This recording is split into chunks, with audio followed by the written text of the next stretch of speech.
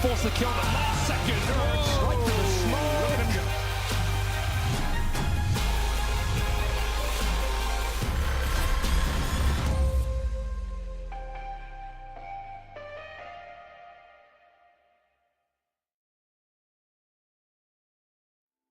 Welcome back, everybody, to the Thunderpick World Championship. I'm Monte, joined by Overpass and Nexus to bring you some of the action. And we continue with the round of 16. We've got some really good teams on our hands today, folks. So, Nexus, let's start with you. How are you feeling? I'm feeling good, thank you. Great. Okay. So, a little bit of context for the viewers. We went into this pregame with the idea that I'm supposed to... for some reason, get a stern talking to by both of the commentators. Overpass, will you take the torch from Nexus? Yes, of course, of course. Right. Okay. So we're inspired by Donk's interviews. I got it. All right. So Passion UA versus Copenhagen Wolves. You got any thoughts for me on that, Overpass? That's the first game we're going into. I'm barely holding in my laughter. My eyes are watering. That's how much I'm containing this. Listen, Nexus.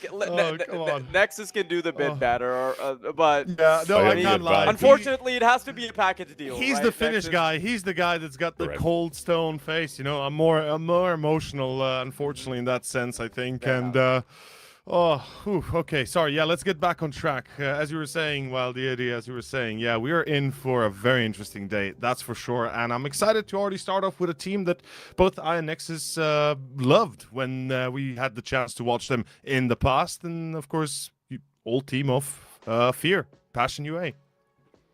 Yeah, I quickly want to go over sort of how we got to this point, right? Because we have already gone through 4 of the teams, and I would like to remind the viewers that Passion UA, of course, are the invited team. It is Copenhagen Wolves that has fought through the ranks. But looking at the first lineup, Nexus, is there anyone you want to particularly keep your eye on here? Well, I think for this team, you can take a look at Demka. You're going to take a look at Jacasmo in recent times, Gwen because he's just a beast, Waro because he has been that consistent, he's been great, and even Topa because the way this team plays, it's very, very much allowed him to focus on individual prowess of his own, making the team a dangerous thing. So to answer your question, there's nobody in specific, but every one of these has, every one of the players have the capability to frag out, which makes them one of the more dangerous teams we have in this sort of, in this scene and region of tier 2 teams. Are you on the same page? I would say, yeah, I definitely feel like they're a strong contender. You know, even with the breakup of the original 5, with obviously a few changes up, a few promotions even, perhaps we can say, I feel like this team still can deliver on any level. And with TC as their coach, the experience is immeasurable, so they're aiming for the top. Why not? Yeah, and honestly, like, I think it's a great point that you mentioned with TC as their coach. I think that is the big, like, highlighted, bolded, and underlined thing there. The fact that he's been able to bring this team up to the level that they are at the moment. I feel like even on an individual level, all of these players have actually gotten better, right? You look at their rating, they've been skyrocketing recently. I guess Topa's gotten the short end of the stick of that, but that's perfectly okay based on his role in the team. And I genuinely do think that I think it's very, very impressive that Passion UA can somehow keep sort of producing this this level of competition. But Passion UA has had a bit of a change in philosophy recently, haven't they, Nexus? Because, you know, it was always about, like, promoting the young guns before, but now they've actually gone into being more stable, a slightly older roster. So have you been liking that shift? I have. I have. I think when you initially have the previous edition, as Theo kind of mentioned as well, you get something out of it in terms of who can you then pick up. I think it makes sense that you do look at the talent in your region in the same sort of country as well, because they stick to full-5 Ukrainians, and there are a couple of players you just have to pick up, essentially. So I'm happy for them. They made very good pickups. On Copenhagen Wolves, they've also made a really good pickup as of recent, and that was goddamn Matheos, because I don't follow him, but I see his highlights on my timeline like every other week. He's just insane. He's cracked at the game. I don't know how they found him. Have you been keeping an eye on him?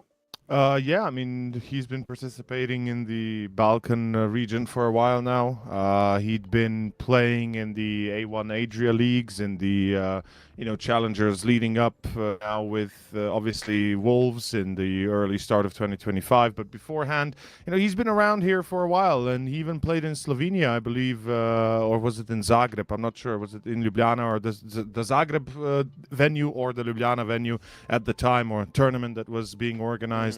And I believe I did have a chance to see him in once or twice, but never really have I dug deep. But from what I've seen recently, and as Nexus has said, them digging him up from somewhere to push him into tier 2, tier 3, I think is a great thing, because it's an unknown. It's a Croatian player that we haven't had for a while, at least not one that everybody knew for what he was. And yeah, right now I'm excited to see Mateos for sure. Copenhagen Wolves, always been a fan of the org. It's been around for a very long time. Back then, when we still have the what was it, the Device Dupree lineup back in the old days, and then in between the resurgence with Shane, right? Was it Shane and Tapeware? I think those were the two main guys that were holding it up. So yeah, I'm excited for this match regardless, and I think they have what it takes.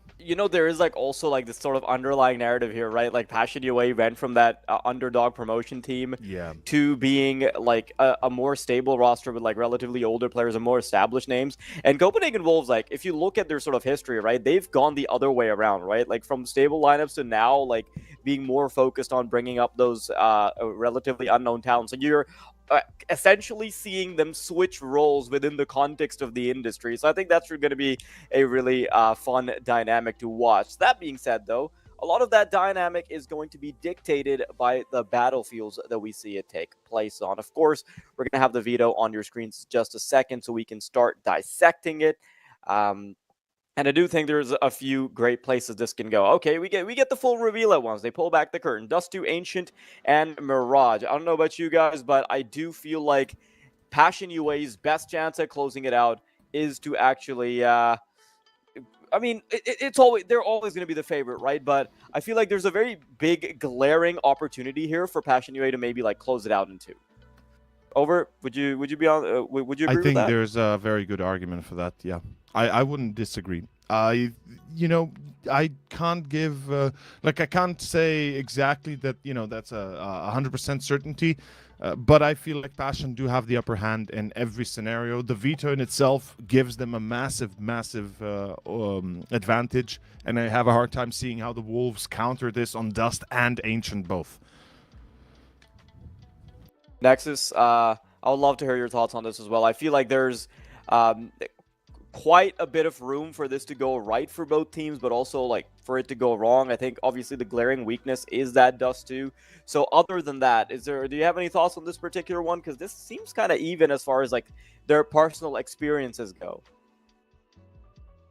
You're not all too wrong. I do see this Dust2 being closer than just the numbers we kind of point out to do seem, because if you take a look at the losses that Copenhagen Wolves have had, there have only been 3 cases where these losses haven't gone full 24, or sorry, not even full 24, overtime. Those games were 10-13 way back in April, so we can already say, it doesn't count, whatever. Then you have an overtime, a double overtime, 2 more overtimes, sorry, 3 more overtimes. 1 13-7 and 1 13-5, that's the most recent loss they had. And that was all the way back in July, about a month ago, almost to the day. They haven't played it for a little while, of course. Maybe they haven't had the chance and all that, but I think what it really comes down to is, can they close out this sort of game or not? But they're playing against a really, really good team with a really good AWPer. When you put them on Dust2, well, you're going to be in a bit of a tough situation overall. So there is no easy way out here for Copenhagen Wolves, but if they can close out the game, or if they can keep up, I think that's good enough when it comes to this first map. Yeah, honestly, I think being in the position that they are right now, Copenhagen Wolves, they have kind of gotten a little unlucky in the draw, right? The type of opponent that they're facing is actually incredibly well seasoned, and they have very recently also just been playing in like these massive tournaments, which means that they are getting all this tier 1 experience, which Copenhagen Wolves frankly do not have. And although this is a great like head-to-head to have by its own, there's also like I think if you sort of laid it out individual versus individual, you are going to find that in most cases, or maybe in all cases, just on an individual level, you are going to have much better players on that Passion UA roster. That being said, though, I do think that makes the potential of an underdog victory even more fun. So I would love to know what you think could be like the win conditions for these guys, because there's no cutting this one. There's no hiding this, right? Passion are the big favorites coming into this. So what do Copenhagen Wolves need to do? I will say this. As you said, it's the underdogs. It's the story switched. Passion from 2 years or a year and a half ago to today, grown to be the one to fight against the up-and-comers, you know, the new, not the necessarily new kids on the block, but the guys that are trying to really make a name for themselves again. And I feel like we can, you know, we wouldn't be here if it wasn't for the underdogs, if it wasn't for the donks of our own, you know, and I feel like this is what makes Counter-Strike that much more interesting. And with players like Matthäus, with players like Quem, we never know. You know, maybe we'll see a 40 bomb from either of those, maybe from the one. But point is, I'm excited to see it because I do believe there is a chance. There is a good chance. Not necessarily, you know, a fair chance, but a chance nonetheless that the Wolves can take it home today. Nexus, do you think is there any win conditions you think we might have missed? Is there anything on your mind about that? Honestly, no. I do kind of see this as being a very individual game. I do see that one being the case here. You think the maps help that? To a degree, maybe, but I still want to give a lot more credit to Copenhagen Wolves and Dust 2 than the numbers show, so I'm not fully believing in that one. I do think this one is going to be an individual game, and Dust 2 is one of those maps where it very much could be quite literally just an individual drops 20 kills in the halftime, carries his team towards victory, and then we swap over toward the second half. You know, you never know exactly what you're going to get. That's the case with every single game. We can say that. It's a massive double standard we can say about every single game and whatnot, but here I do think it is as simple as if Copenhagen Wolves have their individuals wide awake and online, because they do play a fun brand of Counter-Strike game now and then. I feel like you're going to see Tapeware do some fun stuff. That's going to be maybe catching Passion UA off guard. If that works, it adds another layer to it. So maybe there are a couple more win conditions as well to take a look at. But yeah, that's bottom line. Yeah, I mean, I do agree with the fact that this has to come down to elevating everybody at an individual level, and I think it's a really good point you made about Tapeware getting up to his shenanigans, because I do find him to be that player within Copenhagen Wolves who has the agency to go for like all these sorts of like lower tunnels pushes, middle pushes, like if we're specifically contextualizing this conversation with Dust 2, for instance, but you're going to need a lot of that to happen, right? And there is no denying that Passion UA, they're going to be coming into this one that they should be getting it done in 2. They should not have any trouble with this opponent at all. But that is what's going to make it fun. Of course, we are going to give the viewers a chance to brace for impact as the underdogs prep for a potential victory, perhaps. We'd like to give you the chance to at least brace. So we are going to be going to a short break, and when we're back, we should be ready with the action.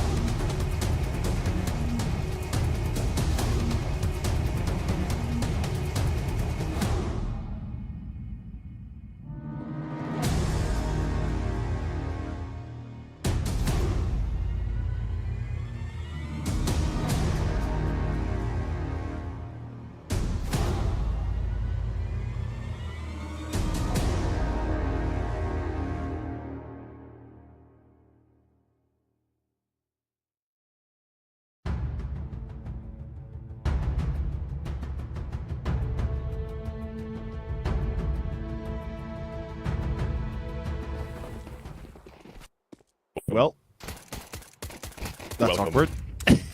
It is welcome, yes. Welcome.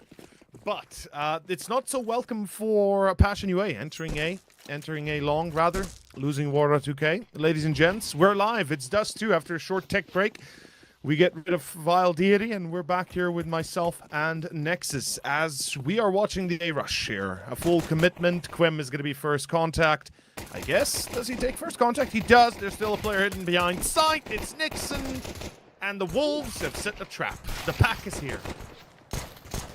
Oh, Wait. not. What? The hunter Wolfpack's has getting- arrived! Oh my god. Oh my. Can we make sure that that weapon didn't have a scope on? Because that sure as hell looked like it was 4 headshots. Damn. Sick. That's one hell of a way to turn things around. Wake out of Zacasmo. Wow, I guess we're both just dumbfounded. As, yeah, it's going to be a full eco now for the Wolves, unfortunately. Well, they will rush up mid. I like the beautiful. commitment to it. At least give Quem the ace. There you go. Let's go. And I think Wild Deity was posting a few questions about, you know, what's the win condition? I guess neither you or I were very open with it. We didn't say much. And I guess we can confirm, yeah, it's about the individuals now, clearly. It's gonna be I mean, quite fun. if Quem starts with an ace, you know, you gotta be 4K asking for yourself. Zacasmo, and a round that matters. Quem farms stats and confidence in round 2. Yeah, They're gonna be You know. feeling very good here early on. they got to. They absolutely have to. Matheos? This kid's a talent, like a bona fide talent. He played a couple of the games with the Navi Junior, ex-Navi Junior, out in the Pro League qualifiers and such. When Galve got picked up, so even they saw a little bit with him. They saw something. Here we see Quem. Oh, He's on for a third. what? He is kicking ass. He's taking names, and Jorko's the only one that remains. Whilst you're yapping about into the wild and into the wind, right now Quem is taking names again. As you said, he's pulling up scalps, and Yorko, brother, I think you're in trouble. Oh boy, this is gonna be fun. He's gonna spot him at least. So there's the kill. But it's a 1v1 against Warrior 2K. The C4 still dropped at Xbox, and Yorko has to assume that his opponent is somewhere nearby. He is, and he gets it! What a pull. Stuff. Good stuff here. Starting off as well, Copenhagen Wolves with a little bit of a clutch 1v2 for their first round. And let the game begin, Teo. Let the game begin. Both getting started here for the Copenhagen Wolves as well, as often is the case, and we're going to talk about it, and every single time we have the map, we'll mention it. When the CTs run out of money, that's where momentum very quickly either cements or shifts in one way.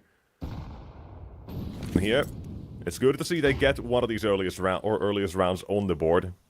Before things get a little bit too hectic, for sure. Indeed. With that, Yorko. Woro does arrive. Shot missed. Nade goes out. Will be doing plenty of damage. That is a... And nade in hand. Oh, they didn't punish him. What? What is happening right now? Passion UA not punishing that mistake is a little bit of a mistake, but they are able to still catch 2, make it 3. Tape where the Yorko and Nixon all fall with Matteo and Bielani left. It looks like it's going to be a 2 versus 3. This is pretty much a losing battle unless they are able to get Voro immediately and then maybe headshot on one or the other. Oh, this is tough. Yeah. Wing and 2 more to go. They're playing smart. Voro, he's low. Topa knows he has to stay alive. The IGL obviously here playing his role perfectly, and Voro's already set himself up to deny the cross. Big shots. Big round coming out of Passion, because that's unconventional as all hell, I feel. There was nothing about that where they second-guessed themselves. Where's the first one to get contact with the op, even with a nade that dunks on them. Everybody just continues to walk in. There is almost no utility. You had one flashbang, I think they really deployed, and that was all they went with. Then they just picked apart the site defense. They didn't let the ramp player get active in the fight early on. Yep. And as soon as that first player on site was dealt with, then you saw like 3 players on Nixon's screen to take him down. It was a very fun round to watch from Passion UA, and one that is definitely going to set the sort of pace that Copenhagen Wolves will have to match in this series alone. It's true.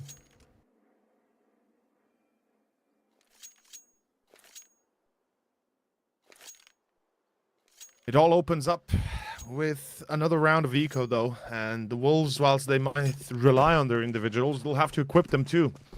Every Wolf has to have a good pair of teeth and claws in order to win, and if you're being declawed or de-teethed, well, certainly that's going to be a problem.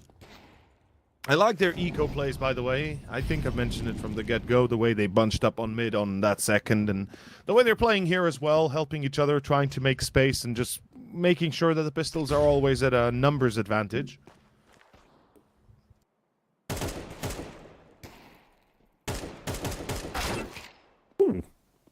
Shot. The only real weapon they've got going on the CT side. Opening found. They'll force him back. Demcast will also being tagged down here. He's got the Mac 10, a couple of kills. I felt like one and done would have been most he gets there, but this one, it's not done. Yorko's keeping it alive here. What is happening? My brother As well, he could go ahead and collect another AK, or was that was an AWP actually on Waro. Oh! He could have something else going.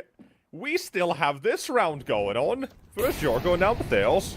You'll have to respect the Molotov, and that'll also buy time for Yorko to make the rotation. Around for a long, the shots miss.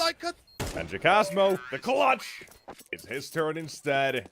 He will clean it up just about, but we need to keep in mind, that is an eco. The only investment you had was one Desert Eagle. And they make it a 1 versus 1 where it's a shot away from missing. Dude, or it's going the other way. Yorko not whiffing his shot. Yorko, he's getting excited. He's starting to feel the win. He's feeling it in his fingers. And just there at the end, you know, he had to keep that composure longer, you know, a little bit longer. And he probably does not whiff the shot. In the end, it's going to be another long attempt. Takeware is given free kills. There's 3 players holding A long. I don't know why you're still trying, Quem. You're going to die. Oh, the bait as well. It's just, you know, it makes sense. It's long. Come on. If you don't get the initiative, you always fall back. It's principal rules of Counter-Strike. Passion UA trying to brute force it. I respect that. They're trying the aim duels. It's not working. And this is a cleanup, or at least this should be an easy one. I don't doubt. I don't mind the same way you said as well. I don't mind the way they do still attempt long there, but in hindsight, you know, it feels like it's just too rash of a decision. You're not that much in front. You don't have that much money. You're not committing everything long. It's not, you know, a do-all, be-all play. it's the sort of thing, if you get away with it early on, you will continue to then play with CTs, essentially. You're playing with your food, and they don't know exactly what you're going to do next, is the sort of thing you're getting at. But here as well, we still keep this round alive. That was not the bomb spotted, by the way. It was dropped behind the doors. Demka now gets it back. Bielani has himself an opportunity to shut down this round and see the old barrel all the time on his screen, and suddenly a 2v4 turns 2v2, turns 1v2. Nixon alone. This one gets brought back. The Wolves on their knees, starving for any good food. Through the doors, to the off, feasting our Passion UA, Waro and Demka. That's exactly why they're in this team. That's how good they are. A stake through the heart. And I just can't believe Waro hits all those shots, all three. Bielani, he had a free kill. He saw the weapon. He chose to go wide, but Waro smelt him. and he dealt him as well, as that is gonna be an excellent entry for the 2v2, and then afterwards, or actually 2v3, and then afterwards cleaning up the rest as well. Insane show. Demka and Water, I was ready to write off the round, but then I remembered, wait a second, I'm underestimating Water here. Like, guys, we have Jacasmo, you have Quem, great, you know, absolutely amazing. Then you have Demka, amazing. But you've got Waro 2K, guys. People forget this guy slaps when he plays a good game of CS.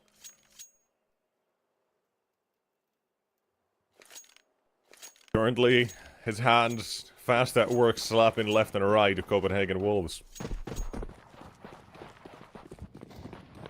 Looking for the next one. He's got a good opening, or a good spawn toward the B site, but nobody's going to swing into him. You'll have Bialani with a smoke as the only defender. As to the Wolves, they're focused more toward the A part of the map as well. But this one is going to be easy. As long as the commitment is called here for Passion, this is well, Demka's going to be ahead of the smoke. Clears the site. Bomb will make its way across. Nobody's going to be there. With a total of 0 players anywhere near mid. Gasmo has nothing to worry about. Topas got all of this covered. And look at how forward all of Passion are being as well here.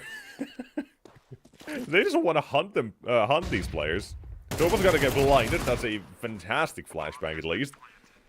Now they're going to look to save these weapons if they so choose. But Demka is feeling violent. Last round he didn't have enough, man. He wasn't happy. Waro got 3 kills. He wanted more. He was relegated to just planting the bomb. And here they've taken down pretty much every single one. Jorgo is the only one with a scout, and this save doesn't really do them all at all in the next round. Yeah, it doesn't really it's help an AK anybody. or nothing. Yeah. Well, see, this is one of the reasons why I brought up, or not brought up, but rather have my doubts about the veto, and why I did say that it feels like this is going to be... Let him cook. Look, it's all fine. Let them cook and all that. That's fine. That doesn't matter. You know, it's great. But I'm saying, I've been saying this. We've been seeing this for the last 3 weeks since the start, or of the start of the next part of the season, shall we say, right? Since 23rd of July, really. What I'm trying to say is teams are playing, like there's 2 types of teams right now that are kind of dealing with the new veto or the new maps. It's either a team that's going to go play those random maps and see what happens, you know, just kind of throw a coin down the well. Just to say, I really like the fact that you're kind of lumping terrain unintentionally into this conversation, just because almost nobody's really played it for such a long time. Everybody avoided it. But now Overpass in the pool as well, those kind of just lump sum. Exactly. And now, you know, you're forced to make that decision to either play those 2 or forced to ban them and play a map that you're not comfortable with. And in my opinion, if you're not comfortable with playing Dust, which currently for the Wolves doesn't necessarily mean it's true, but still, you know, maybe it would have been better to try a bit of a different map. Just saying.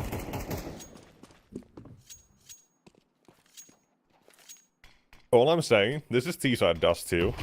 It's just starting. If Copenhagen Wolves manage to take themselves even 3, I've got a sliver of hope. 4 and 5, of course, then those a completely different sort of thing. But as it's looking, Passion are playing a very good game. And we said individually, this is what, or individuals are what's going to make the difference here. This is the map for individuals. You have Waro and Demka 2v5, Quem who's farmed Eco Aces, Jacasmo's forking out a pistol. There's a lot going against Copenhagen Wolves at the moment. Where you have these moments with these pistols already for the Wolves, yes. Brother. You now need to deliver these on the actual rifles. Support comes through, Bialanik's no longer alone. But on site, now he's dead. That's a different problem.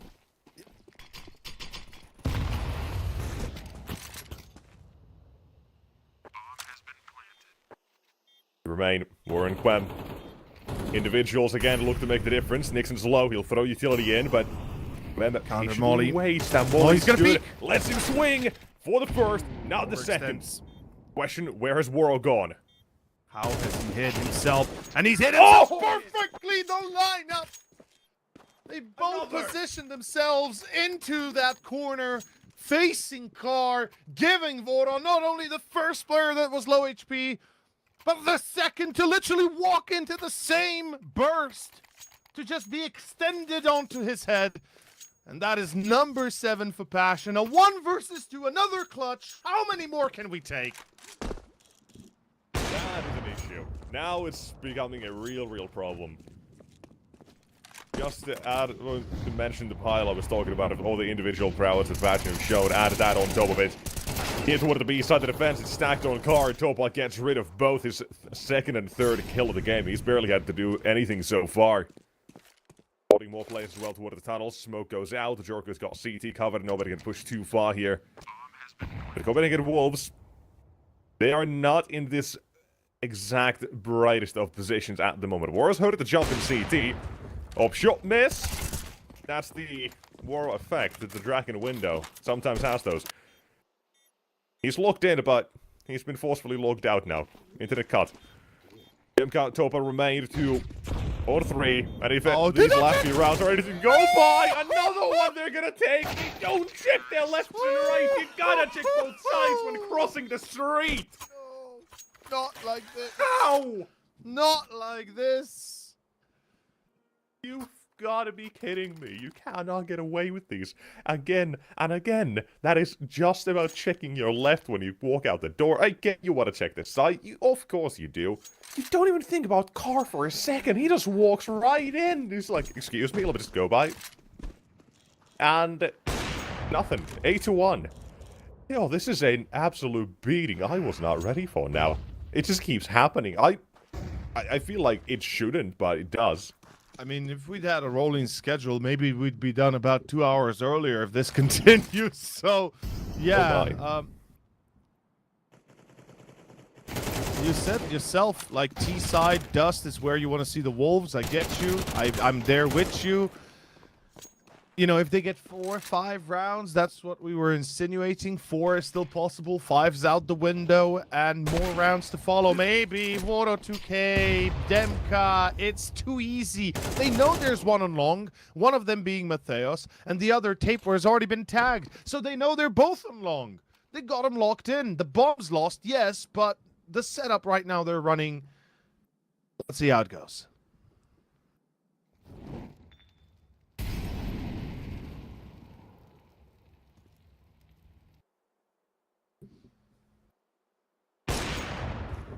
Good bait. At least check Woro. They're all low, though, so 40 seconds, you know. It's going to be a tough position for the T's.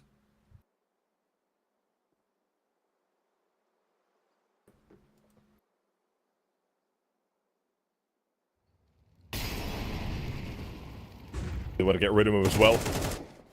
Matheos holds his ground, but he has the flames. The Molotov put him into the open, but suddenly just remains. Well played. Well played, Taper and Matheos. Not actually done here, right? 8-4, a possibility. They got something here.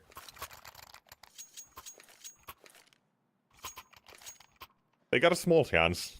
Not a great one, but what they have done in these last, well, 4 rounds or something is keep that economy and passion honest. That's one thing. We often do talk about the CT economy when that gets wiped out. Well, that's not the case here because they have been feeding from the bottom the entire time. But now it's passion instead. Getting rocked a little bit. They still have all the necessary weaponry in this one. But here's Matheos. Yeah. Fantastic trade coming out. They get a double. There's a third as well. Demka on the stairs, getting caught. Just a little bit remains. Okay, they'll clean this up. Force survive. That's all good. Oh my goodness. My adrenaline shot up so much with that one round. I feel like I lost half of my lifespan here.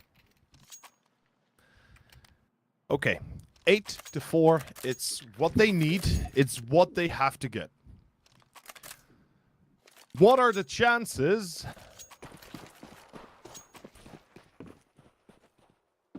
What are the chances they get it? Against Pistols should be a pretty guarantee, right? But when have we ever seen Pistols not wreak havoc?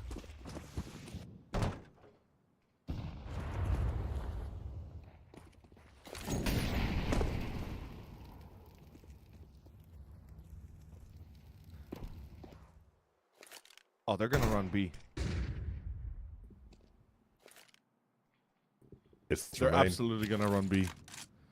I feel it in my bones that this is gonna be one of those funnier rounds we're gonna get. I have it in my bones, Theo, the feeling. Something goes wrong here, and I don't know how just yet.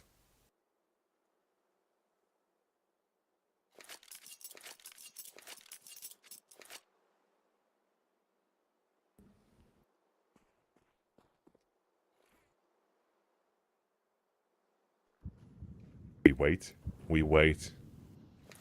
Patient is the defense.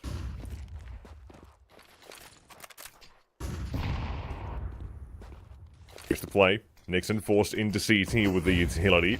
That's the correct rotation in the moment, but we've seen this before. The Jorko defending from long, and now Nixon down. Again, he has to worry about the problem of being overpowered when it comes to any of this. And here's the problem still. I told you. I smell something cooking here in the kitchen, and it might be getting burned. Demka's got this CT cross-covered. No way! Jorko with a big miss shot. Might have been his only opportunity, but Kvem keeps giving him another one. And now it's a two-man swing from Elevator. Kvem can swing from the left, and with Demka waiting, he's not the only one. You've got Waro all the way on short as well. This is going to be a tough situation, because there's the first, and now the cross will be denied. There was some funny business in this one. They might not have gone B, but they certainly took the quick way to a win. That was a quick, short push in the end, and it gave them the way to the bomb plant.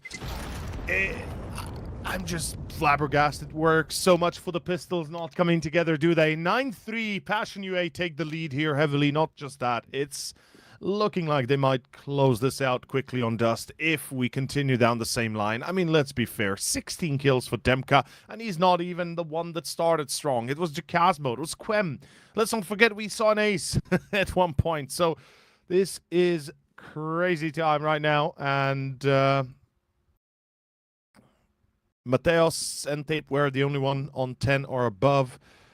Mateo's the only one that's positive, with Tapeware being on the 1-1 or the 1-0 KD bracket. Neutral zone. The neutral zone, yeah, true neutral. It's like we said, it's Dust. You know, if there's any map that you have to individually do well, it's Dust. It's legitimately, you know, if there's any map ever to you have to play the best CS you've ever played, it's Dust. And unfortunately, individually, that's not the case right now for the Wolves. No, but as always, I give them the benefit of the doubt of the T side. They made it this far. Because it just is something that keeps happening. Doesn't matter how good of a CT side you have, or first half you have on the T side, if you can't back it up on the CT. And there as well, all you need to really do is pick up the scraps. The pistol, of course, goes a long way. And here, that's what they're looking for. Teopa will swing for the second, but Teos traded out. Here's the long. 2-for-1. And then he's gonna get a flash through. No, there is none available. Instead, it's straight up duels with Topa delivering from the site. 1 and 2 more headshots. He's 3 so far. Bielani also 3 so far. He's just decided to continue to cook here. And he's got an entire minute to play with. The bomb is on site. That's the problem. He doesn't exactly know where Kvem is. His position is going to be a big surprise, but we'll see if he has the patience on the bomb site to wait. As time goes by, he might start thinking about shorts. But there's such a long time until that rotation would come through. And for now, he's patient. But it's Bielani creeping in! And it is the clutch. The 1 versus 4 he gets away with. Now that is how you do it. That's how you make a comeback announcement. Wolves, if you've got any gas in the reservoir, now it's time to pour it on and start burning things down to the ground. Passion here have to burn if you want to get rid of them. Not only their economy, but their rounds have to go down in a timber of flames. So let's see how it goes. Or cinder of flames, rather. Not timber. Timber would be the one thing you burn, I guess. As round 14 kicks off passively. Passion just kind of splitting defaults here. 2 scouts looking... Well, 1 scout, excuse me. Looking to tag up. Nice spot by Mateo. We singled him out. He's definitely an individual that you can rely upon a lot when it comes down to these one-on-one fights. We don't know how experienced he is beyond that. Like I said, even what I've seen is very brief, very, small amounts of gameplay, so I can't make an accurate judgment. What we've recently seen, though, does show that he's been learning, and learning a lot. Yeah, and TP is one of the better teachers. Definitely. And today, that's what Passion are looking to give them here, at least in the start. This is a great beginning for this second half as well, not losing a single player, even upgrading to an M4 here. Everybody's got rifles out on this T side. They're feeling good. And the game is just starting, Tail. E side, the streak begins. There should be 6 here unless everything goes to hell. We're gonna find out. Passion, couple of Desert Eagles. I mean, one of these sorts of rounds, or a similar round with just one Desert Eagle, went to a 1 versus 1 for Passion. They ended up losing that one. Like 2 versus 1. That was the very first one picked up for the Wolves, if my brain isn't already completely wrong.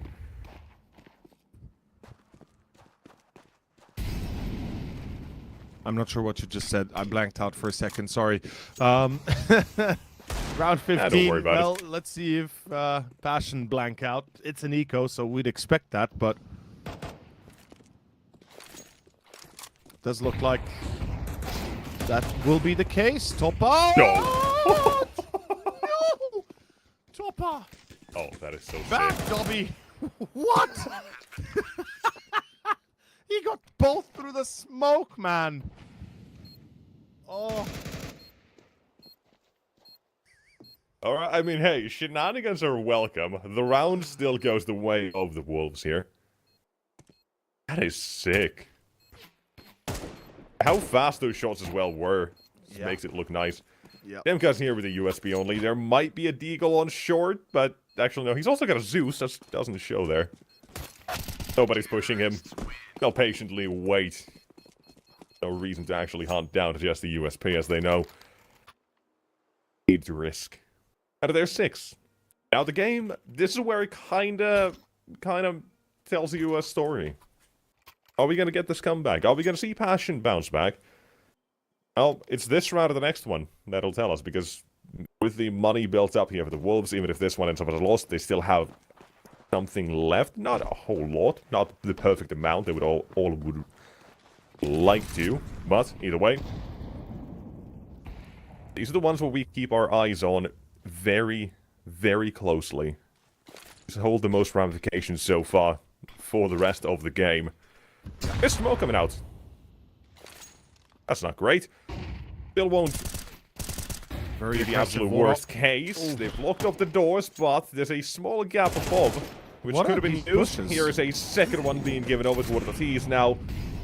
You've What? lost now 3. Do we keep counting them up here? We say numbers Solo and pushing? everybody disappears.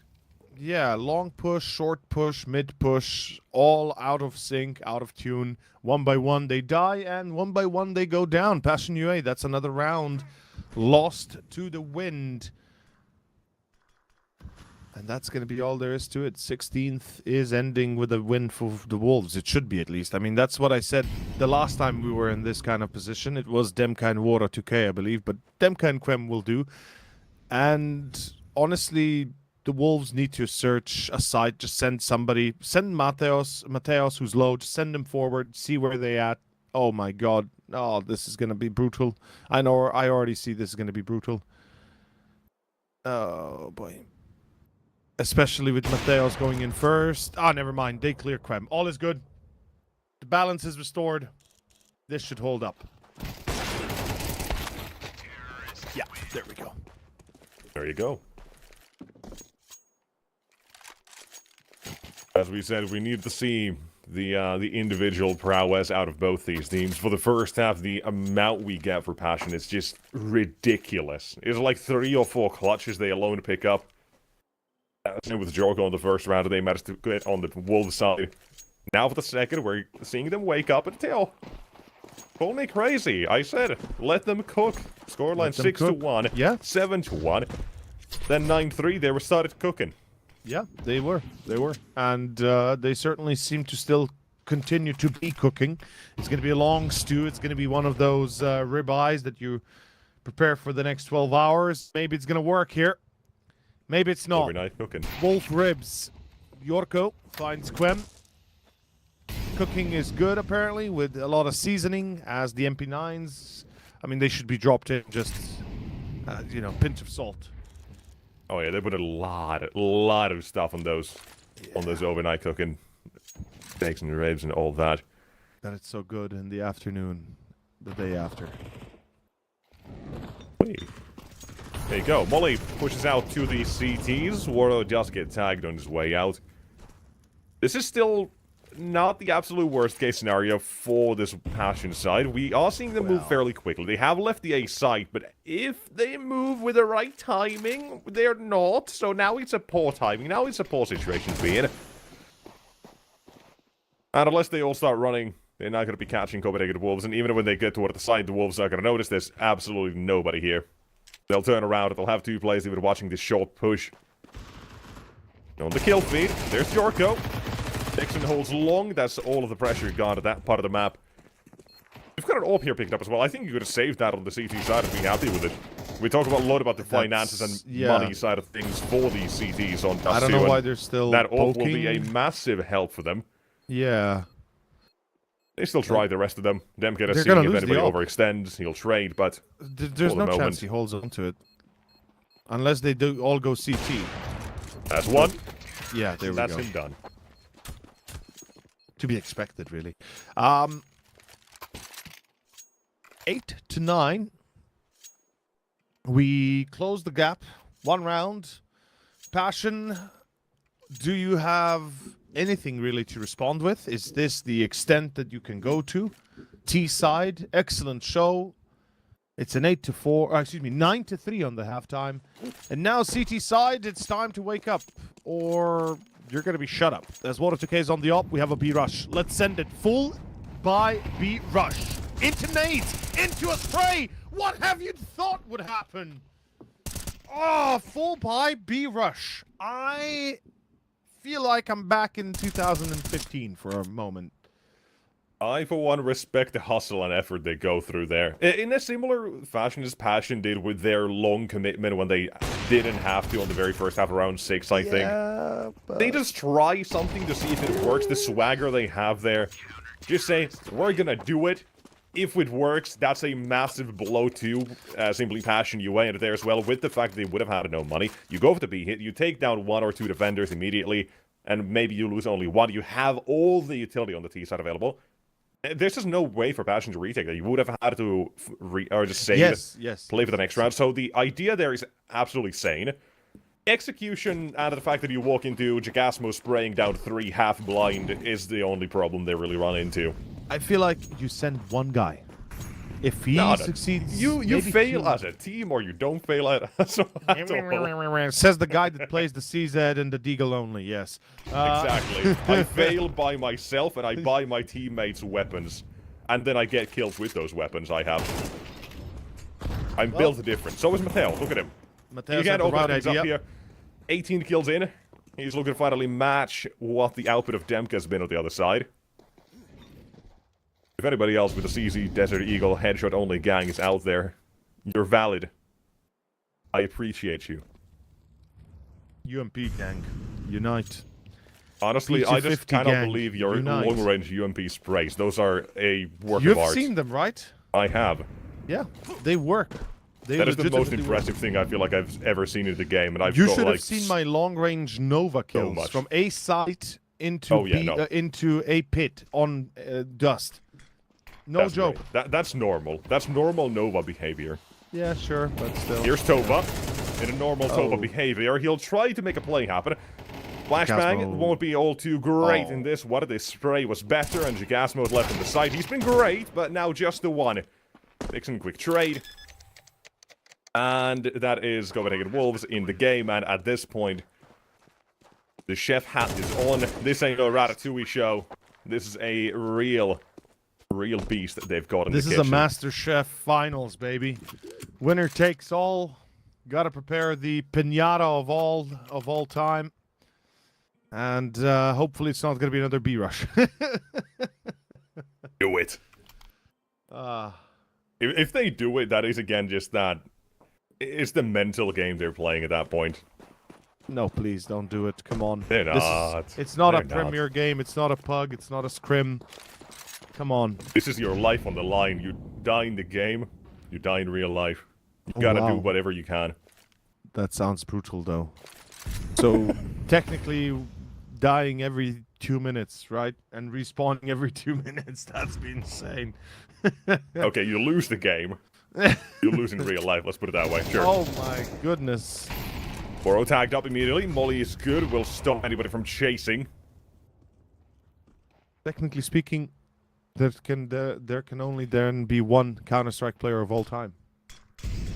Because everybody else would die. The battle of the strongest, or the fittest. Yeah, there we go. Battle of the fittest. That's the one.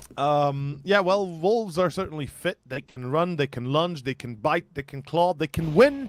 They can come rely back. on pack tactics. They do rely on pack tactics, and Quem is the one to break that up. Yelani is gone. And there's a second op in play that I'm not sure they're fully aware. There is. Demka. Yeah. I saw that one going differently. I saw Mateos being ready for both swings, essentially, but quick shot for Demka and Woro activates right after. I see you live in a different universe. Yes. I do. Oh. His passion. Great stuff coming out, and now one remains, 1 versus 5.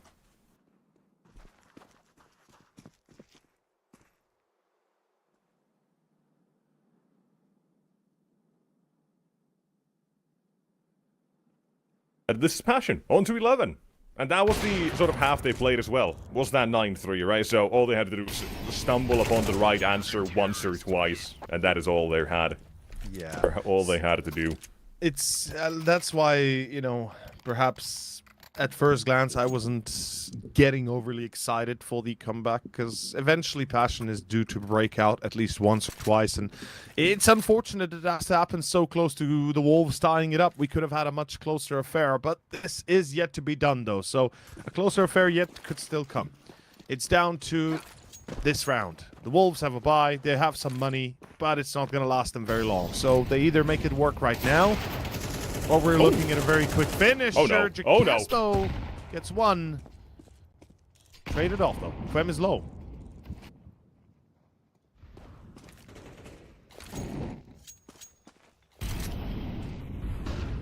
What can he do here?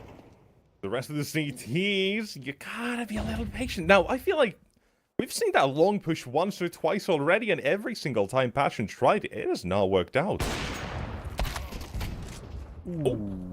Alright, Theo. I go back to a point I want to make every single time on Dust 2. Yeah. It's a fast game or it's overtimes. That's what it boils down to. It's the so you're saying biggest it's overtime slam of your life, or it is going to be quadruple overtime extravaganza. I don't see this one being a fast one. And Copenhagen Wolves, they had the warning signs. I said there was only 3 games out of the 10 I think they played where it hadn't gone overtime. And those were losses. We gotta Even break the overtime games, they might have been losses and such, but here, Theo, we're not seeing a fast one. No, we're not. And Passion we're is also having trouble locking yet it out. again. Professional Dust 2 hater here, by the way. I hate this map with a passion. I think it's boring. There's nothing strategically fun about this. It's just the worst version of the game, but this has created so many plagues in Counter-Strike.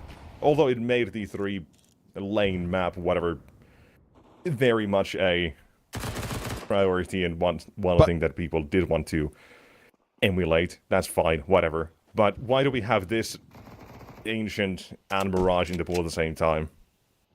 It's not great. Ancient is the better version of this.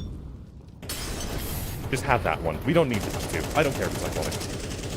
Not gonna lie. Today I'm not really gonna be joining the same bandwagon as much, but yeah, I kind of concur with that. I wanted to say a week ago, Passion beat Spirit on Dust 13-10. Correct. So let's not get carried away. Passion might have a trick or two up their sleeve. Ooh, this is not gonna work though. The scriptures of overtime prophecies do hold true, and you see Mateos is holding true to those scriptures. He's read them, so is Nixon. Wow. They know what they're doing. We're going to 24 at least. Woro, a little bit upset about how things are going. We're talking about individual power a lot as well. He hasn't had more than 1 kill since, I think, round 10 or something. I think he was like 7-4 after the 2 versus 5 he pulled off with Demka. But he has been really damn slow since then. That is a massive problem. When we talking about as well this map, win conditions, perhaps individuals, of course, that we'll just keep bringing up. Because those are going to be a massive part of this specific game, more than probably any other one we're going to have today. Woro's just not in the game as we continue to play this one out further.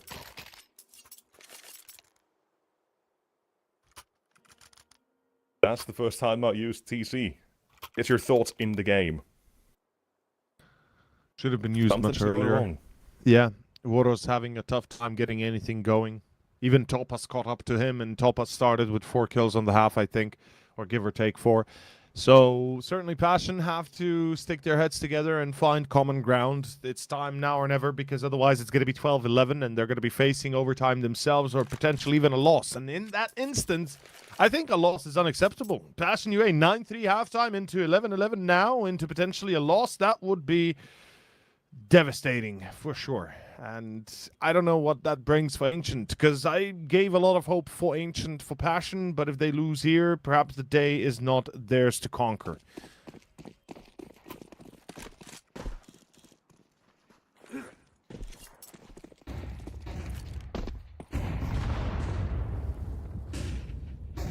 Here we go.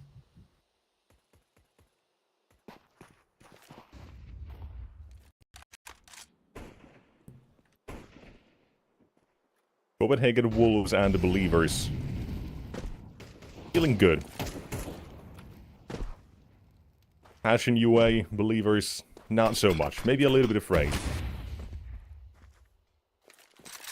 Certainly would understand that. Yeah, though. We've got 8 smokes coming out. Bit of a gap as well to work with. Out of the CT side, missing quite a bit in terms of the ability to fight. 1 block smoke, even with that second one coming through. Does let them chip away at them. Flashbang is going in. It's a very slow cross coming out of the T side, but they will make their way to not safety, but toward the site. Smoke is short as well. It's going to be allowing cover for 2 players alongside Gandalf. Magician now revealed. Toba's disappearing act that unfortunately ends up poorly for him. The Harry Houdini route. Here Violani from the top as well with 1, 2 That's more. round. And that is map point. That is Copenhagen Wolves on Passion's map pick. A 9-3 half and a comeback fully complete. A T side of Dust 2 holds true yet again. One thing I'm happy about is we haven't reached 12 just yet. Now, yes, we've reached it now for Wolves, but for Passion, we haven't reached 12. And not that I'm happy for that for Passion, but it's more like it's not 12-3 and then a full comeback into straight overtime. So the Wolves have had something to fight for. They have had something to fight for, that it wasn't just overtime. And I think that is what motivates you further. It's what gives you that extra little pep in your step. Mateos has stepped up massively. He's on 20 kills. Bielani 18. We have York on 16 alongside Nixon. Even Tapeware has picked up on 15 already. Woro is still lingering on 13. It's showing. He got 1 kill in the previous. That's not going to be enough. And Jacasmo and Quem have been quiet since the start of the half, honestly. Nobody's really done much. All the kills that Passion really have gotten have been inconsequential, bar for Jacasmo's 3k of the B-Rush. And without that as well, this game might have been over. Yeah, and now he needs something akin to that yet again. He's holding on the site for the defense. Flash goes out, Quem comes in. And there's the second. We are going to an overtime extravaganza. What is this B take? Come on. I want to know. Who's the professional leader of this map and who knows exactly how it played out? No, stop it with your propaganda and your tinfoil hats. What were they thinking going B, not smoking double doors? That's what I want to know. I And don't think you could. That Look was a at the way, canon no, event, but Theo. also look at the way they were attacking the B side. One player was already at double doors. The rest were still in tunnels. Miscommunication, misorganization, or coordination. And Yorko dies appropriately to send us to overtime. Now I'm starting to really Theo, be in was a your canon shoes even event. further. It doesn't matter what they would have done. It was going to go overtime. I'm sorry to say. You have to accept. I know this map. I hate this map. I know this map. I hate this map too. I can't. Thank you lie for joining anymore. me in this camp. It really has become so stale. This map is just The boring, only thing honestly, that has yeah. changed in this map is the doors and the skybox that opens up a faster B rush with smokes. That's it. And that's on every map. Like Dust 2 is not a special map. No. It's boring. Dust 1 is better. Bring it back. 100%. That is based. Bring that baby back. I loved breaking that map. You had the quadruple boost you could do on. Was it A site at the doors? Whatever you could get on like a ledge, a pixel to watch mid or down the ramp. You know whatever, what? that was fun. Bring back old Dust 1 with the bomb plant on the right side through the doors. Double doors basically. Double doors. That's what I want. Bring back the old Dust 1, not the remade one, which was much smaller and much less interesting. Well, overtime is here. This is a bit more interesting. This is a bit better. Let's see where we go. It's 12-12. We are the overtime merchants, and afterwards there will be an overtime analyst. There's Yorko! Hello. Second one. I'm just thinking about it. Can't block the smoke, but he is playing a very open angle. Just about gets away. Nobody's there to trade it. And they are looking to take this one still. Right back out of their control. Great. I think that was a CT side nade on the smoke, actually. So, Bielani gifted the kill. Down to 13 HP in it. But it is going to be the CT side. Down a man. Utility, though, is plentiful. They're still in a fantastic position here. Especially if they hang on to even a little bit of that utility. Topaz throwing out that nade. Now all they have to do is hold those sites. Problem is, we're not going to see Demka active in this round unless we have a defense out of Kvem here. This is all on him. There we go. In the meantime, he's looking toward the A side, at least wanting to keep these CTs on this side of the map. That smoke as well is going to sell it to Chopa. That goes out. Here's the play on B, and as said, Kvem. Oh, nothing here for Passion. First one, low HP. Look at this. It's the target. Up to. Can't take it. Burning slowly so much into it as well. I love the way they take that duel as well. They slowly walk into it, creeping. Not giving a clean fight over to Kvem, because he knows if he extends more to the right, he's going to be taken down by, I think it was Nixon up top. He had to find that duel, spray through the wall. Couldn't do so, and now here we are. 2-1-3, half the time is gone, you've got kits, and that's it. Yeah, Demka near impossible to entry, and that's round done. Number 13, the Wolves are taking the lead on Dust for the first time since we started this map. It is in overtime with 13-12. Not only that, the kills have been amazing. Like, the Wolves have risen in kills together as a team and have surpassed Passion now by a factor of one player almost. Like, the Wolves together have almost 100 kills. Almost. Not there yet, but soon. Fortunately for the other side, a little less so, as Demka finds Nixon. This is good. Wolves try to change things up here and take long control. So far, as we mentioned, it's mainly been Nixon waiting at the doors, Passion to push, Demka to lose his life. Now it's them committing to a play and giving up 13 here with everybody shut down. Good utility usage out of Passion UA. Copenhagen Wolves weren't really countering that in any way themselves. They just went at it, hoping things would have stuck. Instead of the landing, it's stuck on the other side. That's going to be as well. AK's on pretty much everybody but Gasmo. At 13 all is the game here. Here we go. 13 all. I hope everybody's seated for this long flight we have ahead of us. Yeah, it's going to be about a 12-hour flight. It's going to take us outside the window on the right side. You'll see our orange. next map, Ancient, far off in the distance, maybe even clouds in the way. But if you look right below us, you'll see our third and final map, Mirage. We're making a bit of an all across the world kind of trip here. Yeah, it's going to be dusty, Oh, it's going to be hot, it's going to be sandy, and that is a sick entry for Bialani. As he gets onto a site, he's already taking control. Volley's short, they can't dislodge him, they can't defend against it. It's a site loss. Wolves have made an entry on top of a Demka fall on long, and it takes one player to give them the site. And Molly's important. They do need a second one on it as well, but Waro, he instead drops Bialani for the moment. There goes the bomb, fake it once, we're not gonna see a flying Chikasmo. Instead, enter the smoke, sharp shots from Kvem. 1-2, but Joko remains against 3. First one found, Flashman goes in, and he will be forced away from this, but the problem is, he can't save, he has to try this. Out of the smoke, the bomb, he has to nail this first shot. They're gonna tap it, he has to swing. One shot, one opportunity. There's the second kill, but one more on the defuse doesn't take his shot. He'll nail these ones, but the round itself is Passion still in the end. That was a closer call than it should be. Passion get a little bit lucky, to be fair, especially with the entries. Demka, the fact that they lose him immediately and the rest of the squad is then trying to kind of make up for that loss. They handled their utility perfectly. Their timings on the Molotovs were on point, and the way they cleared side as well, it works. It really does. And Quem takes that to the next level as he steps into the smoke to the fuse, and Yorko has no chance to counter him because he has no time. 13-14, or rather 14-13.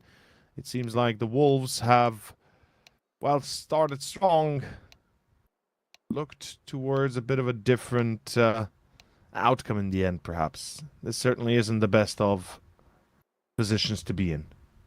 I do want to say that it's nice to see Jorko play as well, because I don't think we saw him play. I don't think, or at least you and I saw him when it was on the rebuild for Mouse NXT for a while. I don't think we saw them play. No, I don't think we had any games. I will have to check this. I don't recall, honestly. So he played, I don't recall. He played one series. That was again all the way in September of last year against Johnny Speeds. Didn't go all too well. So in the Mouse NXT colors, I thought as well they didn't really play as much, or really at all. So it's been nice to see what they kind of saw in this kid. I mean, and here as well.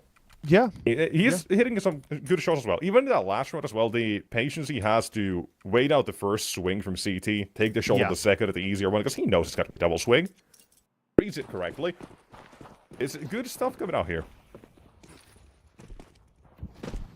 And if I'm not completely wrong, guess what? He's only 16 as well.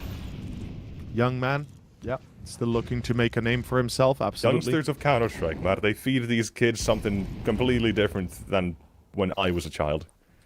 I mean, kind of makes sense. I think it's motor oil that they feed them just so they can keep going. I think it's all the processed food that makes you integrated with the machines that operate our lives these days. So, you know, there's that. Back then, when we were kids, we had Mountain Dew and chips, Back Doritos, then, when most we likely. were kids, now it's motor oil and is Mountain Dew? What even is Mountain Dew, brother?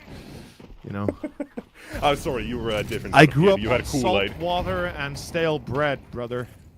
And rotten apples as we go for a rotten attempt here towards A. It works up a double water with another. Quem steps up and jumps to the CT. That's the C4, but Quem, he doesn't care. I said that's not the C4. Never mind. I thought he might have the C4 as utility. Never mind. It doesn't matter.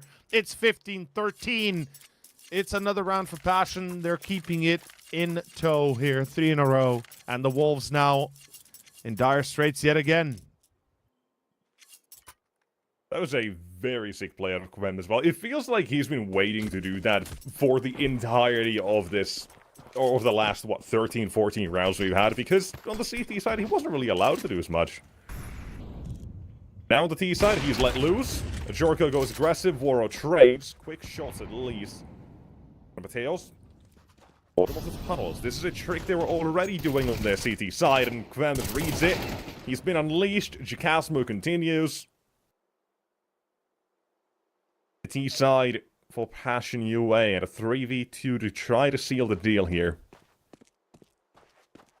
Given their past performances, I'd say it'd be pretty easy for them, but you never know what Tapeware and Bielani might have in store. By the way, we haven't talked a lot about Bielani as well. Another factor that's been very consistent. A very strong player from Poland that's been around for a while. Unfortunately... No, he's not. Oh my. Oh my, I spoke too soon. He's still around. Like a death sentence, my apologies. I may have Poor cursed guy. him. You did. You definitely did. What I was trying to get at, basically, I'm happy that he's gone on to a bigger international roster than where he started with. And whilst we can say that Big Academy certainly wasn't bad, I feel like this is a good home for him. And it's a 2v2 as well. Let's see if the home stays good or not as Bielani finds TPuDCATb. Oh boy, number 14, eh? 2-on-3 this one was. Now it's a 1-on-2 on the other side, and they are going to be on the bomb, watching for it as well. Tapeware on the op. We're not done here. We are not done. They were out of the sight on the opposing side of the map. They've just about fairly catch Demka, which is the only reason they have this round anywhere in the realm of possibility. We're going to 30 rounds. We might be going above that. But Passion UA... if they continue with that sort of pace, they will keep getting themselves these openings. That's where the real problems lie. Copenhagen Wolves need to find something else that will work, right? We see the mid plays, we see the pushes toward lower tunnels from Mateos. Now, something else. All alone on short. We're gonna have Tapeware all the way back at the mid doors and playing a very passive setup overall. Out of the A site, and that makes sense. When we look at the B, it's hyper-aggressive instead, so they just want to hold their ground. They know it's got to be the A play. Out of Jorko so far, not a single peep made in mid. All 5 of Passion out from long, and now it's time to delay them. Buy time for the flank, because that's where Mateos is. Milani joins short eventually. But the site defense needs to at least hold for a couple of seconds. That's not going to be easy, especially not now, because there's TPuDCATb, 1 and 2, the site defense, under a lot of peril, trouble continues to brew, and there's Mateos on the flank getting caught, and Bielani, last one, he is sent down and into the afterlife. We go to OT, but it's Passion in the end to pick this one. Yes, it is. With that being said, we will take a short break, but beforehand, I believe our resident analyst will be breaking down the happenings here on Dust and seeing how the hell things could have potentially ended up different.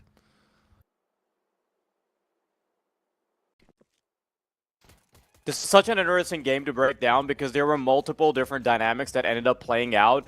You start the game and Passion UA, like the kills you're seeing on your screen right now, were essentially what set the precedent. Then you head into the second round and Krem ends up getting an ace. So the precedent was always set that Passion UA would just have much better individual prowess. And, you know, there was the odd round here or there from Copenhagen Wolves. But Passion UA were showing that they were consistently able to outperform not only on individual skill, but also on a tactical level on the terrorist side. The thing is, though, there were quite a few opportunities that you might have glossed over that Copenhagen Wolves could have actually gone going. Now, round 5 was a close enough attempt with just pistols that they could have gotten.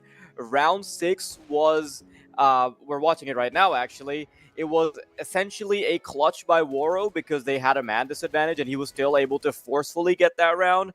And then the last round of the first half was also, and yet another round that was sabotaged by Passion UA, which Copenhagen Wolves looked like they were going to get. So in so many of these situations, although the individuals were able to bail out Passion UA, it did look like Copenhagen Wolves could have had a much better half. So if that wasn't botched to begin with by Copenhagen Wolves, I do think that this game would have gone the other way around. Now, of course, the second half is a bit of a different story.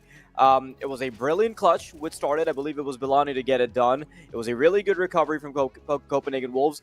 But my issue with Copenhagen Wolves is that they already kind of had Passion UA's number. Passion UA were trying to sort of, like, as cliche as it is to say, they were trying to play their own game. They were going aggressive in all these positions, and they were getting shut down by Copenhagen Wolves' default, which is almost an exact counter to whatever Passion were able to bring to the table. Now, for some reason, despite elaborately being able to show that they're able to outstrat Passion over and over and just able to play a better pace, the two instances where the game ends up turning around, even in the second half, is when they just decide to go balls to the wall. They end up going to B, and they get shut down immediately. It's a spray down by Jack Hasmo on the first. I don't even remember what happened the second time, but it was also just as clean. It wasn't a great showing. And you know what? Credit where it's due. Passion UA did an incredible job on that final round to keep themselves alive, because the Wolves actually did look like they were gonna be able to salvage that over towards the end. But here's where the trouble happened. We already had a sample size to see that the Wolves are performing much better on the opposing side, right? So it was about Copenhagen Wolves running out of gas. We knew that the T side was always going to be dangerous from Passion, and that Copenhagen Wolves' best chance was to actually close it out while they were on the CT side. And unfortunately, it just wasn't the case. Copenhagen Wolves, over towards the end, forced to play that CT side. They already didn't look too great on it. And unfortunately, their best chance was to do it in regulation. When that doesn't happen, the longer game just ends up going towards the better team. So I really did appreciate what Copenhagen Wolves brought to the table, to be honest, because the fact that we saw such a close game, I know that they've had like a historic run of overtimes and all that, but to do it against Passion is definitely a statement to be making, because you are without a doubt punching above your weight. Now, I do think this sets them up really nicely to head into their own map pick. If you can go all the distance on your opponent's map pick while they're the favorite, I think their chances of actually taking Ancient are incredibly good. But that is a story that we're going to have to wait to unfold. So until then, we're going to be taking a short break, and when we're back, Overstart and Nexus will be taking you through the action of the second map.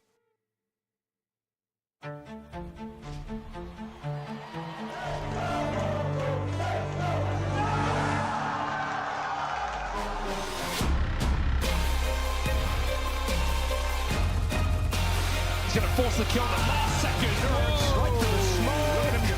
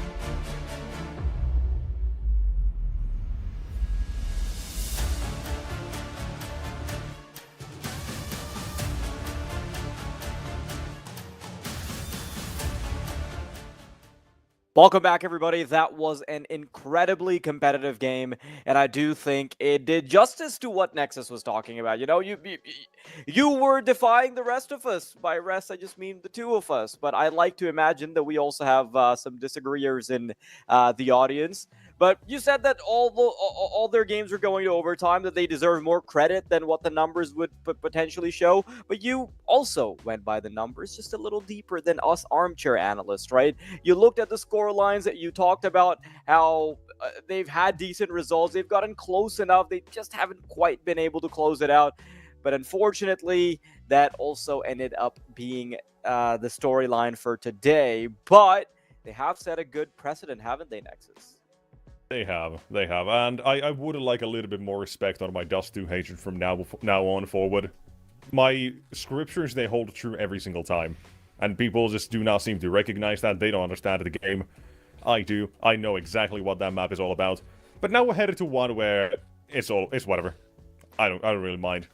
It's a different sort of a story to a degree, but it's still a very similar map. This is just the unholy love child of Cash and Dust 2. Some people call it a different Mirage.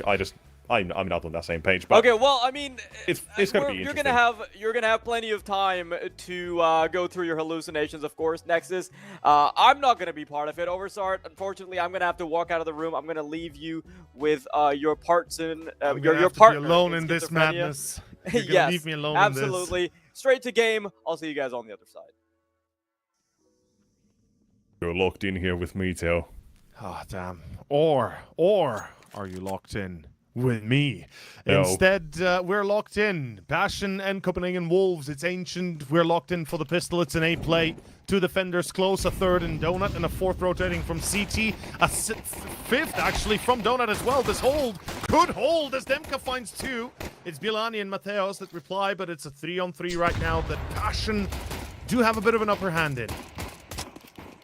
They've got this one so far under a decent lock for the moment, but the problem here is, on the T side, they don't manage to actually get position here. Find themselves in a very poor situation. But, trying to come back in toward the side here, they managed to get themselves the first one, courtesy of Tapeware. Second one, courtesy of also Tapeware. Out of the final third is Mateos Glock to take him down. We are still going on here, too. Still playing. Still doing Action continues. We're not stopping. No, we're not. It's gonna be a force buy, of course, from Passion. Immediately gonna be called out. And we continue into action, continue into this quite a hustle, really, that it's become. Wolves, they've grinded to overtime, but it still was not enough. Passion kind of gave them a bit of a run for their money at the end. So hopefully we're going to be seeing this start a bit more consistently. Wolves right now, AKs, Galils, Mac-10 should be able to handle whatever Passion throw at them. Kind of defaulting, 3B. Kind of chilling.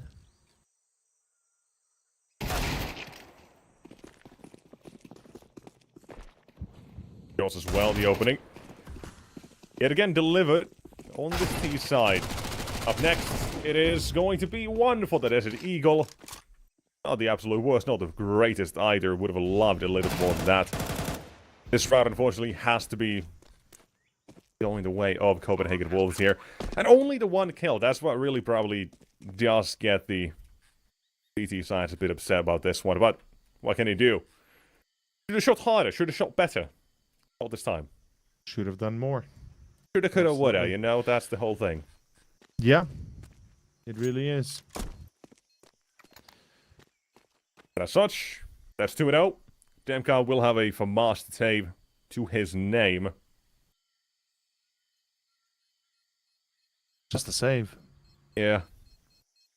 Nothing crazy about it. Just the same. Copenhagen Wolves there aren't even hunting him down. They'll let him live. He'll get to have something to work with. Yet again, and as such, we move on.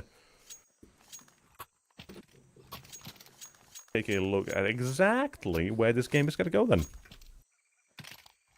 Well, here it's probably 3-0. We know that much. We're not going to really have a lot of suspense here. We But can't how have are we any going to get there, suspense. Teo? Ooh, spooky game. Well, surely we'll might find have out. A kill on the CT Perhaps a side. 2. Imagine. Well, Demka was... No. Just one. Look, Demka was pulling some crazy shouts earlier, or at least crazy plays. I wouldn't be surprised if we can see something like that again.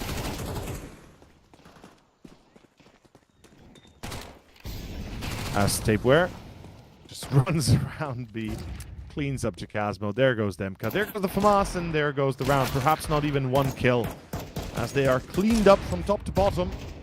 That is going to be all she wrote. Quem with 1, yes. But round is done. 3-0. Good start.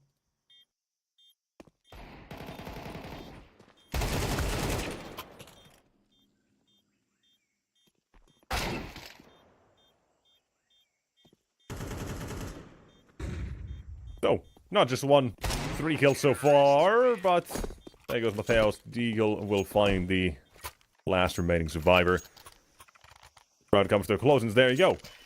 You've got the start now out of the way. 3-0 the T side of things, and that's exactly what they're looking for. They just want to have a decent, good start. From there on out, of course, all they have to do, similarly to that Dust 2 and maybe how we posed it at some point, is they have to just find a couple more rounds on this T side and stumble toward the right answer, as we kind of put it on Passion UA and that second half. They just had to stumble on the right one. Eventually they get there. It takes them until overtime, of course. But nonetheless, here's where we are. 3-0, quick timeout, making sure everybody's good to go, ready. Chilling for a moment. Had a bit more suspense to the first gun round, Teo. A little bit more for sure. Why not? Had a bit more pressure.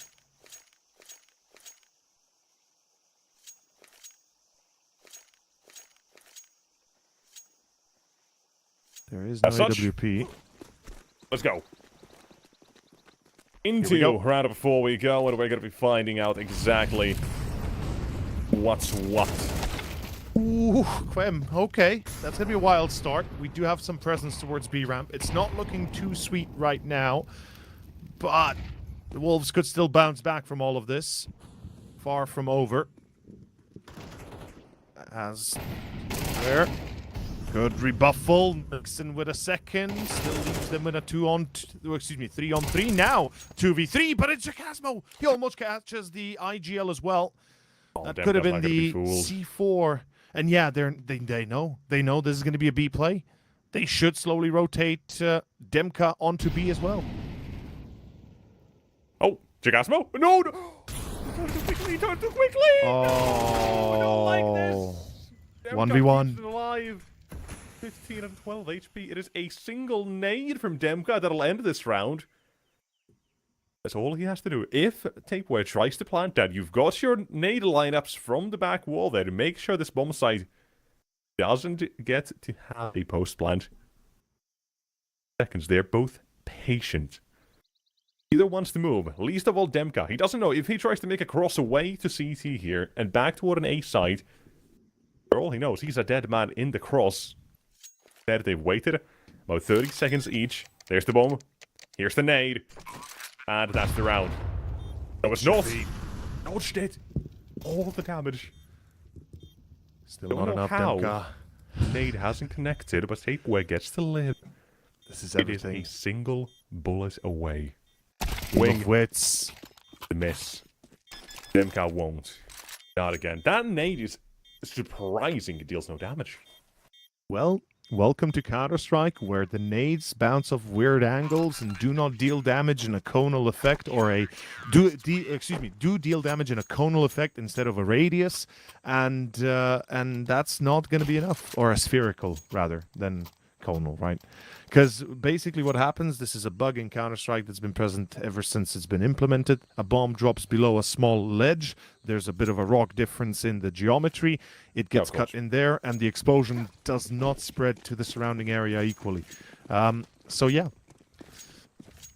it's maybe that, it's maybe the nade fully missed, whatever it is, it's going to be Passion UA. 1 round to them, we continue. It's round 5, and we are looking at Topa in Jag. The rest are playing pretty passively overall. Towards Red Room, there's a smoke up, and it seems like the Wolves are keen on taking mid again.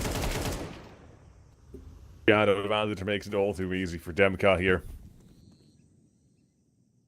Opening. Second as well is what Waro is looking for. His... Oh la la. It's nice shot. Neat shot. Continue the opening into a 5-on-3 advantage. They've got attention toward the B side, but with the utility deployed here by Topa, you have to respect that to a degree. You can't really rush in and not knowing exactly what is on the other side. As they have to wait that out. On Passion's side, Topa will just keep deploying another smoke. And he's called over Jacasmo. Suddenly they've got this site under lock and key. All is good. And you wait. 40 seconds remain. Topa's going for the push. This is unnecessary out of the CTs here with the timing they have. Jacasmo as well. Oh, what? It up. That spacing is horrendous. Yeah, that is not going to work, Passion. Not sure what you're thinking here. Topa just opened up a potential attack towards B that could work now. Nixon might be low, and same for Bielani, but it's Yarka that could make the difference. Oh, good shot. It's only 4 damage, but it's still a good shot. Needs to go out. Nixon wants to live. He'll get his life taken away. Waro on the AWP takes down 2, and that is number 3. It's unnecessary out of the CTs there. You've got 25 seconds remaining and you're pushing down B. That is not really the smartest thing you could have done there in Passion with the advantage they hold. It's as simple as holding the crossfires, holding on sight, but they wanted a bit more. But if you're if you're doing that push, at least have your trade immediately there instead of a full 2 seconds behind. Soldier Gasmo as well, he had to run just to find any opening there as well, so it just alerted the T side yet again to it. I gotta say, there's Barely gifted up. Quite a little bit of incredible luck on the side of Passion to not have lost that round. Honestly. Perhaps teams with longer standship of members, you know, playing longer together, would probably be able to deal that round a deathly blow and still keep it a win. So, Passion, don't count your lucky stars just yet. But definitely be appreciative of all you've gotten. As Kvem right now, pixel angle. Yeah, he's going to see the first player. Smokes up a little bit too far. They push through. Hold up, Kvem! They push through the smoke. He still gets 2. It's going to be Yorko to make it a replay, but it's not enough. Bielani and Demka. 3 versus 3 now. Set up as Chikasmo just walks in. Beat the smoke. Timing now as well boosted above it. Problem is the bomb here, and Jorko, there's a smoke blocking him away from mid at the moment, from what we can see in Dota, so he'll have to walk his way in for exactly where this 3rd man would be. They imagine 2 in CT, probably the case, that's the answer. There's 1 now gone in Temple. And a lot of this round gets freed up here for them now. They're still thinking, where are they? Now the answers are there on their screens, and it's brought back by the Wolves. Individuals is what we praised both these teams for and what they need to have online from the beginning. Here on Ancient, the Wolves, they pull this one back as well. Round number 4 is on its way, or well, not only here, not only is it on its way, it is already here. A quick timeout for Passion. We saw very little over these times. I think just the 1 out of them on Dust too, which was a bit surprising. Yeah, you would think with TC they'll be a little bit more attentive to it. I guess they're not really caring as much as we give them praise to. But it's more surprising how some of these rounds are played. Like I said, they're lucky stars. You know, they have a few of around them, but the way they play with them, though, feels like they're not appreciative too much. Especially with the pushes, with the mistakes that we do get to see here. The Wolves, they abuse those mistakes nicely, and that's exactly what we're looking for in a team. That's exactly what a team, you know, is kind of respected and feared for. A team that can abuse your own small mistakes, but mistakes no less. And right now, we're seeing individuals break through. Yorko especially, weird stuff so far. He's been quite consistent with punishing those. Topa, close range, into Jag, supported by one. But pulling back. Playing it safe. This half-buy has little merit, but Quem, well. 0 rifles. Big fan of those. Especially now as well, because it almost speeds things up for Copenhagen Wolves. This here, a slight mistake in the engagement. Demka's going about it alone, or Quem's going about it alone. Demka gets traded. And suddenly that's the rotations gone from A, and you, even with this man advantage, aren't secure in your positions on Passion side.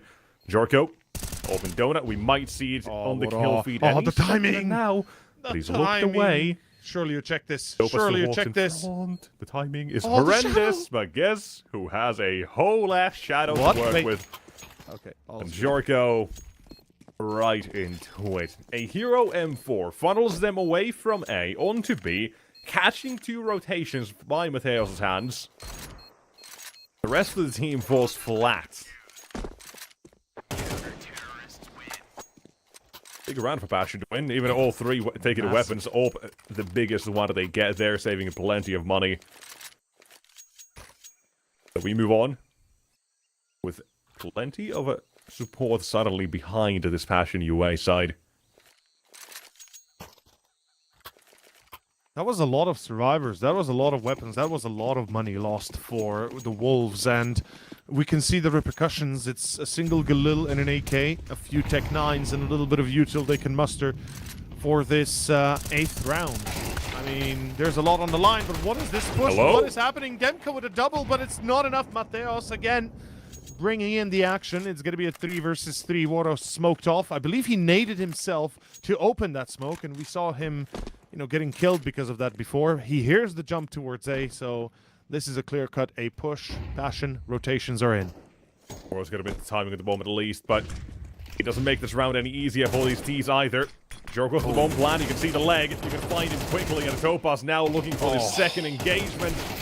And with Mateos alone, he'll take 3 in this one, but I want to give a little shout out to Tapewear, who just ran out with the Tech 9, buys so much space for Mateos to take those trades clean. Even if the round is a force buy and it doesn't work out for the T's, it's still decent out of them. But decent isn't really going to cut it at this moment. You're still got a 4-4 scoreline, so it's early on in the game, yes. But with how much they're investing into the round, the result was hoping to be a lot different. Passion is just credit to them how well they can play the A rotation there yet again, or the retake. Dope up. He's feeling confident, that's a good thing.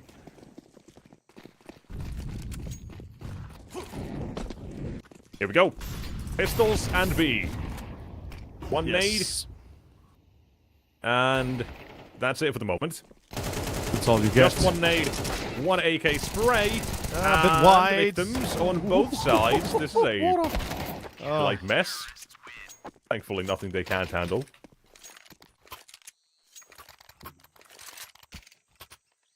That was definitely a little bit awkward there.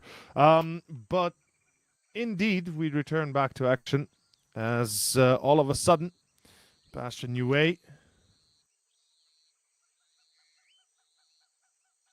Let's see what exactly you're made of dealing up against AKs. The Wolves are still quite dangerous. We can see Mateos at 10 kills already. Nixon's been slowly following suit. Paper had a great performance in the previous map, or at least a very decent one. Jacasmo just pushing down B ramp alone. And this is one of those rounds that we've talked about before on Dust, and we're talking again on Ancient about it. Why? Because it's solo challenges. Jacasmo and Wara both try to take fights. They both lose.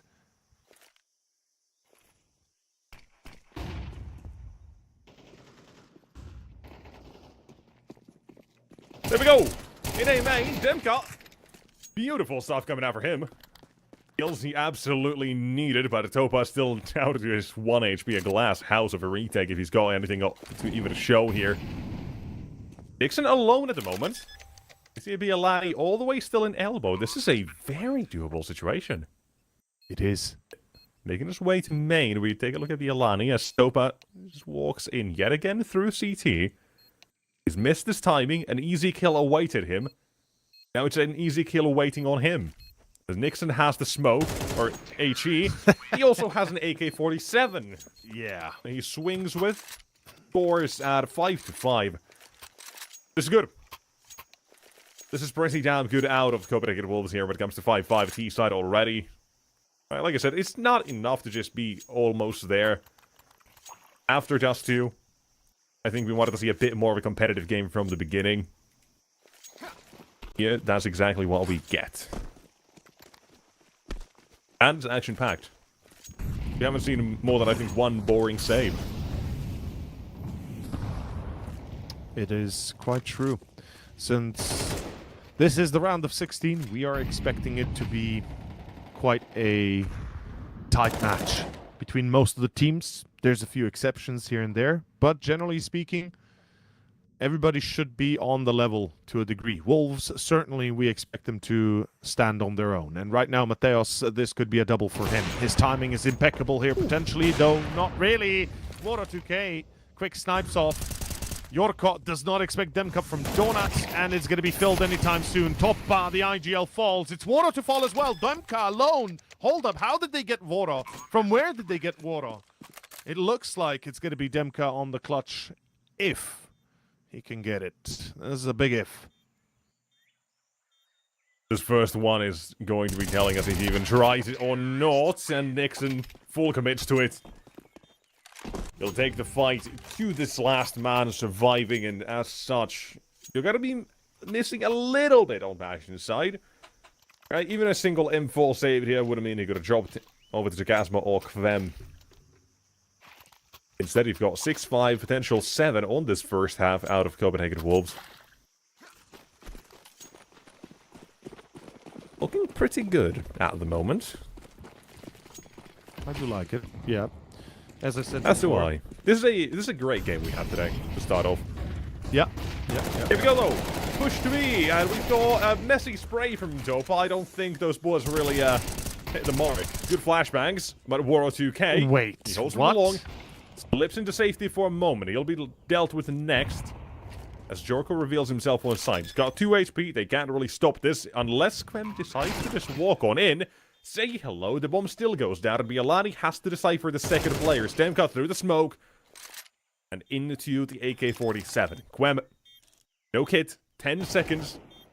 The oldest trick in the book. You zoom in with the AWP, and he'll stick this one. A Full 10 seconds as is Bialani absurd. doesn't want to face it. He has a Molotov as well for the bomb and doesn't throw it.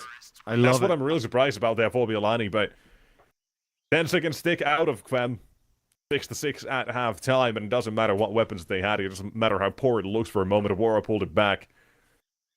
And that is competitive from the get-go. And a very exciting first half, as mentioned. It was full of action. Pros don't fake. Kvem. It's a ballsy move, and you can see his brain working overtime when he picks up that up, aims it at the wall, so the barrel is seen, right? So the player would think that you are watching long instead of actually defusing, and perhaps give false, false promise, false safety to Bialani, feeling of safety. As you said, no Molotov even deployed, which is weird. He definitely should have thrown the molly at the first ping. You know, as soon as he heard that, he should have just bounced the molly off the wall, try and cover the bomb plant. But yeah, 6-6, we're tied, and Passion have given themselves a chance to fight this to potential win still.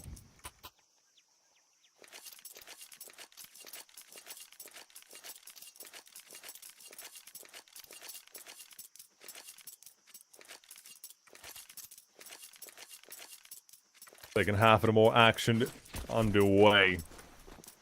Got plenty of weaponry out of the CTs here. Mainly the dualies, that's the real exciting part. I love the dual Berettas. I don't know, I'm very biased to those. Find them to be very entertaining.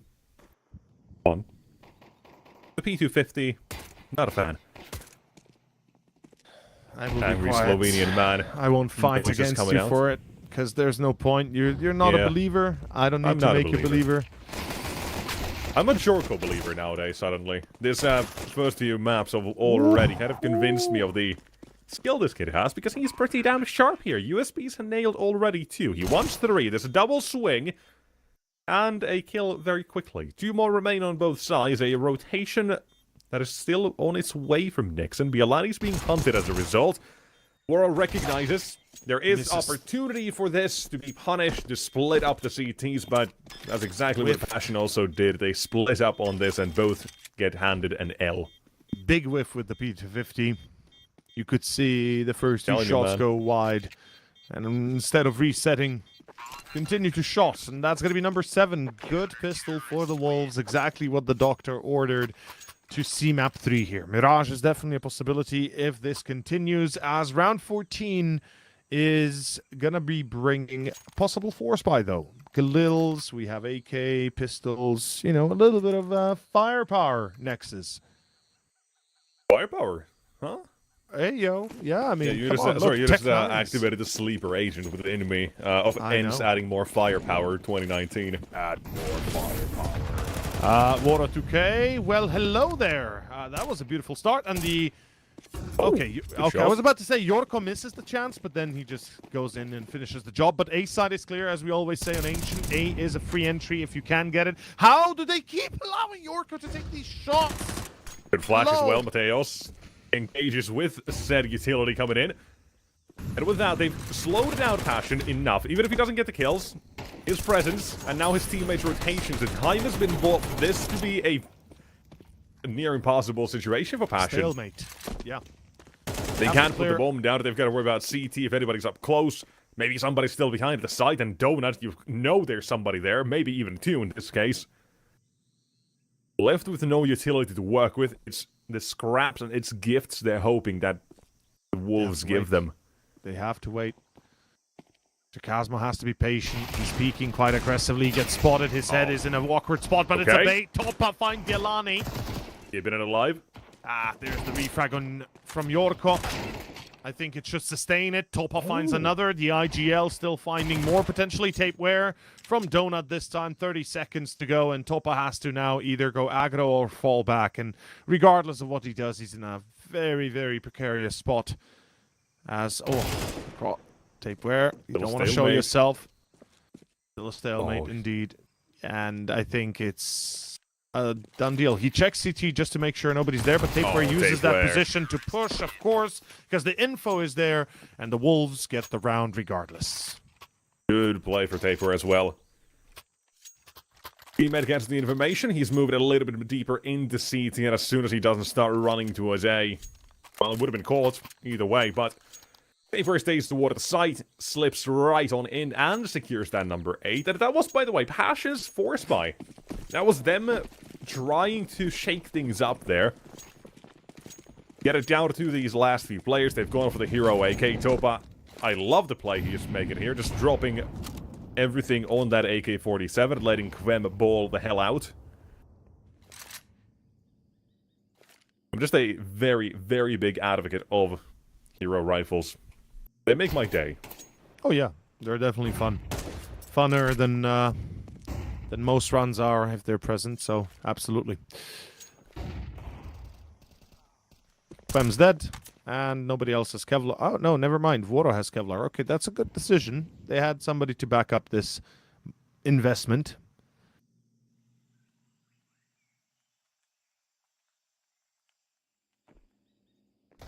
60 seconds. They have, thankfully, as well, bought armor on a different blade. That was War, I think, had the Desert Eagle, now dropped the Gigaspo. Yeah. That's, as I was saying, right? That's exactly the idea, that you do have somebody to back up that push, or rather that play. You don't want to waste a weapon like that. Unfortunately, they waste an opportunity because they all go sell. What is up? Okay. Somebody... Yeah, go ahead. What is up with these solo plays today? Like, this has been a thing since the start of Dust, and even Faras pointed it out quite well, quite eloquently, how it was an issue where even the Wolves started to pick up on it so clearly that they just kind of waited their turn to take that chance and abuse that. So I feel like Passion right now, they need to rein it in. Topa needs to rein in the lads. I mean, he himself was pushing aggro on B ramp not too many rounds ago. So there has to be a bit of a... there has to be a bit of a checkup here, and maybe a timeout. TC, you know, try to. I know you want to make sure your players feel free, but I think you need a bit more control after that one.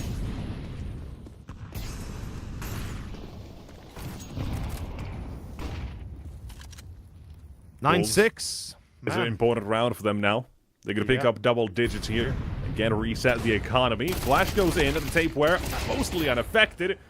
They were ready with a flash of their own, but a quick trade from Gigasmo. Now make it a second for the CTs instead. Just enough vision for Bialani. That advantage taken of Mateo's weight, and his AK-47 has been pretty sharp, but Galil comes out on top this time. Vem takes control, smoke deployed, and Joko's going to retake the space with Bialani behind him in case things go south. They'll remove Kvem from the back lines, and now it becomes flipped on the other side yet again for the Wolves. A 3-on-1 bomb in A main. They know this much. They'll make a rotation slowly over. They don't want to be given any chances over to Demka. But it doesn't matter if he's on site. Nobody on the Wolves side as of yet is giving him that opportunity. Double swing. Not committed to the fight, though. Jorko pulls out the nade. He's plenty of damage dealt here. Nixon, it's only one bullet he needs to find. And he averted disaster there for a second, but that was a little bit of a scary moment at the Wolves when Jorko pulls back from the fight. Yeah. I mean, he's doing great work, I gotta be honest, as the Wolves are just kind of cruising through these rounds, and not to mention Nixon as well, catching HOTU coming out of A main, even spotting the C4 was kind of crucial in that last round that again nailed the coffin. And well, Passion, this is about as cooked as it gets. I mean, you either start winning right the hell now, or I think we're going to be seeing map 3 guaranteed. Jorko has done a great job so far at 14 kills, as I said. Mateos as well at 15, and Nixon at 16. Just leading the team to a win. And it once again comes down to individuals. We said the same for the Wolves on Dust, and it can be said the same for Passion here. The individuals are not up to snuff at this time. They're just not putting up enough numbers to counter the Wolves, whether be it by tactical mistakes or just losing aim duels.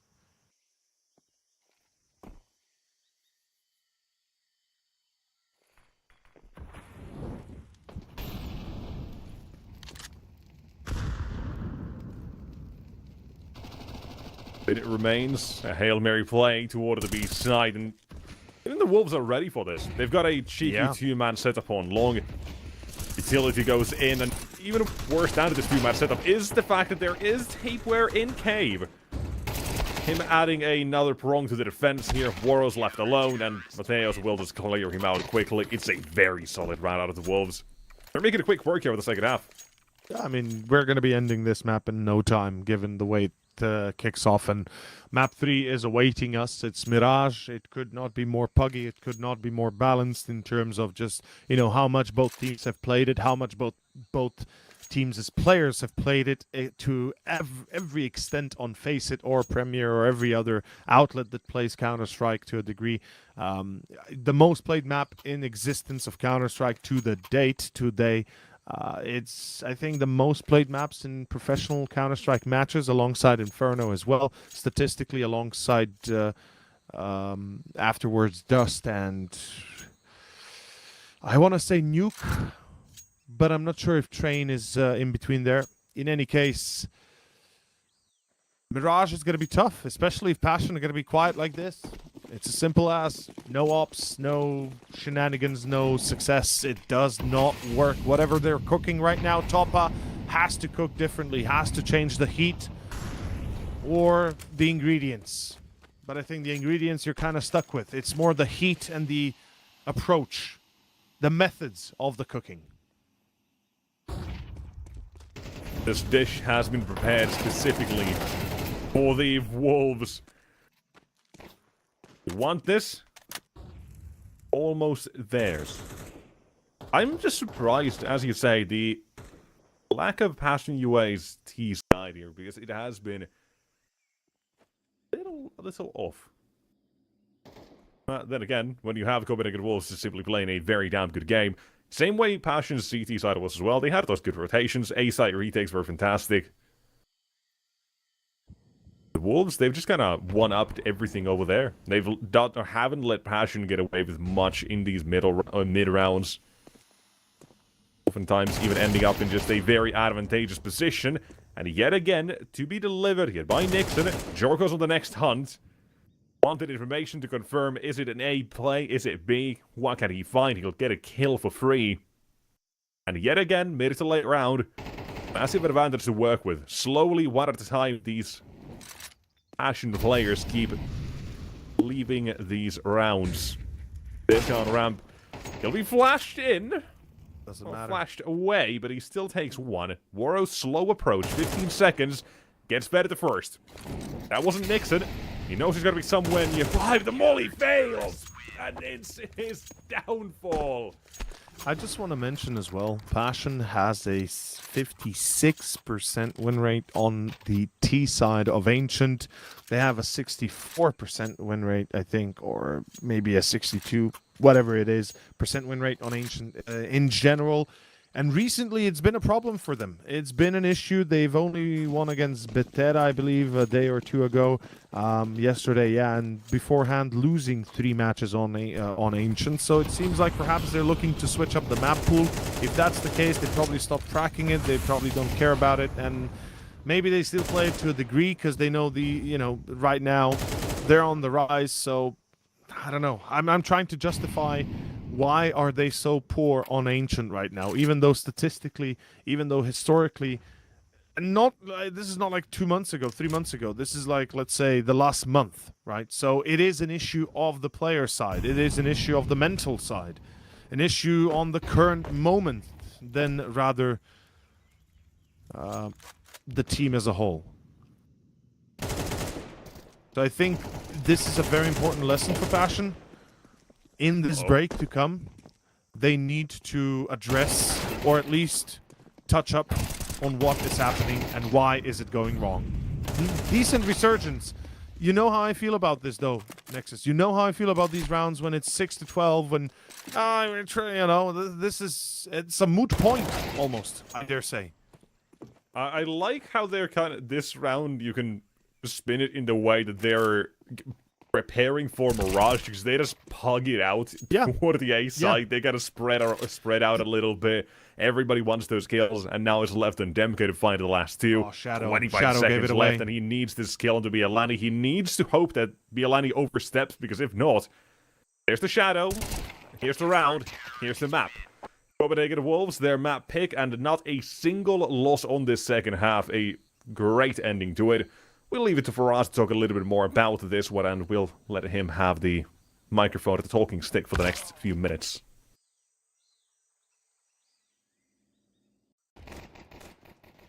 Definitely an interesting game after the precedent that was set on map number 1. And I do kind of feel like we ended up just seeing exactly what we thought would happen, because it did feel like we would eventually go into a replay of Dust 2, but perhaps better in ways that we would have expected to have been good to begin with. Like on Dust 2, we were seeing CPH Wolves drop round after round where they were getting close, right? This time, that was not the case. They had a 3-0 start, and with that good start, they were actually able to capitalize on it. They were able to get 3 additional gun rounds, and although Passion UA had a very nice CT side to get them to that 6-6 mark, have a nice little recovery going, it just wasn't the same case at all. And on the second half, and there's a reason why you're seeing these replays go by so quickly, because the rounds were actually quite quick as well. There weren't really any big highlight moments or anything. Some of those duels were coming down to the last wire, to the 1v1s, but the site pushes were quick, and it wasn't very elaborate from either team. I do think there was a nice little, some of the defaulting early from CPH Wolves was very nice, but other than that, I don't really think that first half had any crazy highlights. The second half, though, that's where the story completely flipped on its head. I think it was Theo who was talking about how their T-side win percentage is actually quite good in the past, but now we end up seeing something that doesn't show that to be the case at all. It's an entirely different representation. They get nothing against the Wolves, and their T side ends up looking largely one-dimensional, where they are unable to get the Wolves off of their toes at any point in time. They're going into bomb sites that are fully stacked. They're going into bomb sites that are ready for them. There's no real fake that ends up working out. Even on the retakes, you're not really seeing Passion be set up with any utility. They're getting picked off one by players that are rotating in from Cave, from Donut. It really doesn't matter. Whatever duel ended up presenting itself, it was a very comfortable. It was a very comfortable game for the Wolves to be picking up towards the end. Now, there were I can't say all was bad even in the second half for Passion UA. There were a couple flashes in the pan from individuals. We saw Demq with a couple of decent kills. Waro had his moments, but unfortunately we never really saw them firing on all cylinders, and that CT side left so much to be desired that I honestly kind of feel like a slightly better day for Copenhagen Wolves on Dust 2. If they had won this game 2-0, like that would have actually been totally justified. Like, we have so far seen Passion UA scrape together a map that they've picked into against an underdog that has a much worse win percentage, even if, you know, there's like some nuance to that conversation. They barely scraped by it. They had to give up map point first. They barely did it in overtime. And when Copenhagen Wolves got to play on their own map pick, they looked way better. So as it stands, as of now that we're 1-1 in these two maps, we're in a position where both of these teams, where Copenhagen Wolves is the better of both of these teams. Now, of course, there's still one more map to go. There's going to be that final map. We're going to have, I believe it's going to be Nuke coming up, so that is definitely going to be one to watch. And after the precedent that has been set, I'm personally rooting for the Wolves, but I would love to see if Passion UA can defy what has been set up. We'll be right back after a short break to catch the action.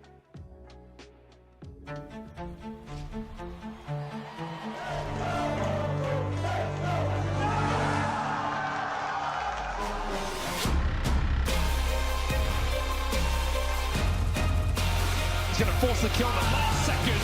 Right to the smoke.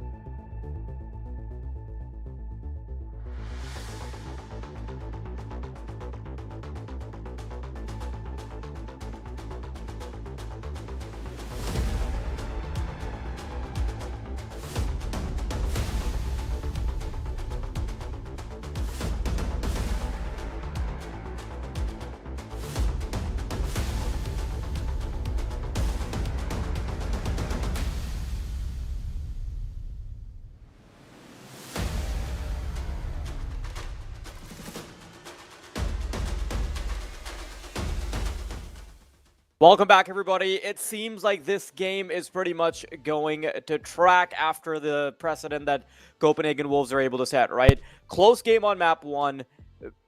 Run that through with a strong map 2 of your own, and we've got an amazing game on our hands. I feel like this best of 3 is delivering on all fronts. And honestly, I'm a little surprised to see Passion UA be the ones that are backed into a corner. Like, that's not what the expectation I had at the outset, but I think all of us can agree that towards the end of the game, there was some doubt that was starting to brew. That being said, I do want to talk to you about how you're feeling about going into the rest of this game, because Mirage, you've already talked about how it's expected to be buggy. So what do you think is going to be the catalyst for both of these teams? Honestly, I feel like the opening duels, we're going to see a lot of mid action. I think a lot of long action. B has been somewhat very attractive lately for some teams, and I think the biggest showcase will be here for Jorko. There we go. I think he showcased something that nobody expected. We thought Mateos would be the one to be the game changer, but in the end, it was him. So I feel like for him, this is a perfect setup to really showcase what a new Bulgarian player can do. Okay, and Nexus, is there anyone that you want to keep your eyes on? Is there anyone that you think needs to be stepping up? Especially, like, maybe we should talk about Passion UA in that sense, right? Like, is there anyone on Passion that's been disappointing? I think Woro has to. You think so? Right. He hasn't really posted anything so far. Yeah. On Just2, the only thing he had really going for him was the start when things looked okay. Then until after round number 10, he had like probably 8 kills toward the entire rest of the game. So he just wasn't really active. Yeah. For the longest part. Then on Ancient as well, very similarly, he only had like a kill or 2 where he had really made any difference. So I'm looking at him to step up here, because Mirage, if you set up your Opera properly, they can control the game.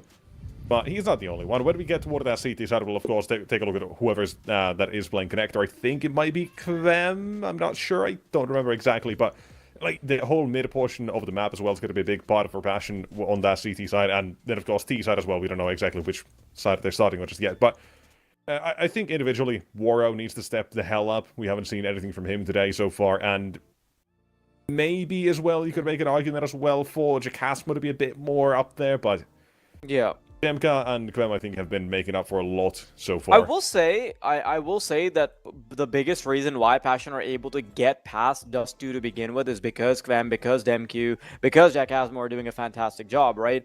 But then in that sense, I do feel like Waro and Topa haven't made up for that deficit in the second map, right? Ancient needed one player to at least be a star-studded performer. We didn't see anything like what we saw from Kvem. Kvem started the series with map 1 with 27 kills towards the end. Where is that from the rest of the team? I mean, maybe you can cut Jack Asmo some slack, maybe you can cut Demq some slack, but the other two, it is a little bit inexcusable, right? Especially because it does feel like Waro is supposed to be that star-studded opera. He's supposed to be posting those big numbers, and especially towards Dust2. I thought he was going to have a really good game, especially because he kind of bailed them out in one of those really important rounds towards the start. He was one of the reasons why a very comfortable round was denied, which also yielded a much worse economy for their enemy. But other than that, I think just in total aggregate output, it wasn't a very great showing. And just looking at the gun rounds as well on Ancient, it was an abysmal start. I will say though, I think it's going to be really difficult to see Passion UA play such a bad game twice. So I think map 3 in that sense over. That's what I was fearing. That is what I'm fearing, really, that Passion could kind of lay low on Mirage as well. Because the one thing that really bothered me is those individual pushes that we saw, and how many times they wasted a potential advantage they might have had. Perhaps unknowingly, yes. When they'll check the demo, I'm sure they'll realize, wait, why did we do that? Why did we do this? But it showcases, when you lose 3 or 4 rounds like that, that's 3 or 4 rounds you'll never get back. Plus, it really sets you back for the whole game. So I feel like those are mistakes that either come from miscommunication, maybe Topa's having a bit of a tougher time. I don't know. He's kind of thinking they have to play aggro, but it feels like they did not adapt quickly enough, and by the time they realized what's up, they, you know, it was too late. Yeah, it was absolutely too late, right? And fortunately for both teams, it's not actually too late. I feel like Copenhagen Wolves, with how good they were playing on Dust 2, like a 2-0 was definitely a real prospect. There were a couple of moments, like, this is where I don't want Copenhagen Wolves to break down, right? And I think you, both of you are going to agree on this. It's that oftentimes they'll be playing a good game. They'll actually be outperforming their enemy, and then they try to go for something silly. They'll try to switch things up for the sake of switching up. And I get the idea that sometimes you have to be very proactive in switching things up rather than waiting for stuff to go bad. But then their switch up is also just very one-dimensional, right? Like the whole time you've had on Dust 2, I think this is the biggest example, and the reason why they don't end up 2-0 in Passion to begin with. The whole time they have full control, right? They have full control long, they have full control short, they're consistently dominating on mid, and they're like, you know what? Out of the 3 options that we can also use as randomizers, we'll use B as the randomizer, where we have consistently just been getting battered, right? We have no data for how well that's going to go. Push it, balls to the wall, it's GG. Two rounds that they end up losing because of it. And I think Nexus, I am personally worried about those kinds of mistakes also being made on that final map. Because listen, those B tunnels, very close to what we see in B apartments, okay? I'm worried about those B pushes. I don't want them to get one-dimensional. Do you think that's a risk? It is going to be a risk, and I do agree with you there as well. There's so many moving parts, and at times as well, with these poor decisions that have been made, I say at times, we haven't seen them already plenty, but I am on the same page as you to a very big degree. But I do think that at the same time, like Tail said, I don't think we're going to see a bad game. We shouldn't see a bad game back-to-back here in terms of just the performances, or at least if we do well, that's going to be a little bit concerning.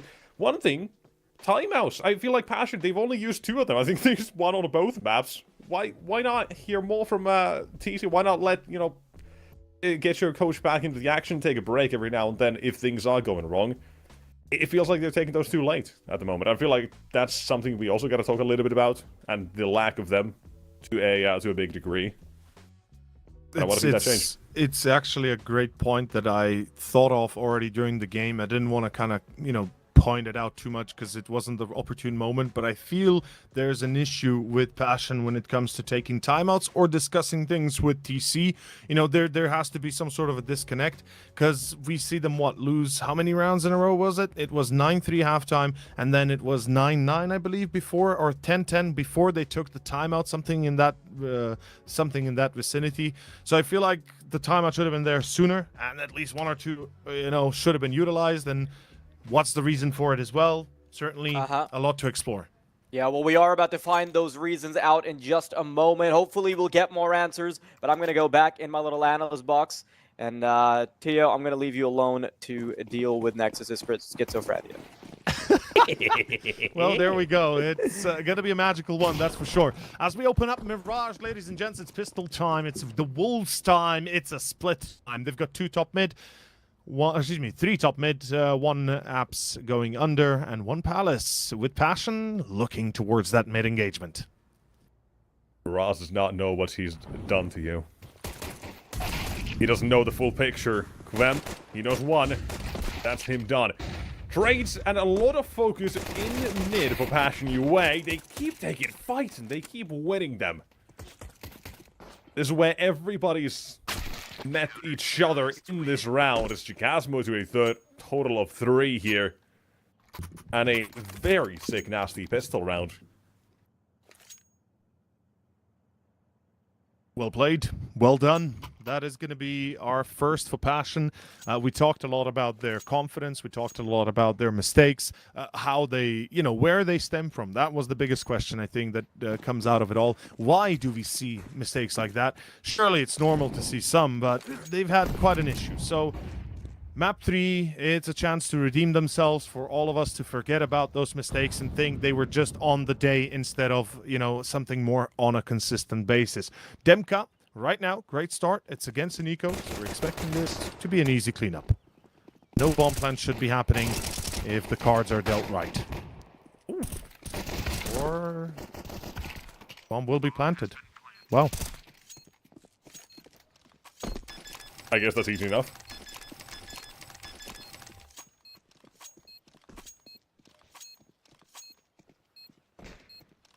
that's far more than I think Yeah. anybody would expect. And yeah, I mean, Passion still keep 4 alive, which is what matters to them most. But the bomb plant now allows for an op to be potentially bot. I don't think they're going to go for it. It feels like they want to be more aggro, more in their face.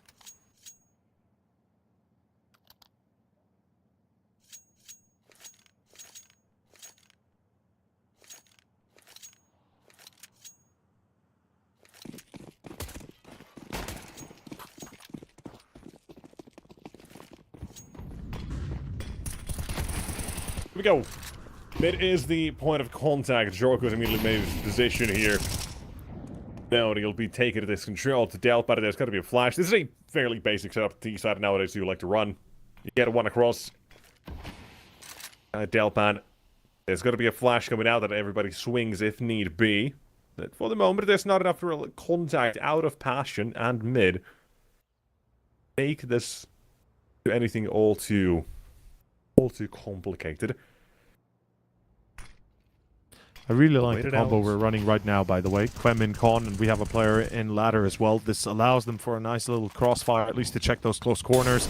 And good counter Molotov. Forces Wora out of position. Excuse me, not for Quem out of position. Wora right now in a great spot for a kill steal. As long as the smoke is up, he's gonna stay alive. Quem trades 1 for 1. The trades off now for Wora have to happen twice over. As he still dies, he does just get the 1, but it's not enough. Top on site, playing the anchor, the 1 to hold, the 1 to keep this 1 for Passion. Good nade. I lied. Hey. Bounces back. Milani still he'll find this first, but Demka's in Palace. And they're not ready for him. Milani's not ready for him. Why would he be? That's going to be 3-0 out of Passion to start off this third map. We're still not seeing an AWP out of them immediately. They're building up a bank instead. But a timeout. Timeout, fair. Take it out. Let's take a moment here. Let's discuss what needs to be done, what needs to happen. As Passion have set themselves up for a great opener and a great closer, perhaps. This is Mirage, after all. It's one of the puggiest. It is the no, not one. It is the puggiest map on the planet. End of story.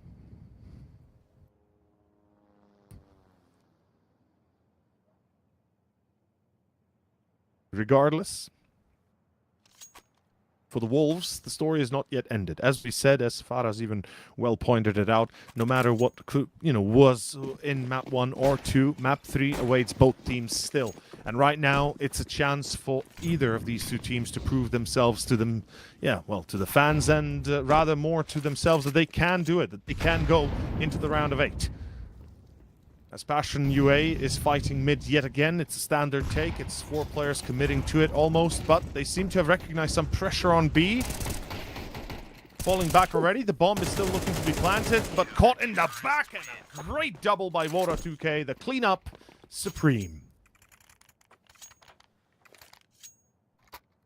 Start off clean. We said we should not expect 2 poor maps back-to-back from Passion UA. They're starting this one off okay.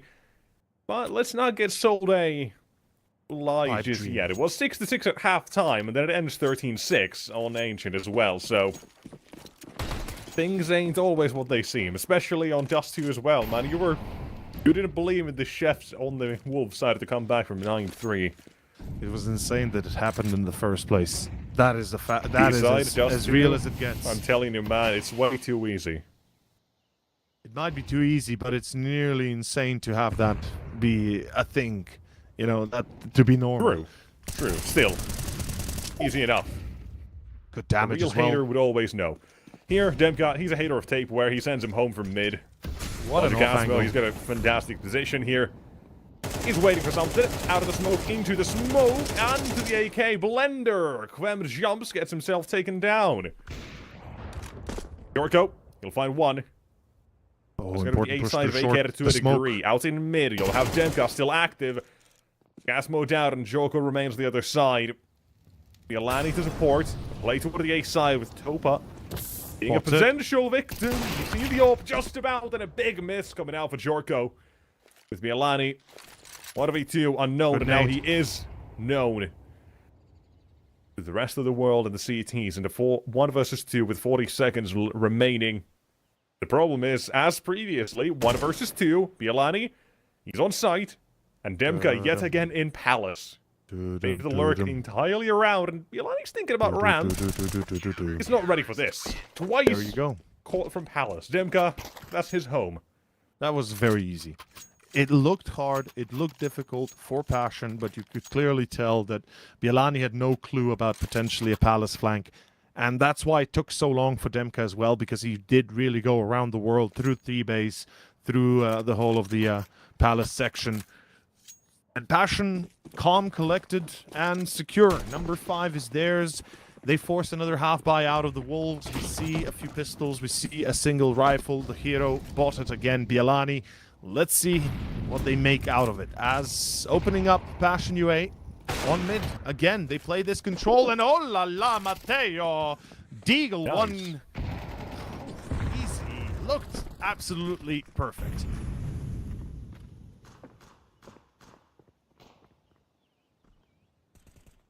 I mean, is there a follow-up? Surely there is a follow-up to this. They're thinking about it. They're thinking there about has it. to be.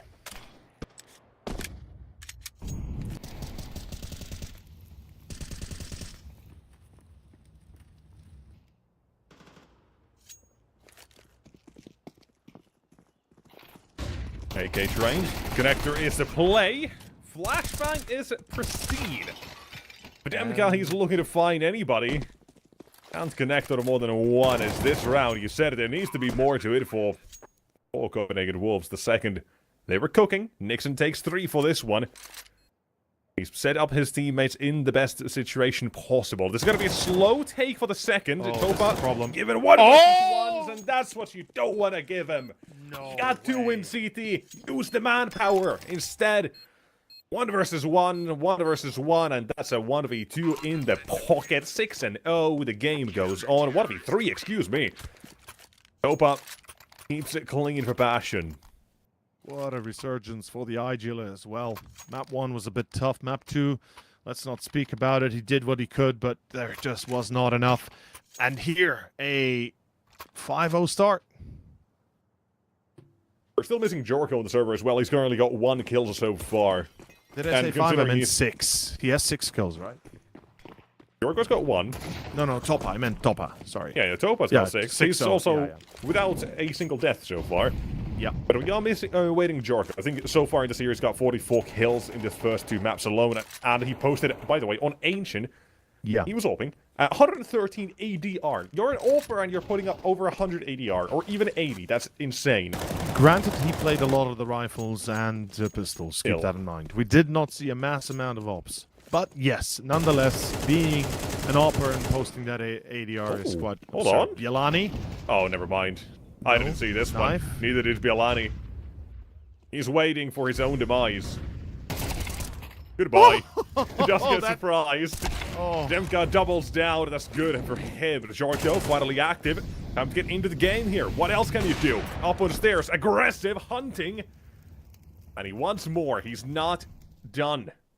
He wants to feast. He'll be given one. Trying to stop the bomb plant. Topas down. His first death at a war in the 1v2. First round for Copenhagen Wolves. This is what the stakes are. And we said we want to see more out of Water. A player that's been quiet throughout the last 2 maps. Unfortunately, here he steps to his death as the rest of Passion follow. 5-1.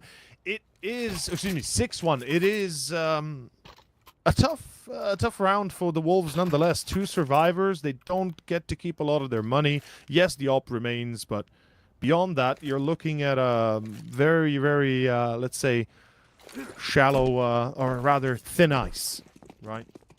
With deep also, waters, just as we asked for more, Jorko gets himself 4K. Yeah, well done. His round, he makes a place on A. For sure, the player to watch. I expected more maybe Mateos to be the one, but it's Jorko that brings all the heat. Mateo's been real damn good as well in those early mid-rounds. We gotta give him credit, and that's what Ancient really was about, is finding the openings in those mid-rounds to make Passion UA just not want to play the game at a disadvantage the entire time. That's why it was so easy in the end, that second half. What? And team effort, of course, but plenty of time back then. Here, you got a couple of kills back and forth. This is an interesting situation. Boro, he's got himself water through a smoke, or at least the edge of it. Out of Con, you got a couple of T-side players looking to make something happen. I was going to say, but Mateos, he just walked away. Let that to Nixon and a Tapor instead to worry about. You remain out of the CTs. Ball to be put down. The spray's not going to connect. And looking for their second here, Copenhagen Wolves have a chance to cement themselves as a force within this map. Nade goes out. Just a second of a difference. Warrior could have been dead. Instead, 13 HP remains. A 2-on-2 to work with. Mateos and Nixon on the other side. They've got a great setup on this. He doesn't check stairs. He doesn't check stairs. Swing. That's one. Flash. Not completely, but good enough. Nixon will take both in the end. His quad kill this time. Last round, Jorko, now him. And what's the one thing we said the entire series is going to be resting upon? Is individual prowess out of both these teams. That's what we've been getting. Copenhagen Wolves. They've been a bit of a shock today, but a very welcome one. I expected slightly more maybe from Passion, but what we get from the Wolves is nothing short of fantastic either way. Yeah. The recovery, the game on Ancient, and now here, the openings in these last two rounds really highlight how far they've come as well, and that they are building a team that wants to go to the top if they can. This eco, though, it bears no fruit, it bears no meaning. The single rifle, if they can keep it alive, keep it till the next. I mean, Voros kind of committed to this one. Which, again, perhaps highlights as well the difficulties that we mentioned, or the suspected, shall we say, difficulties in communications or understanding.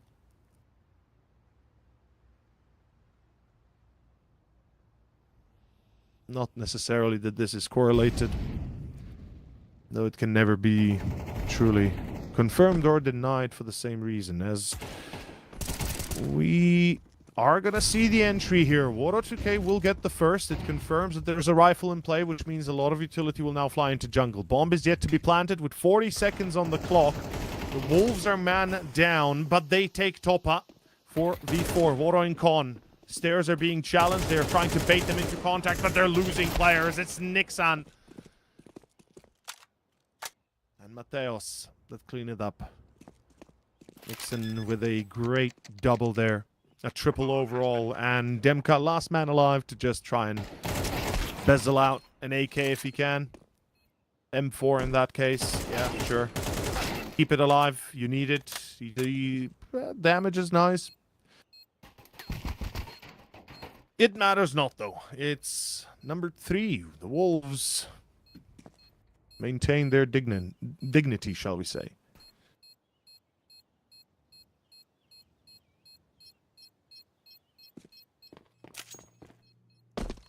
Now, I don't want to be, I don't want to just speculate, but if in case, let's say the Wolves get to 6 and we see a tied scoreline, you know, if this happens again, if the Wolves somehow from a 6-0 to a 6-6 halftime recover and once again prove to Passion that their antics and their approaches won't work even when the individuals are quite well warmed up, I worry what that means for that second half. Passion, when they'll be on the T side, surely a little bit favored, yes, but nonetheless, this is tough, and the Wolves are looking grizzled veterans by this point.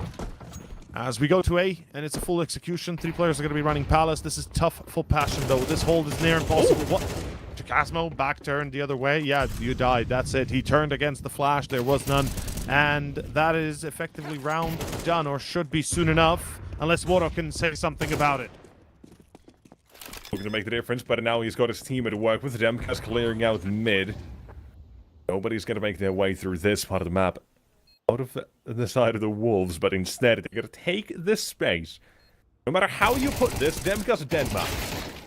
Even one is decent enough, it'll let his teammates have information as to the last few.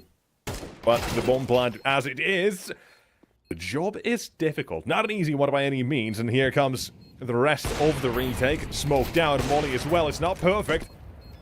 Jorko's looking for the shots now. They're going to try to get that defuse done and dusted into this one. And Jorko, what a shot in the smoke. He's connected on it. And on the defuse, a Glock to stop it. Knife pulled out and right in the back.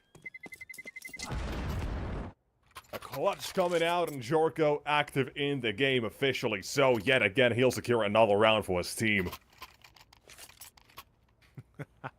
Well.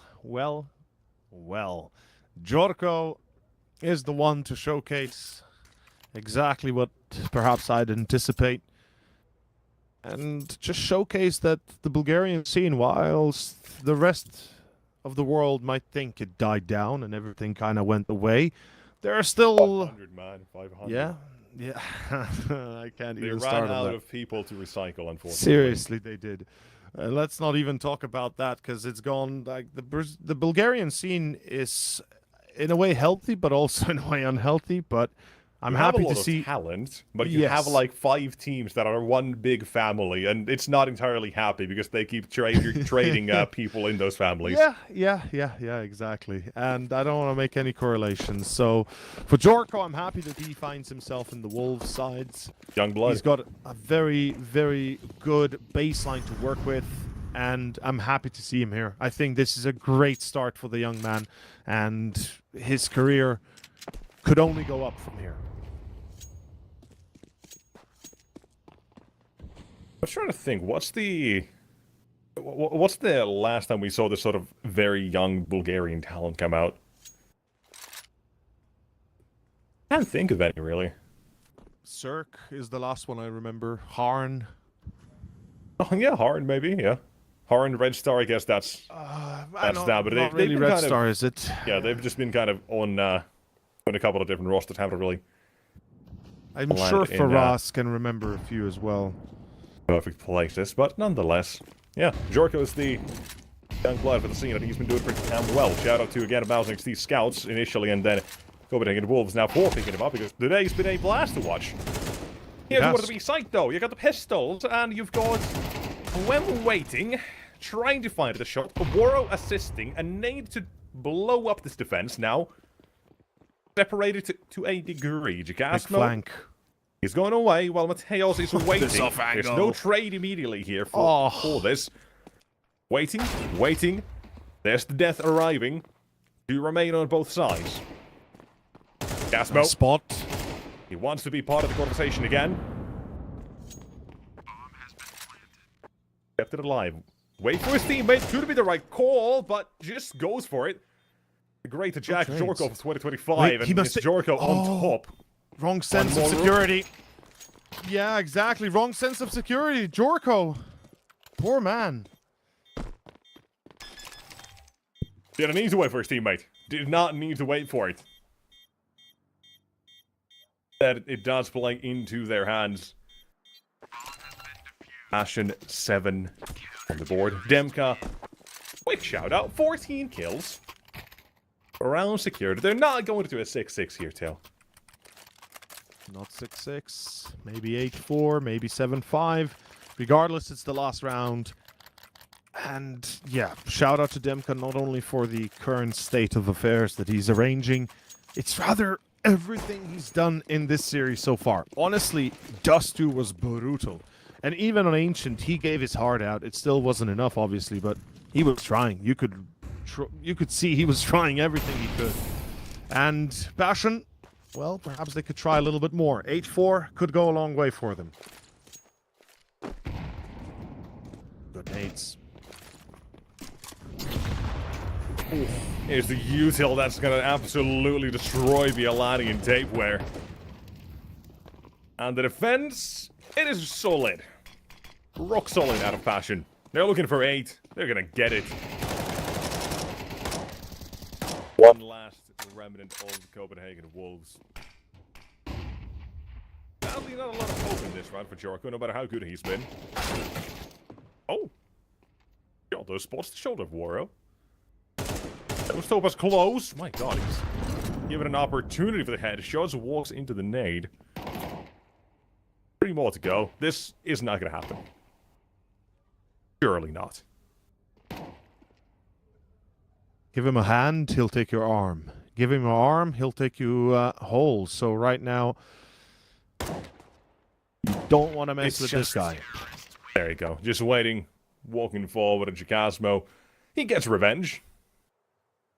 And that is 8-2-4. Good half out of fashion, right? It was a little bit of a shaky one here, but from 6-0, I think CPH Wolves got to be happy with this sort of comeback they make. Secure enough rounds to play with. And individually, they're pretty much on par for this, or against Passion. It's just that we haven't had enough out of them just yet. And again, that was the same case on Dust too. We hadn't had enough of them until that second half. Yeah, pretty much. Then they kicked off. On Ancient as well. Second half, they went into, straight to the 6th gear. Skipped every other one. Didn't leave a single one for Passion to pick up. And now they're looking to make that the same sort of game yet again. Warm-up Warriors. And warm-up being the first half for CPH Wolves. I wonder if they warmed up at all. Warmed? Warmed up. Damn. They It's hard to warmed talk. Yeah, they warmed their way up to the top. Well, they certainly will try to warm up, and we'll see how they warmed up here on the second half, or rather for the second half. The pistols are, in my opinion, one of the most important ones for these two teams. It gives them that ego boost they require. We saw for the Wolves, it was what caught them, or what gave them the wings to fly to bring us to overtime. We saw for Passion the same, what gave them that start of what it was a 6-0 here. And I feel like for these two teams, it's also a lot more about just their individual performers in the sense of their mental fatigue, or rather fortitude, right? The better they feel, the more they play on their instinct, they can trust that and their aim, and somehow that makes it all come together in a nice little harmony. But on the other hand, that's exactly what costs them rounds. So there has to be some sort of a way to reel them in when they're going a little bit overboard. But keep them on that edge. Keep them continuously prodding and poking and seeing if they can secure an easy win, right? So again, we can kind of tie this into the same conversation we had earlier during the pregame about those timeouts, about how to incorporate more TC's mind into this as well, whether he's going just for the mental performances or he's going for the actual tactical underlying changes during matches. We don't know, but we can assume it's a little bit of both. What are your thoughts on this? What a yapathon. I know, I like it. But I yapped the halfway away, I hope. Doesn't look like it, I'm sorry to say. I do have thoughts. But that's good to hear. Yeah, sometimes. Sometimes not. But this one, I don't know. I'm just vibing with the series. It's been a banger so far. It's been a great one. Very enjoyable indeed. Can't lie. Better than I expected. Better than it looked when we opened up with our first map, of course, because you just weren't a believer. I was. No. You will never convince me that is a normal thing. It's just insane. T side, run it every single time, man. I know, but it should never be a normal thing. It should not be normalized. That's what I'm saying. It's the same with Nuke. You know how we can fix that from being a normal thing? Tell me. Delete the map. Get it out. Put it in a museum somewhere. It belongs forever. Put it with the rest of the fossils. Put it with the dinosaurs.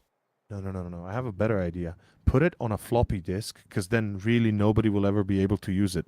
So we're good. We lost that technology, yeah. Exactly. Just put it, if somebody has floppy disk technology still in their PCs or anywhere near them, just put it on a floppy and delete everything else on the internet. GG. Bury it somewhere. Make Deep in the sands. Make a treasure map. and somebody 700 years from now will find it and be like, "Oh yeah, I still remember this. It's in the game." Oh, we're I'm still gonna be playing this molding today, in my gents. grave. Let's go. Played 10 yesterday in a row.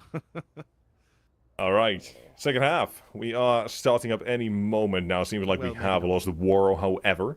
So we did get a little bit of a debate. We're not really strangers to those.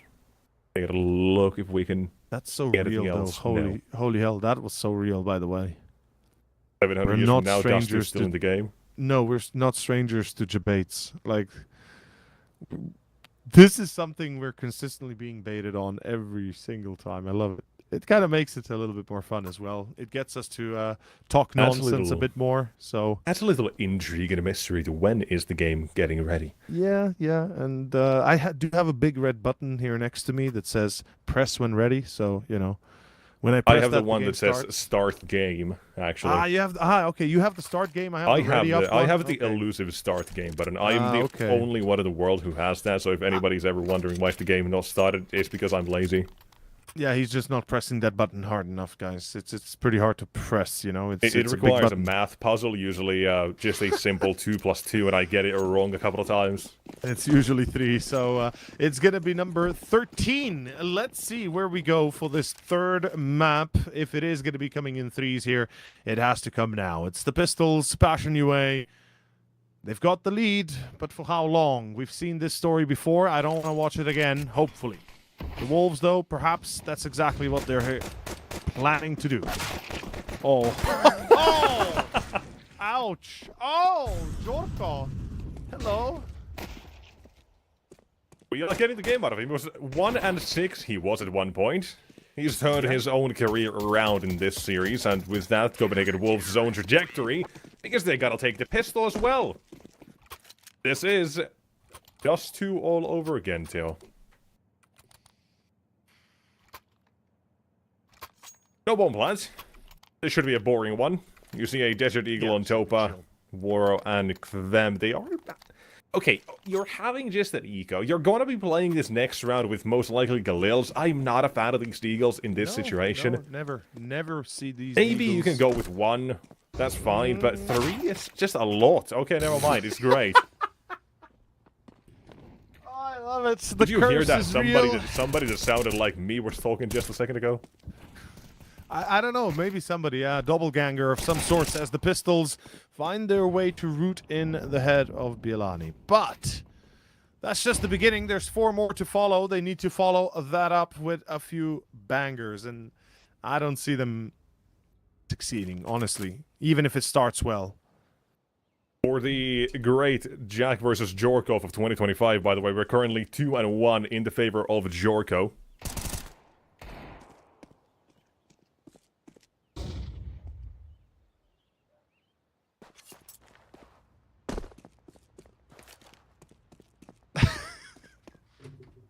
He's processing. He's processing.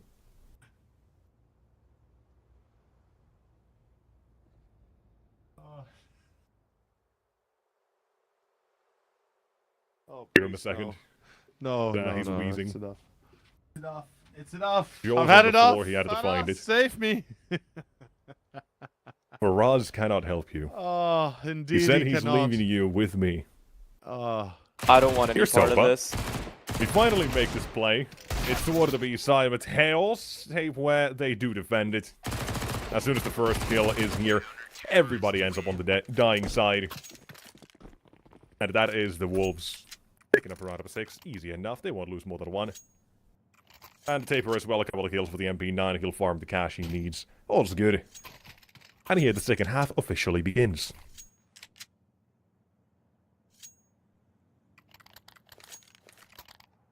I feel like this should all be recorded just for the sake of releasing one day to the public, but it is recorded indeed in some way or format in any case. So 8-6 Copenhagen Wolves. We're going to be seeing a resurgence potentially if this round goes well, especially in Delpan. Mateos and Jorko both take some damage, and as I said, in Delpan standing there top of the IGL. 13 kills, by the way. He is almost at the top. Only surpassed by 2 other players, and Oh, what on this angle? He falls down just in the most inopportune of moments. Jorko finds Quem. There's a nade that kills him. That's unfortunate. As Topa replies, and it seems like it's finally Passion gaining a little bit of constraint over these losses. As no one, Bialani, that is absurd. An M4 wallbang back to back through the freaking roof of Palace. Oh. What is this round going to? Where is this coming from? Wolves, what in the world?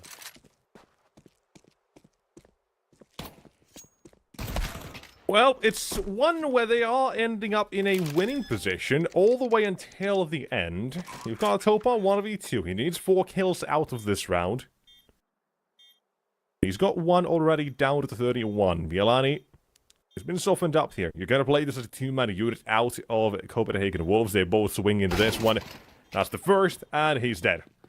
Bialani doesn't want to entertain the clutch here. He'll let the bomb go down, but as soon as he arrives in the case, this is a done deal and a round set in stone. 7-8. Bomb planted, lost bonus. That's something. Maybe a hero AK. We've already seen that once or twice for Passion.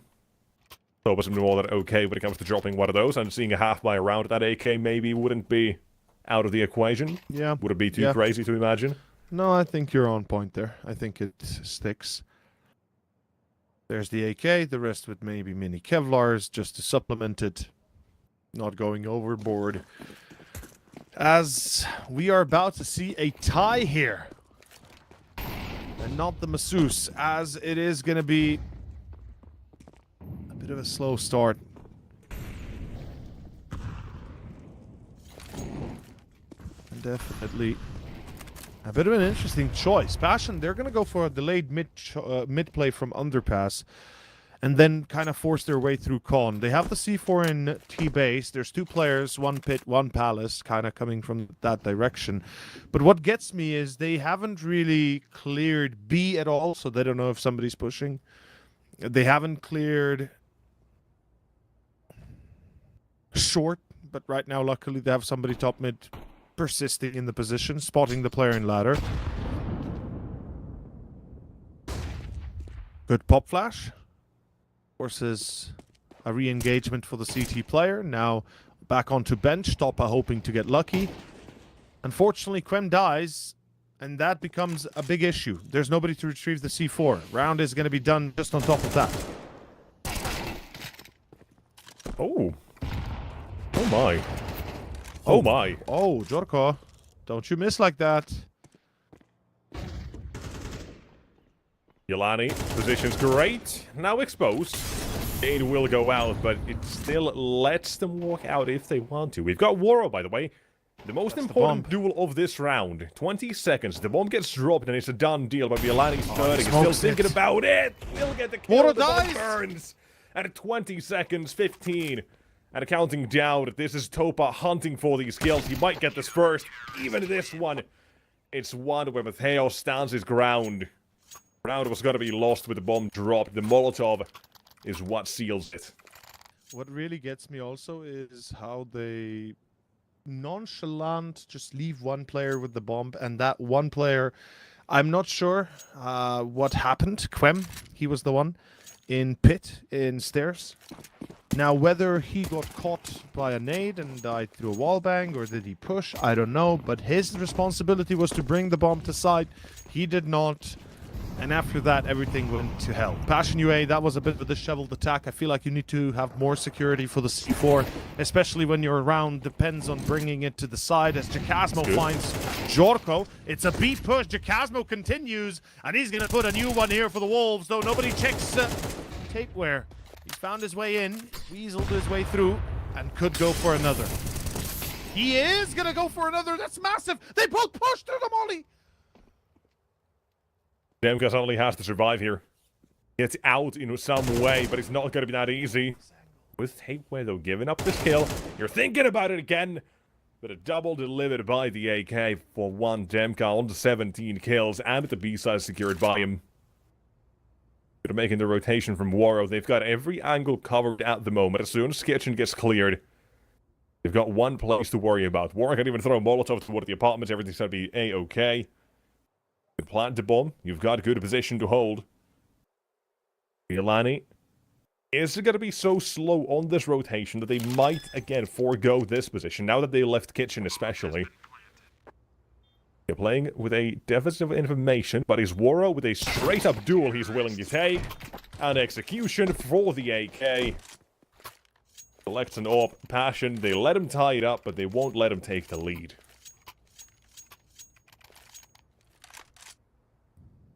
It's a mad world. That's what we live in. A very mad world where... Shout out Gary Jules.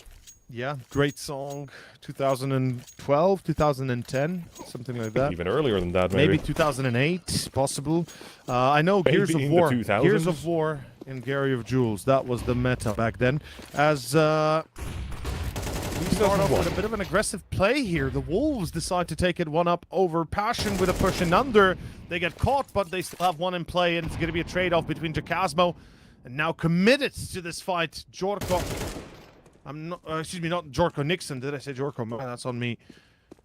I'm not sure why he committed so hard. He had a player coming in behind that was tapeware, surely to be checked. TPuDCATb, you check your corners. That's baseline Counter-Strike. He checks his corners. He crouches. He gets it. And TPuDCATb versus Jorko is yet ongoing.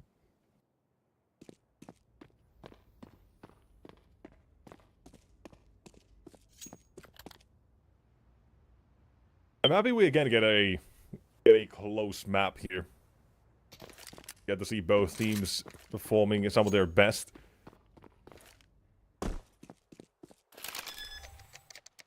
But at the moment, Passion are putting Copenhagen Wolves in a very precarious situation, and especially now. Waro, by the way, AWP and hunting, that's scary considering you don't have a lot of money.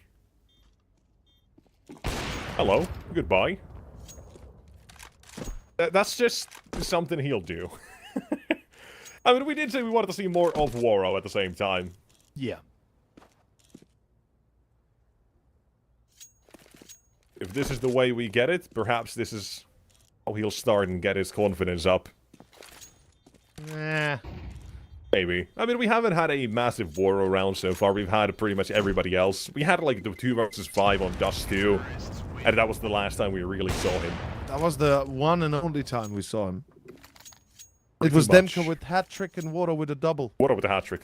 Waro with the hat-trick, Demka with a double. There we go, yeah, sorry. But beyond that, yeah, he's been very quiet. And honestly, I don't blame him. I mean, if Toppa's playing this well, if Demka's playing this well, if TPuDCATb's playing this well, you know, Quem is currently not really doing much. And yeah, I wanted to actually say something about that. Ladies and gents, please close your ears for a moment. Holy fuck, Demka's got 15 assists.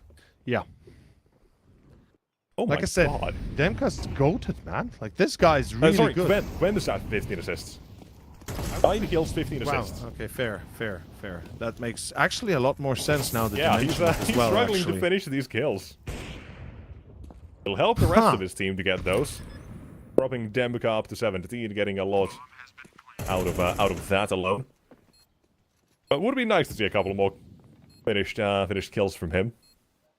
You've got a nice setup here for Copenhagen Wolves, though. They've not showed a single thing. If anybody does walk in, they're a dead man, without a doubt. There's no flashbang, no need to push. Don't turn around. The problem is that Opa doesn't push, somebody will. It's the CT side to go in. Initiate this fight, they'll take one, that's it. Jorko, other side of the map. Save the AWP, makes sense. Carry this one over toward the next round. Now that you mention it, by the way, with Quem, 15 assists could potentially translate into 24 kills. Potentially. You know, if that's the logic behind it, yeah, stretching it, but yeah, let's say half of those kills, and let's round it down. So instead of let's say it's 7, right? So even 7 kills here would be 16 for Quem. I think that's enough to make a bit of a difference. I think that's enough to give Passion either a quicker win or a much harder fight for Wolves from the get-go. Regardless, it's going to be 11 on the board, and Passion is 1 away from map and series point. We are entering the final moments, let's say, of this best of 3. Jericho out of the AWP, one to be active. The spray will go just beside him, but the shot, it'll ring, and a miss coming out. Burned as well, cannot escape, but 1 HP. Oh, is he still alive? I don't know, but he gets away. There's the gas smoke. 2 players still towards the stairs and connector. They will stop him. And 3 remain on both sides now. Fighting back. Connector held a site. Suddenly Capital transformed as well. And Palace sticking on stairs. Violani needs to fight. Live it for a moment or two longer. There's the off the swing for Waro. And Tapeware. More than doable. Look at that HP remaining on Passion. Oh, okay. He walks in. Easy kill on Demka. Now Waro with 4K. We talked a lot about him. We've seen his clutches once today, maybe twice in totality. It's time to bring the A game, right? He's got the op. He's got the chance. 1 shot, it's all it takes. And surely he already expects Kitchen to be the approach, perhaps? No, never mind. He's just going to hide. This is a wild barrel either. Tech 9 gets pulled out. Waits. I mean, this will have to check. You do need to check this. Guaranteed. Oh no. Oh no. Oh no. Oh no. Oh no. Going right past him. Tapeware will be the one to make noise. And here. Don't miss. Don't pull a Hades. And you've got this one in the bag. I like how you mentioned it, yeah. Don't do that. Don't miss. Don't wallbang. Don't be dumb. Shout out, of course, Hades. Yeah. Overpass for 9. 1 kill away from being a win way back when. Cultural impact for the moment. One that will haunt him to his grave, I'm sure. But for this game, we've got 4 chances to end it on Passion's side. We've been getting a good fight out of Copenhagen Wolves. These late game resurgences. Yeah. That was map 1. That was map 2. Now you need to do it with your backs against the wall with no chance to make a mistake. No opportunity to be given to Passion. And when we talk about the individuals, this is where you need them. You've got a weaker buy coming out. A lot relying on this one. Playoffs, you've got 1 chance to live and that's it. Mistakes are unacceptable. Problem becomes Passion doesn't want to make any mistakes either. They know this is going to be the best chance. It is. That's a lot of utility being thrown. Opening the duels. Taking a fight. Mid is where this one goes down. A bloodbath this one awaits both teams. Left on 2 on either side. And there's another trade. Tapeware again in a clutch. This time it's Demka and it's the same play with the bomb-headed B.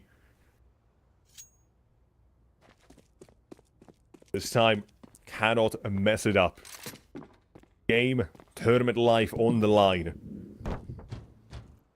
Some utility remains on Demka as well. He can plant the bomb Molotov to buy himself space to work with, but he's for now clearing the site. He's got all the time in the world to make this happen. While Tapeware, we look at him, he doesn't have a kit, and a complete opposite side of the map, all the way into T-spawn. He has to run for this one. Takes the gamble, it's got to be the B side. Indeed. He'll be right. Demka might start hearing some noise soon. Where he's just going for silent. 20 seconds is what remains of the bomb. He does not have kit. Keep in mind, he needs to get the kill quickly. Demka's in the open. You're not going to expect this is a post-plant situation. And that's the kill you need. That's Passion 13-8 on to the final map of this series. Quick and easy. That's what it was. And we pass it on to, of course, our co-caster, or rather, our analyst for the day, Wild Deity. Faraz, take it away. Break it down. Faraz's last name. Well, I mean, I feel like Passion UA have now more than made up for their deficit in the previous map. Like, sure, they got their own map kicking and screaming, and it wasn't the best of affairs, but this was a much better showing. Like, obviously, you've already got the highlights rolling on your screen, and obviously, this is also a big missed opportunity from Copenhagen Wolves because they didn't have a great start. I believe Passion was up like 5 rounds towards the opening of the game, and when you give up a start like that, it's always going to be a little hard to come back from it. So I do appreciate the fact that Passion's weak links were actually doing really well to start. Wara was doing all right, and you know, it's not like he was playing out of his mind or anything, but I will get to Wara in just a second. But there were a couple of pieces on both teams that were able to make this first half entertaining. I feel like this was mostly a tug of war between Wara and Demq versus Nixon and Jorko, because Jorko was responsible for a very big clutch that they ended up having go their way. But unfortunately, the finer details, some of those 1v2, some of those 2v1s ended up going the way of Passion UA. And although Copenhagen were able to match it to some degree with clutches of their own, things like that, it wasn't enough to really have an advantageous half. But the second half is where it started to break down a little bit. I think there were moments where Copenhagen Wolves actually did look like they were going to come back towards the start of this first half. They had the resilience to pretty much equalize the scoreline. But beyond that point is where you could see the output being brought again. There were so many like salient members of Passion UA who were performing well. I believe Nexus pointed out that Kvem had like 17 assists or something crazy like that. And then we also had Waro just silently climb up on that kill ladder. And you know what? Even before those final couple of rounds, even before his clutch in the 1v1 where he hid behind the bench, I did kind of feel like maybe the criticism that you guys had, like I am putting you guys on blast for this, it felt a little unjust, because although he wasn't having like super flashy performances, it was just enough output to actually be enough alongside the tug of war that his teammates were facilitating, right? So even when he did get boxed into a position where he had to get a bunch of clutches or like, you know, do something crazy, he did provide that. Even a little bit on Dust 2, sure, not a great performance in absolute terms, but even towards the end of this game, when he was called upon, he did end up on the scoreboard, like I believe at the top or roughly towards the top, and he did get an important clutch. So Waro didn't have a superstar performance, but he got the job done, and I think that's what ended up mattering, and that was one of the biggest difference maker, alongside perhaps Quem having like 9,000 unfinished kills that ended up changing the pace of the game. But I'm really glad we see this game turn out the way it did. I think it provided for some really entertaining maps, and I don't feel like any of us were hard done by our predictions, were we, Nexus? No, not entirely. I will give you this little factor now the game is started. Quem, 16 assists, ends at the highest ADR on the server by a margin. Unbelievable. 108 ADR, 12 kills, 16 deaths. Hello to the cat, he's having a good time here. But it's an insane game that we managed to get out of him just in that regard. Like I say, Waro, not a superstar performance, he gets the job done. Today he was just a solid player to fill in those gaps the rest weren't filling. But it's not like we didn't get a good game out of Copenhagen Wolves either. We managed to get Jorko consistently throughout the series. Bielani had his moments, and Nixon for this third map as well kept him afloat for a good while. We had a good game here, but in the end it is Passion coming up victorious. It's them in the quarterfinals, and we turn our eyes to what I believe our next game. Yeah, I mean, we've got Alliance vs. Sinners coming up next, and you know what? We don't really have a whole lot of time because it was a pretty extended best of 3. Yeah, like we'll see how that one goes. I'm gonna reserve our thoughts about that game for the pre-game segment for that. The stream will be back in about, I think it's like 6-7 minutes. We'll see.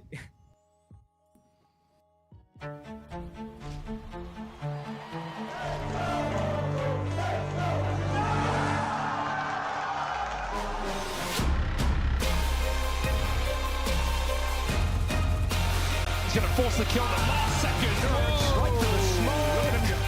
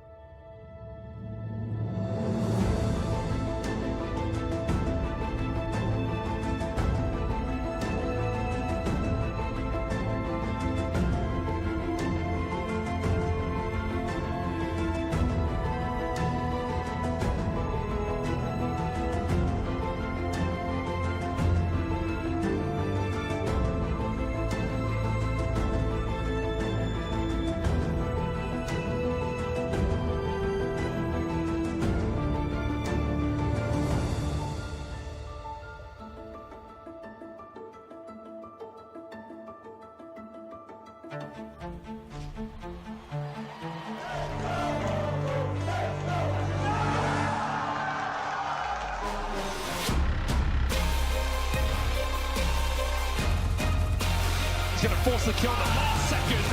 Right to the small. Look at him go.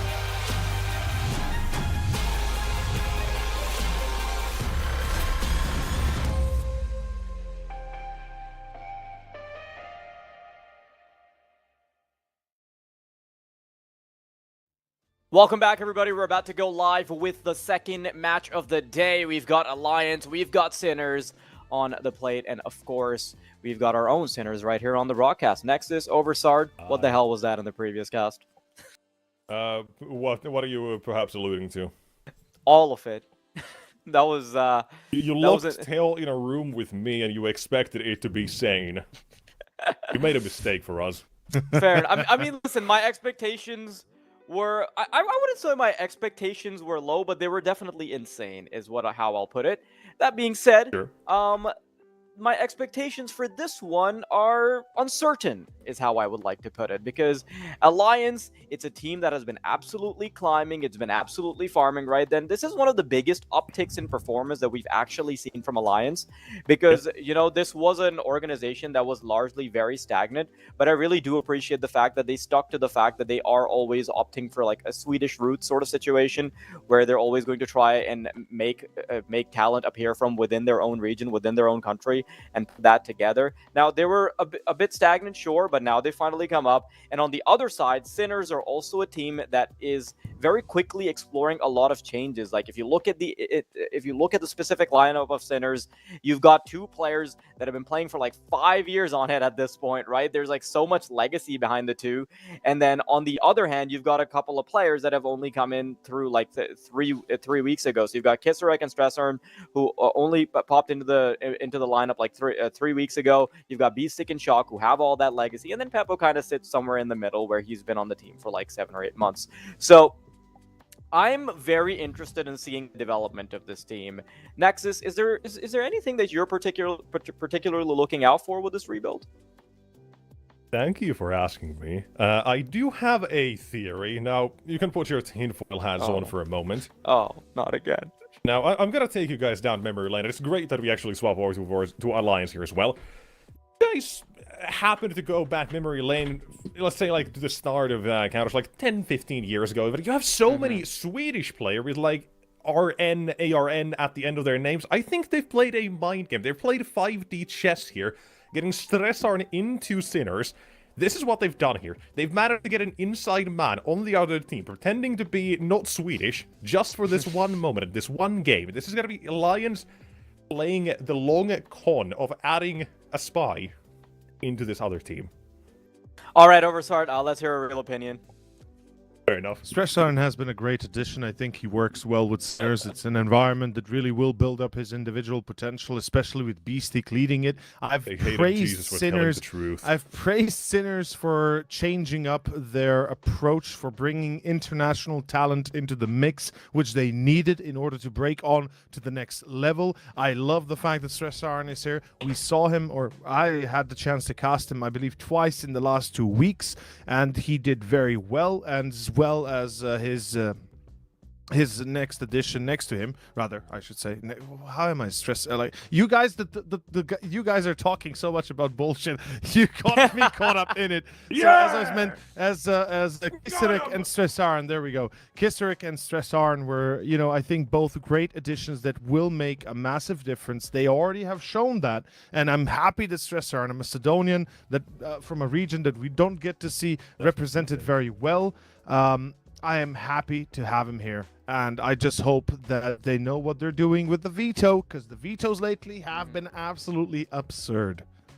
Of course, this is a bit of a repeat on the first map of what we saw in the previous game. We've got Dust 2 as the first map coming up now. Sinners, I think it'll be really difficult to really go off of any serious numbers for this team because they're still going through that rebuild, right? You have 2 new players coming in. This is going to be an entirely new team, so I don't really want to focus on the strengths of Sinners, rather the potential they have, potential holes they can poke in the defense of Alliance. So, I kind of want to ask you, I want to ask you for your opinion on this. What are we looking for when it comes to Sinners toppling the giants that are Alliance? This is, I think they're looking at the maps that are least played. It's a remedy, or rather a recipe I've been talking about for a while. And if you want to beat the Giants, you don't beat them on their home turf. You lure them out and you let them take a free fall down to the earth. And that's exactly what might happen here. Alliance, they're currently up in the clouds compared to Sinners, but I think we'll see soon why Sinners have made it this far, why I consider them to be one of the more dangerous Tier 2 teams back on the rise. All right. Okay. I wanna hear it from you, Nexus. Like, is there like is there like an individual that you're now looking at where you think that they're going to be the playmaker, right? Because in the previous game we were looking at Woro, who sometimes disappointed, then had that redemption arc. We had Demq under watch as well. So I want you to talk to me about the big pieces here. Maybe let's start with the MVPs. Sorry, the head-to-head. Yeah, I think the head-to-head is pretty much correct here in terms of the individuals to look at. Now, here's the thing. I haven't seen Alliance since they've added Poi, so they've had about a month to cook here. A bit more than that, perhaps. I'm not exactly sure on the number of days. So this is a very nice surprise for me to see how well this form has been for them overall. Like, some struggle, sure, in these last 2 weeks or so. But overall, since adding him, they've gone up like 10, 15, almost 20 ranks on just the world rankings of ERS. And they've showed that they are already on the right track. Everybody on this team, besides Upe, has a 1.1 or above rating, which is ridiculous. So I'm very excited to see what Alliance then as a team kind of deliver to back up that sort of promise, perhaps. But on the other side, the international additions made by Sinners are insane. Like Stressarn's been fantastic, same with Kisarek. Like, they have gelled in so damn well and have proved to be one of the better and best additions of this, like, transfer window of Tier 2, in my eyes. I mean, there's definitely that kind of storyline available for both teams, though, right? I mean, you've got one player coming into Alliance, you've got two players coming into Sinners. So I really do appreciate that we get to see, we kind of get to see both teams on relatively unstable turf. Maybe not the same for Alliance because they've kind of just had an upward trend, and you know, switching out one moving part is a whole lot easier than doing the same with two. So I'm very curious as to how this first map's going to go out. I do want to see if it also sets a precedent like we saw in the previous game. So take it away, boys. I'll see you from my little analyst cubicle. See you soon. Thank you for that one. As gentlemen, ladies and gents, everybody tuning in for this second series, you're right at the right time. It's the start of our second series indeed. It's our first map, Dust 2, the pick of Alliance, and let's see if they hold on against the Horde. Sinners rebuilt and reforged. Perhaps it's enough, perhaps it's not, but certainly the Swedes might come toppling down. Let's see how it works. Avid, first contact on long, gonna take it up the front and still hold it here. He's got support behind him, counter flashes there, but Kisarek talked enough about him to bring him into view.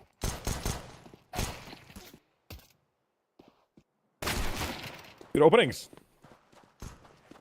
Going both ways here. CT side. One man advantage to work with for the moment. This round, as we've seen previously as well, of course, this one, we don't want to compare it all too much to our last game.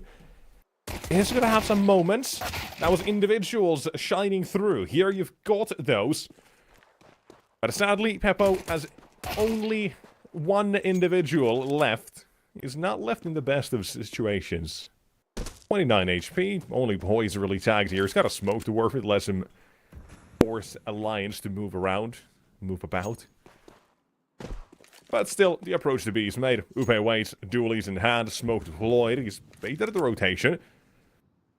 But it still means that Alliance get themselves into mid. They'll get Era into the crosshairs. Light overextension. And suddenly Alliance in trouble. This is not the situation they were hoping for, because now they've split up here. One's going to cover that A side in case he goes back again. The first order's on the hunt, man. Right now, Peppo Walking out into his death. Upe catching him off. And that is going to be enough. That is going to be the lines on the pistol.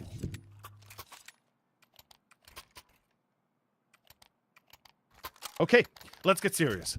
We talked a lot of shit. We talked a lot of smack. We said a lot of stuff. We kind of let all the potential corners be covered. We said our piece about Sinners. We said our piece about Alliance. We didn't say the most important thing. And you'll have to join in here, Wild Yeti. I know you're listening. You should be somewhere around here poking around our brains. Who do you think will win? Because I don't think we said it once today, so I want you to proclaim it. Despite what happens now here, this is a lost round. But who do you think wins and for how much? I didn't realize I could just hop back in like that.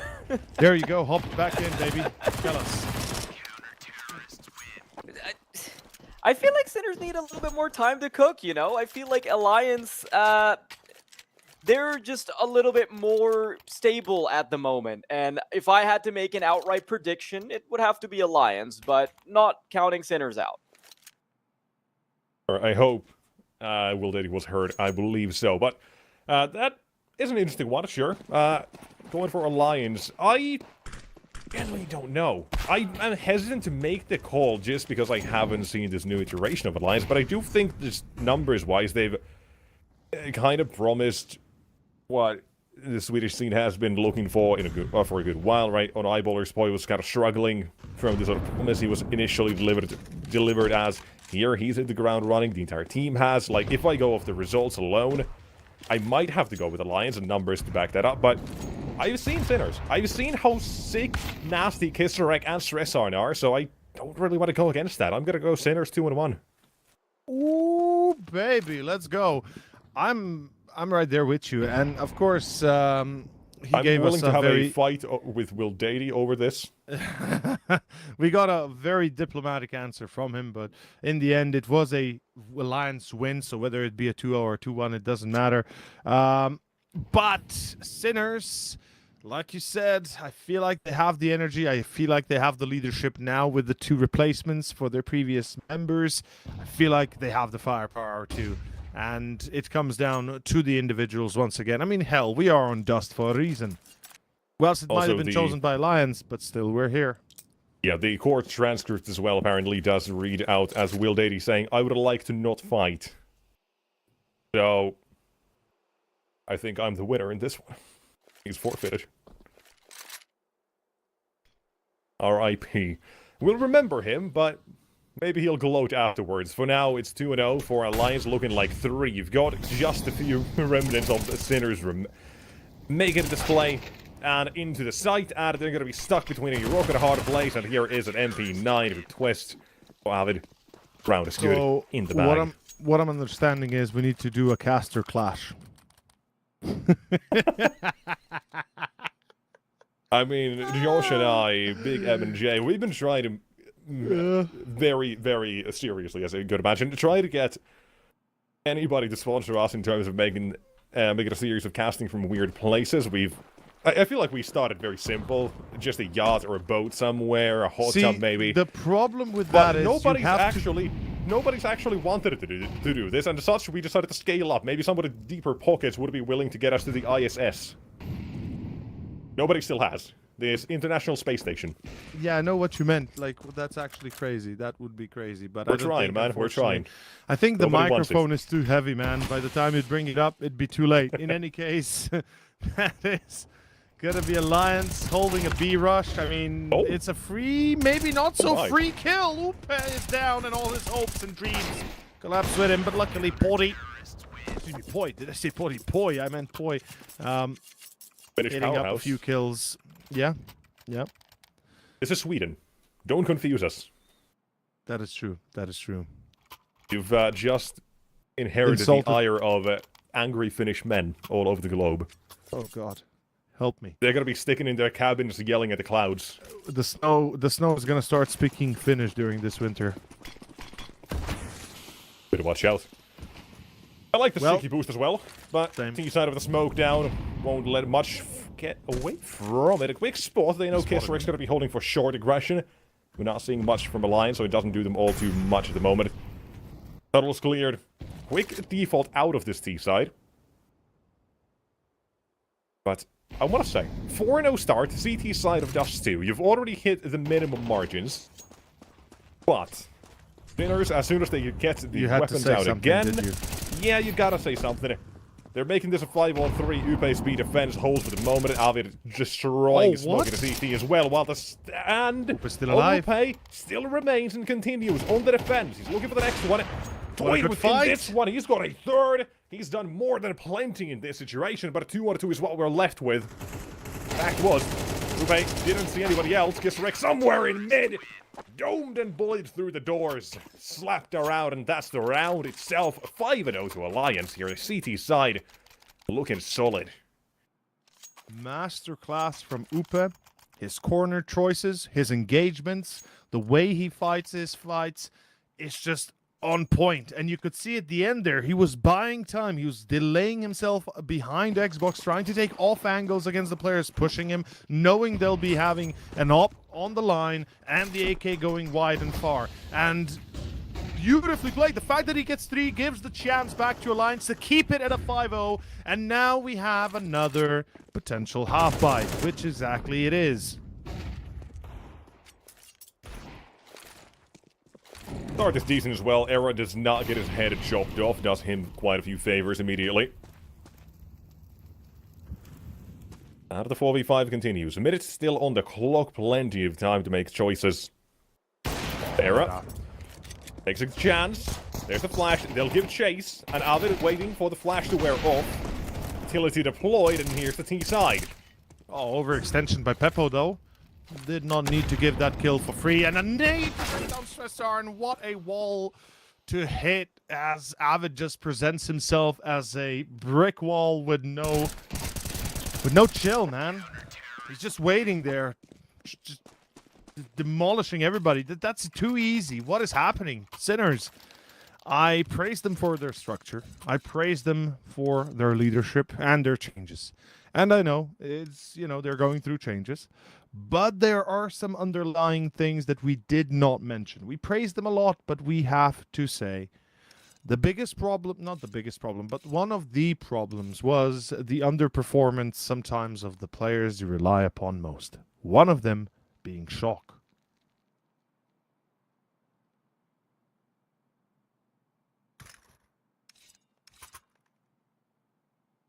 And speaking of Shock, it would be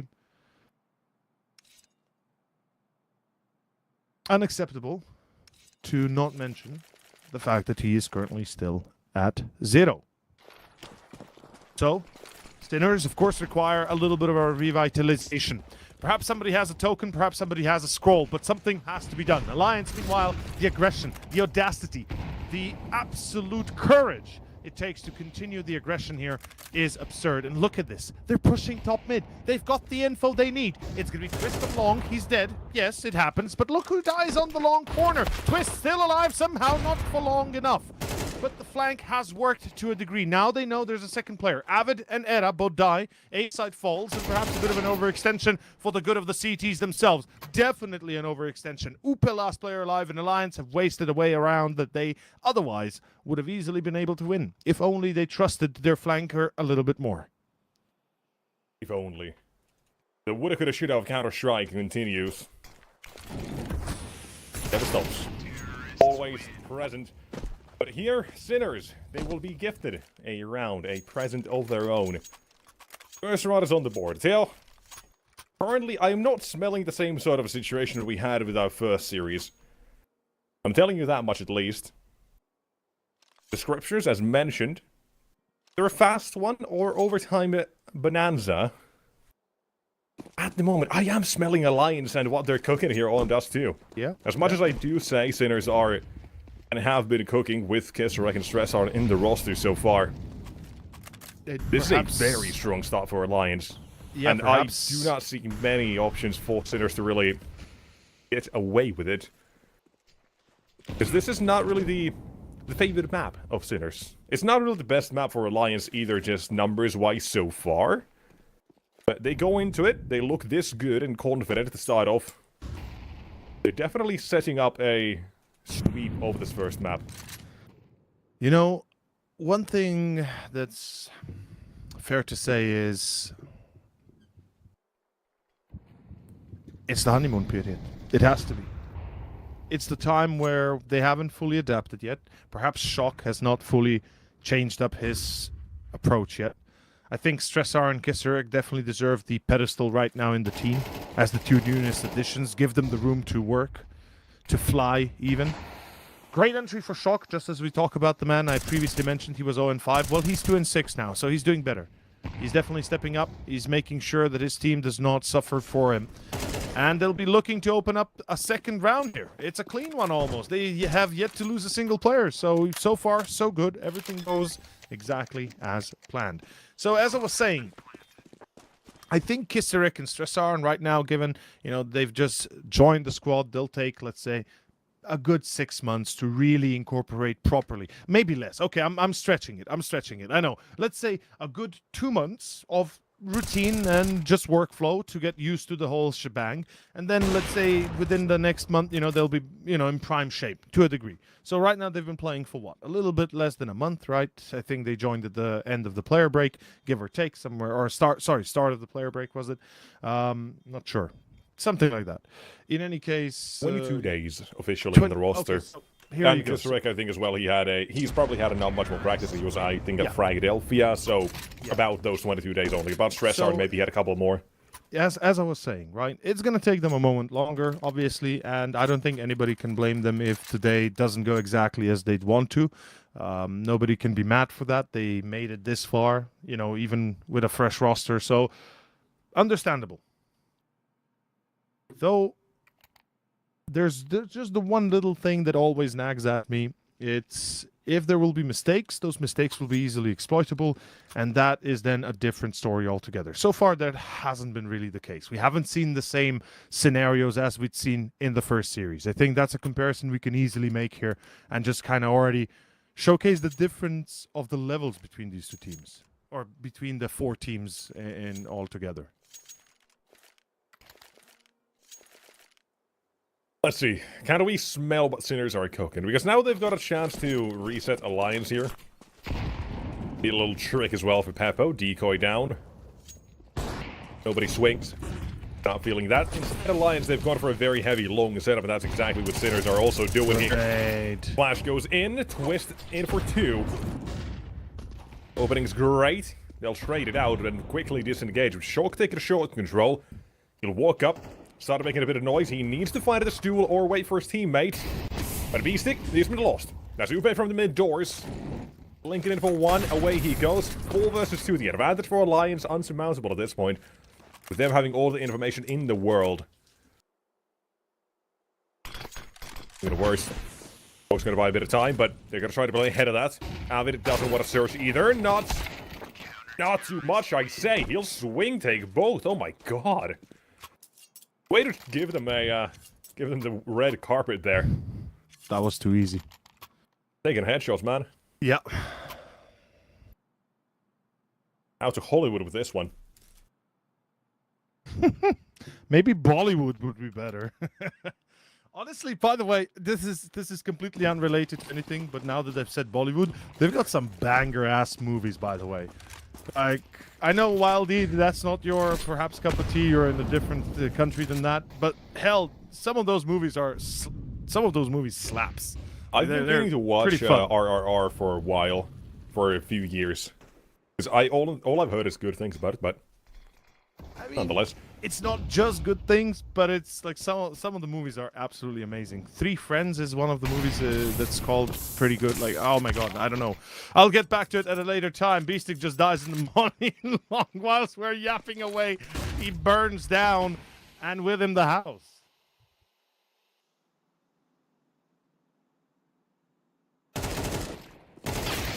There we go.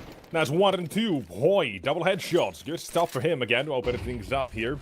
Again, Alliance keep playing these mid-rounds with such a commanding lead. This round is no different. Yes, another one. And they are just setting themselves up in such good positions. Look at these frags as well. The amount everybody's got there on the Alliance. It's everybody performing Exactly what they need. This is a cheeky swing for stress on. Will be forced away from it. Peppo waits. And Peppo's dead. I just want to mention, like in simpler terms for our younger generations, perhaps to have an easier understanding of how, you know, how Alliance presents themselves. They're basically, you know, out of farming here. They've got that golden hour about them, right? They've got it. They are beaming with it, and Sinners, they gotta turn it up. It's time to show up, or, well, rather glow up. Or be done with for map 1, because that's what it's looking like. 8-2 currently. Yep. You need more. If you're Sinners, you need 4 minimum.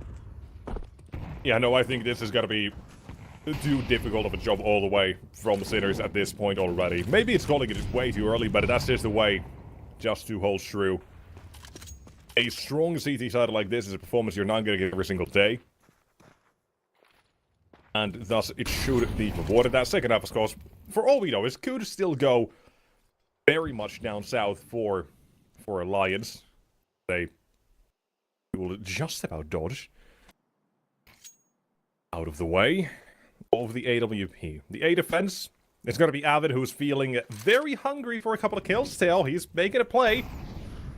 Falling out, flash in. Peppo on the other side, full blinded. Look at the multi-kills again. Mid-round, yeah. Sinners find themselves the advantage. They don't let it go. And that's going to be the round. They'll trade it out. 1 remains. Kiss Rex take 9 against the world. Yeah, Alliance definitely know how to take the advantage and drive it to the next point easily here. Number 9 is basically unavoidable. And I love the timing as well with everything that happens through short, through mid. The way they just go about it is very regally, very much head-on, you know, accepting everything at base as Era just snaps to with the P250. Love it. Clean, collected, concise, and dominant. This is such a sick CT side for Alliance. If they don't close this out without any real trouble, like if it gets to 5 or 6, I think that might even be considered a bit of a fumble for Alliance. Of course, that's just my philosophy in Dust 2. We've had plenty of that discussion earlier on today as well. These are where you're supposed to make this game yours. Momentum, that's good. CT economy, that's bad. You add a 1+1 together and you've got yourself a round at a game of momentum and all of that, and currently Sinners have nothing. They got nada. They're having to rely on an insane comeback. They've got a position. Era finds himself still one. That's V-stick down and no trade for Shock. Both escape. Good counter, but Gets another advantage, by the way. Minimal damage. 3 points of damage. Now finally Shock finds the kill. Yes, but he's waiting at double doors already along. Surely that's not going to be checked. It's such a dastardly angle. As Shock is continuously pushing up. He's looking for more. He's going to get one. That's Avid. But on the other side, Twist wins the duel on mid, meaning double doors are still unsecure and Sinners are still split. The C4 has yet to cross. And look who pushed up. Twist. Oh, he gets caught. Twist. He's too aggressive. Peppo punishes the mistake. And finally, Sinners find a little bit of room to maneuver, potentially bringing this one to a third. But even that feels like... it's just beyond reach. But hey, this is at least Sinners showing a little bit of grit here. Oh no. They come back from a massive deficit of losing that opening.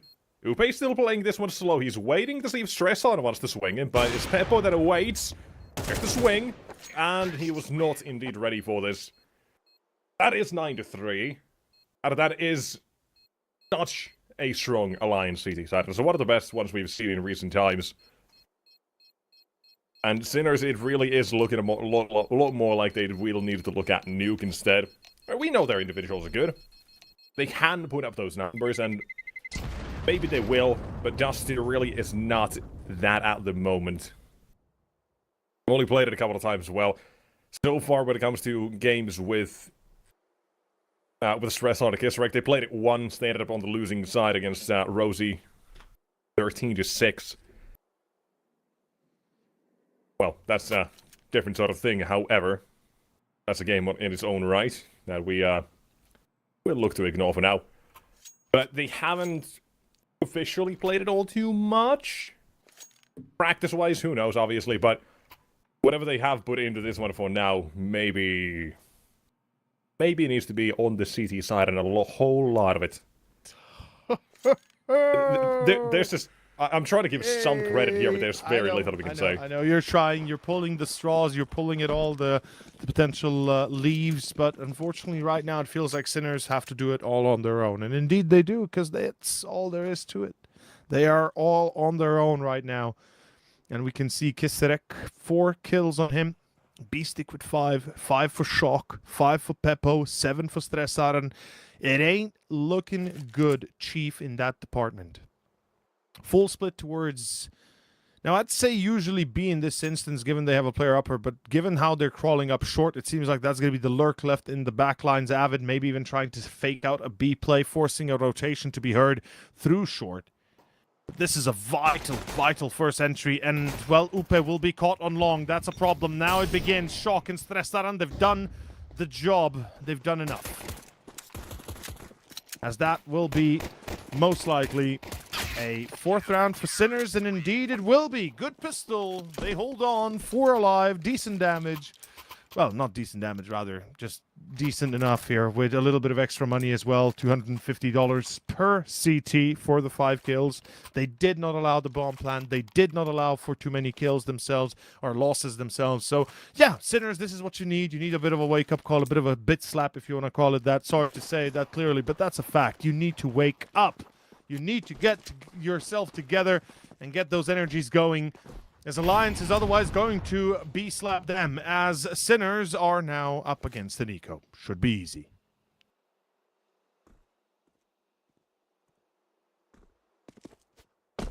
I'll take this one slow. In rounds like this as well, it's nice to see this T side just wait it out. You bait out CT utility, that's going to be always some sort of economical damage they'll have to reinvest. Now, a smoke and a flash is all that remains. So, while it may not be the absolute most in terms of what the CT will have to rebuy, it's at least something. It's always welcome to try to keep their pockets low, and on Dusty as well, that will matter a lot, as we keep mentioning. Even if we didn't see it on that first half. There we might. Any kills on top of this already fine, or half a physical situation for the CT side. It'll just add on top of that, right? 1 or 2 kills here will still be a very good success for Alliance, just because of everything that will have to be rebought. We'll get to that and talk about it more if we get to it. But now, you've got Peppo waiting, lower tunnels. They're anticipating Shock as well. He'll still get the first, make it a clean 1, 2, 3 taps. I love it. Nice. Clean. Get that. That's what we need. More of that from Shock, please. Yeah. He's a massive X factor and has been for years on this team. If he activates, he's got 20 kills, 10 deaths, and he's got to win the game for you. That's the whole point. Because when we look at Alliance right now, there's 2 players kind of performing above board, but the rest are still kind of struggling behind. It's not too bad by all means. Everybody's kind of on board in that department. But again, there's nobody really taking up to that 20 mark. You know, nobody's going above and beyond. So it's not like they're hard to stop. They're just a good team right now, playing very well together, working off of one another, having aim to boost. And if you don't reply with your own aim, you're going to be losing surely. And then if aim correlates and it's a 50-50, it comes down to the brain. And that's where Sinners really excel. Like, that's what makes them a scary team, because they have the brain power behind it to outmaneuver most others. Great entry for Twist, by the way. Peppo, how does he miss? And oh boy, okay, Stressara, never mind. Perhaps not the brainiac move we thought it would be. Beastic, his round. It's time to make the difference. And the difference is negative. The bomb was dropped by Shock, but that's it. The round is still coming to an end here. Alliance, they will be reaching double digits here. Disrect. Ouch. To be seen, spotted. And now is immediately when the economy comes to be tested. You're gonna see there's like no loss bonus on Sinners at all. They've got about 2k in the bank for each person. Saving this M4 is almost a necessity. It is. 1,400 is what they get, so if he survives, they probably buy. They got him. Oh, hey. Maybe you can kill a few. All the money there as well for these kills. Yeah, Might be just enough for an extra flash or smoke. But they're gonna try to take him down still. The Molly There's isn't burned, there's a flash, and Resurrect will choose the flames to consume him. Fair. He knew it was a dead man. This is where things get a bit tricky. They'll buy, that's for sure, because I don't think they can allow Alliance to go Certainly. further. They did some damage, so they can rely upon trying to break them as well. That's one of the facts. But it's also the fact that right now Sinners are well aware that if they don't buy here, it goes 11-5. It means they'll have to fight back 6 in a row just to tie it, and it's not even overtime yet. So yeah, I don't think you want to risk it here. You want to win it all for the biscuit. Let's see if Sinners do it. They're going to be playing default. Stressaren already tagged on long. I believe that was the op or a nade. I'm not sure. I believe it was Upe. Yeah, it was. Meanwhile, we have action towards B, and there's a bit of a happenings going on. Let's see. What I'd really like for Sinners is they're playing 2B default consistently. They're not really stressing away from that. I just want to make sure that Alliance don't get that sort of confidence or idea as we saw in our previous series as well. Very well, nicely kind of noted it was both T sides after initial contact and initial rounds were on the board. They both tried something with style or a little bit extravagant, which was the sort of contact-heavy plays and full commitment, because if you get away with that, of course, you're going to be feeling fantastic. The opponent's not so much. Sinners don't want to fall into that trap. They immediately, instead, they backed that up on B. On long, they managed to hold their positions. Not perfectly. Israel's been put down, but he's been still decent enough when it comes to the damage. Ooh, and eventually, shock. it will be the B Go play big or here. go home. You've got one in the tunnels, a multi-kill required from Shock. Instead, he'll just pile on the damage, twist is the headshot, and now Stress out low on HP. Boy comes sweeping in. And Alliance walk toward the B side, 4 versus 2. Late round situation, you're gonna have no utility on Sinners. This is going to be 11. also a save, but yeah. You're Yes, right. also save. Welcome to make it Dust. sound like the bell in church, you know.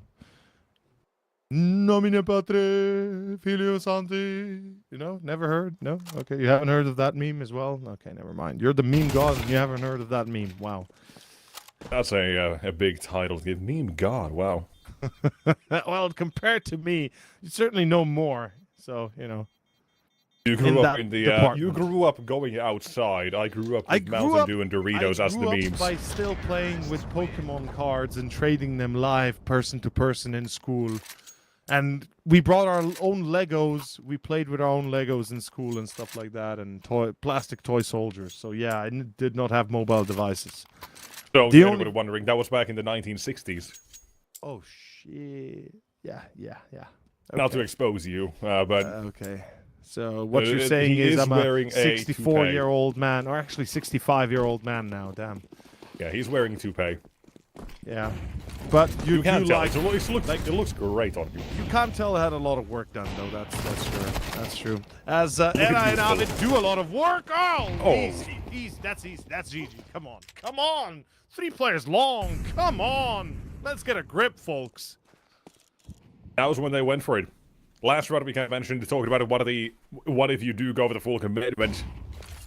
That's how you can get paid for it as well. One takes damage, and Sinners just not in the situation about this one. Looking at 12-5, and I said if it gets anything above 5 or 6, it is a bit of a fumble out of Alliance, and currently it's looking like 5 might be all the Sinners get. Yeah. They started confident. Everybody played their part on that first half. And here on the second, guns out. No more fun for Sinners. And map number 2 is what they'll have to look forward to. And as it currently looks, not a lot to really talk about here when it comes to this first map. And say, you know what, we did this right. Yeah. Nah, you didn't really do much. Not enough. Fantastic first map out of Alliance so far. Oh, Look, that CT half is just a godsend. Now we know why they chose it, even though it's one of their weakest maps that they play. It's literally, I think, their weakest map that they play. Now, the one thing that gets me, though, is we're going to amongst my favorite maps on the second, and that's where things get a bit more interesting, shall I say. Because, honestly, Nuke, I feel like Nuke is where all the action for Sinners usually happens, where they really showcase themselves fully. And I'm expecting that to be the case here as well. You know, this is a map that both teams have played their heart out on, and I'm expecting it to be a tough one. I don't even want to touch on the subject of Overpass, though. I don't know what the hell is happening there, how Overpass made it through the veto, but it's there. So, you know, if it's third map, yeah, talk about it once we get to it, if we get to it. Alliance, one round, and they're going to be done here for this first one of Dust. Just as well note a little bit, Alliance, since adding Boy, or, you know, around then, they have started playing this map a lot more. And if you look at the last 3 months, they haven't had, you know, all that much to show, or like they've had a lot more to show here. Closer games, they've started to get a lot better. Twist is better. So good. But overall, for 2025, they started on Dust 2 really, really poor. This was the weakest map they've had. They put in a lot of work, and in recent times, they have started to show off exactly what they're made of. And here they're looking to make a statement against Sinners, even if it is a weaker map for them.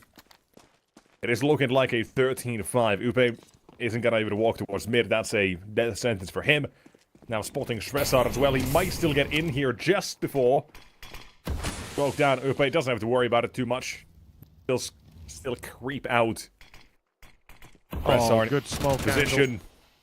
Broke off. Has no real way in. The only thing he can do is play off this timing when the bomb gets tapped. Does he, though? Has to. Has to. 1 versus 1, he knows it. To. The question is where. He'll find Avid to chop his head off clean. 13-5 here on Dust 2. Faraz, he's got to be taking this one over to tell us what exactly we missed. I don't think it was all too much, though, so let's hear from him. I don't know what you guys missed, but the players from Alliance were absolutely not missing anything. It was an extremely comfortable start for Alliance, and it was made even easier by UP getting a monstrous multi-kill to deny that first round, and then it started to get a little bit complicated towards, I believe it was like round 5, 6, but then it allowed that 6-0 start from Alliance based off of another, I think it was Era who ended up getting the multi-kill. I might be confusing the name, but regardless, it was this single-handed effort on this, on towards the B side. Yeah, it was UP. And I'm not really sure what it is that was specifically going wrong for Sinners, but there was just this general, like, aura of output from Alliance. Like, you've got all of their players just firing on all cylinders. You're connecting every single shot. Sinners look a little bit disjointed compared to Alliance, and when they are getting into fair duels, they're losing the vast majority of them. You get to see that in the replays as well.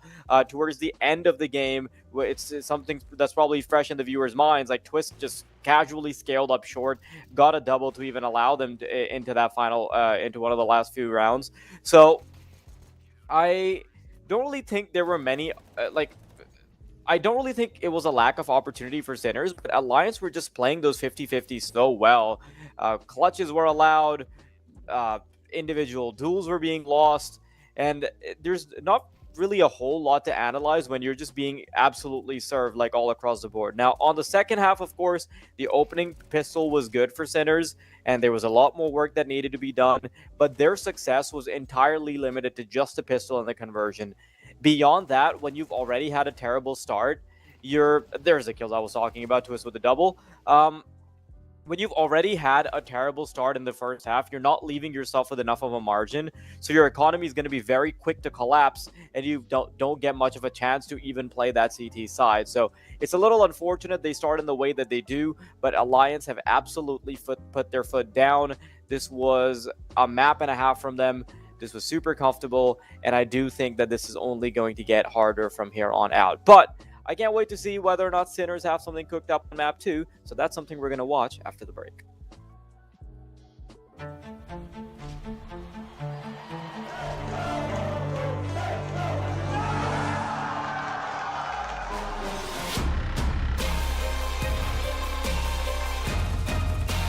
He's going to force the kill in the last second. Oh, right to the smoke. Look at him go.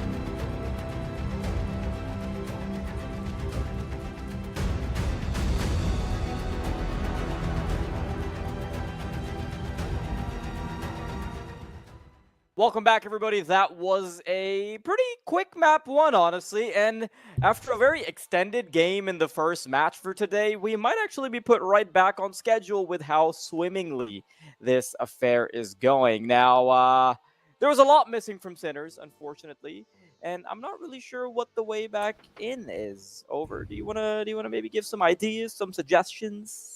I alluded to Nuke, you know, being definitely a map where Sinners excel usually. Shock was kind of missing. He woke up at the end. He gave us a little bit of a, you know, a bit of a shocking grasp, but it just wasn't enough. We'll need some bigger lightning bolts or something at least, because what's coming next is their favorite map. It's also a strong map for Alliance, and we know Swedes are naturally good at Nuke, so this is going to be a tough match regardless of how you want to look at it. And I think it's not just Shock, it's everybody else as well. Stressar and Kisarek, they weren't there. Nexus, I want to hear your thoughts, even though we've had too many of them. Stereotype. I can't believe he would lump in Danes and Swedish people at the same time. That's a bit messed up. NIP used to be good at this map when they were still fully NIP Swedish. used to be good. Well, That's also a fact. Thankfully for me, before the ramblings continue further, we've gotten a call from production that the game is in fact about to go live, so I will be throwing you guys back in the arena. Headed back to the Thunderdome, Tail. You and I versus the world. Against each other, actually, let's be honest. That's fair. Here, Kisarek against Poi will take the first one. The opening gets found fairly simply, no real question about it. And now on the B side they go. Nobody's going to be here besides Twist, far back from around. Peppo's in the meantime found one of his own. And the bomb site gets taken over. Bomb goes down, but with a man disadvantage, they've got some trouble. Shock will take it first. Still one on site. Stressard. His Glock strikes through for the first one. They could have spotted further back. Era noted to be far, far away as well now. Down the vents. To his death. Lupe remains. There's a pistol win would be real damn nice. Thankfully as well, there is no kit. Have to fight his way out. That's the contact taken. Beppo nearby, while Stressarn's putting on the pressure. Already won this round, no question about it, and they'll hunt him down and not even let Upe have any safety on the site. Round done. Finished, dusted. Orderly fashion. Alliance unlucky to hold the first few. They lose the entry, in fact. Stresshorn goes down towards vents. Drops into B. The bomb follows. The bomb's planted, and Alliance don't have enough manpower to stop it before it goes nuclear, really. And that is going to be our first round. Sinners, strong start. Funny. Hey. What I want to see is a solid continuance, though. Sinners, it wouldn't be the first time they'd lose against Pistols. I've seen them a fair few times in this scenario, so hopefully that's not going to be the case moving into these next few rounds. They do like to play a fair few games over a few months as well. They like to grind Counter-Strike, so the more they play, the more those odds of you seeing them losing against Pistols stack up, Tail. Yeah, that is fair. Yeah. I'm happy it's They just Nico, like the though. game. I mean, who doesn't? I think quite a few. I've had a lot of friends just not really care about the game anymore. I gotta follow that same thing. I hate how they did my movements. I just haven't had any love. Since the movement update, I'll admit, I must be hopping around a little bit. like playing a little bit, you know, playing I believe 2 matches, 3 matches. I literally don't want to play anymore. Because it's just, it destroys my whole core movement procedure. I don't know how to tell you this. Like, I got so used to playing with the scroll wheel that it's really impossible to return to back to the space bar. No, that was now reverted. That's been fixed again, so you just missed out. I know. It still hurts my feelings that they would even touch that. You know, it's like, come on, guys. So many other things to fix, and yet that's the one thing you decide to break. Oh, I mean, yes, they fixed it, sure, but still, it just hurts. Unintentionally, either way. But watching the game is a lot different. This is a lot more fun. Not having to worry about the mechanics means that I get to watch some of these people who know how to do these things a lot better. Or rather, are more experience and a lot consistent more hours. Yeah, exactly. Love it. Round 3, Sinners. What we have ahead of ourselves is weaker by in a sense of the weapons themselves, but they do have the utility. Outside control going to be contested. We'll have a few smokes deploy immediately and afterwards following up. Likely to see a push, even towards Secret. Don't get confused by the minimap. Twist is not next to them towards red. He is on ramp. That's the one thing that I've noticed on all versions of the Nuke minimap. That ramp position is a little bit wonky.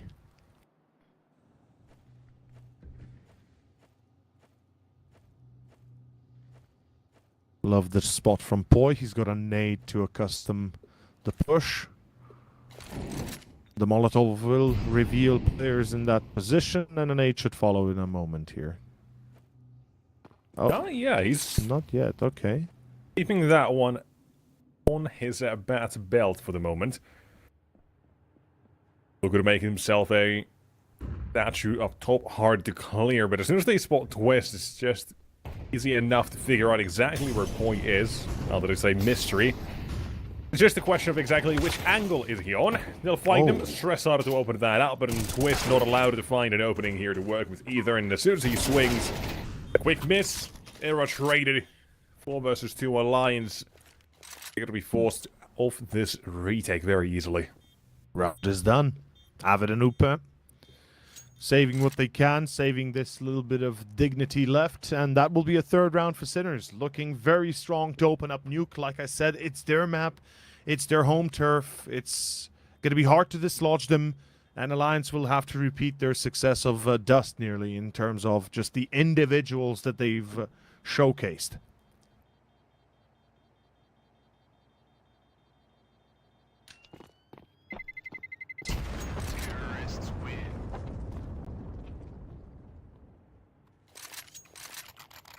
This is the start they need.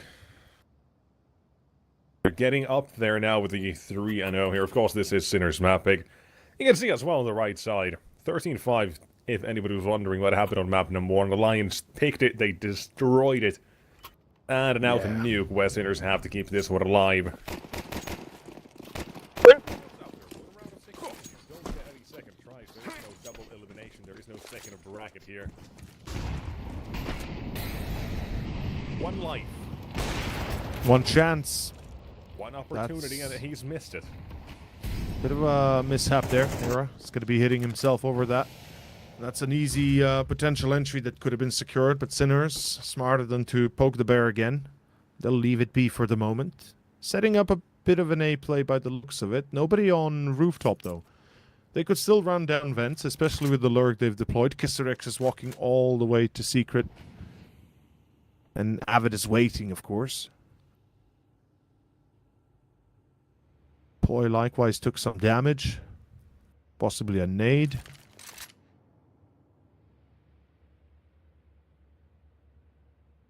Mind you, still nobody on rooftop. So this is either going to be a ramp push down towards B or a vents challenge.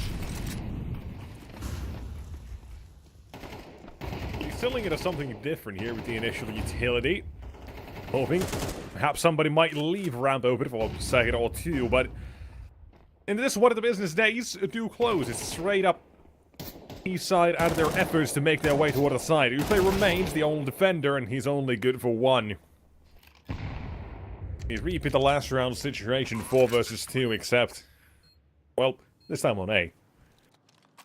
Besides that, it's the exact same situation. You gotta save, and an error, they're off.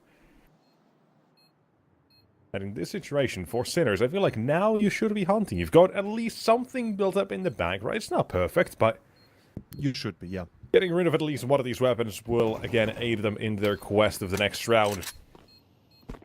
Esports they go. There's going to be one awaiting Avid. Far, far away now, and doesn't seem like he's looking to take or punish any one of them either, so unless somebody walks to the screen, he'll sit and wait. There's got to be the first one. Great, try to force it out, get rid of the M4, they'll do so. Just arrow to live. 4-0 the start for Sinners, and now we're looking at a bit of a tough situation for Alliance, because they only have that up. They can half buy around it, that's exactly what they've done. And a dangerous T-side lurks around the corner. What happened with Giseric? I would like to know more there. He entered secret, went downstairs, was approaching that first corner. He was approaching that first midway. And then, obviously, he walked back.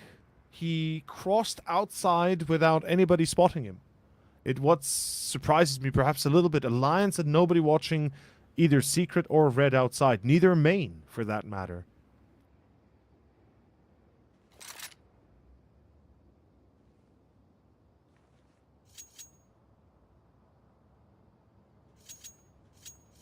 I wonder how much different that would have gone if Kisterek hadn't been allowed to just walk from secret to main. Alas, we'll never know. Question. We will never know. Trying to bless themselves here on the CT side. Get something going. Eras wants to be active, right? Considering his numbers on map 1 alone and over these last few months, you definitely cannot deny the impact he's able to exert. Boy, him lost the off to the duel. Era will be forced forward by the flames, and he'll overstep his boundaries. It's going to be the utility down as well to see what else might lie on the other side. Perhaps they can still pick up the AWP. Well, Sinners, you've got Shock towards B. Now you don't. You had him towards B. Suddenly that's going to be limiting Sinners' options. Nuke against the AWP back in a 3-on-3. You've got a very good opportunity for Alliance to steal the round away. You're going to keep Twist toward the lower side of the map. He'll be making his way there for a long time. Upe wants the information out of lobby. He'll find a nobody. There's just a question of, is Avid going to be awake here? He needs to find us first, and immediately. If they get to site and bomb plant, that's a problem in itself. He's going to go all the way, switching the weapon. They hear him in lobby, and there goes Upe. Now, do they know about the secondary? Surely they suspect it. Yeah, you can see that B-Stick is ready. He's expecting a hot push. The angle for Abbott is a poor one, as he does not expect B-Stick, but he does prevent the bomb plant. Twist invents, and at this point, he's dead. Yeah. The red Kisterek, but low HP, AK shows 5-0. I was thinking as well there for a second they weren't going to be looking toward hot. You had Upe watching all the way to lobby, deep ramp and all that. Maybe they might have forgotten their thoughts about Beastie covered. Even if his teammates does get taken down. It won't matter. Not all too much in the end, just financial damage they've done. Well, to start 5-0, Alliance, we're waiting. We said as well when we headed into this map, it's Sinners playground, but it's by no means a bad map for Alliance. Currently, a fat goose egg to show for these rounds. They're missing at the start. That's what Sinners need. They want a convincing game out of this one. Bounce back in a stronger fashion than what Alliance dealt them on Dust 2. Well on their way. Nasty though. This is such a sick setup. But swing it. Avid will go missing. Here's follow-up, and Beppo doubles down. He's done his job now. They know the Twist is going to be still down here towards B. There's a minute left on the clock as well. They found the rotation. Oh, the reload. It's going to be leading. They know he's in the smoke. Twist is still here waiting. And Shock deals with him. From 5, what comes after? Do the numbers here. I don't know. I think it should be 6, but... sounds about right. Sounds about right. Should be 7-2. I don't know if maybe for Roz it's better than the numbers he could have told us, but we're kind of guessing here. 5, 6, 7. That sounds weird. Maybe that's right, but currently it's 6-0. It's crazy. It's getting crazy out here. I don't know what's happening, but Alliance are falling apart on the CT side. Poi is on 0 still, and this is a similar scenario that we had on Dust, not perhaps to the same degree, but in terms of how one-sided it was at one point, and then we saw the turning point from Sinners as well. So, you know, if Sinners are putting up a 9-3 halftime, let's say, do Alliance bring it closer? You know, do they try and at least bounce back a little bit? Or is it going to be a wipeout? As Twist with the 5-7, well, wipes one, but that's all there is. The rest are his own, as Alliance have lost B site. That's going to be a 7.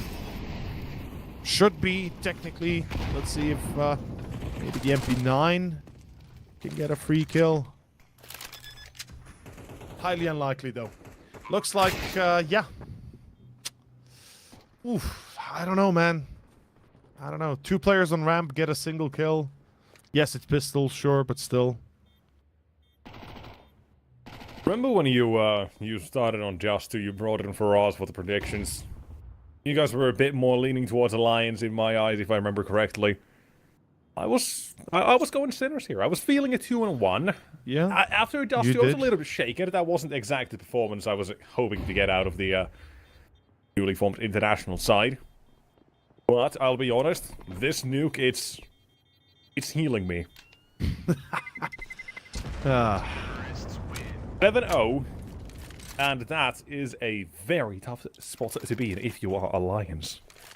It's definitely a magical map, I'll tell you that much. And number 7 is a magical number, so Sinners, maybe this is exactly the trick, the secret sauce that you need to defeat Alliance. Get them on a map that you know how to play, instead of a map that you don't play. But hey, that's just me, you know, that could be the veto, could be something else. In any case, Alliance, what's going on, gents? Where's the timeouts, right? Where's the pause? Nothing's going. That's the problem, Tim. Yeah. They're missing on the server. They only got to see Boy get a single kill. Just twist.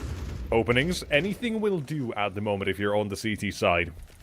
You lose a little bit of map control. That's going to be Kisseray contesting. I think that's going to be AVBET. I was going to say Upe initially, but AVBET down toward the lower side. A big duel. This one opens things up here now. Rotation is still down with Twist in position, but Kisseray has just about to beat this timing. Going to be someone expected. B-Stick might have dealt the killing blow. For the AWP, Arrow's got one for his troubles for the moment. Twist, excuse me. Making his way up the vents. He's thinking about it. The problem is so much control over the A side exerted. You already see Alliance. They're thinking about saving this one. Or they're saving, or they thought it might have been B for a second, though. Obviously, with the spot on, with the vents control, they know it's an A plant, and that is going to be an 8-0. Wow. Alliance. This is not the nuke we expected.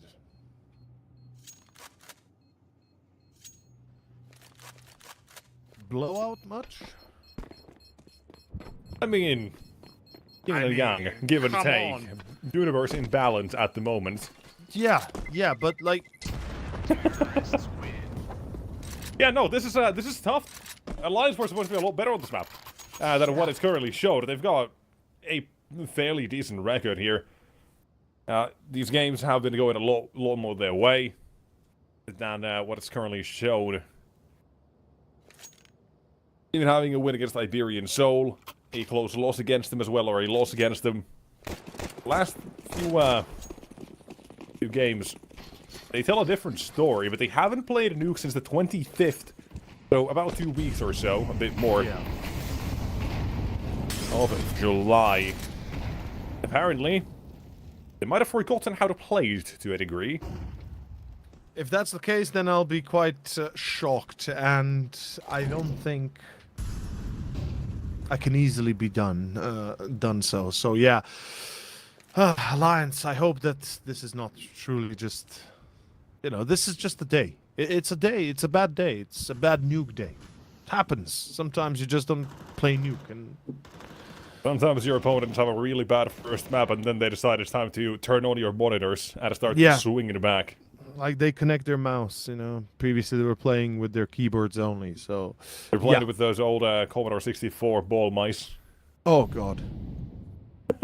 Now they've got their gaming equipment on. They've got their RGB lights on. Not gonna lie, they made for great rubber balls bouncing from walls, so I definitely stole a few of those. I admit. Avid, Era... Well, we called upon the players of Alliance to give us something. The Horde is breaching the dam, and it's soon to breach it all. So, where is the Lion-Hearted? There we go. Here we go. A round is on. 3 versus 1. Stress hard. 15 seconds, and that as well is dwindling down. He's not even attempting this, but we finally got ourselves a round out of Alliance. For as much as individually we were getting out of them at the start of Dust, they've fallen asleep until now. ARCRED will take 2 here. Very important kills. And the journey begins. It might not go far, but it does begin. Yeah. It might not go very far, but hey, perhaps at least they got the, the foot through the door. Whew, what a tough situation to be in, especially if you're Poi as well. You feel the burden of underperformance, unfortunately. A single assist, so at least it's not 007, but it's not that much better either. Yeah. The knockoff version, unfortunately. The TPu version. Round 10. I guess if you want to bring to modern times, sure. I was going to be going for the little version instead. For us, that's more the knockoff sort of store out here. Era, opening found, important kills. ARCRED is dead. ARCRED is just deleted. This is like the 5th time? I think it's the 5th time that he died in Secret. I'm fairly certain. He keeps on getting caught towards Secret Staircase, and I think it's time to switch it up. You definitely have to, given how poorly it's been going. And Alliance, I think this is effectively a round gone, unless they have something magical in their hands. I mean, the fact that they've been infiltrated from multiple sides, Stressarn has a flank on 2 players, and now, I mean, they have to deal first with him, then only begin dealing with the afterplant. The answer is they can't. It's impossible. It's 9. It's insane right now. I don't know how this keeps on happening, but double up to be saved for better days, I guess. At this point, it would have been real nice to have the Bluetooth the diffuser. You could have still stick it, or stuck the diffuse, but the technology doesn't exist. Not yet. Instead, it is 9-1. And life is looking very bleak over in Sweden at the moment. If one thing at least we can say, map 1 fairly quick, map 2 at the moment, it looks like it's going to be that exact same thing. Yeah, for some reason, I feel like once we switch the sides, Alliance will bring the heat up, and we might see a repeat, a potential comeback like Sinners almost started. Almost started, mind you. Not that they really did. Not really. Not really, yeah. Stretching the truth there. Yeah, I'm trying to make it seem like it was closer. No, it was really not. 13-5 for anybody wondering. But Alliance suffering perhaps a worse fate than death. And that is humiliation. Upe, good stuff. 2 for him. Trades off for Shock. It's still a 3-on-3, and Alliance right now do not have it under control completely. Upe is expected. Yeah. Oh no. Oh, there's a flank as well. Very poor. Oh my goodness, Beppo reads both. Twist gets caught on the flank. It's a 1v3. This is just not the place to be. Nope, really not. They heard the scope as well. They've got somebody on the outside, so no, Oh, they don't have it. They didn't know for sure. Now they do. Giving him a chance. Both spotted, but missed a shot. RIP Era. You know what, this is a struggle. This is a very big struggle here for It's Alliance. tough to watch. It's very tough to watch, not gonna lie. I don't even want to watch it, honestly. I know Faraz That's how said bad it on is. Dust 2 that he didn't exactly understand how things were going wrong for Sinners, because it's not like they played the absolute worst game they ever had. Nothing just went right here as well for Alliance. Things just aren't going right.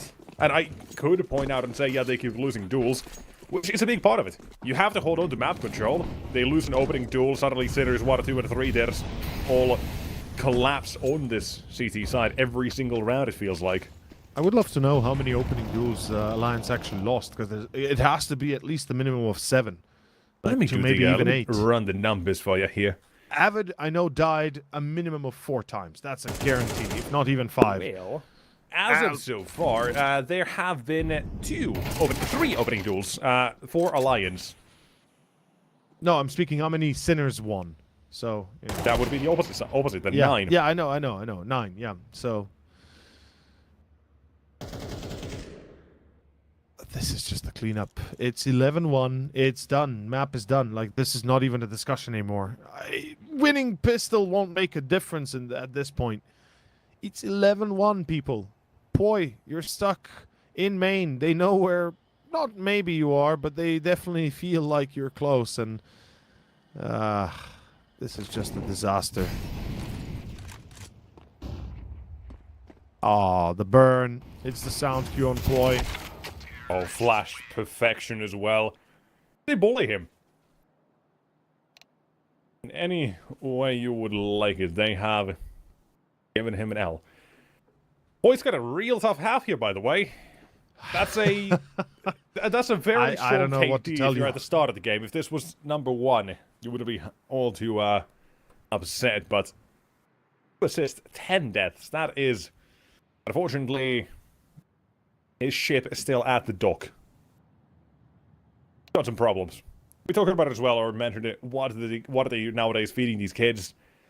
Motor oil and Face It was the answer, and apparently, for Poi, he's a little bit running out of fuel.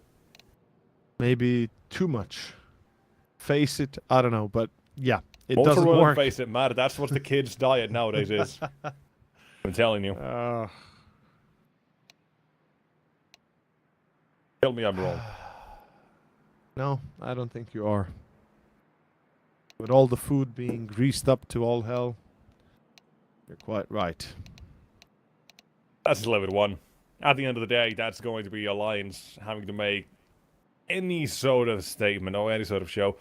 Is it really though? Wouldn't you rather not take really, this because one on the nose and just give it I up? was going to say, right, at the end of Dustin, we're saying, yeah, maybe Alliance will pick up at least 1 or 2 rounds, so they can say, yeah, not everything went to shit. Here, it didn't matter if Sinners had that feeling or not that everything went to shit. It might have been better if they didn't get any more rounds because they've come back here with a vengeance. Might be the same sort of case for Alliance where they just need to now show up and do something real nice. Or just take it on the chin, like you say. Move to Just map take number it on 3. the chin. Forget about this one. Like, this one feels like it has to slowly be put on the pile of things to be dealt with at a later stage. I mean, honestly, even if you look at the demo here, yeah, you can take a look at the positioning, you can take a look at the late reactions, but at the end of the day, I don't think it makes a damn difference. I think this is just a straight up individual loss on the side of Alliance. As in, you know, unable to win those duels. Sinners, it's pistol time, baby. They've been consistent. If there's something they've been doing very well, is these pistols. They definitely have been doing very well. B-Stick with the first. He hears them on main. B-Stick with the second. It continues. B-Stick with the third and the fourth. And B-Stick plays up to his name as he looks for the ace. And... oh, let's go. What a round from B-Stick, and I think that is a statement that needs no other confirmation or conversation. My captain. I believed in Sinners from the beginning, just to shook it. And currently, B-Stick, he's shaking this one up instead. It's all too easy. GG, that's map done. Yeah, for us, it's gonna have a ball. Just breaking this one down. Maybe you could bust a move for us. Show us what he's got. Dance maybe better than dance breaking for us. this one. Dance for us, monkey dance. Whoa! What the hell? Yeah. I mean, hey, this has been one hell of a circus. It has been. It has been. It's been crazy, that's for sure. And honestly, I think a dance would be appropriate after a loss like this. Like, come on, Alliance, you gotta do the conga dance or you gotta do the Fortnite dance as the kids do these days to try and wake up from that. Like, what the heck has happened to Alliance here on the CT side of Nuke? It's an 11-1 blowout with nothing, and I mean nothing. Poi 0-11. That speaks enough, I think, to everybody. It's raining Alliance today, and it's about to be GG. This is a great comeback. After map number 1, you get here, and Sinners. Oh. They're going to make this one an even more dominant show than what Alliance had on Dustin, which I did not think was possible. Kisserex going for another knife. What a... Find it. No. Somehow man. Era snuck back. Kisserex not ready, but again, that's just a kill too late, and it doesn't matter. You can find a kill. It's inconsequential to the big picture.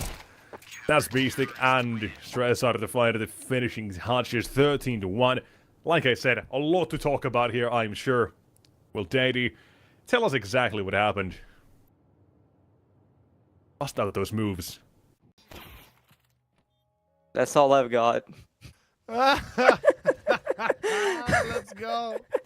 Okay, so it's an unbelievable start to kick things off, right? And throughout the whole point of the game, I'm like, okay, this is gonna get better. Surely at some point, Alliance stop playing as individuals. At some point, they start playing for something like a crazy lobby crunch, right? They maybe take control together as a unit outside. Maybe they stack a bomb site. We see nothing cool being done by Alliance at all. And in the couple of times where they had a semblance of a formation that might have looked cool, it didn't end up panning out. The only time they took risks was when they barely had anything to work with. And there's just insult upon injury being piled on the other over and over and over in this game. Like, you end up with Poi having a 0-kill game. So this is like the perfect game to have the classic "you ready" meme. Bisa gets a knife to end a pistol round. There is no successful crunch. Kissereg gets a knife there at the end as well. And I think Alliance are going to be looking back at this game like this was just a nightmare, as if they left their monitors off or something, because this was an abysmal showing, and I genuinely thought that this would be a 2-0 stomp after the showing we saw from Alliance on the first map. Unfortunately, this is a terrible example to be setting, and generally I don't really lean into like losing confidence or losing momentum, stuff like that too much, because those things are sort of hard to quantify.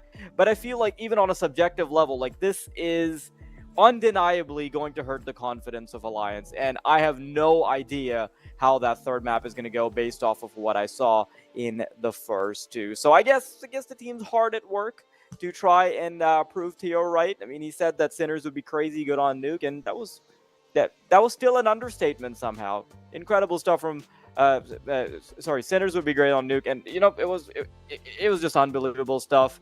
I'm not sure what expectations to have in map 3, so you guys are just gonna have to be strong along for the ride. We'll see you then.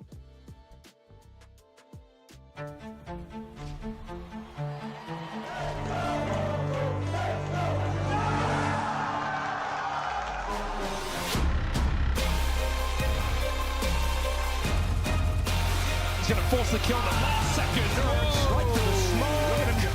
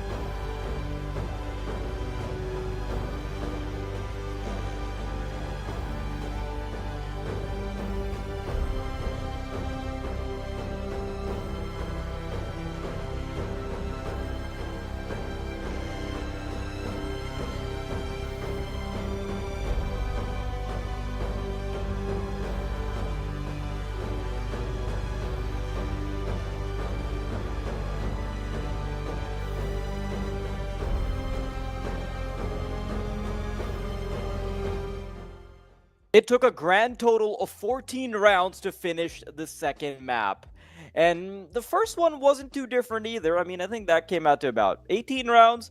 But this is surprisingly quick games being played, right? It feels like we've wrapped up 2 maps in about as long as it took Dust 2 to be over with in the first game of the day. Now, I'm wondering what went wrong, and I think everybody else is, and I think the players on Alliance probably have no idea what went wrong either. So, you know what? We're going to brush both of those maps under the rug, and we're going to think of this as a fresh start, a best of 1, and that's where my question begins.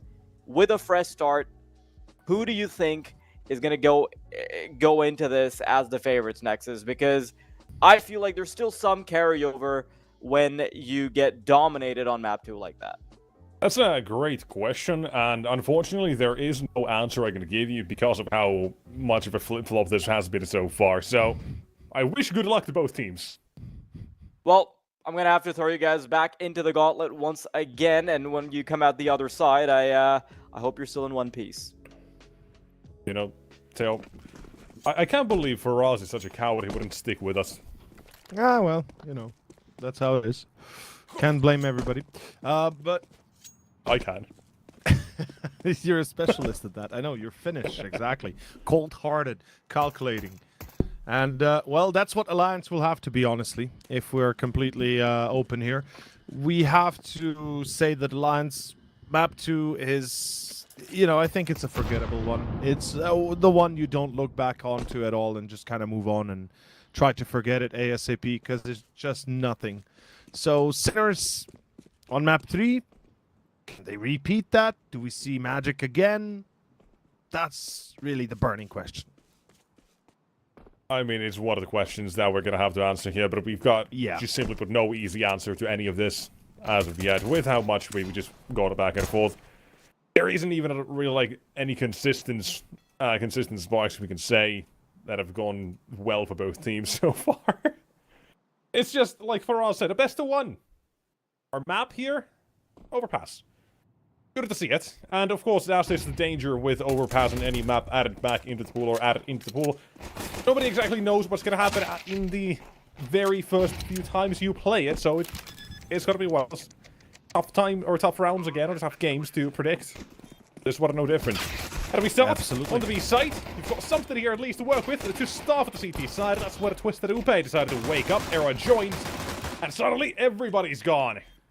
That's round. They're dead.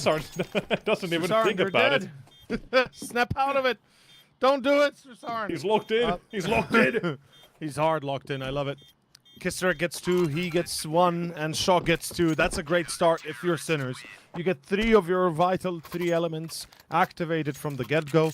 They get a little bit taste of blood. They get eager to start off strong, and now Alliance with a counter force buy. Makes sense. They got the bomb down. But this is Overpass, folks. Don't forget, this is one of the tougher maps we have in the pool these days. Unfortunately, that's a sad thing when I say it like that, but it's true. And for the T side especially, it can be quite challenging, specifically if you haven't pracked. A lot, at least. I've seen Sinners play this map once before, if my memories are completely off at the moment. They're not terrible. And that's not a high bar, but they're fairly okay. Last I've seen, and the only time I've seen them. Maybe my memory is not right, but at the moment, nonetheless, here we are.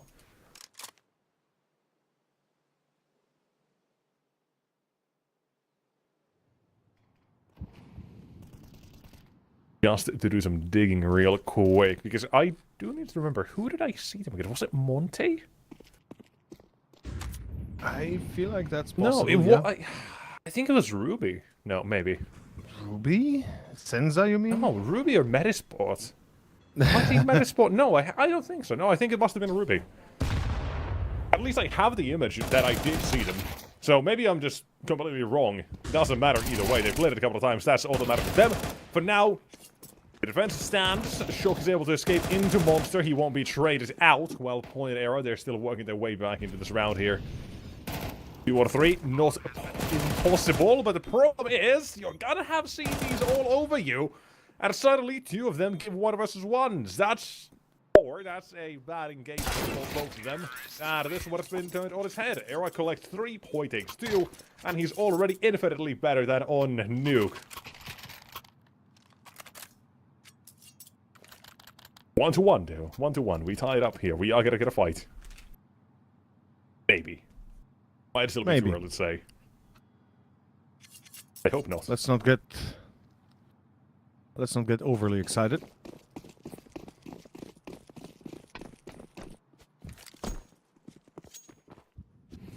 I don't like this force buy. Not gonna lie. I know they don't have a choice. I just don't like it. Period.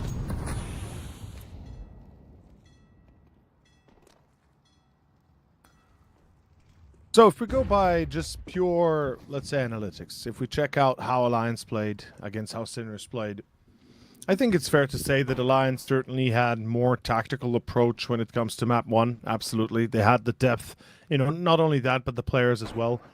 But then once we switched onto Nuke, it feels like they had made the calls, but either all of them were out of sync or the players were just not present for the duels. So, like I said, before the map ended on Nuke, Alliance need to take, or to have taken this break that we've had between the maps, you know, to just chill. Walk away from the PC, reset your mind, make sure you don't go into Overpass with the same feelings you exited Nuke with. And maybe it's hard sometimes getting rid of those after a very quick map and, you know, just a 15-minute break. But honestly, if you're a player at this level, if you want to go higher, you have to do that. Because if you let... We can say Sinners already did that, so all they have to do is, well, imitate them. Yeah. Basically, yeah. I mean, so far, so good. You're gonna be on the board. Gets a rag. Maybe he'll get taken down, but this 5-7 will be removed. It's not a massive loss, right? The pistol. Out and M4, they'll be saved over at least. As that's gonna be the round. Oh, the survivors well here. There's gonna be plenty of money suddenly on that T side because they win that previous one. They win this. What a 4 survivors. Lions out of the start. It's pretty damn nice.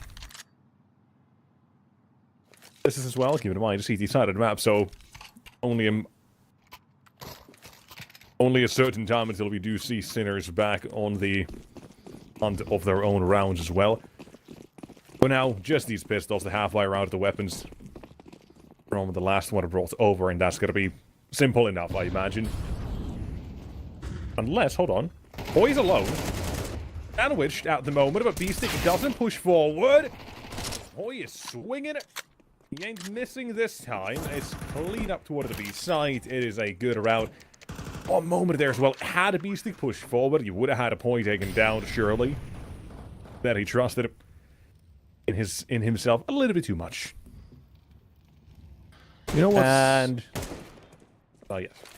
I don't think we brought this up. We kind of scoffed at Overpass as not being a map they played a lot. And they didn't. Not that that's wrong. It's more... they played yesterday against Sangle. That's the only time they played Overpass. And they played 28-26. Either I must have misheard you two talk about that, or we didn't talk about that. But that's... yeah, that's pretty cool, not gonna lie. They had a great first half on CT, by the way, Alliance. They had a 9-3 opener. I think you were talking about that for the last start of the map, but nonetheless. 3-1. Yeah, here's where the guns come out. No AWP in sight for either teams of yet. Everybody's poor. Nobody able to afford any of that, and we go. Let's see what round of 5 holds for us. What is in store? Default by the looks of it. The Lion's gonna spread through long. Looking to take toilets control as well. The meta change I've seen on Overpass is definitely more focused towards towards long itself and towards well, you could say short B, but rather it's really toilets. And Poi, great entry. Do they walk that smoke? Surely not. Although the timing here is superb. Era, he's able to walk it before he's punished, gets the kill on Peppo, and allows Alliance to keep that distance. Every single kill found like so, with the advantage maintained for Alliance, it just lets them have so much more to work with. More likely the CT side as well are to make hasty rotations or just gamble stack. Because bomb sites, A specifically, it's not that easy to come back into. You'll at least get some position, but for the retake, we'll see if it even comes down to it, because Beasticks held for the first, but Upe's Galil. Thing's a very deadly song. Spike gets taken over. You've got Avid as well, pushing deep, wanting to find Shock. Stopping him from approaching it. It's not going to be an easy fight for Shock. You see he's somewhat ready. Doesn't hard commit to the clear and gets taken down. 4-1 Alliance. They just push through. What a round for Upe. Crazy pull. Upe with a magnificent round that just somehow works. Not to mention it started with the push through that smoke on long, and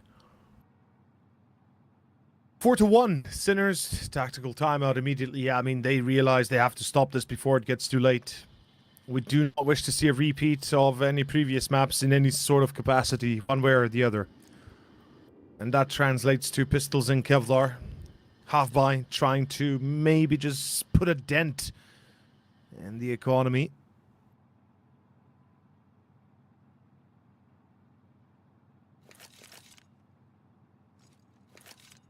Let's go. Round of 6. CT side of Sinners, they're going to be half-buying here. Pistols, armor, some shenanigans possible, of course, as always. But it's more interesting to see how they want to play these rounds, right? You can have some gimmicks on Overpass CT side specifically. You know, little tricks, right? Connector stack, that was very common and probably still is going to be as well. But this utility alone is good enough to deal with the stack. Send them both running. Alliance won't be falling a victim to any early duels not to their way. A headshot for Beastick has to go through his teammate's leg, but it doesn't matter for him. The rest on who'll be limping just a little bit. But an AK collected. The B site, however, has been lost. Got one down there. It's going to be Peppo, P250, and he's playing in hell. He can't do anything about it. Staying alive was going to be decent enough. That's unfortunate.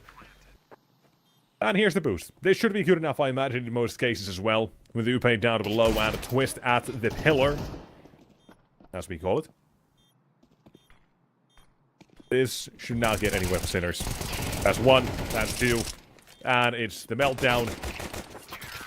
Quickly done. All according to plan. Z. Bro, man, what is happening? This is very simple for Alliance. They kicked off in a manner of no comparison. It's insane. Kisarek had a great start. He's now 7-5. You know, we saw Strasar and Kisarek win the pistol. They had a clutch of no... You know, almost of no comparison, almost. I'm joking. I'm trying to alleviate it from what it was. But no, they really had a great clutch. And after that, everything just collapsed. Nothing works. Nothing goes the way they planned. And we can see right here, it's going to be Alliance. As you said earlier, there's still stacks in Con. There's still stacks you can work with.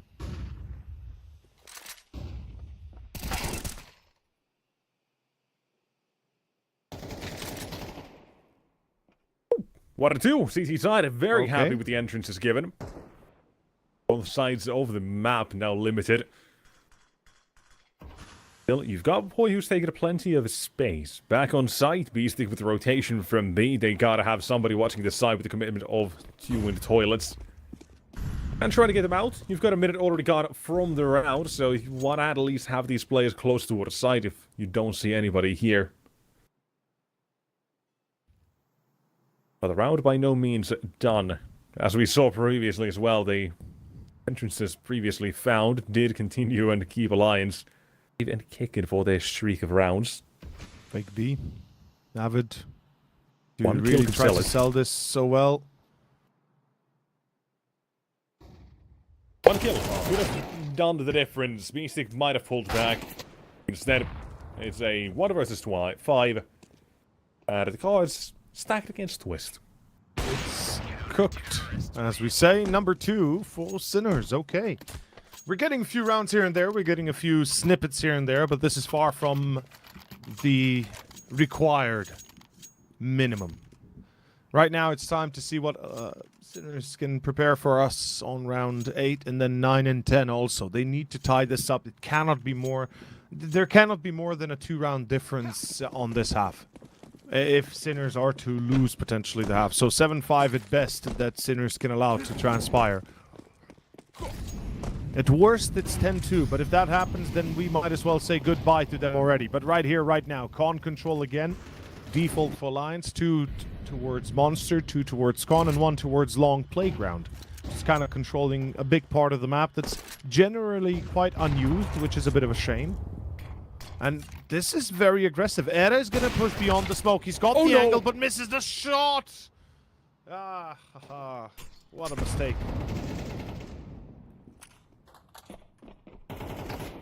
That is going to be causing a lot of trouble now, not only for the side of Alliance. They've, again, got some space to work with on A, but this is even less than last round. Avid is hunting footsteps he could find. Anybody else still sticking around long? Any kills he can cement here toward the A side might pull rotations away, let him work towards B, but nothing been found at the bomb as well on the back of Upace, making its way towards Playground and now mid.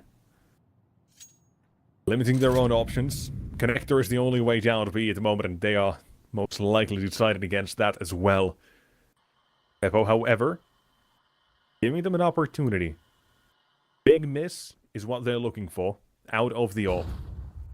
Information will do just fine. Shadow advantage, second found. That's the only chance you'll get. Shot. Stress Arn, he's outplayed him. They don't check for Positioned, him. supreme. Aim just up there as well. There we have it. That is gonna be round done. Number 3 for Sinners. They continue to look to tie it up. Should be 5 soon enough if this really gets the ball rolling. They're buying again, obviously. Not really too limited on some of the utils. A Galil on Avid to make sure they can afford the full belt. But I wonder if they continue to play this let loose, loosey-goosey kind of style where they're all across the map just kind of taking fights on their own, or are they actually going to bring a change-up for a difference? Because right now, Sinners have adapted. Alliance has not.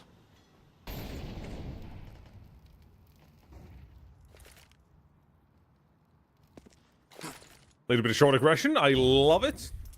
Simple flash. No kills for it just yet, but letting Alliance know they won't be getting it that easily. There might be fights at every now and then. But we keep it at a 5 out of 5. Plenty of T-side presence out on A. Again, with Twist still holding this position, they're keeping their options open. Most likely would require some sort of push for Sinners to tempt them, however, back towards B. Out on A, out on long Era in a little bit of trouble, or excuse me, Stress Arn in a little bit of trouble. He'll still find...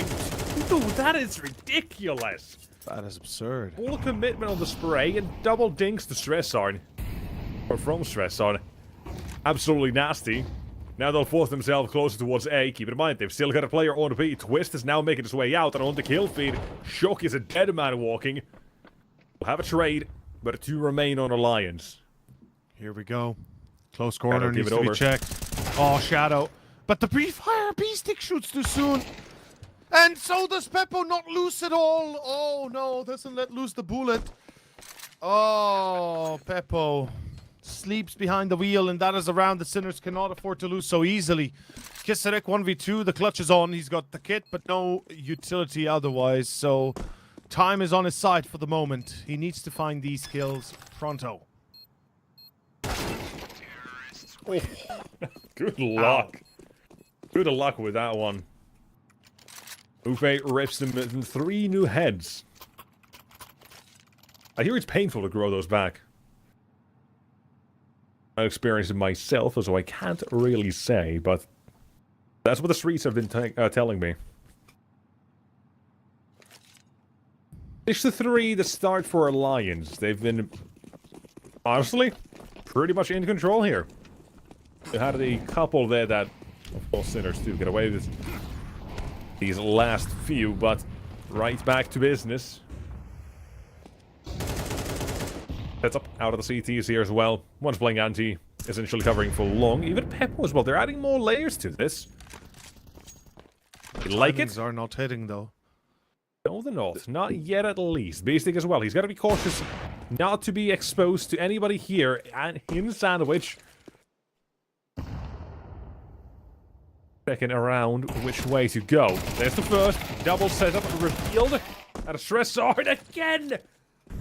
What are those sprays out of him? Where is he pulling all these hat tricks so easily? That's what gets me every single time. As Upe falls, Stresarin on a 4K to really hammer in the point here right now. Sinners are not done. Not by a long shot. If it looked grim, well, look no further, because they seem to be bringing the sunshine. 11th round. It's an eco for the Swedes, so this should be a blowout to a 5, maybe even a 6. A 6-6 halftime. Now Sinners are cooking. I mean, maybe. It's a slow cook. Hey man, that's all it takes. It's a slow cook that makes the best cook.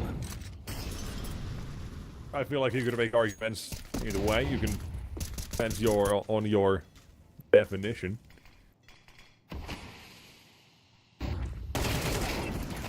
Some might say fast food is some of the best. Constant quality that isn't at least terrible, and with how much being produced, some might say that. Nope, not even a cold chance in hell. Some might. Honestly. Some might say that. No, those that say that don't know what real food is. That's the problem. I mean, so that they need is to be true. re-educated. It is true. I'll say that much, but at least the fact that they are able to serve as much. In that regard, that quality is hard to match.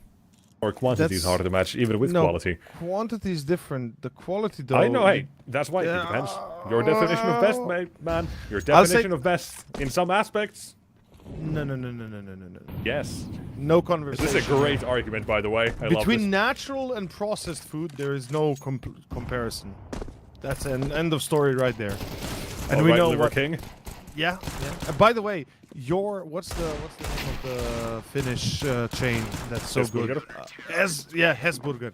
Now that stuff slaps. But then that is fast food right there, buddy. Yeah, but take your words back. That is much better than most other fast foods. But it's still I know. fast Take food. your words back. You're arguing against yourself. You cannot compare though to a real burger, like a real beef burger. See, you cannot compare it to proper patty from 100% non-processed, like heavily processed in a factory kind of food. You know what? Can't compare it. Keep talking, I'm gonna smack you into a burger.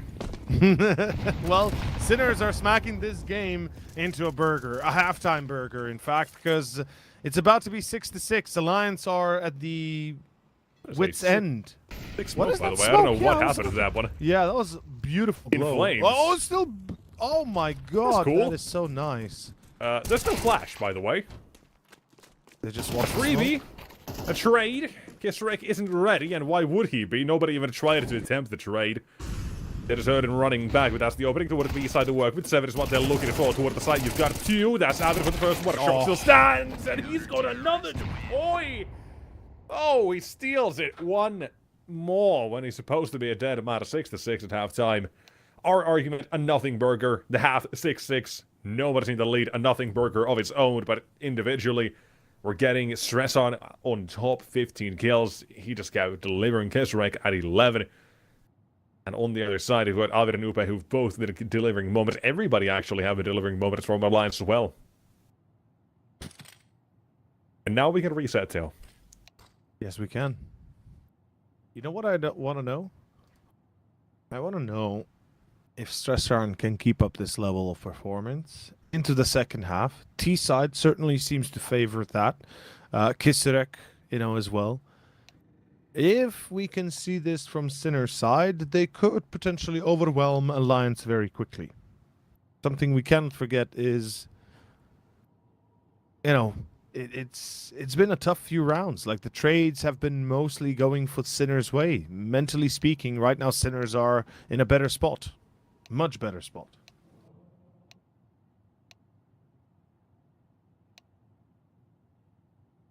Sorry, say that last part again? I'm saying Sinners are in a mentally much better spot. Mentally speaking, much better spot. Yeah, Yeah, like, I can see that.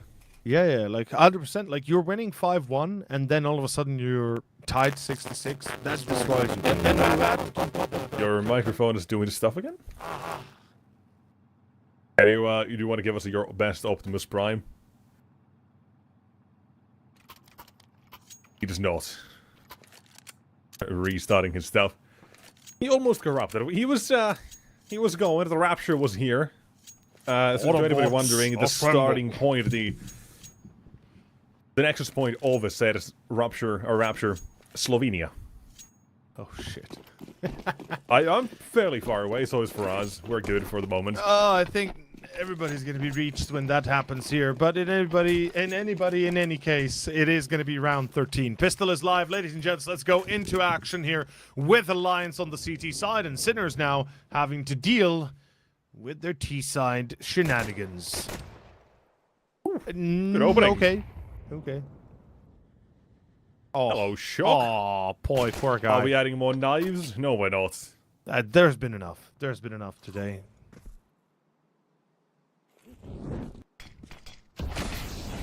There we go. Oh, Twist. okay. He's got the smoke. There is no kit to work with, so the smoke just can be deployed, and that's going to be too little too late on this first smoke towards the truck. You'll play this one out on the CT side. Actually, no, they won't. I'm lying out of my cheeks. They're just not doing anything here.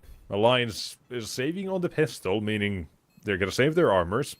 You know already what that means. They're going to be playing out on that next round.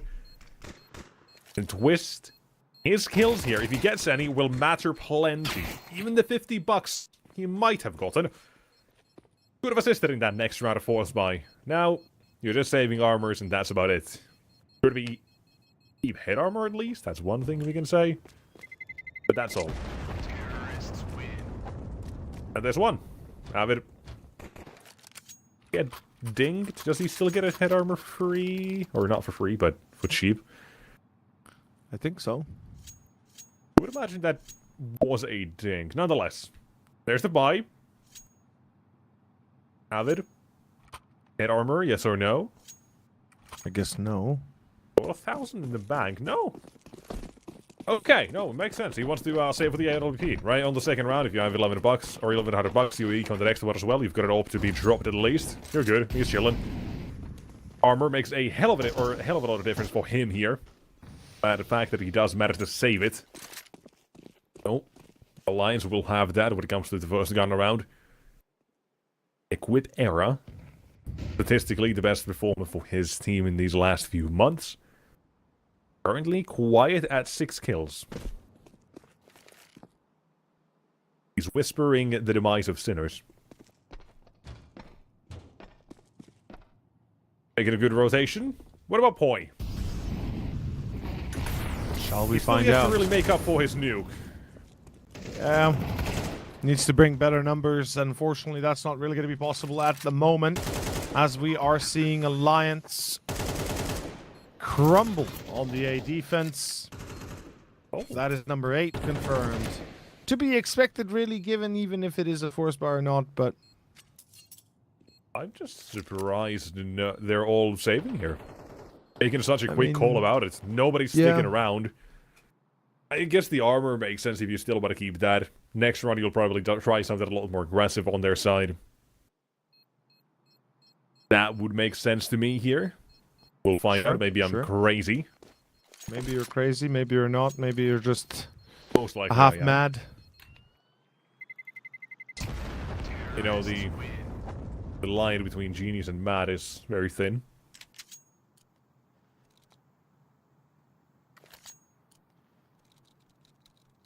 Ludicrous multiplier, you say? What is Now, it? how aggressive X5? are Alliance going to be? Here's my question. You've got Very. little They have to be. util, Avid. Oh, hold on. I think Alliance need to hard pressure into con and either counter short or counter toilets push potentially if it comes afterwards. That's I think the plan. Overall, I don't think it really matters exactly where they go, as long as they are playing together with the mana power they have here. Because you're not going to win in a straight-up weapon or gun-on-gun fight. Those MP9s aren't going to be good enough. You need some tricks up your sleeve. That's going to be mana power. Here to the B side of the map. Short, nothing gets given. Not even a flashbang goes their way. Just the early utility, nothing to follow. On A, you'll be late for these rotations, because the surprise party is already here. Yeah.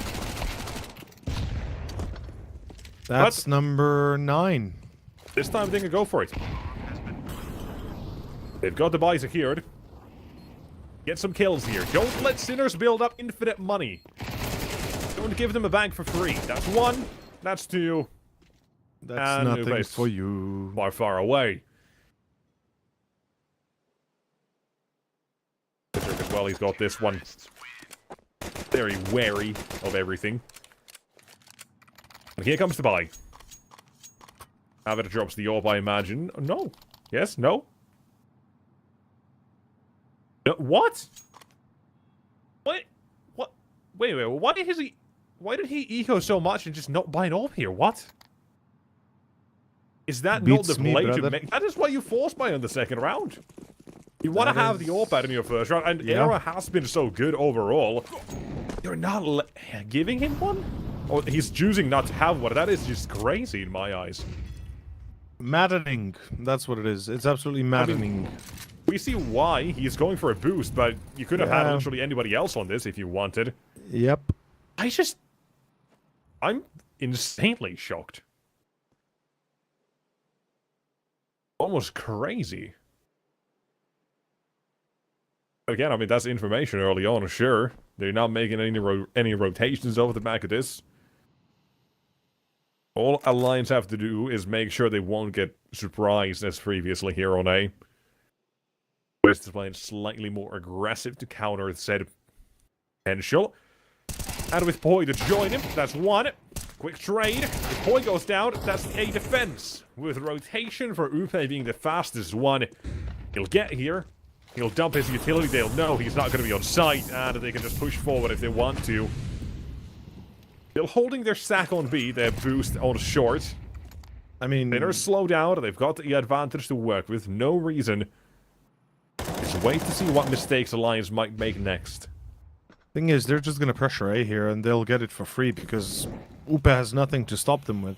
So Alliance, if they wanted to win this round, they should have been rotating a long time ago back towards A. Upe peeks up. Now that he's been seen, I don't think he can...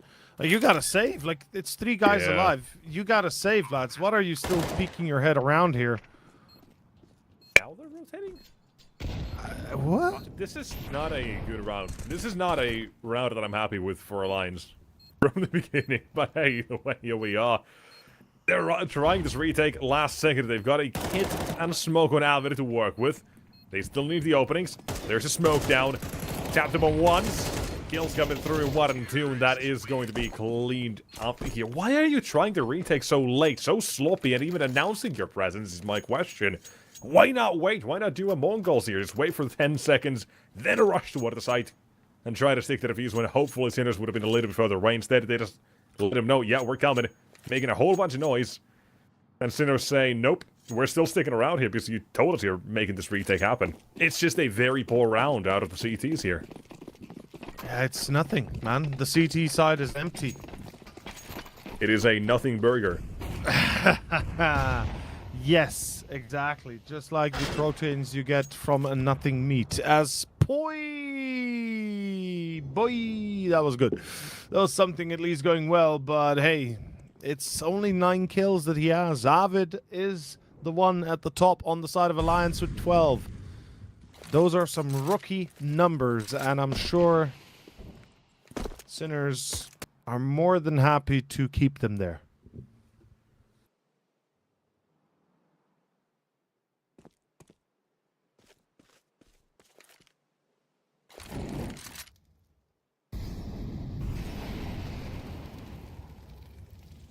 Okay, okay. We might see still something out of Lions. Poised Desert Eagles got 2, and Shock is down to 2. Hold for a second. This is a 5-on-2. B-side.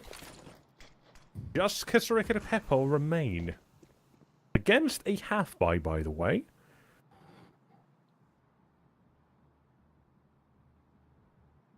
Apparently we are seeing Alliance awake just toward the end here. I don't know how, but this is the route they've woken up in, and it's a very apt time. Winners not getting 11, not getting 12, they're stuck at 10 for the moment. But the problem is, Alliance, you can't just count on this round. Now they'll have to make those guns work out in this next one, and Sinners, they found the infinite money glitch previously. Might have found it again, Peppo. Oh my. Just 2 AKs, that's actually not terrible. Hey man, look. 2 AKs, doesn't matter. I think at this point, if you're Alliance, the only thing you care about is making sure that that gap is smaller and yours is bigger. And why is there still no op? Why is Era still on the right? I don't know. Why is this the case? What's the reason for it as well, right? I don't know. Like why does Avid play with an MP9, Era with an AK instead of AK in Avid's hand and op in the hand of Era, right? Peppo has the op. He's been very late with the hits, but oh no. Okay, Era, you need to win this duel. Era, if you don't win this duel, brother. Yeah, no, that's a tough one. I also wanted to now then check. Maybe there was a weird situation where Era just hadn't played this map too much in the past.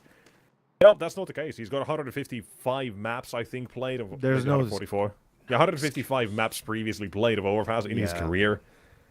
I don't think there's a reason for there to not be an AWP, considering it's Overpass. This is where AWPs are effective, where they're really damn necessary, and they're just not doing that. It's making me upset, hell. And it's, well, definitely not doing Alliance all too many favors overall that we have seen as well.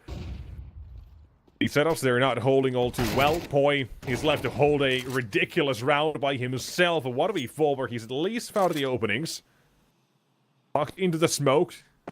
Cannot make noise. Guess what he's done? He's made noise. You know where he's going to be? To look for this timing. 1v4 in his hands, and third one is where he'll fail. Instead, Kissarik taking it 4. The question to Kissarik or Stressar is 4. Maybe he can keep that up for the second half. He has, so has Kissarik now on 20. 11-7 the scoreline. Sinners are getting closer and closer to fulfilling my prophecy. And finally, we see Era on the AWP. Now, if this is a round where Era gets a multi-kill, I'm gonna be very upset, because that should have come out sooner. And that feels like it might just be the exact case. I wouldn't get overly excited just yet, but yes. If that's the case, the feeling in my bones is there. That's what I mean. If that's the case, then I'm certainly going to be asking questions why it did not happen sooner. Because having to wait till 11-7, you know, it's from the frying pan into the fire, as Sinners are making this one quite a painful one. I think a very individual setup out on A side as well. You've got Poi and Long Toilets. Era, who's not exactly watching for mid either, but at the moment it seems like they won't be touched on that side of the map. It's just utility that Sinners have thrown this way. Rest of the round rotation toward the B side, while Alliance, they pulled away from B They've left Upe alone. He's got a smoke. He can toss that monster, sure, but it's got to be late. They got to push through that. That's exactly they're what pushing they're doing. already. Yeah. Flash in. They know where the smoke came from. And they can try to get rid of him. In the meantime, that's going to be the assistance coming through. They've still found the right rotation. A second later, who knows? Now instead, they stop Sinners. 4 versus 2 to work with. Beppo might have this drop on the twist. Making a bit of noise around the smoke. It's not giving a clean duel away. And a clutch required won't come through. That is Alliance counting their lucky stars. They make the rotation back B. The first 2 seconds of that engagement were vital. Sinners had perfect flashbangs flying in. They had 3 players entering to site. One towards Toxic or Barrels, one towards Pillar behind site into default, and one more that was then spreading into short. Both of the first 2 players that were coming through left and right died. The 3rd player then got pretty easily killed after a single refrag, and then the 4th player only to enter the site to fight, but it was already too late by then. Well done, Alliance. 8-11. Maybe we're not done just yet. Maybe we'll see more out of them. But also, the 3 more. feeling in my bones wasn't right, too. They avoided the op. They're limiting what Eric can do. They're again holding a similar setup on A. And Sinners, yet again, down B. They really like B. I mean, they've been relatively successful in the previous attempts. Perhaps once again might be the charm. 3 players caught in water. That is not exactly where you want to be when you're attacking, or rather defending the point. Because you can easily be naded and positioned out. Oh, this is going to be a tough position, though, as well for Sinners. They're waiting way too long. Shock finds Avid. Upe needs help. What? Kiss? What? Kisserek? From where? Walks right up. Says hello and goodbye.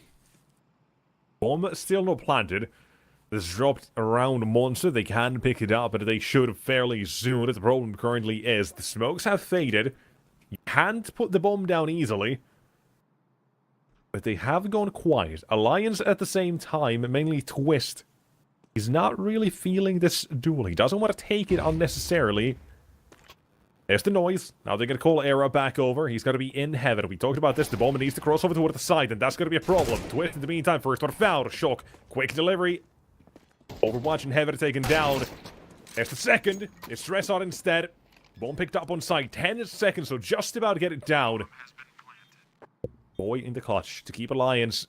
This one before Sinners reach map point to deny. And there's 1-2. The swing is through. Triple out of Shock. Map match series point out of Sinners. And Alliance, well, they can at least buy somewhat well off into this era. Instead of an op, goes for an AUG. I think my co-caster will sink into the ground now. Yeah, the AUG is out. The Steyr AUG, also known as the bullpup of the Austrian maker.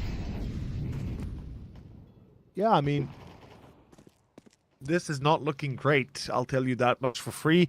And the next one, well, it's going to come free as well, because Alliance, look at the aggression as well. They're spread across the map. They have no control. If they lose one player, they lose them all. Good angle. What? What is that?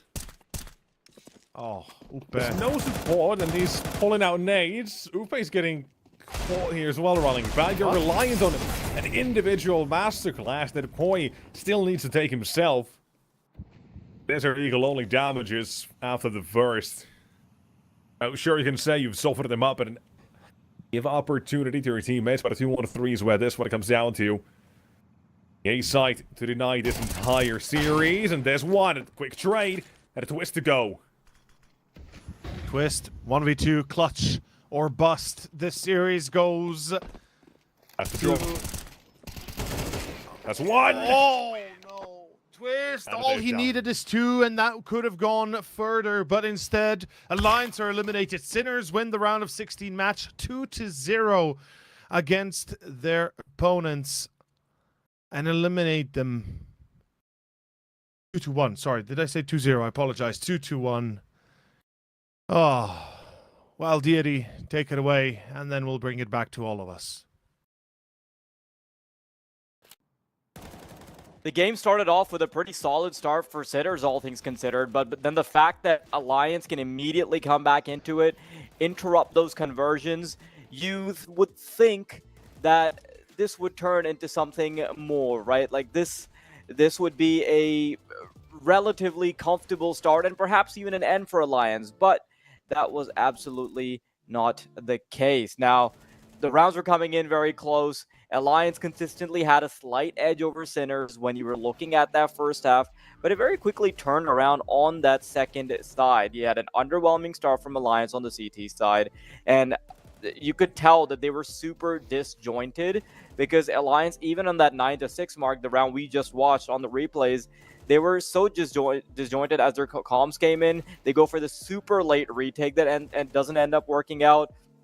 And time after time, you would see Sinners pairing players together in very good ways, where you would see them have like duos on shore, you would see them have duos on long, which is why they would consistently have refrag potential. And that refrag potential, of course, is only powered by the fact that you do have just individual players popping off insanely. Like you had Stressarn popping off well above expectations. Same goes for Kisarek. I think Stressarn ended the game with like 25 kills towards the end. So although I wouldn't say that their team game was like miles above Alliance or anything, it did end up feeling like any time the gaps needed to be filled, the individuals would in fact get the job done. I think those last 3 rounds ended up just coming down to the aim duels, right? It was the 1v1, it was the 2v1 that could have been, it was a 1v2 that could have potentially been taken by Twist, but it just doesn't end up being the case. So very surprising result after what we saw on map 1, right? Like I didn't expect the full comeback. I sided with the wrong camp. You could tell my surprise even after the third map ended that I said 2-0 instead of 2-1, because that both of these last 2 maps have been so quick that it feels like it should have been a 2-0. But yeah, like it's pretty simple. I don't know. Nexus, I want to hear your sort of closing thoughts on this. The only one to say this one is 2-1 for Sinners. The winners. No, Alliance did play a decent enough game, but it was toward the end of Overpass, right? CT side, and then of course Nuke, which, you know, one for them, one for us sort of thing. They smacked Sinners completely. They did not give them a single thing. So, well, fair play in all regards. They played a decent game there, but on Nuke, things fell apart. At the end for Overpass, the second half just, you could feel I wasn't happy with it. It just didn't feel right. The way they approached it from the get-go, like the retakes they were going for in one of those earlier rounds, I think it was like round 3 on that second half, round 15, whatever it was. They went until the last 20 seconds, then they started to make noise. It just didn't feel like they were at all ready for this. They weren't on the same page, and whatever page it was, I think they were reading it upside down. It just didn't make a lot of sense, and just a lot of frustration and things I know they should be better at. They shouldn't have those mistakes, but I mean, if you do those, you're gonna get punished, and that's what happened. I mean, while you're on the subject of pages, right, we do have to flip the page now because we do have more and more Counter-Strike action coming up. Of course, the days are very packed. We've got 4 best of 3s a day at this point, which means that we do have to hand over the broadcast. We have to hand over the torch to a fresh set of faces. All 3 of us will be hopping off the broadcast and ushering in a new set of commentators as they take you through Betclic and FAVBET. So for now, it's goodbye from Wildcards, Overpass, and Nexus. We'll see you next time. He's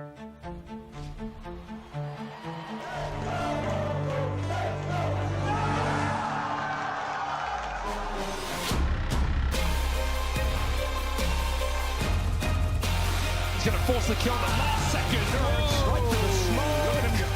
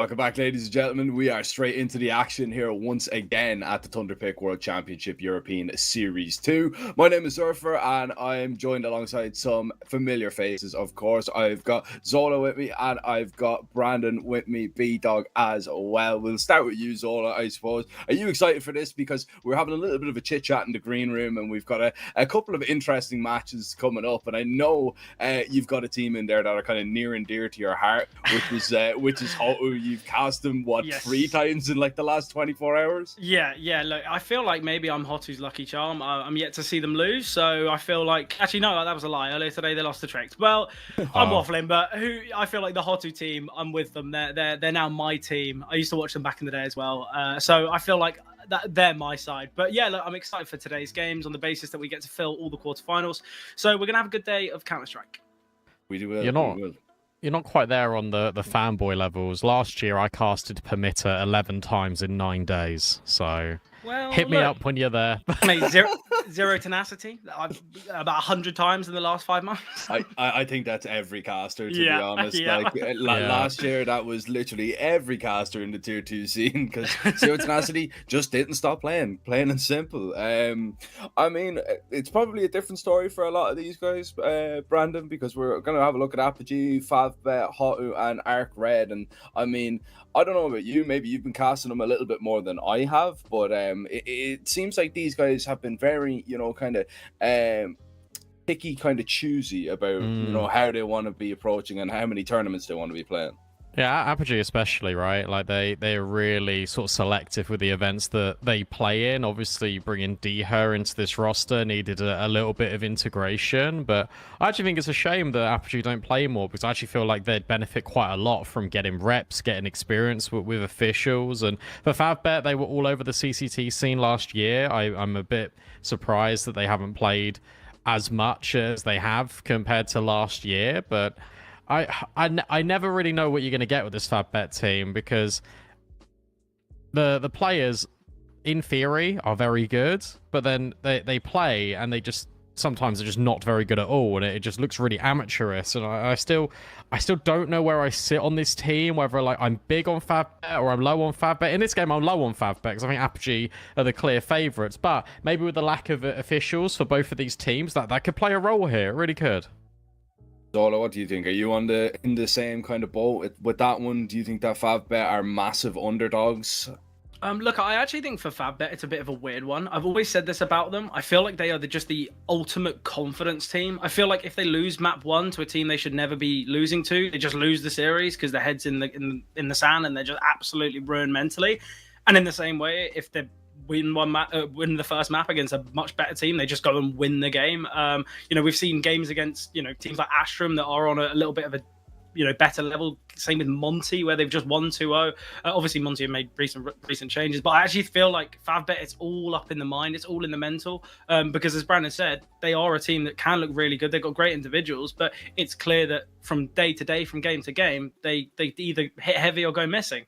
And honestly, I think the opponent they've got today is not an easy one. Obviously, we know, as you mentioned, they brought in Deher. That was kind of for the, replacement of HFAR. I was actually quite sad to see HFAR leave this team. I was actually quite sad to see any of this team split apart. I thought they were looking really good. I think if they stuck as a 5, things could go really well, but isn't always how things go in Counter-Strike. Vetoes, we did see them. What are we thinking? I don't know, a bit weird with those. Look, Train is one of those where last time I saw Apogee on Train, I was giving them all of the credit, and they were like 8-4 up against Monte on CT side. Then they went to T side, they didn't win a single round. So I'm not being baited in by that again. I'm just gonna enjoy it and watch it. I think FAVBET, it used to be Inferno that FAVBET would always pick into. They've actually gone for Train more recently, so I think it's a fine veto for both teams.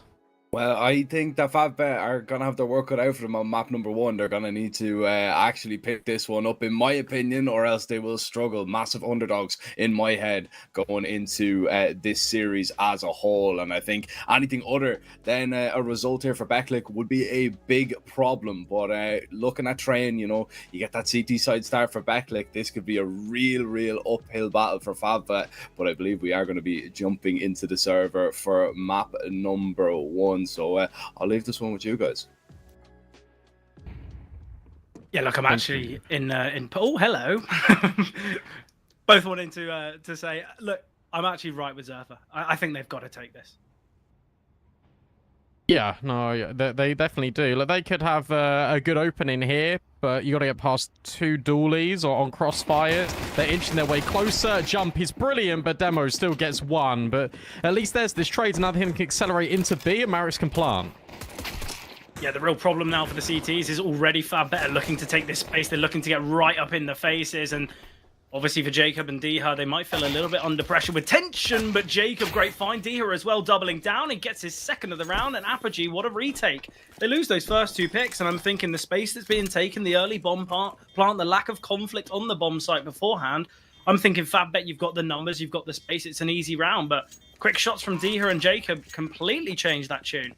Yeah, good setup, I think, here for Apogee, because by having the advanced pop dog control, once FAVBET sort of take that fight, Apogee can still reset. They can still go through pop dog as a rotate, or they can get everyone back through CT. And it was just the responsiveness of this CT side that was the most efficient here. And obviously, when you got Jakob, when you got Diha running Riot on towards CT, it's going to be difficult. And I think because you talk about the speed of the rotation, it's because FAVBET could not scale. Yeah. Since Apogee were just so quick on the scene. Really important, good early signs here.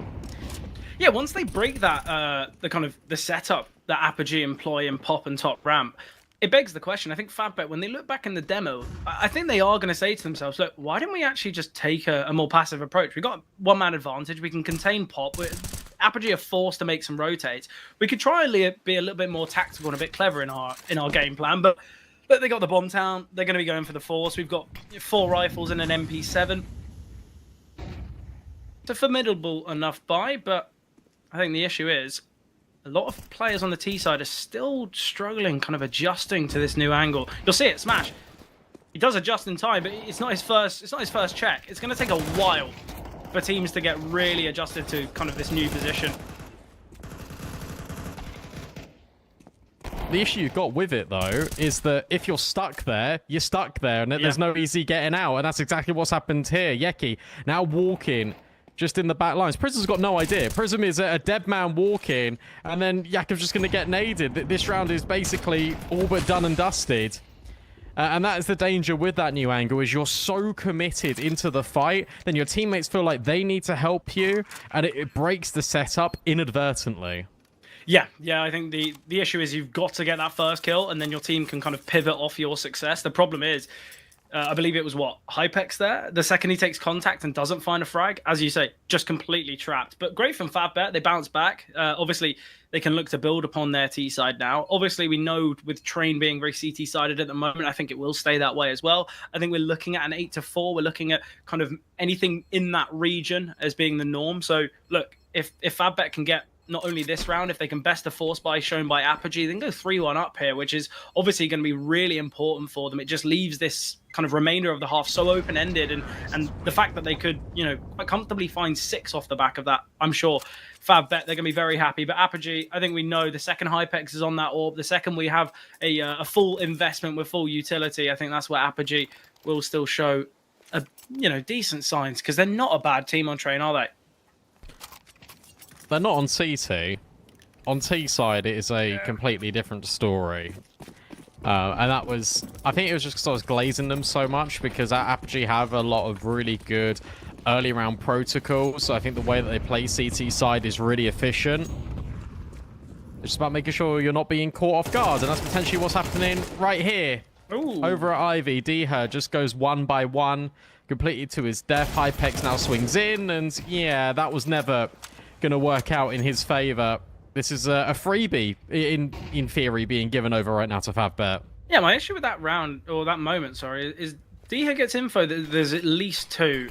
If Hypex is going to want to go for a peek, why is he peeking wide? I feel like that's never going to go your way. A quick jiggle, quick dig shot, not only to confirm more information, but you can find a frag like that really easily. I just don't know why he's going for a bit of a slide wheel peek. It just doesn't work at all. And in doing so, as you say, this round's pretty much all but done. I know unless there's low the HP. MP9 goes crazy. Yeah. Demo's got a nade as well.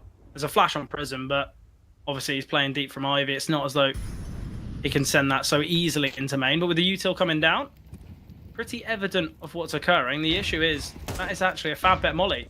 So it slowed them down a bit. Oh, unfortunately, the flashbang doesn't really do too much. Maybe Jakob's Famous can. And that's chimed in for 2. And he's also heard the player at pop. So he backs out. He's trying to isolate these kills. Half HP is now being spammed. And there's too many angles to maintain and deal with. And now Prism hasn't really been left with an awful lot. He gets mollied. He gets naded. That's how you deal with that corner. Yeah, again. Prism showed contact from there. He was completely trapped. Enough util remaining for FAVBET. Nice double from Jacob. He gets the dink actually on the pop player as well. I think that's kind of best case scenario when you're in that 3v5 or 2v5. Obviously, we saw the MP9 of Demo fall pretty soon after. But for Apogee, you mentioned the CT side is what has really helped them in some of their victories on train. Most recently, playing against Gun 5, it took them the absolute distance they needed it in overtime. And obviously, their CT side there wasn't perfect, actually. Their T side looked pretty good, but it was a pistol round victory. It was kind of some forced by shenanigans against Gun 5 that really helped them. I really like this Astralis stat. What has happened here? FAVBET, you send 2 towards upper, which is understandable. Was that smoke sent from FAVBET? Because if it was, that is a huge mistake. Yes, it's a classic smoke that goes deep B halls, Yeah. and they just all stand in it. Really nice idea from Apogee.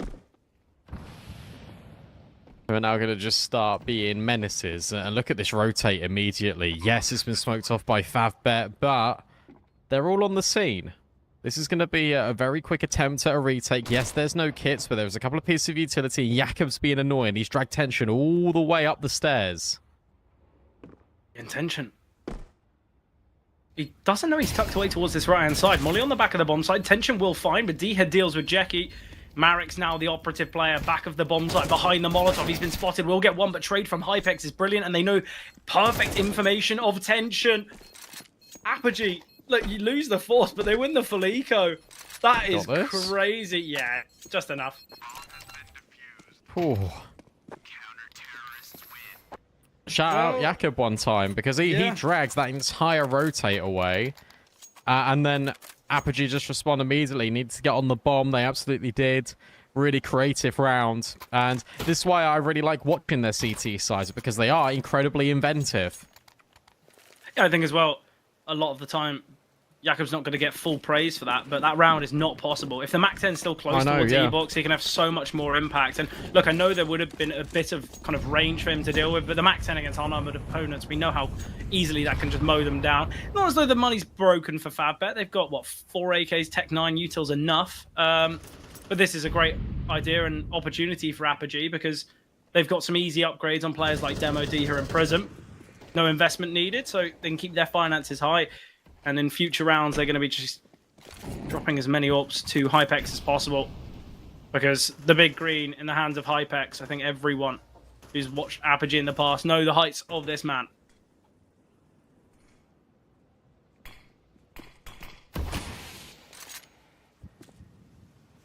I think when the initial move for kind of HVAR was confirmed and Apogee brought Diha in, I think a lot of people were thinking, well, it seems like Apogee are looking to pivot from kind of this this young squad to maybe kind of a second voice for Prism, because we know that Prism's got a decent amount of experience, but Diha as well now is just going to offer so much more for this Apogee side, and it can allow players like Demo, like Jacob, and obviously Hypex to be kind of the 3 stars. It felt like there was just too many cooks in the kitchen, not verbally and not kind of communication or strat wise, but more frag wise, that everyone was a kind of a crazy fragger. But Jackie's been allowed to fight and peek towards the back of the bomb site as D has only gone 1 for 1.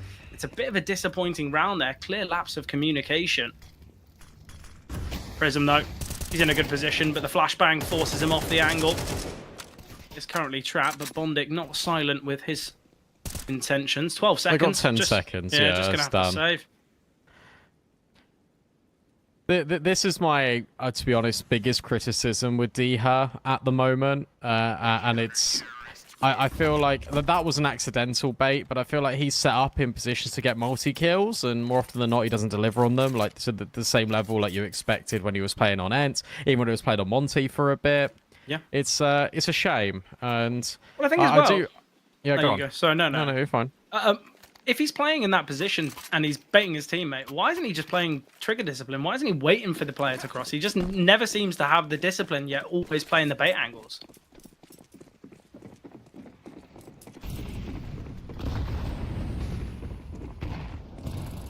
Yeah, not sure. Fast one. Really fast one. Hypex providing necessary cover, and even though Tension will get rid of him, it just means that Demo's got a little bit more space. Flashbang. Beautiful. And Jakob can clean house. This round is a complete disaster and a non-starter for FAVBET, and for Apogee, that could have got a little bit out of hand, but it doesn't. Yeah, the big issue with the round as well is because 2 players saved from FAVBET in the round prior, they felt so much more as though they had to force. And the Tech-9's forcing around it, the AK's find nothing. It's a real nothing round for FAVBET, and I think sometimes the fast approach, you understand why you want to do it when there's Tech-9s in play, but there is still 2 rifles to work with. I just don't see the value in just deciding to go fast when you've still technically got a full buy, you've still technically got 2 rifles. It should be a slow-played approach. Look to try and catch off aggressors with those AKs, and then the Tech-9s can upgrade. Then you can have an advantage not only in the numbers, but you can get the weaponry back on your side. But FAVBET, they've gone from winning the force buy and an expected 3-1 scoreline to being 4-2 down, and Hypex just trained on the angle. We get one and back away. Oh, lovely shot there from Hypex. Oh, and the bomb got thrown forward, so Yeah, they had to go deep, and that means that Demo and Diha can rotate over. Hypex gets free in that round. Apogee, off the back of that eco win, off the back of 5 USPs taking down FAVBET, they've now got all the momentum, the wins in their sails. Smash is yet to get off the ground here for FAVBET. At least Yeki's playing well, but now you look towards Tension. He's got his AWP, he needs to go toe-to-toe with Hypex now. Yeah, definitely. Especially with the fact that Smash just isn't performing so well today. But as I said, I feel like FAVBET are such a confidence team. You know, they win the force, and I think everything's fine and dandy. They're really happy with how things are going, and then they lose an eco and everything goes wrong. But yeah, Marix, he's making a play out of kind of necessity. Moments like that, you just feel like, why are you doing that completely alone without the utility? It's coming from a place of, like, I guess, need for a round, need for a moment, and there's no discipline. There's no structure in that. It's just a solo play that goes wrong. And now the round is a 4 versus 5 with a low HP Yeki. It just makes it so difficult for FAVBET.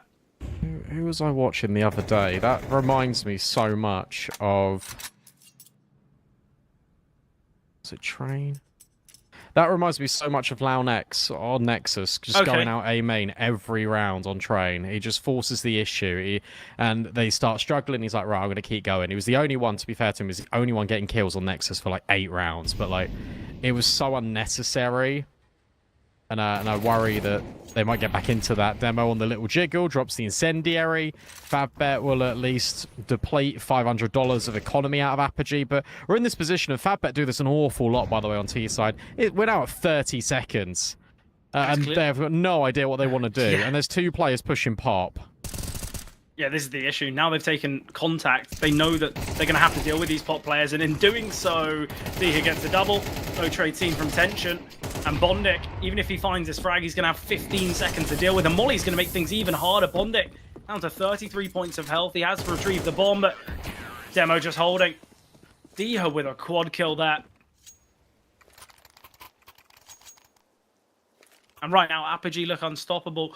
Not only do I feel like Apogee have got a great read of what they want to achieve, but I think similarly, FAVBET, they're making decisions, kind of scrambling for success. And that in tandem with a late play and a kind of a slow play style, they don't go hand in hand. It seems like FAVBET, they're looking to play really slow and catch off Apogee, but they've also got kind of the wild card of Marix going fast out A main. And the issue is, let's say Marix gets a kill. He's still completely alone towards A main. He's completely alone out on the A bomb site because FAVBET are kind of just messing around towards top B. They don't actually have pop control. It seems like the idea of sending someone so fast out towards A main has got to be conducive with a very reactive playstyle on your T side. It's got to be well, if Marix gets a kill, we are all on the A bomb site with him. If he doesn't, well, that's why we're down on B. But it seems like FAVBET, they've got kind of one fast player in every round, and it's just not panning out for them. It's weird though, because they're like such a methodical team. They're all about taking map control. They're all about taking their time, and then you're meshing these plays in that don't systematically make sense to what you're trying to achieve. So it all feels a little bit muddled at the moment for FAVBET. I also don't think they've got very good like backup plans. And I think that's been a real criticism of them, especially over this calendar year. They broke onto the scene towards the back end of 2024. They were looking really good. They had a really shallow map pool, but the maps they played, they were really good at. Here, Train, they're really good at this map. Yeah. But Apogee on CT is a completely different beast. I'll hold my reservations, because I did see Apogee on T-side the other day, and it made me want to cry. But right now, 6-2, everything's okay. Well, I think as well, you know, if me and you can recognize that FAVBET tend to play quite a slow approach and quite methodical with their T side, the in-game leaders and coaches are going to know it even better. So this is where, if you want to make a fast play, don't make it on your own. Make it kind of as a full unit, because that's where you can catch up. Because Apogee, you can see it, and we will see it in future rounds. There will be rounds where Apogee, they don't have, you know, early util down towards A main, just instant mollies and nades, because realistically, you've never gone quick, so there's no point wasting that util. So I think if you want to change the pace, do it as a unit, do it as a kind of a full force. The issue they have now is it's a great setup in A main. Jacob will get the trade. Hypex holding from the bomb site. Nice find there. Tension with the P250 will get a kill, and with Bondic finding there, down to a 2 versus 2. The issue is Tension's got the bomb. He's retrieved the rifle, but he is being held. Great flashbang there to force Hypex off the angle. 15 seconds on the clock. Bondic now aggressing. Don't know why he's taking this heads-up fight, but he can just wait for his teammate to get off the bomb, which now he will do. This is such an awkward set of kind of kills and fights, but Hypex comes through. He finds 3. And this is the scary thing that FAVBET are going to realize is, not only is this your map pick and Apogee are looking really good, but you're giving opportunities for Hypex. And the biggest issue they'll find with the whole ordeal is, let's say FAVBET still win Train, you've given Hypex so much time to warm up into the series. He's going to dominate on Nuke. And if we do get to a third and final, he's going to look really good there. So I think for FAVBET now, the question in the TAC pauses, the question for both the coach and the in-game leaders is, how do we silence this AWPer? What type of playstyle are we going to need to do to silence him? Because otherwise he is just going to run rampant. They need Train. Like, the reality is they really need Train. Apogee is so good on Nuke. Yeah, FAVBET have been a little bit shaky on it. Here we go then. So Marix is out again. Break on the smoke. Oh! And that favors Marix. He just annihilates Deher. Jakob is there to trade, and suddenly the kill feed completely lights up, all in favor of Apogee. Marix this time had support, but Hypex has just pushed Ivy, because, you know, why not? Why not Azure AWPer? It's because he knows there's no more pressure in A main. This is the issue that FAVBET are going to show, and every time they send Marix out towards A, yeah, they've got one player in Jackie just sat deep in A main, but they've got 2 towards upper. They've got like 1 who's like late in Ivy that Hypex can then just isolate by holding. This is the huge issue for FAVBET, is it's not as though they've sent 3 people onto the A bomb site and there's loads of flashes. It's not as though Hypex is going to be worried about anyone progressing down back green. It's because they've got cover there. They know that FAVBET aren't going to look to kind of snowball onto the bomb site, and this is the biggest issue. FAVBET, your T-side's looking a little bit one-sided right now, and Apogee feeling the same thing. They're just reading into everything you're showing into them. Jacob, he's just run over to pop, knife in hand, and he's just jiggling because he knows you're not going to push out A main. And if you are, you always go towards all offside. You never progress out to E box. It just makes it so easy.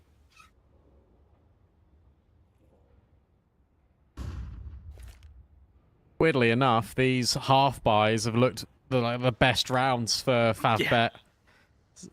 This is a crazy angle. Okay. What? Marix? What about this angle? This is unbelievable from Demo. And it really is a demolition job over towards the B ramp. And whilst there are trades, it's actually put it in a 1v1.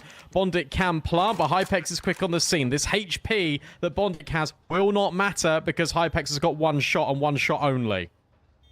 Yeah, the one thing that Hypex does have in his favor is he's got a full belt of utility. So all he needs to do is drop a smoke towards upper or a smoke towards ramp, molly towards upper, tap the bomb, and it's going to force a risky push through a smoke. I know he's got an AWP, so it's not the best of weapons, but smoke on the bomb now. Hypex still a little bit delayed. Oh, he spotted him. He's got an HE grenade as well. Molly on the bomb. He's just going to flash in the smoke. This becomes really difficult. Ammunition, the biggest issue now, in the Glock in hand. Well played from Hypex, and he finds him through the smoke as well. That is devastating. But again, as you recognize, Brandon, FAVBET, one of these closer rounds again is this half buy.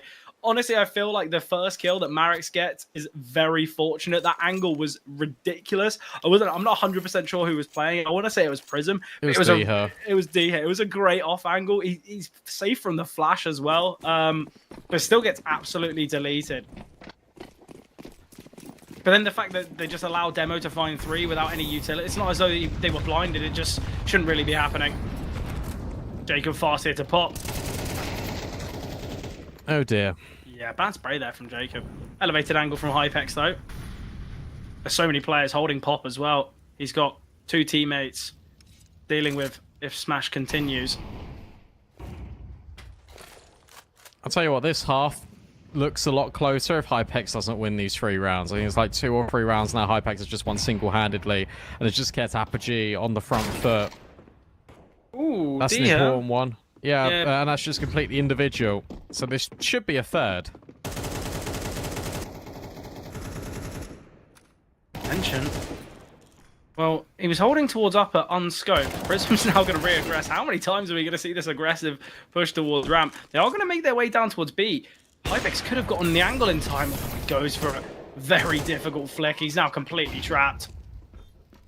Hypex, this is one you're not going to win. At least you'd hope not. We'll find the first. 1v4 gone 1v3. He's very worried about potential flank. What is that from Hypex? Marix is in a perfect position to find him. Hypex 2 HP though. Time is his biggest enemy currently. And Tension is Smash. Yeah, look, they know how to play this one. Just play it passively. Tension sat in a smoke. Hypex needs to hurry things along. He has just gotten himself a smoke to work with, but Smash peaks the second he hears the drop of that utility. FAVBET, the second Hypex gets that second shot off, I am a firm believer he just wins that round. That is insane. Yeah, he's doing pretty good, isn't he? 14 and 5, Deha 11 and 8. After some early shade thrown his way, he's really stepped up. So shout out to him. Jakob's always consistent. The whole team, I think, is doing a grand old job. Smash picks it up right at the very end there. He was 1 and 10 going into round 12, and he ends the half with a triple kill and a third round for FAVBET. Is that a sign of things to come? I think for FAVBET, you look at this and you think genuinely if we take the pistol, there is a well back in. And I know that sounds outrageous being 9-3 down, but Apogee, sometimes their T sides on train are a little bit uninspired.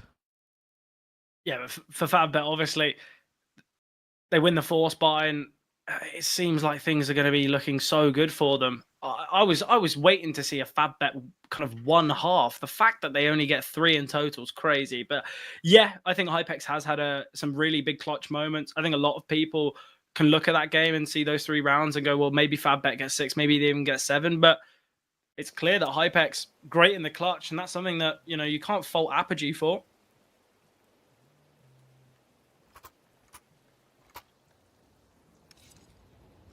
I am with you, though. I think if FAVBET win this pistol, the game and the score aren't a perfect representation of not only how this game could be, but how it will go. Because 4 rounds on the T side of train without the pistol can sometimes be a little bit difficult. I think everyone knows how difficult this T side has been for train ever since its reintroduction to the map pool.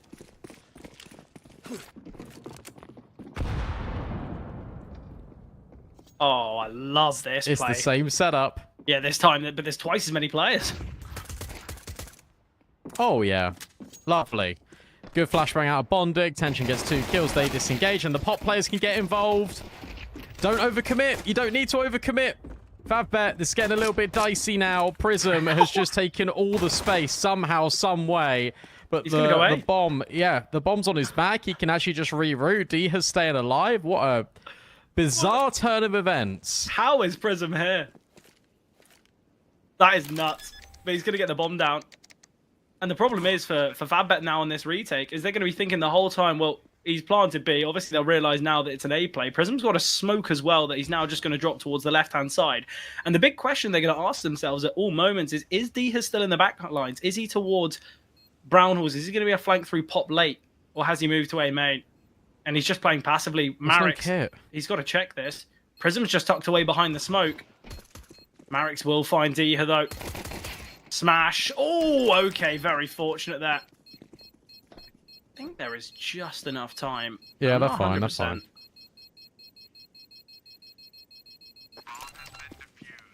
Close. A second.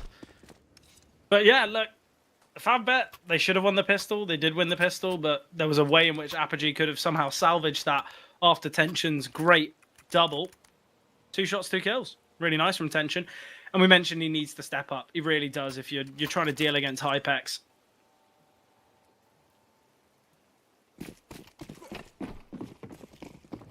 A lot of utility's been brought into this force from ARCRED.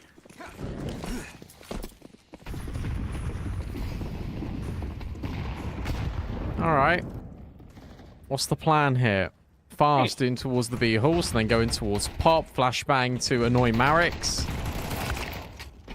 And it sort of works. The distraction in A main is enough, but the rotations are all here for FAVBET. It should be cleaned up, but Prism and Hypex have both come in with shots, and suddenly Smash is the first responder from the B bomb site. Has to go wide. They know exactly where he is, and they're giving him the 1v1s, but Prism will hit the headshot. He gets free in the round, and ARCRED, they've just forced back the issue and have now made it a massive problem for FAVBET. Yeah, my biggest issue as well for Smash is, look, there is a kit dropped on the back of the bomb site. That probably would have been called, but he's gone side, he's shifted back. I don't think they know he's there. He could be Pop. He could be on a late play through like kind of con, like Ivy area, but then he just runs onto the bomb site while there's a smoke down. Look, you're not really gaining anything from that. If anything, you're taking your one element, which is surprise, away. So I think that was a bit of a misstep there from Smash. Maybe didn't realize he had a lot more time to work with. Have seen her disconnect. Hopefully that is sorted soon. But yeah, look, ARCRED now are in a really good spot because they're besting and fighting against Pistols and a Scout. If they win this one, they get 11. FAVBET, are they even going to allow ARCRED kind of a free round against an eco? You wouldn't have thought so. I think FAVBET, they're 11-4 down. If they lose this round, I think they're just going to force until the end. Oh yeah, absolutely. Like you're in a dire situation now, but hey, again, it comes back to this is something you can't rely on. But the half buys for FAVBET have looked pretty good. But that was when they were trying to dictate the pace. That was when they were trying to do something quick. Now they have to sort of be almost at the mercy of what ARCRED want to do. This has been a concrete map from start to finish for ARCRED because they got reset really early. They then reset FAVBET themselves, and they just haven't looked back. It has been a while since FAVBET could actually have a string of rounds in a row, and they've gone from tech to tack. Another 30 seconds to make sure they don't screw this one up.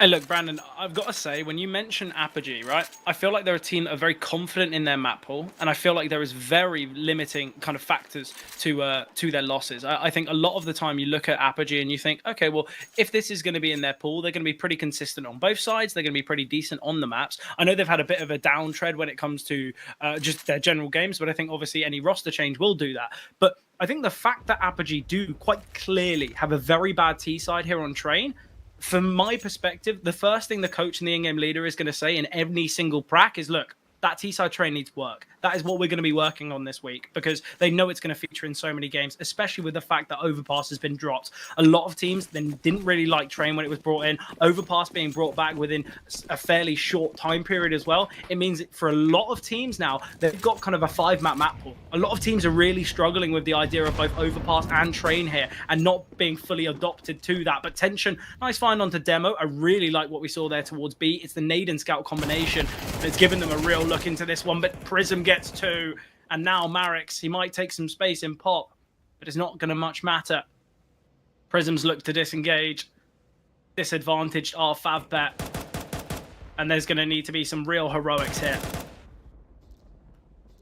All ARCRED need to do is just group together and go as a unit. It doesn't matter where they go, whether it's A, whether it's B, the point is they need to do it together, and they've just got to make sure that they're trading each other out, or that could work too. Tension could just walk straight into Jakob, and now he's just dropping all the util. Jacky's now just subjected to be behind all of these grenades. Prism might get caught here. Oh! He doesn't somehow. The bullet connects, but pack it up now. It's time to go to the next map. That's ridiculous. Yeah, look, it was something you mentioned actually with ARCRED's Nuke. when you look at their stats, it looks bad, right? Their nuke does look bad. They've got a 28% win rate. 3 of those losses recently are 13-11 losses. They're in games that Apogee should be winning. I actually think Apogee's nuke is far better than the stats say. So I think right now, Apogee, you close out Train. Not only is FAVBET haven't looked amazing on Nuke themselves, but I mentioned they're a team that are really, really struggling with confidence. And I think after losing a game like Train, one of your better maps in this level of fashion, I don't really know what FAVBET are going to look to when it comes to that second map. How are you going to feel confident after getting absolutely destroyed here?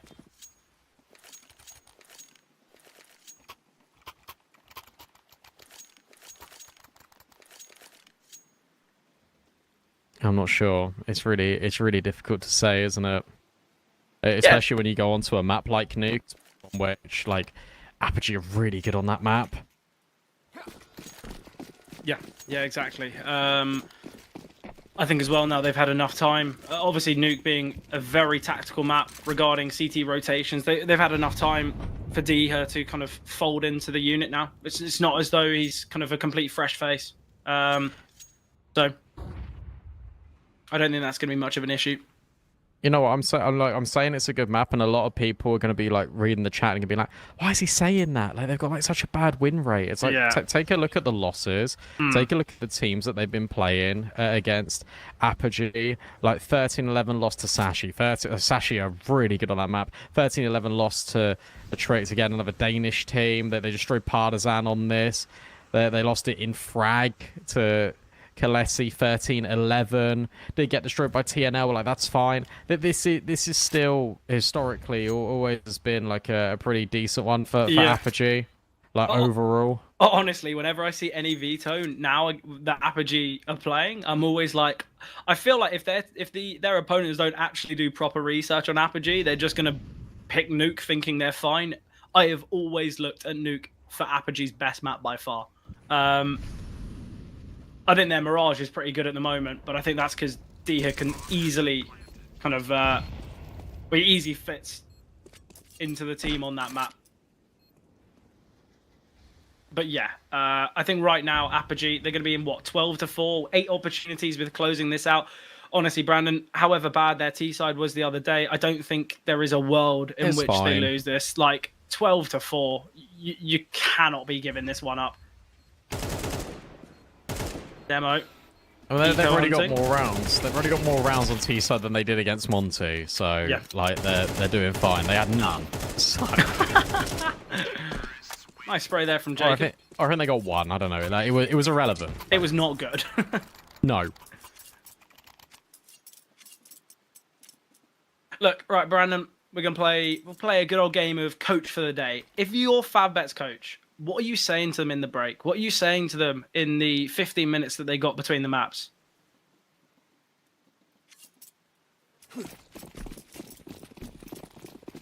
I'm saying that we need to talk a bit more. I'm saying that we need to actually do things together. There was a number of instances on the T side where Marix is doing his own thing. And the communication really needs to step up a level because it's not giving Bondic enough time to figure out what they want to do in the mid-round. Yeah.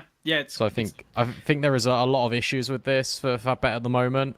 Yeah, look, a lot of people will be thinking, Brandon, how do you know what their communication's like? It's because we can see players getting caught off in rotations. We can see kind of real mismanage of decisions and a kind of a bit of a tear, a bit of a fracture in the kind of the calling, just based on the fact that it's clear FAVBET and Bondic don't have all the information that they could be. But yeah, right now, Apogee, with 8 opportunities to close out Train, they're going to be very happy with the result of this. Obviously, as I mentioned before, Nuke is a very good map for them. If things somehow go against them on Nuke, Ancient's not been bad for them either. And obviously, we highlighted Apogee being kind of the heavy favourites in this game. Something I do quite heavily dislike is how much FAVBET are putting stock in an Ivy hold. Yeah, it just means that D has done brilliantly here. Yeah, because what they've done is they faked out B a little bit.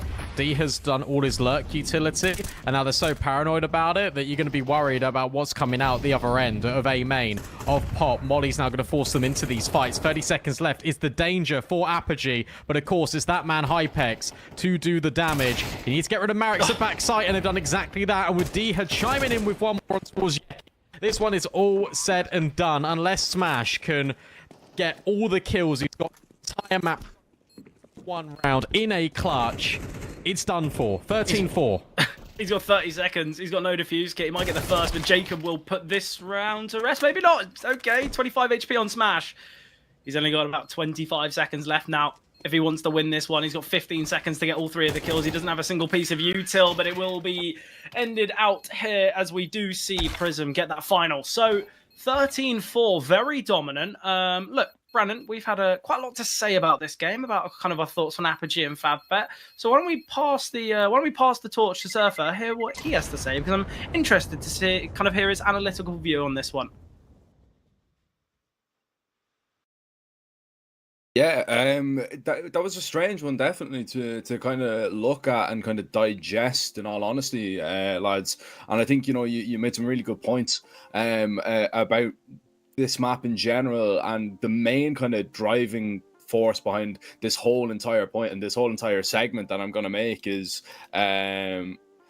literally just the fact that FAVBET couldn't get any entries. I mean, bar maybe there was a handful of them. I think there were 9-3 in terms of opening kills. And, you know, you can have Marex running out of A main and going and doing, you know, all this kind of entry work, but if he's not actually getting the entries, you're in a 4v5 nearly every single time. And it just felt like FAVBET weren't able to get any map control of Train whatsoever. Unfortunately, we actually don't have the highlights, so you're just going to have to listen to me ramble on for a little bit. But I'll try and paint the picture as best I can. And, you know, like for FAVBET, on a map like Train is a difficult map to pick into, because when you come up against a good Train team with a solid CT side, all of a sudden your game is over before you even get into the second half. And that's exactly what we've seen here against Apogee. You know, they went in, it was 9-3, they managed to recover it. 9-3 was probably a little bit generous, but it really just came down to, obviously it's an uphill battle versus a team like Apogee. When you've got Hypex playing like that, you know, he's just, in my opinion, a much better player than anybody that FAVBET do have, and they just really did find it extremely difficult to kind of get going and get into that game. But in terms of FAVBET's game plan on their T side, I don't know what they were doing. You know, they were trying to maybe fight for a little bit of map control, but they were leaving it so late. They were playing very passive. It was these kind of slow tempo rounds that simply just weren't working. And I'm kind of surprised for Bondic, you know, a guy with 13 years of experience in calling in the game. You know, he's one of the most experienced people that we probably have still in the scene active today. For him to not realize that and trying to make any adjustments on how their game plan went on the T side, I was just very shocked to see. And yeah, you can say they got a little bit unfortunate in a couple of clutch situations. You can say that Betclic performed that little bit better, and, you know, on another day maybe those clutches would have went in FAVBET's favor. But the way that they were actually set up for that map, I didn't like whatsoever. And I thought that Train was going to be a win condition for FAVBET. I definitely think so now. Don't let that win percentage on Nuke fool you. I think the boys were 100% right on that one. But before we do send it into that Nuke, before we do send it into that second map, we are going to send it into a short little bit of a break. But we will be right back with map number 2. So make sure not to go anywhere.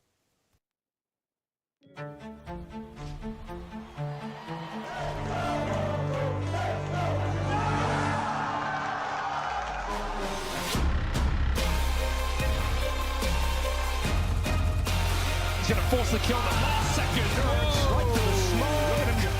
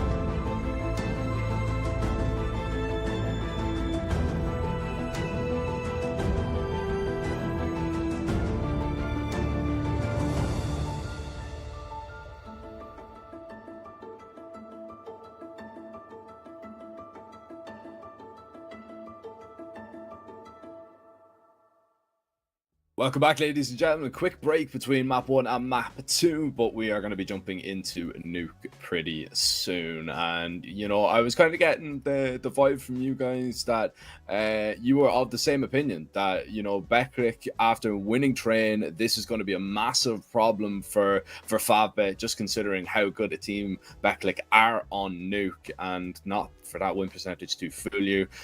Nothing has changed, Zola, in those 10 minutes. You're still of the exact same opinion? Yeah, I'm not one of those copium drinkers. I'm not one of those like you know, storyline makers. I think FAVBET are going to lose, and I think that's just how it's going to go. I cannot wait for them to prove me wrong. I you know, as a commentator, we give our opinions. We get them wrong most of the time. This would be a nice day if FAVBET do prove me wrong, because I think their Nuke has been, you know, okay at times. They've had some very good results, like 13-2s, 13-1s. But then they've also lost to some teams of a similar level to your Apogee. So I think this is going to go the way of Apogee. I think you mentioned it. If it goes any other way, the series and the map than Apogee, I think we're going to be very surprised. And yeah, look, Brandon, if you're the same way, I'll you know, go with FAVBET, and I'll pretend that I think they're going to win. But I'm not gonna kind of fake my way through this. I think it's got to be Apogee. If Yeki plays well, then there's a conversation. But if Hypex is playing the way that he is, if Demo and Prism, they were very consistent on Train, if they just keep that level, that's always been maybe the worry for me sometimes with Apogee, is like the Demo and Prism can fall off a little bit. But I mean, everyone was doing such a fantastic job that I look at this and it's not the individuals of Apogee that you have to be worried about, it's whether FAVBET's individuals are actually going to rise to the occasion. Because I think you put it really well said, Jack. Like, in moments on that Train game, like Hypex was the best player on the server, and there wasn't a single one of FAVBET that could really touch him, and that's a really big worry. But I always remember Jackie on Nuke, so he has to be the guy for me. Yeah, I think probably, you know, we're talking a little bit about consistency there as well. Hypex, for me, like, obviously he's an unbelievable player, but that consistency as an operator is something that I feel he struggles with a little bit. It was kind of highlighted, you know, in certain points when they were playing in the CCT EU4. I think, you know, he had some good games in there, but overall, after they went 2-0 in the Swiss stage, they bowed out 2-3. He posted a 0.92 rating across 12 maps, and as an operator, it's simply unforgivable. You know what I mean? It really is not good enough. But it didn't look like we were going to see any signs of that today. I think FAVBET just all around are a weaker team. You know, I have a lot of respect for the players that are on this roster. You know, they are still a strong outfit, but I just hold that Apogee team in just such a high regard for what these guys can do. And that's probably why, you know, maybe a lot of people are kind of shocked by the results that Apogee have been getting recently. You're expecting this team to go on to do bigger and better things and to actually perform. They haven't really lived up to expectation, and that was a worry going into this game. Were FAVBET going to be able to take advantage of it? Well, they lost their own map pick. Now they're a map down, and they're going to have to do it on the CT side of Nuke. So we're going to, I believe, send it into map number 2, lads, and we'll see, can FAVBET bounce back, or will it be Betclic's day to go into the quarterfinals?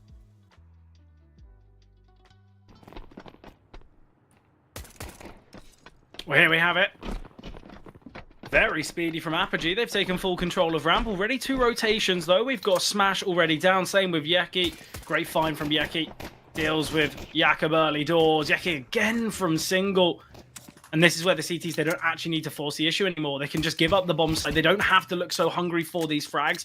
I think Yeki's kind of improving that, but sticking around. Demo will deal with him, but a bit awkward. Tension is here in the vents. Demo needs to find him, and he does. 3v3 now, and there's still a low HP Smash. This is the issue I have, FAVBET. You do really well to get the first 2 kills, but instead of just being a bit more restrained, allowing the bomb to go down, or at least swinging then, you just keep yourselves too much in the fight. Demo has had an absolute stormer of a round as he finds the ace here. Apogee, they are in a 3 versus 5, and Demo just says, hold my beer. And like, what? It's insane. He shouldn't have even got the second. It was the Jawlies of tension that I was so sure that he was going to get taken down by. But look, you say Demo and Prism sometimes fall off a bit. You can understand why he might have worse future rounds, because he has done absolutely everything that. I just don't understand why you put it into a 5v3. Yeah, sure, Yeki gets caught off into a single door, but Tension's then playing 1 by 1, and then everyone just goes 1 by 1. Like, it's really frustrating to watch, to be honest with you. because you set yourself up in a really good steading. We were going to have the talk. Yeki needs to play well. He does everything. He gets his 2 kills. He's even got a follow-up here. What more can this man do? Yeah, but again, though, you know, you mentioned realistically, it's the communication that has caused FAVBET some real issues, and going 1 by 1, little mistakes like that, or I say little, big mistakes like that, when you're in a 5 versus 3, when you're in the pistol round, that can only be held down to communication. It's clear no one's actually said, look, what they're going to do in that scenario. Are they going to fight before the site is taken, or are they going to look to be more reserved? A lot of damage there from Yeki. Bondic only really gets that kill because of Yeki. So a 2 versus 2, a low HP Hypex, but he's still looking to take some space. Smash. A Deagle bullet could connect to the body and Hypex would fall, but Hypex is taking a lot of positive space and he might get himself into a position. Yeah, look, Smash isn't even going to spot him.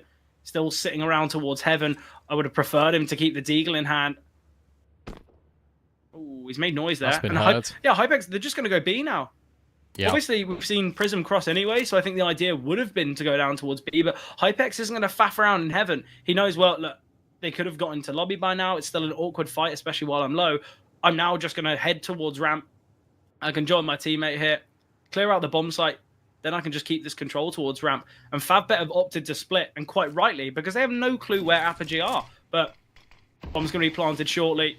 Apogee, I'll have that on their side, and Smash is going to be going for this peak. Hypex could find him so comfortably here. And there we have it.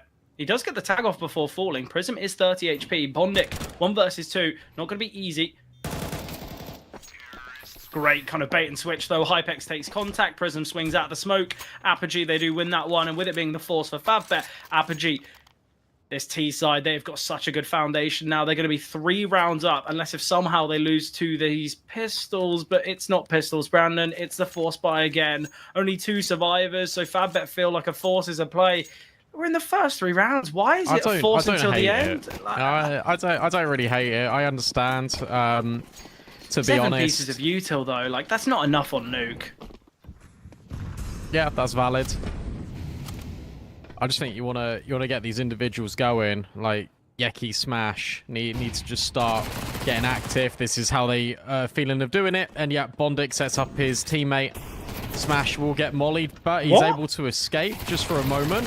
Why have they let Smash back away? Why is Demo pushed through that molly? It just makes no sense here. Hypex has to find this kill now. Smash can just disengage. What has just happened here? Apogee. That's just like the most amateur moment I've seen from Apogee in the whole time of watching them. Just have one person hold the angle, deny Smash to back away, then send the molly. And they're just going to boost Smash. Never mind. Oh, I actually really like the idea of the boost. It just completely keeps control towards ramp. It gives Smash pretty much a bit of a freebie as an expected boost in that in this scenario in a 5v3 might not be thought about. I question the investment, but FAVBET right now is looking very good. This only gets dangerous if Apogee can get in main. Yeah. That's the only consideration I have. Jackie. And Yakim can get in there. Yeah, Yaki's got to be really careful. He loves this angle behind CT vent, so it would not surprise me if they hard clear him. It's a great reposition. Tension's in a good position. There's that hard play. You need to also watch out for Tension, and he's not able to get 2 kills. Prism would be on the scene, but instead it is Hypex who wants to just stick in the digits or maybe fake it out to grab a kill, but he can't do it. That's why the force buy pays off. They get proactive with it. They take the tempo of the round in their control, and Apogee are a little bit stunned. They were certainly not expecting that investment. No, definitely not, and that's why there were so many MAC-10s reinvested from Apogee. They could have had rifles. They should have been fine to get out, 2 AKs, 3 Galils. That should have been the buy, but they opted for a couple MAC-10s, and that is what caused some problems. But again, Smash has a really good round there. He was very slow to start on train, but those 2 kills towards ramp are huge. Kind of sets things in motion. And again, Tension not only finding the one from Rafters, but dealing the damage to the second. Apogee. Is this kind of like an absolute repeat of what we saw, or a very similar sign of what we saw on train, where Apogee, it feels like they should be going 3-0 up, and investments then seen from FAVBET, of which they can still best, but it goes against them. Apogee could head back from ramp, just play towards A, and this would be a perfect round to do so. There is only one defender on the A bomb site currently. They are going to be going into tension, but tension, he's sent the flash. He's given away his position now, and Prism needs to deal with him. There is a slight opening for Prism. He can get himself out of here. Sat in the smoke. Bondic now maneuvering. Tension needs to keep himself alive. Bondic steps him A. Bondic goes 1 for 1. Prism eventually gets the retrade. D have finding tension. Smash. Oh, that's the That's bomb. the bomb, yeah. At least they've got a smoke to work with. Disadvantage to FAVBET here. And it's now the hero of last needed in this one. Well, they know he's here, so yeah, he can just grab the bomb. Hypex doesn't have armor in this one, which is a little bit scary, but he's able to grab the bomb and get out. So unfortunately, all the praise we give to FAVBET for them forcing the issue and winning, it isn't backed up by doing it in succession. That is something that they've struggled with all throughout this series, and I think Smash isn't even going to walk away with an MP9 here. Because maybe he'll scoop up the AK. Remember, Hypex, no armor, no problem. Yeah. Now for Apogee, we've got a bit of an interesting set of investments that we've seen in the last few rounds. We've got an AWP on tension, Smash with that FAMAS. The buy's not going to be too bad for FAVBET because it's not as though any loss bonus is kind of like massively broken, but this is where tension has to go huge. He is the win condition in this round. We've got weaker weapons on everyone else. I know the FAMAS is a formidable gun, but I feel like we understand it doesn't really hold a candle to the AWP or the M4.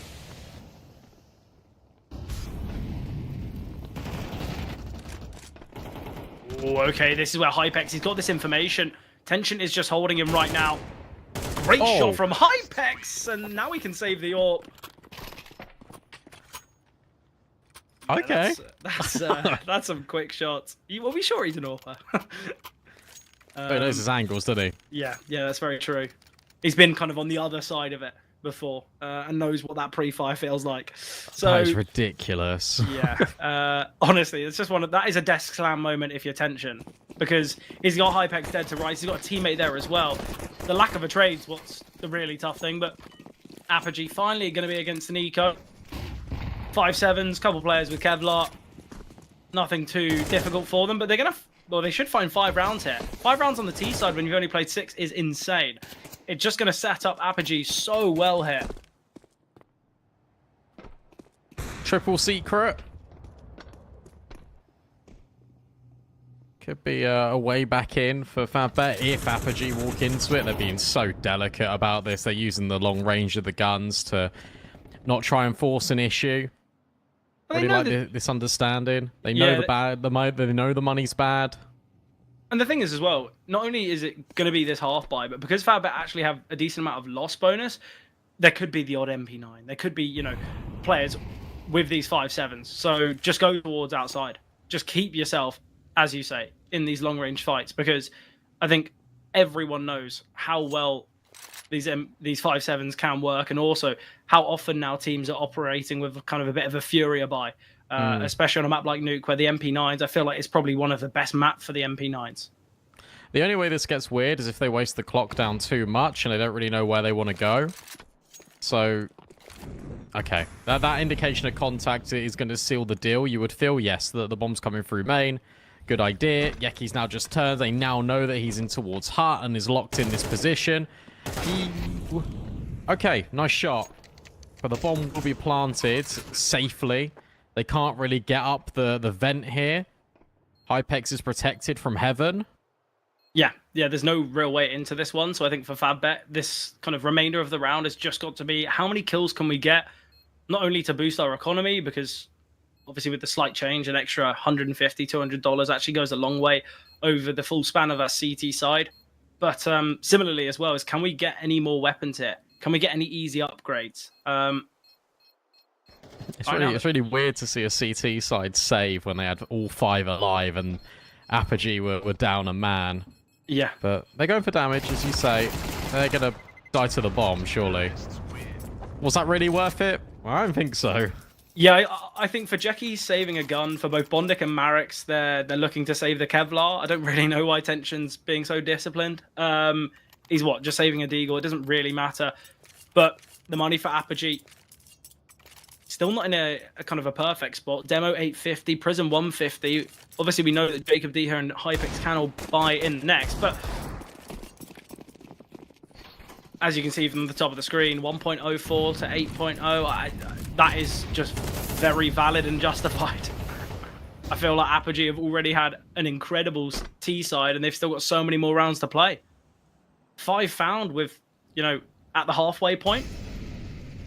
Even one more, even one out of the remaining 6 rounds on the T side of nukes. Very, very good, especially when you take into account how difficult FAVBET have found their T sides on Nuke as of late. Oh, no, no. Yeah. They just wait for the smokes to fade, and the Marix is just out in the open. Maybe Tension can get something, although he gets pre-aimed by Deher and then dinked. It's a little bit misleading, and Deher comes off worse for wear, but it's still, look, this player advantage for Apogee, and yet again, it's just this consistent conditioning. We're going outside, we're taking the space at range. Under Heaven, you got to watch it. Yeah, I'm really liking this. It just forces space away from kind of ramp. It means that FAVBET aren't going to feel comfortable taking lobby either because, yeah, you might have lobby control, but we're going to steal Heaven in the meantime. Nice find from Smash, though, under Heaven. I don't think he's going to be aware of tension as well. Prism gets the trade, though, with Smash finding another. It's man advantage, and low HP for D has still in the conversation. Demo can actually retrieve the bomb from safety, but he is now trapped in Garage. Deher needs to activate. He needs to take down Smash here under Heaven. That is his goal. Spots 1 will find Deher on low HP, still having impact. Reloading in the open. Don't scare me like that, Deher. 2 versus 2, though. The health certainly favouring FAVBET, but there's 18 seconds on the clock. They got to go through the smoke. Yeah, it's unlucky. I felt like he had to go through the smoke and then maybe like to ramp. He said he's going to go up Heaven. Smash is dead. Don't make this scary. And Bondic does the right thing and just runs away. And Deher will do the same.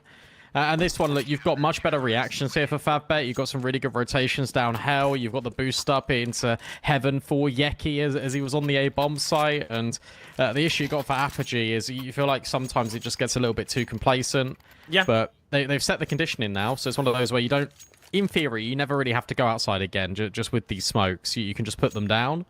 And it would be interesting to see what the reaction is now for FAVBET. Deher saving the orb actually is huge because he had enough money to buy 2 AKs, so he's just dropped to Demo. He obviously dropped the orb to Hypex. It's a pretty perfect buy from Apogee, all things considered. They are missing, what, 7 pieces of util, but I don't think that's their biggest issue. And especially with a map like Nuke, you know, it's quite unique in the way that you don't need kind of the 2 smokes like you do on like the B-bomb site on Ancient or A on Ancient as well. You don't really need them for the site. It's more towards outside. It's kind of just wherever you want to go. But Bondic, nice find there onto Demo. I think opening Jules has been far better here for FAVBET here on Nuke. And although they are still trailing, I think it is going to be a really important factor for their success. Tension finding with the orb. Traded out by Prism, though. So a 3-on-4.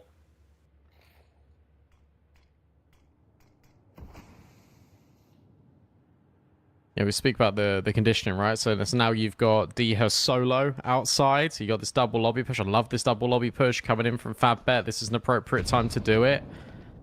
Hypex is aware that there could be a player here, and him and Prism are just sort of vacating. But Prism's now walking back in. That would have been heard.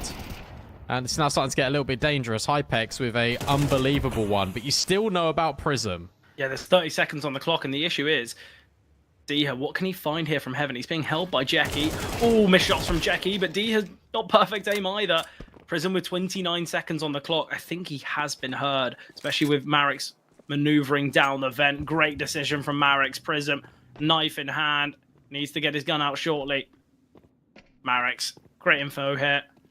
Prism not even going to clear it. Marix. Jackie can rotate down. There's nowhere safe for him to plant. Oh, Prism, he's gotten off the bomb. Jackie, we're going to swing on the plant? Well, just leave it to Marix. Well, round will go the way of FAVBET again. Jackie's going to go searching. Oh, he can spot him. Prism, why have you peeked? There was like 2 seconds left. You could, like, there was no way you were dying. He's now only got 950 to his name. That was a really weird round. That was a really weird conclusion to it. I'm right there with you. I mean, the fact that Marix is swinging so much is because he can say to Yeki, look, you don't need to peek, and I can deny this bomb going down, which means we deny money. This is finally just a couple of rounds in a row for FAVBET. They break the money now of Apogee. They can start to get back into this half, and considering this was 5-1, As long as you don't drop the ball on rounds like this, then FAVBET, I think they'll be really happy with how this has gone. And conversely, I don't think ARCRED will be too pleased.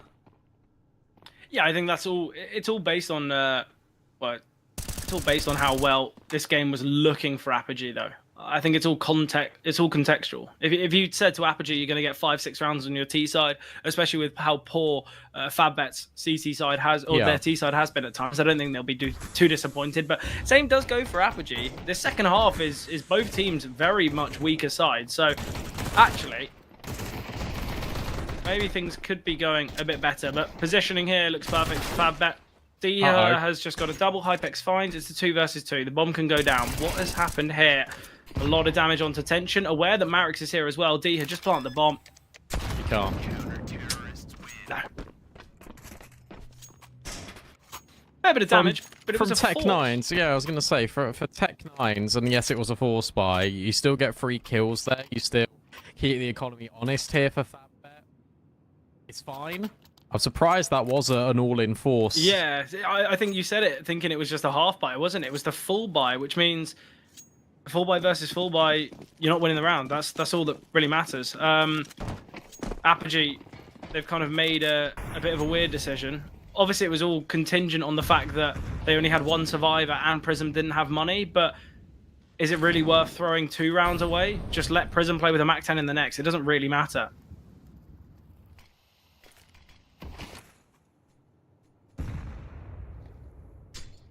FAVBET look to level the scoreboard now. Should be this 5-5 scenario.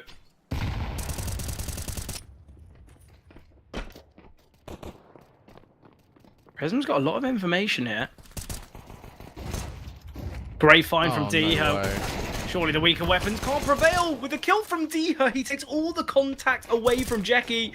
And now this is where Tension needs to go huge, but there's a molly now at his feet. We'll just smoke the Molotov, in fact. Not my favorite decision, but it allows the CTs to head in now, but Jacob gets the double. What are we watching here, Brandon? That's now the second full eco that Apogee have won. Okay, yes, it's not as though they invested nothing, but... They lost to Glocks. They lost to Glocks and P250s. Like, yeah, it's disappointing, especially because I think we were both under the impression that FAVBET have actually done a really good job in the latter portion of this CT side, and they just throw all that good work away with one mistake. It's now a force buy, which they've got 2 MP9s, a Scout 2 5.7s, and if they lose this, then they're going to be going for an even worse buy. FAVBET, that's horrible. You've gone from the idea of maybe winning the half, or maybe 6-6, to a potential 8-4 within the blink of an eye.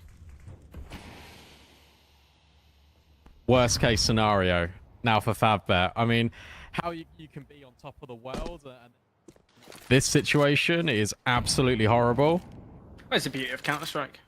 True. It's just, you know, having to be very consistent in all avenues. Obviously for Apogee, I think they're going to be very thankful that they've just been given that one. Obviously it was a great kill from Diha, but the problem is FAVBET were just so conditioned and so worried about Diha that Jackie turns all attention away. They allowed them out of hut. Nice find from Hypex. Takes down Tension. Smash is under heaven. Rotation seen from Bondic. I feel like that is a very bad decision, but it's all because Apogee, they love to crunch up heaven later on in the round, so Bondic feels like he needs to help out his team. But it's a play through B. Not a single soul on the B bomb site here for FAVBET. They've just taken lobby. Demo just needs to live. Double swing. 1 for 1. I guess he slows down. Yeah, he slows down. They got to save. They got to save. Even in this 3v3, like, you've got it, no util. You're better off saving this. Already spoke about the money. I know that it's going to be a horrible position to save, but I really do feel like you should, and that should incentivize it further. Out you go. Yeah, I think as well. I think what FAVBET are doing in that moment is, obviously the angle that he's playing is far too wide, but I don't mind the slight idea of if we get a kill, we change our minds. Because, you know, let's say they find 2 kills. It's fine not to just instantly deny any chance of a retake, but you've got to be playing in a way that you're waiting for players to push into you, not just playing sat at the open towards top ramp, because there is going to be a jiggle eventually where they have the upper hand. But yeah, bit of an unnecessary death. Understand that FAMASs and MP9s can be dropped across, but it would have just been a little bit of extra money. We're going to see it in the lack of utility on players like Marix, like Bondic, but Apogee, that is an important round for them to win, and the eco that they lost is just so disappointing.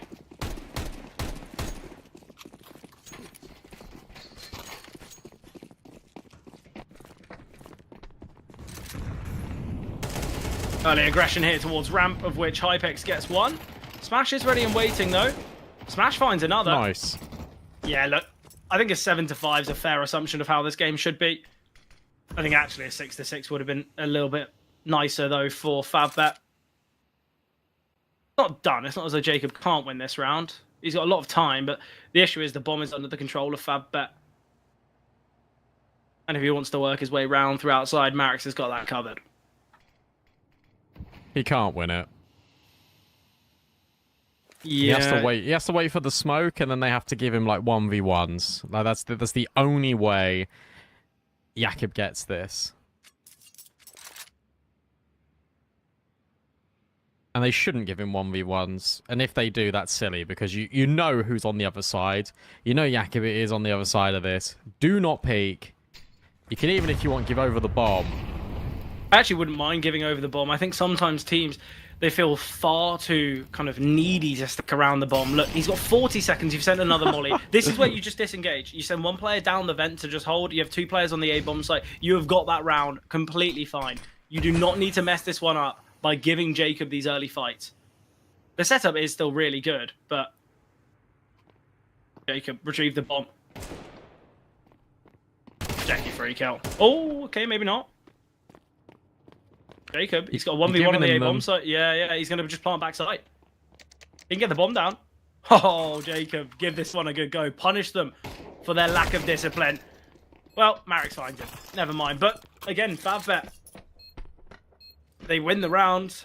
They should have done. Jacob had a chance, though. He was given like a 33% chance once that bomb goes down. The fact he's able to isolate a kill in lobby when there's 2 players there and get out and plant the bomb is kind of ridiculous. Again, it just all ties into the FAVBET lack of communication. And by the way, as well, not only is there all of that, he was able to isolate that 1v1 onto Marix. Smash wasn't close enough to trade. Like, if Jacob gets that kill, it is just effectively a 1v1 with similar HP, which would have just been insane. But look, 7-5. Apogee, they get 7 on the T side. They're going to be very happy with that. I think a big issue that we can see here from FAVBET is 2 of their 5 rounds were won in isolation. I feel like doubling down, continuing, getting a bit of a streak was obviously quite tough. The only 2 rounds that they, or the only 3 rounds they got, 2 of them were based on time because Apogee kind of overcomplicated and overcooked each round. But moving to the CT side, as we mentioned, this half is the worser for both teams, but I think we do know a lot of that is because of that TNL game. Apogee, percentage-wise, they didn't get a single round on that T side or that CT side, so 0% win rate from that one game is going to be dragging those stats down, I guess.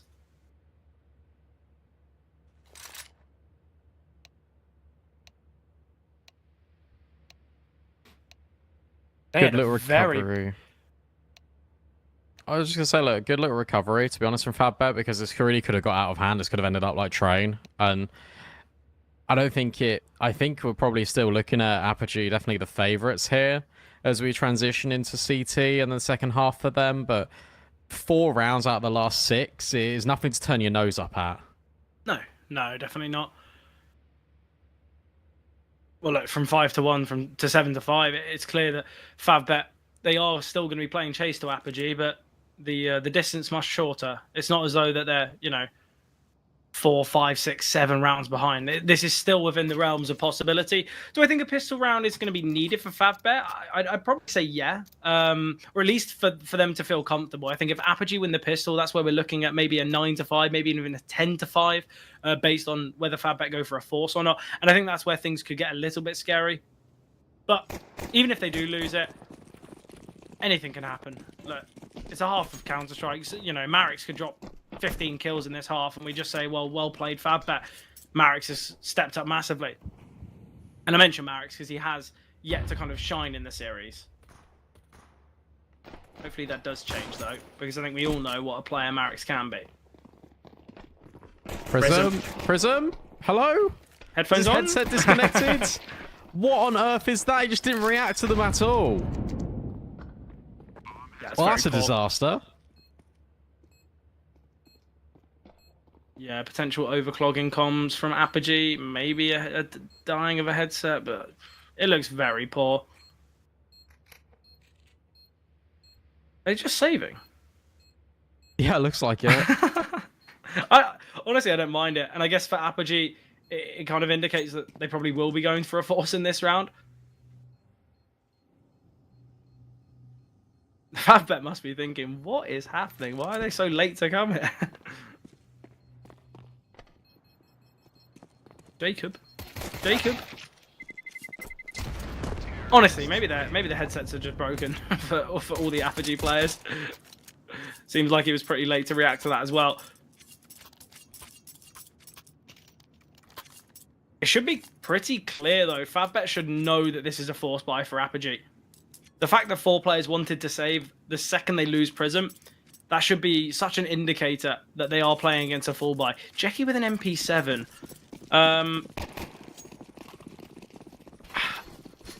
I'll hold my reservations about the MP7. I'll wait to give my words to see the round. But I feel like it's a very odd SMG. $700, no, $1,700. You could just go for a Galil. You can't make the money with the Galil. You can't get the kills with the MP7. See, that's the... Yes, you can. It's good. It's good. D-Hurt, I'm scared for you, my friend. Never mind. Why on earth would I be? He gets the first. Oh, and the second. The fadeaway kill. Lovely stuff from D-Hurt. Jacob looking to aggress. Jacob finds Marix. Wow. D-Hurt's still here. He's dealt even more damage. There's going to be a lot of reliance on Jackie's MP7. Low HP, though, for D-Hurt. Jackie will deal with him. Ipex. Don't scare me like that. I always feel like a scout no-scope through a wall on Nuke. Oh no, they're overcooking it. Oh, they're overcooking it. They dropped the smoke on B. Now they're going back up towards A. Jakob is still here. Hypex hasn't seen anything. They haven't heard the bomb plant. Bondic overwhelmed. This is worrying. Yeah, at least Jackie is the one with the bomb. And he's still going to take use of that smoke. Not fading yet, but it will be soon too. Let's see what this MP7 can do, because he's in a 1 versus 2. There's a smoke on Jacob. Hypex could just get close and stick the bomb. Jacob's now on the bomb site. We will see that smoke now. Jackie giving up his position, and Jacob, lovely stuff. What a round from Jacob. Yeah, that double from D-Hub was disgusting. You always see it when players go for those kind of fadeaway shots, trying to back away. And it doesn't always work, but that was kind of perfectly executed there. Orb can be dropped to Hypex as well if Jacob wants to. I wouldn't mind that decision, but he's opting against it. Yeah, they know they're on like Tech 9s. They just won the force back. It's going to be a force back in. It's not going to be amazing. Love the little micro there. Jacob just drops the AK at the top of ramp. He goes all the way back in towards lobby to get a Galil. So that scout can be upgraded. They can both have weapons. Yeah, I really like that little gimmicks like that. Delay on the defuse as well. I think stuff like that's always really nice to see.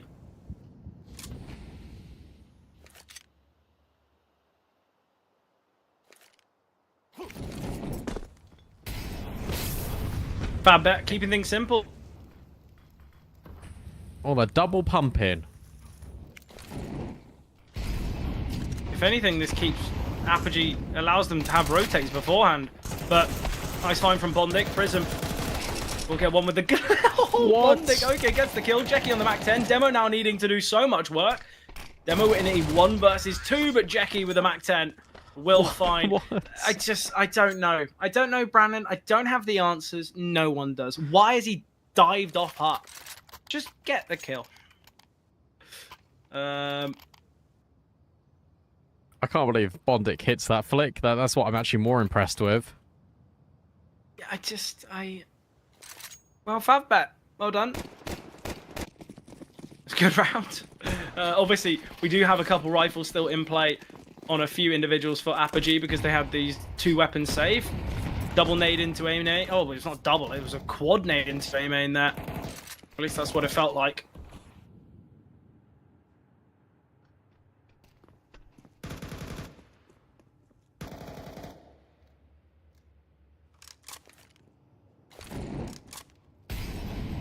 I think if ARCRED lose this round, I think things get really questionable for them. Because no, we're not there yet. Like they're gonna, it'll be 8-8. They lose eco 9-8.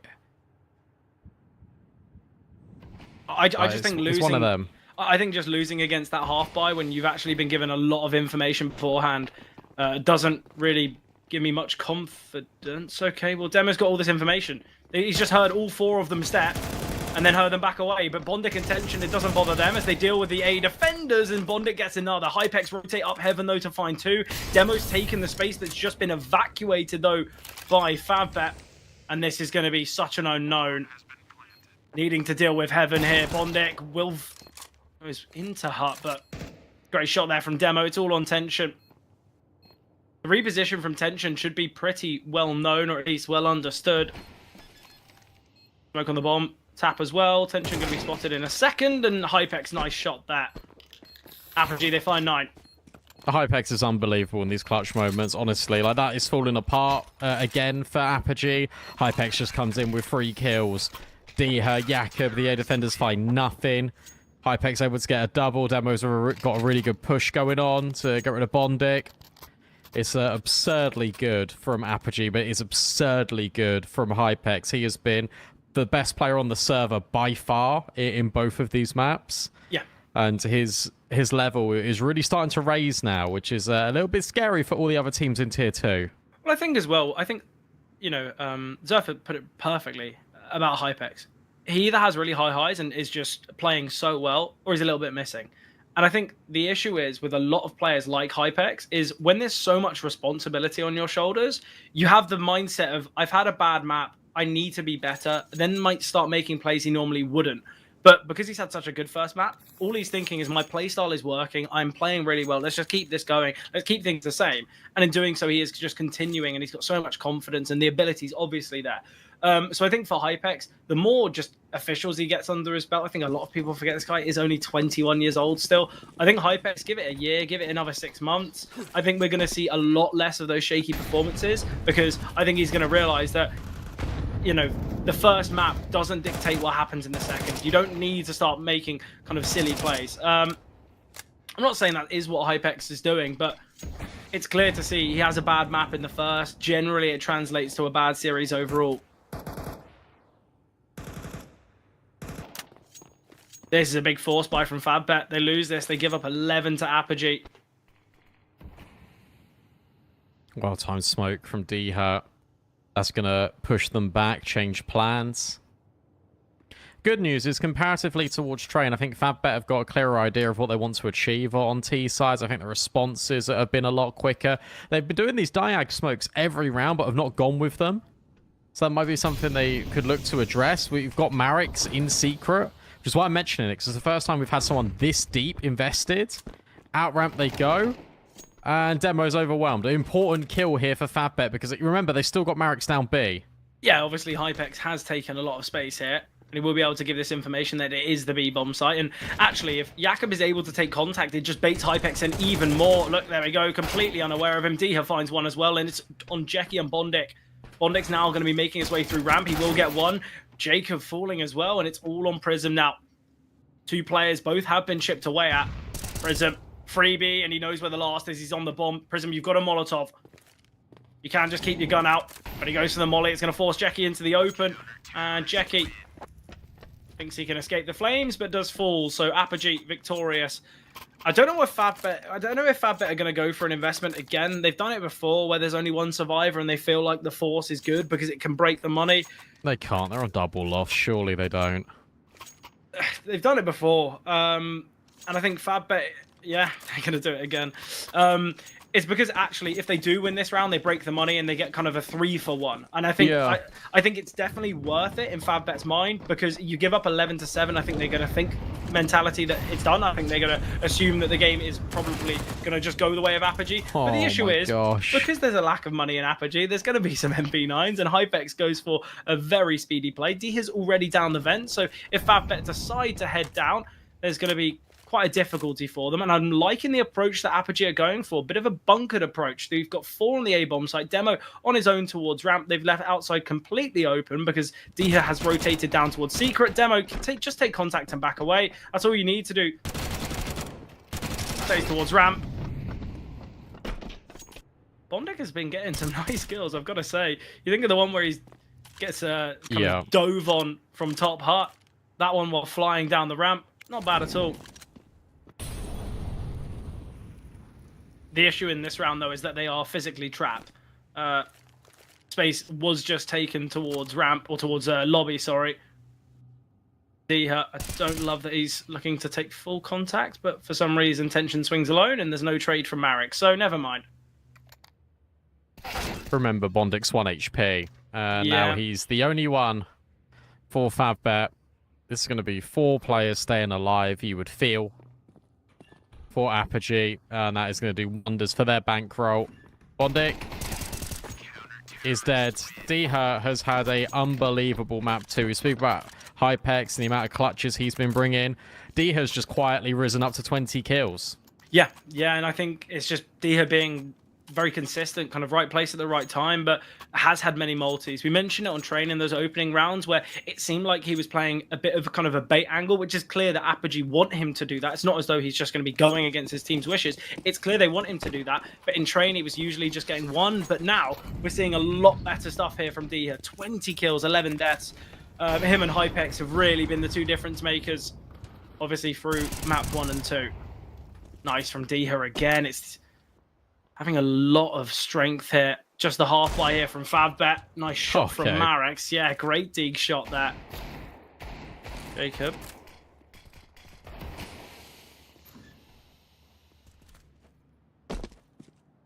It should be fine. Yeah, I think the Apogee fans are no longer worried anymore. We should be looking at a 12-7. 5 opportunities on the CT side. If you somehow mess that one up, then it's a lot to talk about. It's a very worrying thing for this team, and I don't mean this disrespectfully, that Bondik is top performing. And I know Bondik is a bit of a demon on Nuke, but like your in-game leader shouldn't be doing this, especially when his name's Bondik. Secondly, Tension, Marex, like you spoke about, Marex, like Tension was doing well. He was going like blow for blow on the first half. He's just fallen off a cliff. Marex has never got involved in this series. It's been a really troubling time for FAVBET, and it feels like they're just going to go out of a whimper here.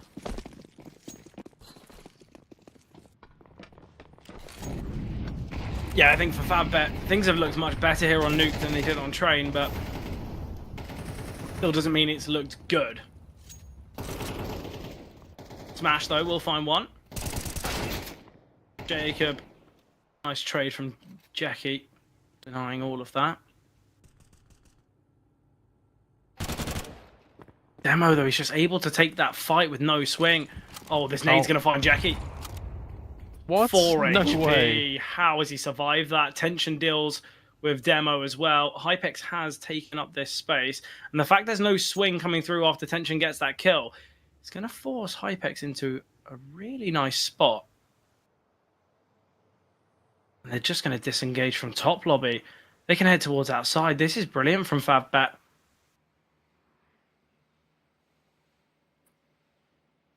Diha's starting to realise that could be the possibility. So he's just in heaven. He's having a little jiggle. Are they doing what we're doing? Or have they made it over here? Not yet. Yeah, he's going to have quite a while of jiggling because they are still just shifting towards outside. Hasn't checked outside in a while, so could go for the jiggle now. Seen it now. Spotted all 3, and he's sometimes in those moments you feel like you've got to fight your way out. Hypex worried about a late play through heaven, but with that molly should confirm. Oh, don't go up the vents, guys. Don't go up the vents. Okay, Hypex tucked in the corner. This could be it. He gets the first and the second. Tech 9 in hand. Again, Brandon, it's Hypex in the clutch. there is not much that this man can't do in a clutch. With a Tech 9, they just don't check him. And for FAVBET, they think they've just done the smartest play possible. Well, D has spotted us cross down secret, so let's path our way up to vent. But sadly for them, that is obviously where Hypex resides. But a great second game from D. I think Hypex obviously having moments. Apogee 2-0, they are quarter finalists.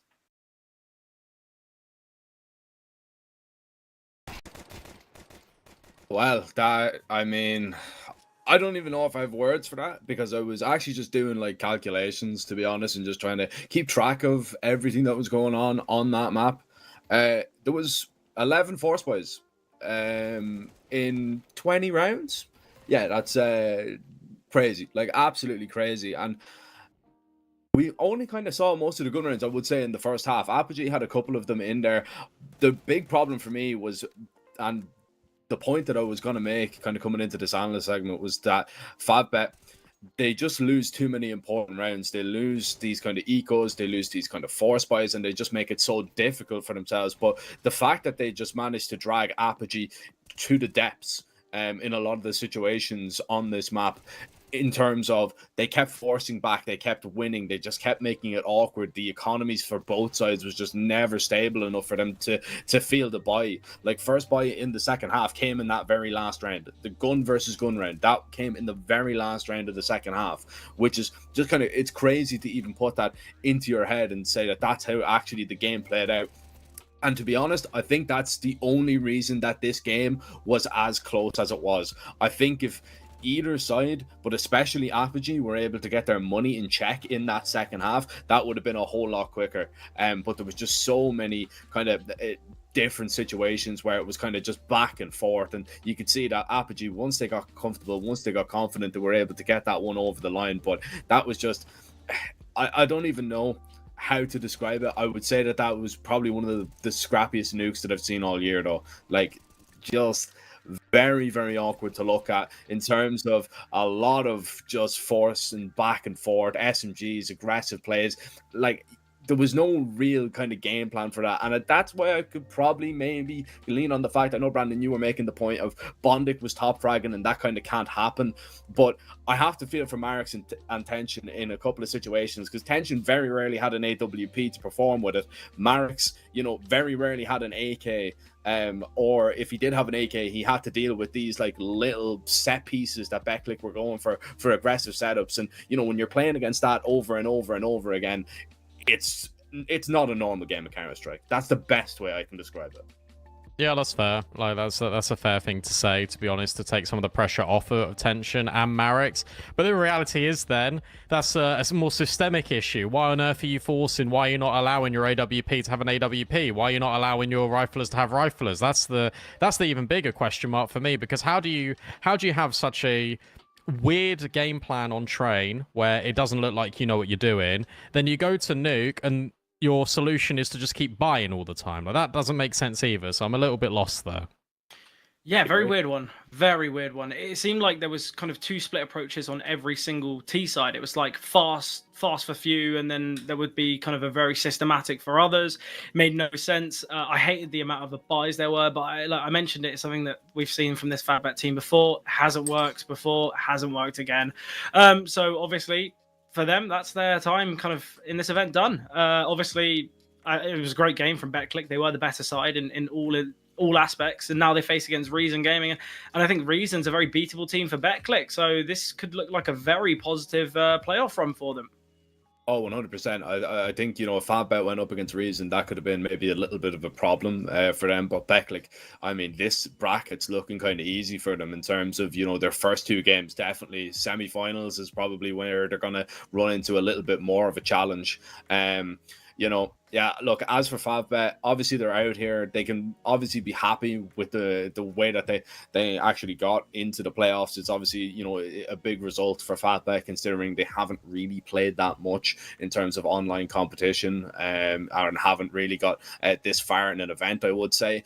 But you can see that systemically there's some massive problems in this team. So a lot of things kind of need to be maybe revamped and readdressed for this side. As for Betclic, you know, just experience prevailed in that one. They got it over the line. I think the better team won, and I don't think anybody can have any issue with that whatsoever. And I think Betclic, honestly, a lot of teams are going to need to be ready for them, especially, you know, Reason. They'll know a lot about them, of course, being another Polish team. So we've got that kind of derby in the quarterfinals.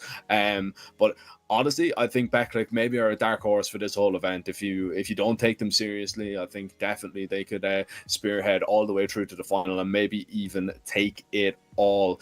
But lads, I do believe we've got a little bit of a break in between now and our next best of 3. We've got HOTU taking on ARCRED. That's going to be our final quarterfinal of the day, but we've got about 50 minutes before we do go live with the pre-show for that one. So I'm going to give you guys and myself a little bit of time to take a break, catch our breath, and then we will be back with our final best of 3 of the day. You don't want to miss it.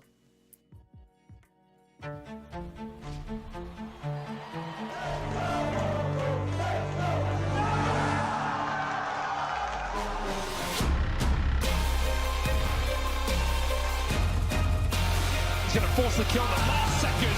Right to the smoke. Look at him go.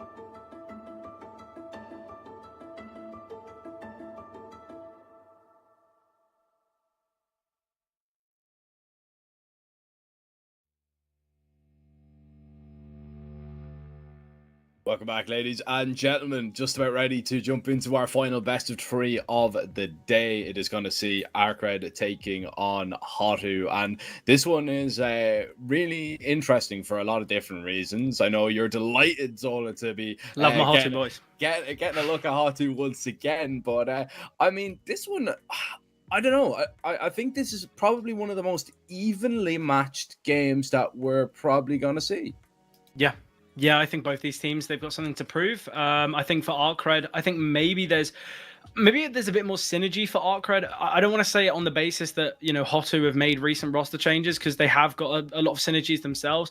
But I actually think the way that ARCRED play is very well composed. I think their game plan is very strategic. I don't want to say HOTU don't, but me and Brandon were talking about the HOTU team beforehand, and we were kind of saying this is just a team of aimers. And look, by no means do I mean that's a bad thing. They are so good. They play kind of the mechanics of CS to such a high degree, and that is what gives them so much threat potential in a lot of these games. So I think if HOTU can have all of that, then ARCRED is going to be difficult. But yeah, I think it is that kind of system versus mechanical that we've got on display in this one. But yeah, I think it's going to be close. To talk, but I don't think I can. Hello, right. Hopefully we're good and you can hear me. Yeah. The thing I worry about with ARCRED the most is you've got Ryujin, DSSJ, Raging, stable core. Get Yeket and Red Zed go absent like a lot, and it's not really Red Zed's fault. He's not really had a lot of HLTV officials. He needs time, that classic tier 2 thing. But in this very moment, I worry that they're not going to have enough firepower. Yeah, that is also just a little bit worrying. Also, you know, they're going to be fresh off of best of 3 as well. They're literally playing like right now up against Partizan, which could be a little bit of an issue. You know, you don't get enough time in between officials, and then all of a sudden you're a little bit fatigued, especially because there was a long map in there as well. I think it was like a 22-19 on Mirage. So yeah, you know, HOTU, I've definitely been keeping an eye on that for certain. And this is probably a team that, you know, I wouldn't blame you if you were kind of saying over these last couple of months you hadn't seen all that much from them. But most impressively, that I actually didn't realize is that these guys actually qualified for the first stage of Pro League through the Asian closed qualifier, which is absolutely massive. Of course, they took part in PGL Astana as well, but my concern, and I don't know if you have this as well, Zola, is the fact that since, you know, July 19th, this HOTU team, so like in a month, 6 maps. Yeah, and that's a big issue in online Counter-Strike. Yeah, I think it is. But from the games that you know, I got to watch from them kind of yesterday and the day before, or today and yesterday, sorry, they actually looked really good. I think they've actually used the time really nicely. In the game that they lost against Tricked, I actually thought, okay, yeah, map 1 looked really poor, and that was Nuke. But I think they probably should have won Ancient. They probably should have won the series anyway. The fact that Overpass didn't feature in the vetoes, I think, a bit unfair for them. HOTU are a team that I remember watching back on Overpass, and it was a very different team. But Mizu is still kind of a long-standing member, and it's clear that they're wanting to play Overpass again. So actually, I feel like it hasn't affected them that much. I understand your point. I completely get it, and I feel like it happened a little bit to Apogee when they kind of returned. They took quite a while off, and they came back, and the results weren't there. But I actually think the HOTU, it's not going to be a factor here today. They looked really, really good, and I'm impressed with this HOTU team. I think they definitely can make a real difference today. I think they really can. Yeah. Brandon, I don't know. Are you kind of in the same boat as me? Have you? Okay, well, his mic has died. His mic has died, so never mind, Brandon. Yeah, I won't ask you, no problem. So yeah, look, I don't know. I think obviously reps are really important in online Counter-Strike, and I want to kind of drive that home as well. Like you can sit there and have all the crack in the world, but your wonderful voice is back, Brandon, which is beautiful. But look, I think HOTU, I don't know. I just worry about it. I am a little bit concerned, especially because ARCRED, what I have seen them from them recently, I actually have been quite impressed. And to be honest, I just haven't seen that much of HOTU. So like, I'll be a little bit reserved in my judgment before we see it. Of course, Veto now on your screens, as we are going to see an Ancient, a Mirage, and a Nuke decider. And the man that has just got his mic back, Brandon. Any surprises in this one? Not really. Like, you got to pick your strengths, and for HOTU, you pick Ancient, and ARCRED have been really bad at it. Mirage is ARCRED's best map is also very good for HOTU. Like, HOTU have got like the best veto right now when it comes to the first two. If it goes to the decider, you do favor ARCRED a little bit, but all of these maps are really comfortable. As you say, like, limited sample size for HOTU. But you're never playing Dust 2 against ARCRED. You're probably playing these 3 maps that are your best and your most sample. So I think they're going to be more than happy with this. Yeah, I think when you look at the maps that HOTU are really strong on, it kind of just doubles down with my sentiment that they are just really good aimers. It's the 3 probably the puggiest maps in the pool. You've got Mirage, you've got Ancient, you've got Dust. Not to say that there aren't other maps that feel like that, but Overpass coming back in, you need to be very structured against teams that know how to play it. Train, Nuke have that similar sentiment. Inferno with the rotations, you've got to be very key on that. I feel like Ancient, Mirage, and Dust, your individuals can really dig you out there. And the fact that HOTU have got both those maps as number 1 and 2, I'd be very worried if I were ARCRED. I know ARCRED are a very good team on Mirage, but I do think that HOTU are also very dangerous there. So I think it's going to be the individuals that that really kind of make the difference, right?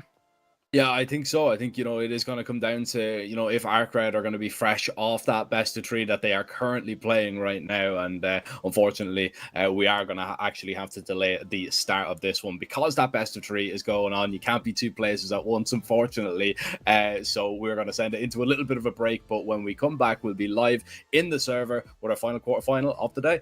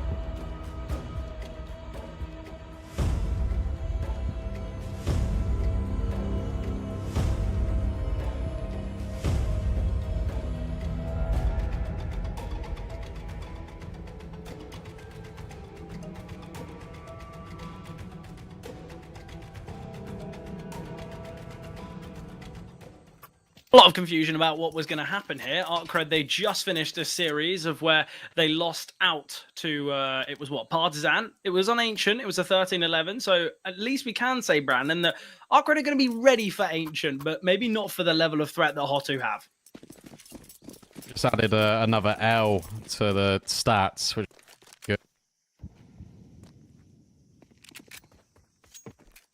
Yeah, I guess for HOTU, they might feel a little bit more confident.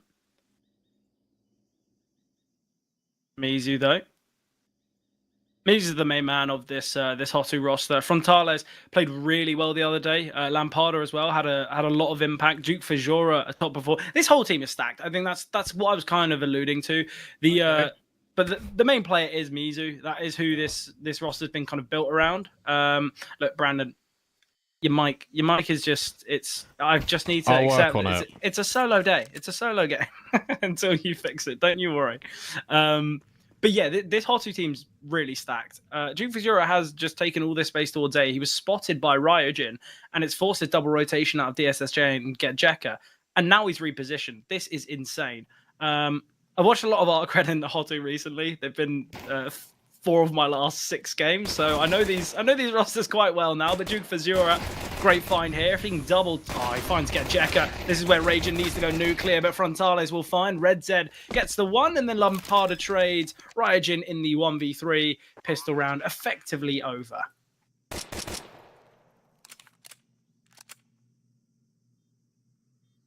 So for HOTU, this is the start they want. This is how they want to begin this one, because look, it's their map pick. They've been made to wait. They've been made to kind of have some, maybe a little bit of hope that it could be an FF, but it's not happened. I still feel like, oh, Ryojin, how have you given yourself a good chance in this? Duke Fajura is actually quite far away. Why are you thinking it's a fake? That's the 10-second timer. Just swing him.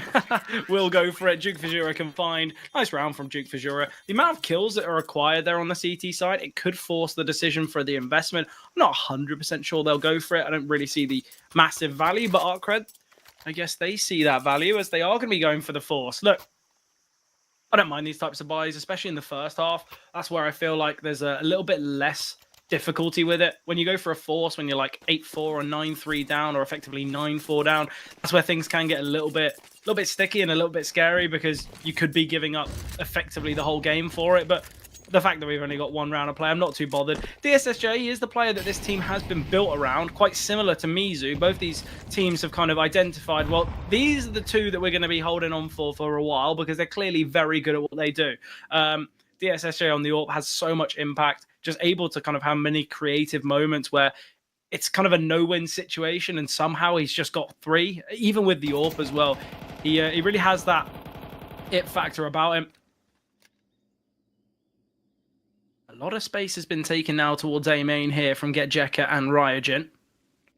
Thankfully, their site setups here, they split the Ryojin and the Raging combo, which is always a bit of a nice one for us commentators. This is the bomb hit. Frontales caught.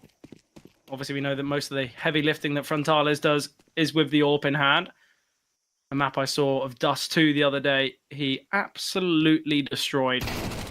The SSJ taken down, but the MP9s are ready to trade. Mizu will find Ryojin now. Lamparda, he's taking this space. Get Jekka, he's alone here, but Duke Fajura might not check this. Might assume that he's on the bomb site, but great find from Duke Fajura. And now this is where Lamparda, he's cleared towards CT. No one is currently holding Donut, though, and this could be an issue. Lamparda does have a smoke. Why are we crossing? This is such a poor decision. Lamparda is now going to send the smoke grenade with the knowledge that Ryojin is here. Oh, I like this from Raging. This is a cheeky way. He's got the dink there while jumping. Tap of the bomb. This could be very risky. But Raging will get taken down by Mizu. So the round is found by HOTU. They are silenced. They are denied. So ARCRED, they are going to go 2-0 down here. An expected 3rd to be found as well for HOTU. Obviously, though, HOTU, this is their map pick.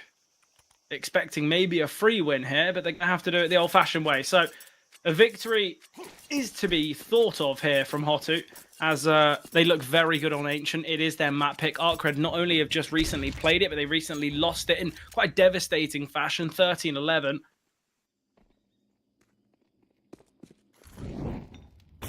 That was after they got eco'd as well. Like Yeah. they literally had the game in their hands. I saw that one. I didn't see the first 2 rounds of this.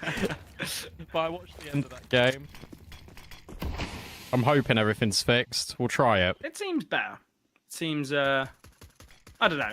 This is the kind of hero rifle rounds and pistols. I don't mind this type of buy. The fact they've gone for a full gamble as well is the only way they win this round. An elevated angle now for Rajin. He will find one. Molly and nade combination, and the MAC-10, or the Galil, sorry, of Frontalis finds. Lampada holding for DSSJ's swing. Mizu can fight and peek at any moment. Rajin will be in the back lines eventually, but KDO has had a slight idea of it. AK connecting, MAC-10 as well, and get Jekka. You might have retrieved the rifle, but don't think much is going to come from it. Flying MAC-10 won't find, but at least guarantees that information. So is the deal with this HOTU team like they're really simple when it comes to structure, and they just headshot everyone? Is that Yeah, is that the vibe? Yeah, Okay. they are.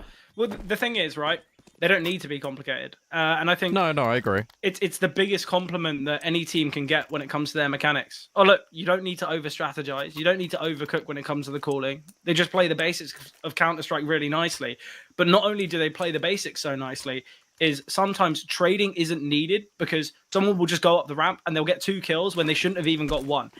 This HOTU team are just super stacked, and I think now that they've got a really experienced coach, obviously Mao, major winner. Might not have done it for the longest of times, but done it at the highest level. Nice flashbang thrown, but again, Mizu, he's caught out in the open. He's fighting against 3. He has just found all 3 of them, Brandon. As I said, this is just quintessential HOTU. They do the basics of Counter-Strike. He swings out. Probably shouldn't have gotten the first. Definitely shouldn't have got the second. The third, how? But this is HOTU. Well, I can tell you how. It's because you got 2 players that are in donut. One of them flashes for the other one, and then the second guy doesn't swing. There's just no trade spacing. And obviously the second guy is designed to sort of help the other player that's trapped in the corner. They didn't throw that pre-smoke that just extinguishes any mollies that get dropped in that direction. I mean, that's just really sloppy from ARCRED. You can see why they are not amazing on this map. He could go for the knife, but he opts against it. I think he realised his back's in the corner. There was no way he'd actually get that knife kill safely. But look, that is that's HOTU for you, and I think that's the scary truth that ARCRED have to deal with.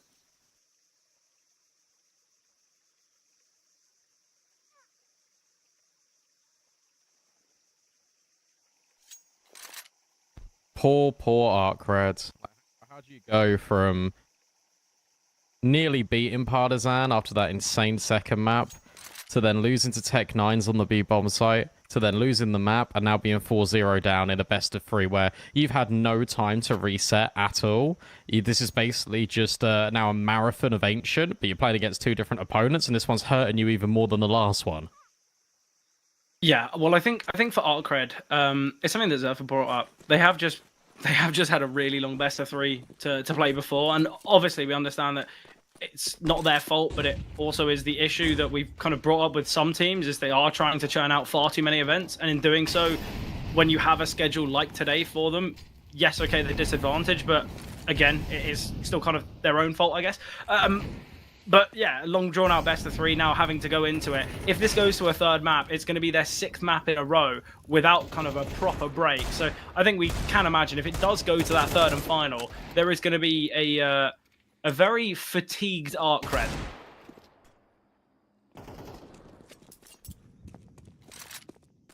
Raging has just got a double with a deagle.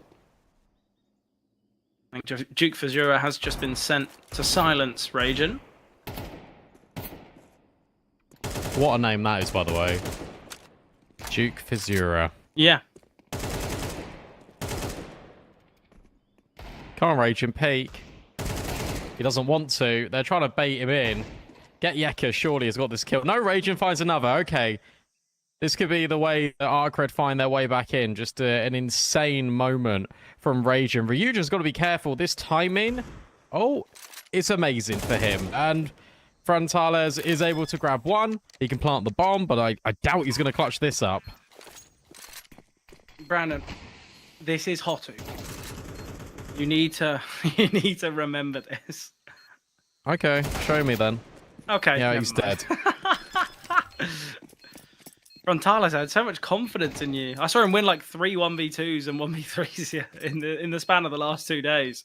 He has been the kind of similar to Hypex from what we saw earlier in the clutch. Bit of a weird way for ARCRED to win their first, but it's going to really mess with the money of HOTU, which is obviously a big bonus.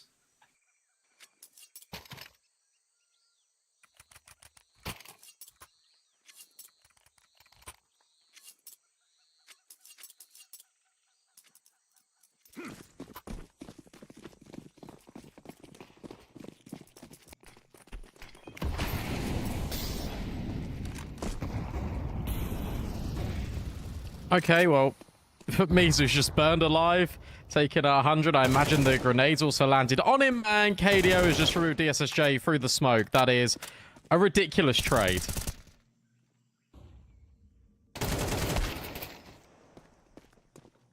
Okay, and then Get Yeka just swings into the opener. Lampada gets an easy one. This is probably going to be another round chalked up to HOTU.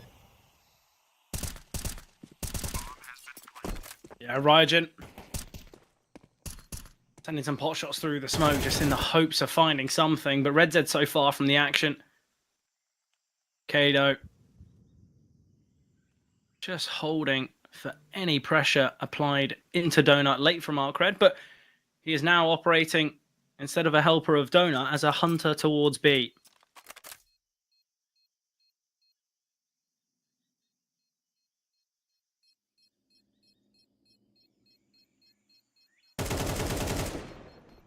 Ooh.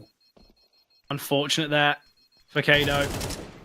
We'll find What? Raging though. There's just no need for that peak. What? Just Okay. insane. Yeah. Could have found Red Zed as well if he swam through the wall.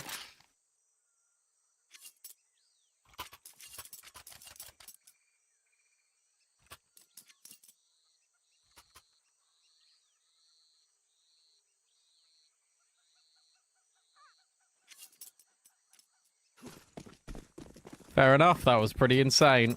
Yeah. Yeah, for HOTU, I feel like ARCRED, they win that round, they get a lot of financial gain from it, and then HOTU just take away a lot of the money there.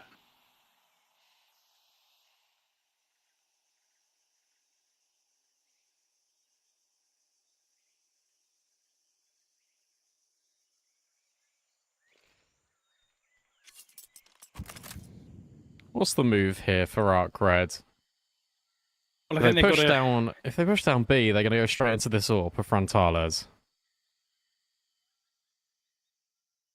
Yeah, well, it seems like that is going to be the game plan. Oh, Frontales goes for the quick shot there.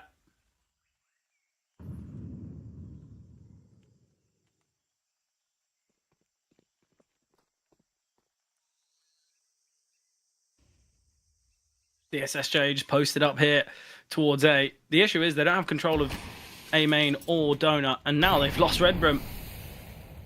Don't push this, don't push this. Why on earth would you push it? Okay, Ryujin. That is pretty bonkers that they did that, but it works out anyway. DSSJ just gets annihilated by Mizu. There is a trade. They get Yeka now forced out into the flames and forced into the fights. 25 seconds left, and a brawl has erupted on A. Yeah, it was really nice from Ryujin there to get the trade onto the player in A main. Brings it kind of back to an advantage scenario.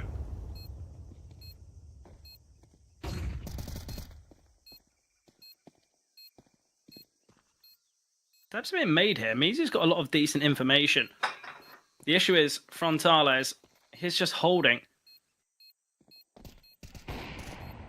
Oh, Frontales missing the shot there, and very easy for both Red Zed and Ryujin to get those kills. Is enough time for the defuse, no issue there. ARCRED get their second.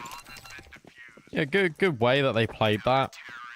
ARCRED, like, in the end with that retake, but I also want to compliment the off-plant setup. Like, I like the idea here of you just hiding behind the boxes. Frontales takes the contact with the AWP, then you get the close-range swing out of Mizu. And the way that ARCRED play that, the way that they avoid that is the fact that they're able to jump out of Temple as the CT players take contact. The Temple guy goes first, then Mizu's able to get a headshot, then probably they get baited into that AWP line. Instead it goes the other way. So good, whoever was in Temple, good job, because you essentially saved the round by not peeking. Yeah, it was nice there from, I believe it was Ryajin. Or Rajin. I think we're going to have this issue.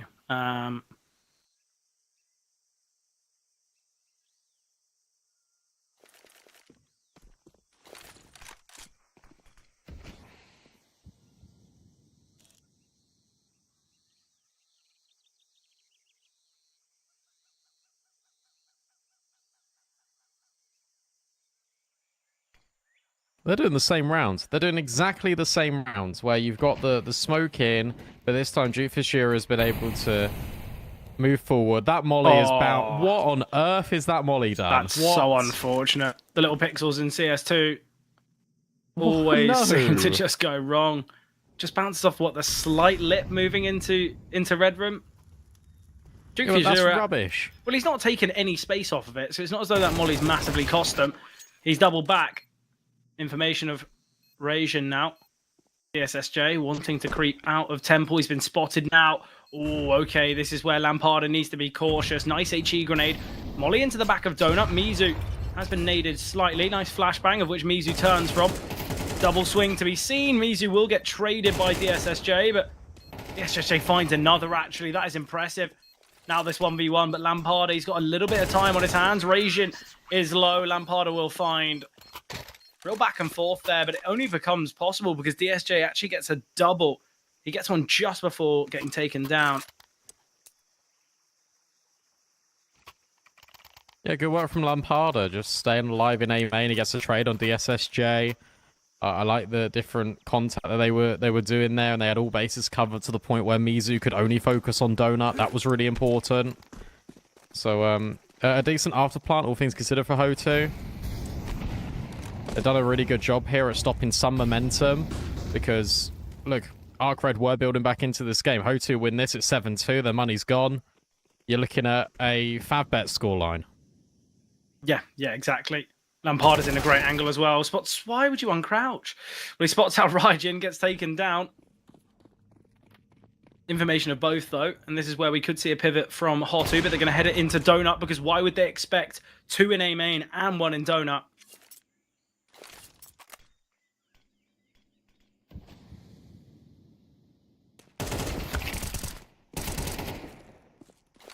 Nice find from Red Z as well. This is looking like a very positive round here. Red Z. That's Frontales, 1v5. What can he find? He's getting flanked or at least held here by DSSJ.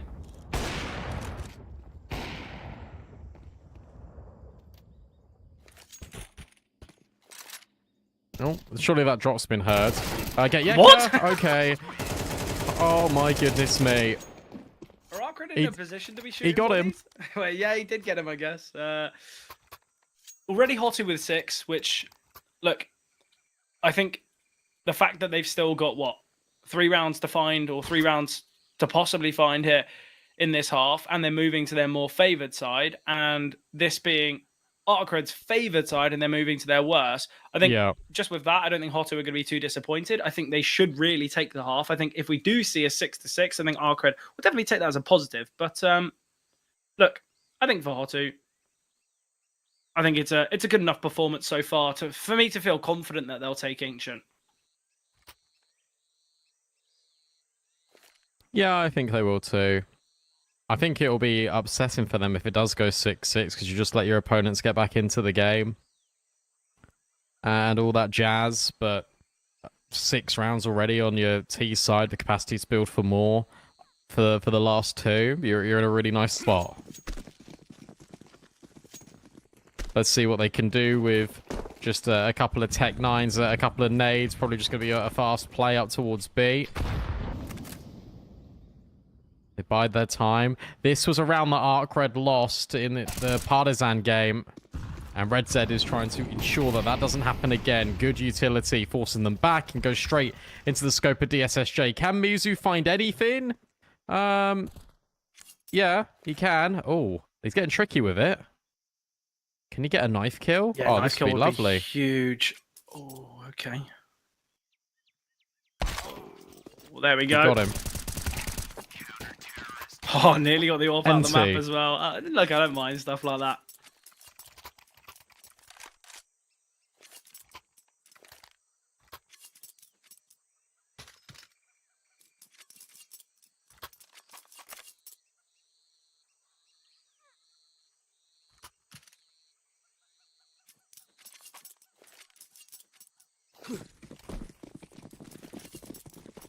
All right, HOTU, what have you got?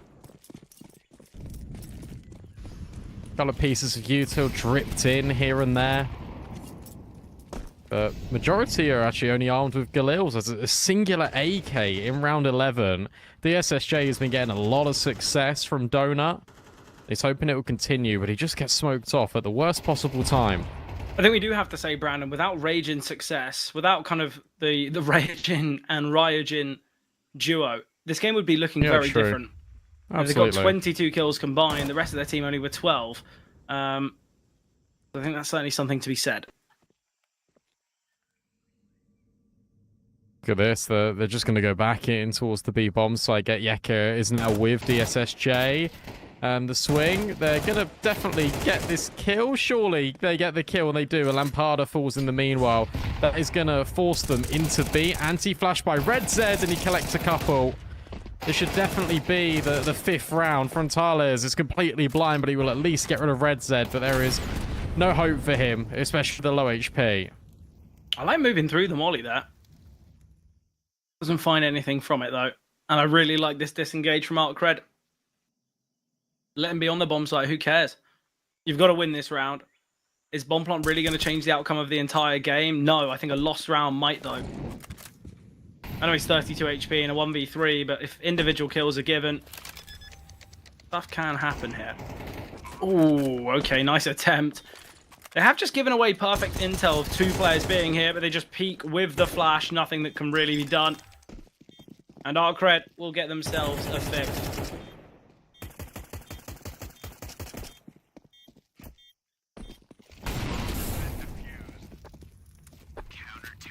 Important one for ARCRED, as we say. It's been a nice little resurgence for them. This will give them a lot of confidence, hopefully make them feel just a little bit better after all the events that have transpired so far over today. I like that DSSJ has rebounded because he was 0-7, and now he's 5-8. Getting some really important kills for his team. Let's see if they can get this sixth. I mean, they're not up against a great deal. One AK again, but the others are on pistols. There's a few Galils. There's a faster play in towards middle. Raging, though, looking to be undeniable. But unfortunately, he just gets wallbang headshot by Frontales. Yeah, nice find there. You're assuming there's going to be a deagle for AK trade. Mizu now the one wielding. They're going to pivot away from middle as well. Oh, Mizu got to be cautious. Ryojin's got great information as well that there's a chance there's this B play. Great from Ryojin.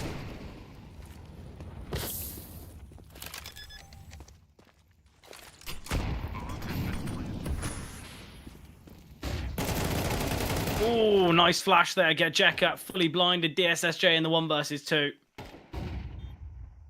How does this happen then? Yeah, a couple of missed shots. It seemed like the CTs were all isolated, and I think that was the big issue. HOTU kind of played shoulder to shoulder. But look, 7-5. I think that's a fair assumption of kind of how this half's looked, right? I wouldn't have said ARCRED have been that far away from HOTU. I wouldn't have said that it should be level. I think this is a fair assumption. Obviously, it was a 4-0 start, so I think ARCRED will at least be quite happy that they brought themselves back. Yeah, they should be. I mean, as you say, it's the Raging Ryujin show. They're now up to 26 kills between them. Everyone else on ARCRED has got 16, which isn't brilliant, but hopefully they can just keep carrying and bringing forward the pain, because the SSJ can get a little bit more active, especially on T-side Ancient. I think it's easier to AWP on T-side Ancient than it is CT Ancient. I think he could be quite difficult. Raging has been entering some fine form, so I'm really glad that we're continuing to see that here from him in ARCRED. Like, past couple of weeks have just been fantastic for him, so I'm glad we're getting it again in this game. Pistol, obviously, the potential is quite massive here for ARCRED, but if HOTU get this, then you can imagine them just resurging on, especially as you said earlier, their CT side is definitely best. Yeah, definitely. I think as well. You look at their wins, you look at their losses. It's dominant victories, it's close losses. I think for HOTU, you know, the fact that in the 2 games that they have lost, that it's been 13-11, 13-10, kind of as close as it gets.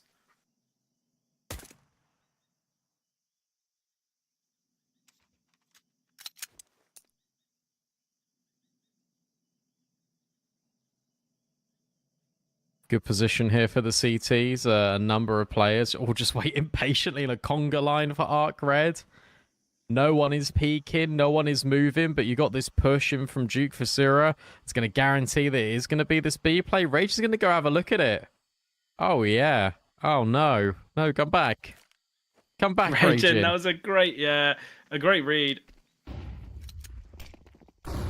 Space taken from Duke Fasura. Oh, interesting flashbangs. The setup looks good, though, and Duke Fasura finally activates from the back lines.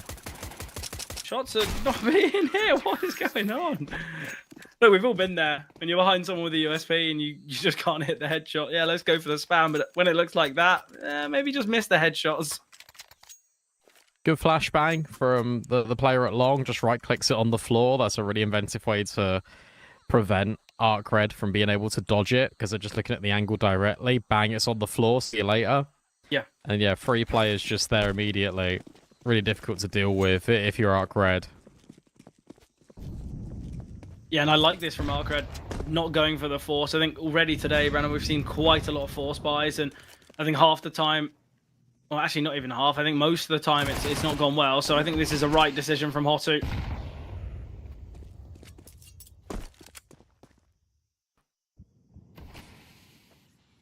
So they've got B, but the bomb's outside A. Nice shot, Red Z. Great shot, yeah. Any more Red Z?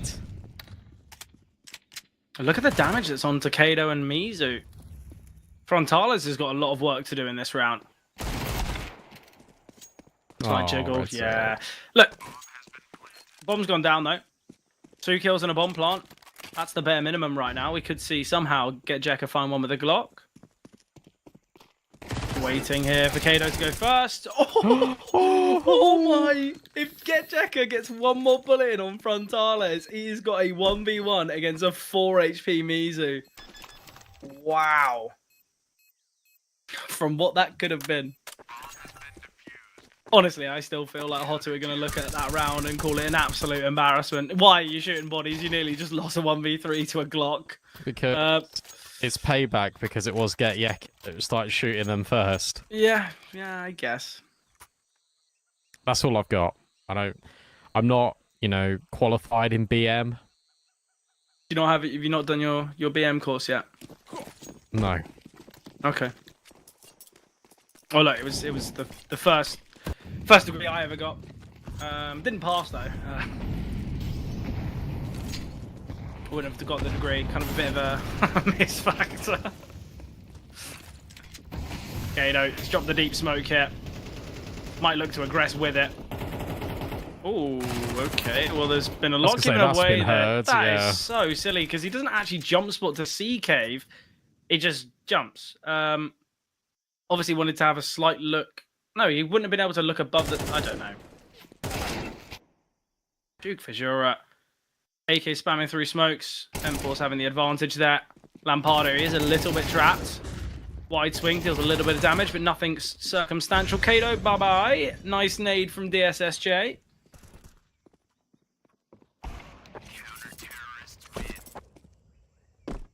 Very clean. Can he... did he get it? No, he didn't. MP9 only, Mizu. Sorry, friend. Yeah, that jump spot was very unnecessary.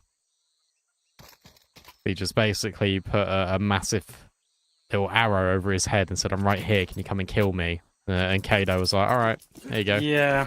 The fact he gets the second kill on site, though, is pretty outrageous. That was an unbelievable spray with the MP9, considering how like, kind of nerfed it is at longer ranges now. Okay.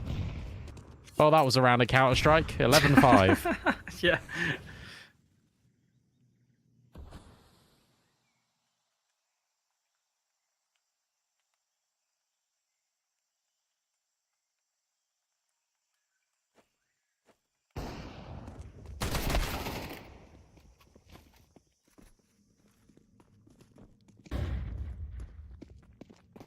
Frontales. Got teammates by his side. The whole team of HOTU currently neutral or positive KD-wise, and no longer the neutral as Kado gets that final. 11-5. This has been a pretty one-sided scoreline, hasn't it? Yeah, it really has. Look, to be honest, Fred, as HOTU's #1 fan, you did say that this was going to happen on Ancient. Yeah. Whether that was on broadcast, whether that was off in our little green room, you said, look, the match is going to have to begin on Mirage for ARCRED. But to go 13-11 against Partizan and now you're just being banged out is probably a horrible feeling, especially the manner in which you lost that 13-11. Well, again, I said for HOTU, their playstyle's very simplistic. Get them on a puggy map, get them on an aim-dependent map, and they should do well. The CT sides on a lot of maps actually for HOTU have been kind of generally worse because they're having to then play reactive to what their opponents throw at them. So if you get a very calculated team, their CT sides actually will look pretty poor. What? Okay, we're peaking one by one. Wow. Yeah, you are. That's such a big mistake from ARCRED. You just go one by one into that angle. I mean, the first kill isn't, anyone's fault for ARCRED, but the second one, you do not need to reswing that to try and trade it. You just go with your teammate, you walk up towards the site together, exactly like Frontales and Lampada are currently doing. They can be loud, it doesn't matter. Ryujin has to hit some bangers, and I think he's just about made his way in. No, got spotted. There's so much utility. He has to do the damage, and he is.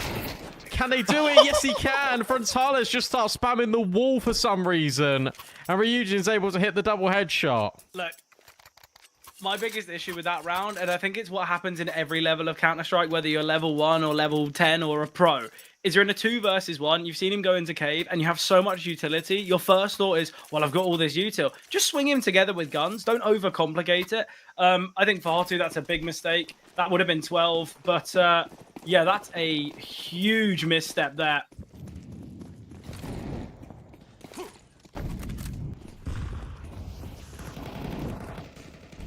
Just getting caught with util in hand, and then a fast play from ARCRED. Lampada will get one, but not quick enough to find Red Zed.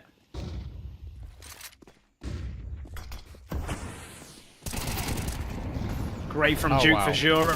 Ryujin pressing the issue. Ryujin spamming through the smoke. Frontales finds him. 2v3. HOTU. Although the mistake in the round prior... Kado needing to get that kill. DSSJ, he's close by. Nice find from DSSJ, though. He's had a bit of a quiet game, I've got to say, from DSSJ. Great shot from nice shot. Yeah. But DSSJ in the clutch. Told you he's a difference maker. He's now got the AWP in hand. Things are looking up. Yeah, I mean, what a round from DSSJ. Like, because he's the one that gets the kill on towards the cave player. He's the one that then takes all the space back out long. That was the original space that ARCRED had. And we spoke about individuals and we started criticizing that for ARCRED in the previous. Now it's time to give the same comparison to HOTU, because what on earth was that? That was just one by one. Didn't really want to do anything about the issue of the B-bomb site. It felt like they wanted to play retake. Sure, that's fine. But if you're going to play retake, let's then play together. Double A main push. It's going to be completely redundant. ARCRED have got all of B, but Frontales will at least provide one. But that should be, yeah, that should be it. That spray is sickening from Ryujin.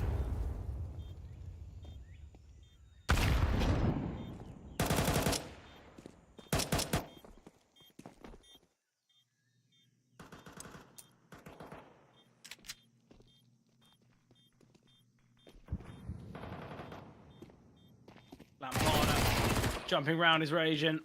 Lampada will get one that. Drops the smoke to save the rifle. I don't mind that. Don't lose the rifle in the smoke.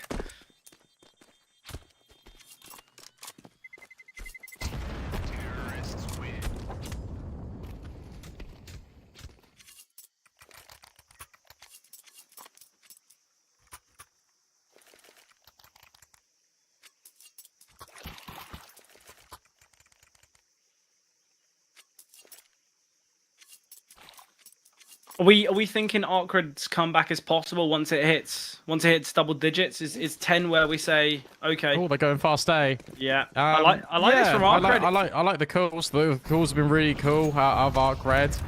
Fast donut, fast CT smoke in. Misu sees nothing in middle. You now see the smokes landing. Frontales isn't able to get by Raging. Raging has been undeniable. The spam is good out of Duke for Zero, but it goes back the other way. And now for Mizu, he's just waiting patiently. That was a cool idea from Red Zed. We'll revisit it in a moment. Because the spams are coming through thick and fast. The bomb hasn't been committed. At least at the moment. Yeah, finally digits punched in.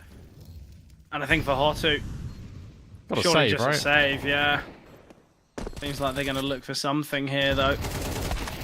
Spam was seen. Lamparda finds one. Kado takes him down. Red Zed found as well. And it's Get Jekka 1 versus 3. HOTU will find themselves 12. Never mind, don't save when you can just do that. Yeah. I want to go back to Red Zed's little flashing towards Donut there. I really rate the idea because what he does is he throws it deliberately off the wall. That's commonly where the CTs like to pre-fire the bomb after they fake it out. So if it hits, it will give over an audio cue and it can just spam him through the smoke. So yeah, I like really nice. it. And he also blinds like deeper Donut. HOTU, though, they get themselves 12.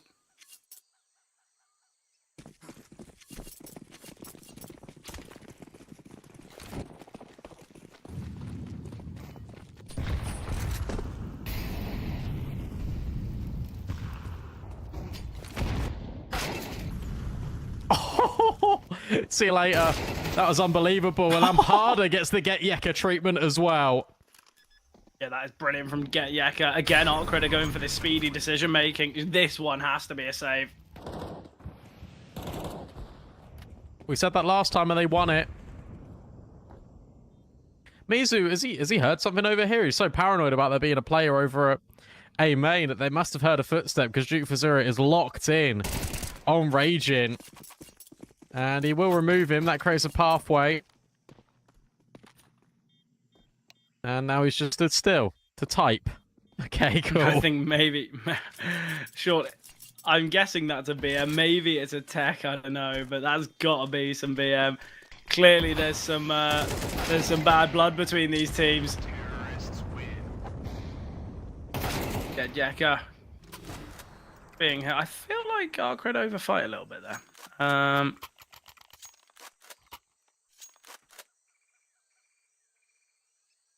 HOTU, 12-9 now.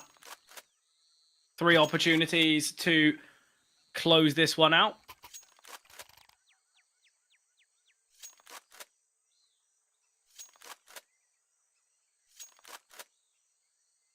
Let's take a pause to figure out what was wrong. Well, don't get Yekkered, I suppose. Because he just completely destroyed Frontales. He then follows through on Lamparda. It's just those 2 kills. Okay, boys, we've got B. Easy round.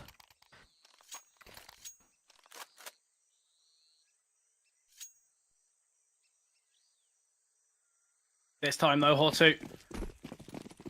They've gone for the save in the last. Can they make things work here in round number 22? Mizu holding for mid. Raging.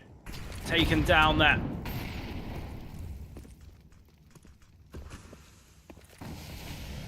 Smoke sent from Kado. Needed the smoke here from Ryogen. He's taking this space. Molly indicates he is in front of it.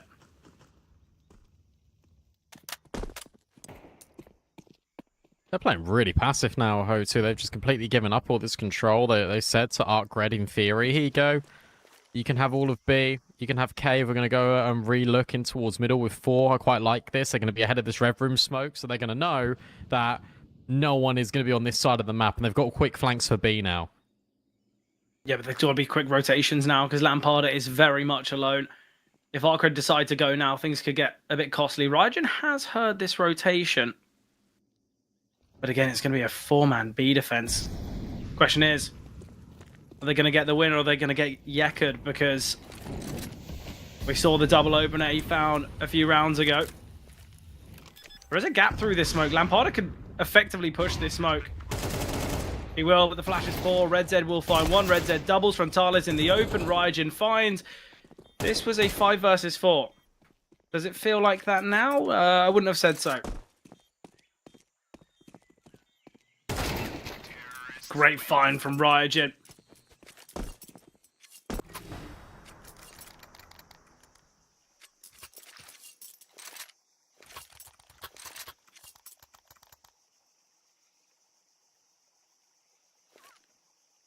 Yeah, really important moments again from Raijin, Ryujin. They're doing everything in their power and then some to keep ARCRED in this. 12-10, HOTU, 2 chances to close their map pick. Yeah, the dynamic duo here have really done well. I guess we'll call the other 3 tonic because the double Jin, they know what they're doing. Nice. Very happy with that. To be fair, ARCRED, if they do end up winning this series, and after the day they've had, I think they need a couple of beds. Yeah. They'll get straight on the the Raijin and tonics. Sorry, I had to. I know I'm just bleeding the joke dry, but it's what I do best. Sadly for HOTU, they've kind of forgotten what they do best because that's what 3 rounds in a row now that they've lost. I want to say it's 3, maybe it's 2. They've lost plenty. Yeah, I like the speed here. Raijin, very fast in donut. Elevated angle for Mizu might go unchecked. Raijin going to be clearing, but Raijin, sorry, finding. Timing there's brilliant. Lamparda, he just has a USP. Mizu obviously dropped the weapon. My issue is, if you're going to have that hero rifle remaining, obviously, from the rounds prior... Don't put it on the boost. Yeah, not only don't put it on the boost, don't put it on his own. Have, like, at least 3 players up on that boost. The first one could die, then the second one could die, and then it could be a full bait. Like, I just don't see why have you done that. HOTU, gonna come down to round number 24 here. They were what? I want to say 11-5 up. Duke Fajura finds 3. Okay. Is he dead to bomb? Probably not. He shouldn't be. No, he takes no damage. Honestly, Brandon, this map scares me with the bomb. Only 1 survivor. They're in a 5 versus 2 hunt, and they've only had 1 player live there. Duke Fajura has just found 3.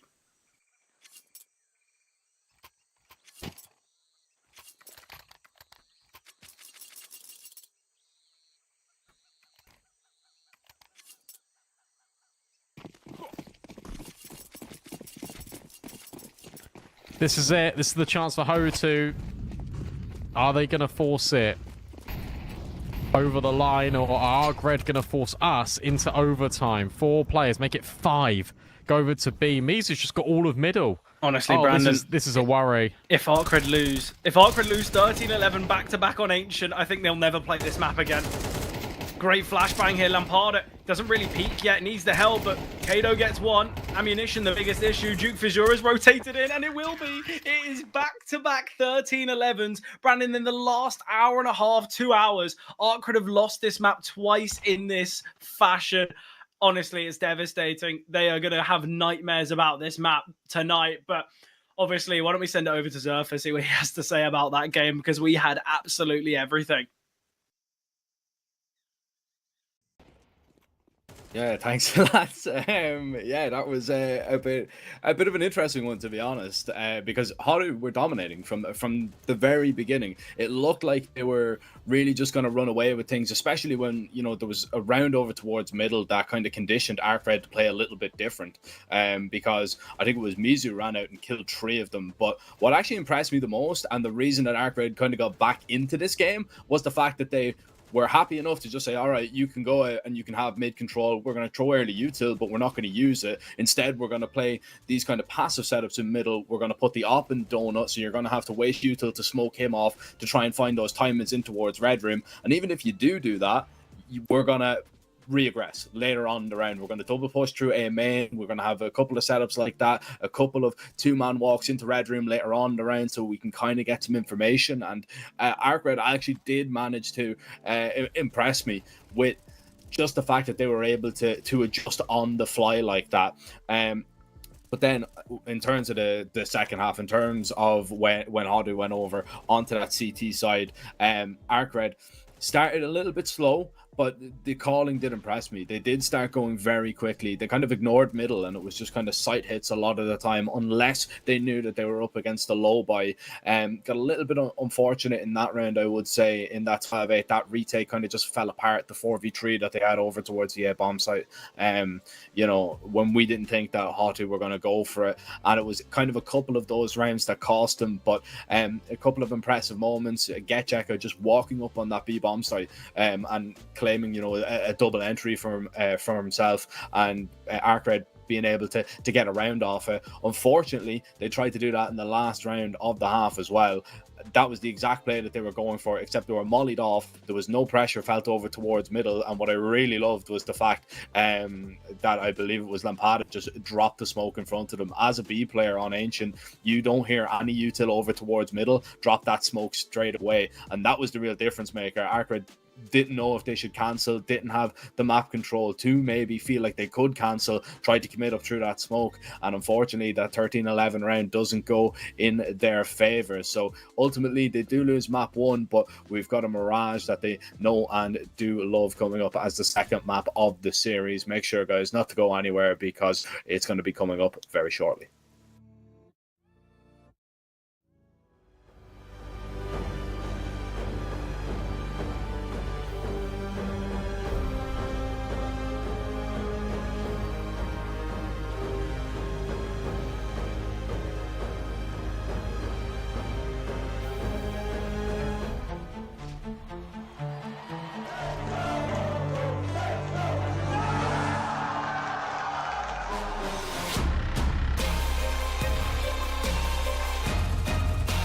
He's going to force the kill in the last second.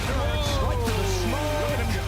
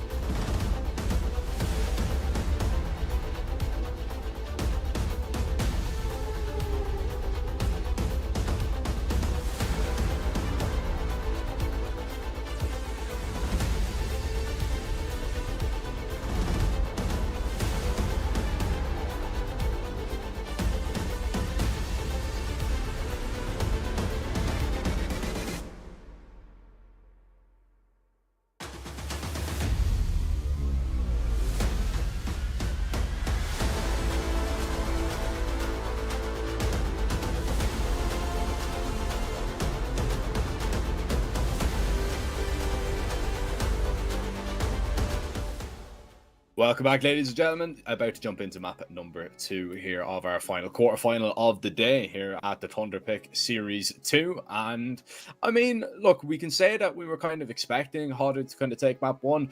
I don't think any of us were really expecting that to be as close as it was, because ARCRED, I thought, you know, they gave themselves enough chances to actually maybe convert that.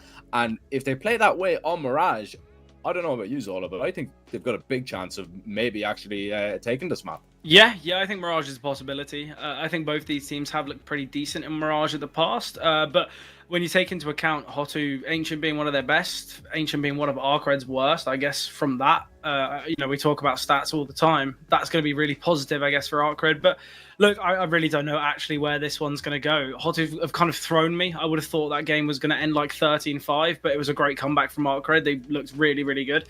And it's going to be really positive for them as well on a map like Mirage, because at least they got the individuals activated. You know, we saw it from Get Jekka towards the end, that double opener towards Ramp. That's still boring a hole in my mind. It's just little moments like that where these individuals are stepping up. And I think for ARCRED, at least it gives them, you know, a real point to prove on Mirage. At least it gives the individuals time to shine, obviously, in this second map. Yeah, I mean, Brandon, do you think fatigue might kind of kick in at this stage? Do you think, you know, ARCRED might kind of feel it? Because, like, I know everybody's kind of used to the online circuit now, but, like, when you're playing a lot of overtimes, you're playing some long maps, like that one goes a full 24.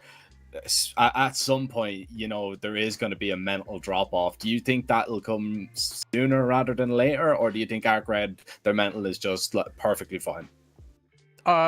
Well, I don't think their mental's going to be amazing because they just lost 13-11 both times on Ancient. But with that being said, I don't think it's that difficult for these guys who play like 2-3 best of threes a day to sort of not be able to lock in for the maps. Like I don't actually like it when people say that, and I know that's a bit rich coming from me who just sits here and casts the games rather than playing them. But I don't think it will have like that much of an effect. If anything, just the fact that they've lost Ancient 13-11 twice in a row, that's going to be the mentally jading factor more than anything. Yeah, honestly, that's very tilting. I don't think any team have prepared for that. Yeah, well, I don't know if we're going to be ready to jump into this game, because I believe we have a little bit of a delay. So we will be sending it into a short little break, but we will be jumping right into map number 2 when we are going live. So make sure not to go anywhere.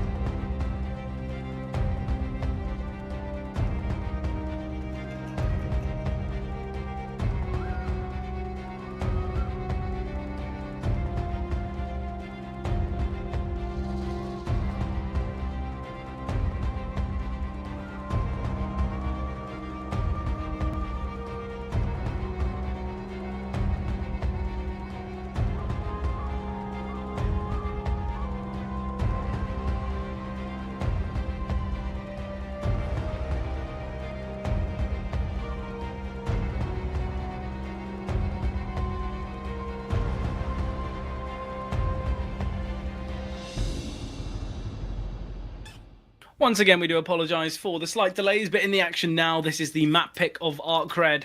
Look, they've had a little bit of time now to kind of mentally reset after the devastation of 2 13-11 losses on Ancient in a row. Let's see what they can do on Mirage, though, Brandon, because we know this is a very good map for them.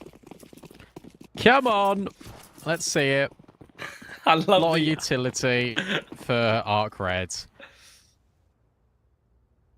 For HOTU, they're hoping that they're potentially going to go in towards this B bomb site. And look at this push. Kado has just walked top mid, and that's going to promote a rotate out of Frontales, and they're basically free strong. Is he going to flank A, though? That's the assumption. Most teams do like to go towards A on pistols if they haven't gone B fast, but it is going to be this B play now. A lot of information gathered from Mizu.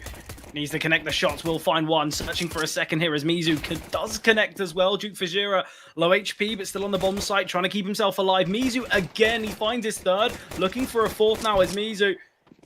Rajin, 1 versus 3, gone 1v2. Low HP Duke Fajira to find, but there's still this player towards short, and Duke Fajira, he was continually jiggling there, even while low. Clearly very confident in hitting that shot, and he does connect. So HOTU, they will find the pistol.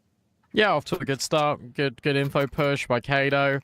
Gets the assumption that, hey, they're not in top mid. You see the lurk smoke go down underpass from Thales. You can see that. And he's like, oh, okay, well, they might be just flanking A. Then you hear the flashbangs go over the top. Quick rotates. Mizu just does absolutely everything. So great start to the map. Good entrance for Mizu here on Mirage. You said they built this team around him, and we already get to see what he's capable of. Yeah, I think the real positive that ARCRED are going to be facing here is you look at their recent Mirage fixtures. Obviously, the Partizan game, it was a close one, but Partizan a very formidable opponent. Was that all the OTs as well? Yeah, that was the 3 OTs. Oh.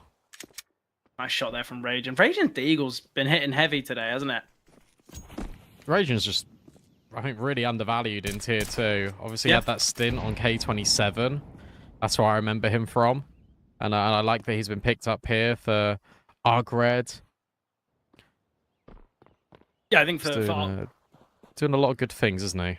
Yeah, no, definitely. And I think for ARCRED, not only is their Mirage really positive in the win rate department with a 75% win rate across 8 games, but it's also the fact that their 2 losses are super close. It's 13-11, it's 16-14 in the last 3 months. So it's very clear how much they lean upon Mirage. Not to say that HOTU aren't a strong team on Mirage either. And I guess the only thing that we can talk about is they both faced Partizan recently. ARCRED won, HOTU lost. So if that's any indication of where we think this game's going to go, I guess ARCRED slight favouring, but I don't like to look at that. Obviously, play styles do differ.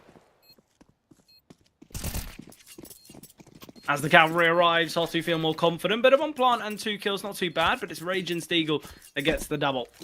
I think HOTU are going to absolutely bang out ARCRED. I don't really have any constructive evidence as to why, just a gut feeling. Yeah, I think it does blend into the fact that you are going through that tough scenario mentally for ARCRED.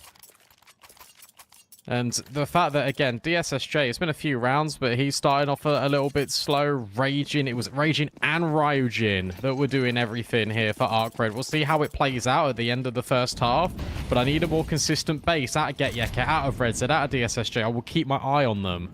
Yeah, most definitely. And obviously, when you look at that loss to Partizan, it's a tough one in general, but also it's the fact that for a lot of these players, they would have given absolutely everything in that Mirage game, and then obviously to go the distance. DSSJ, he was the big difference maker for ARCRED throughout that series, even though they still lost. So you can imagine why he's feeling a little bit mentally and physically depleted, because we have had slow starts out of DSSJ in the last couple, well, and in the last map and in the last few games from him. But nice opener here from Ryujin. Nade of the smoke, but Frontales finding 4 versus 4 here.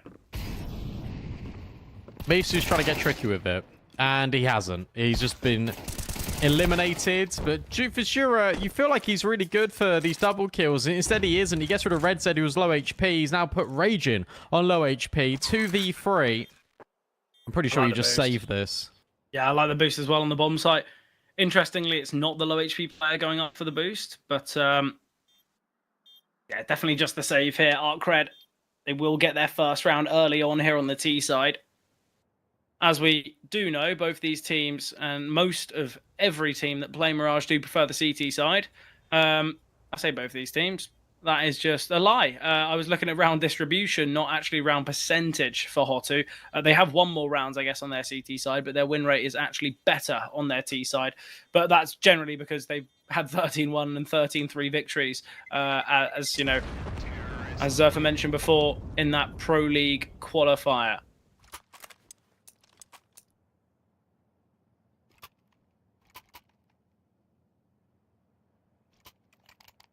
If you're thinking HOTU blowout, then what scoreline are we thinking? What? Oh, don't do this. Outrageous? Are we thinking 13-4 kind of territory, or?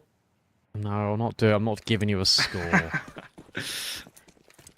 Just accept the fact that I said that they'd win, and I think it's going to be like pretty dominant. Just let's go with that. Okay. I don't want to make up a random score. But you might get it right. I don't care. Frontales, he's got that early stairs peek right as he takes down Red Zed. I like the speed of this kind of com push. I don't really know why we've seen Lamparda make his way. Well, you got flashed in. You got flashed in, but the flash was too shallow. Yeah. Well, that's definitely why he's gone for it then. Missed utility, bit of a problem there. Frontales. Oh, he has just spotted him towards stairs. Take the shot. He will find Frontales.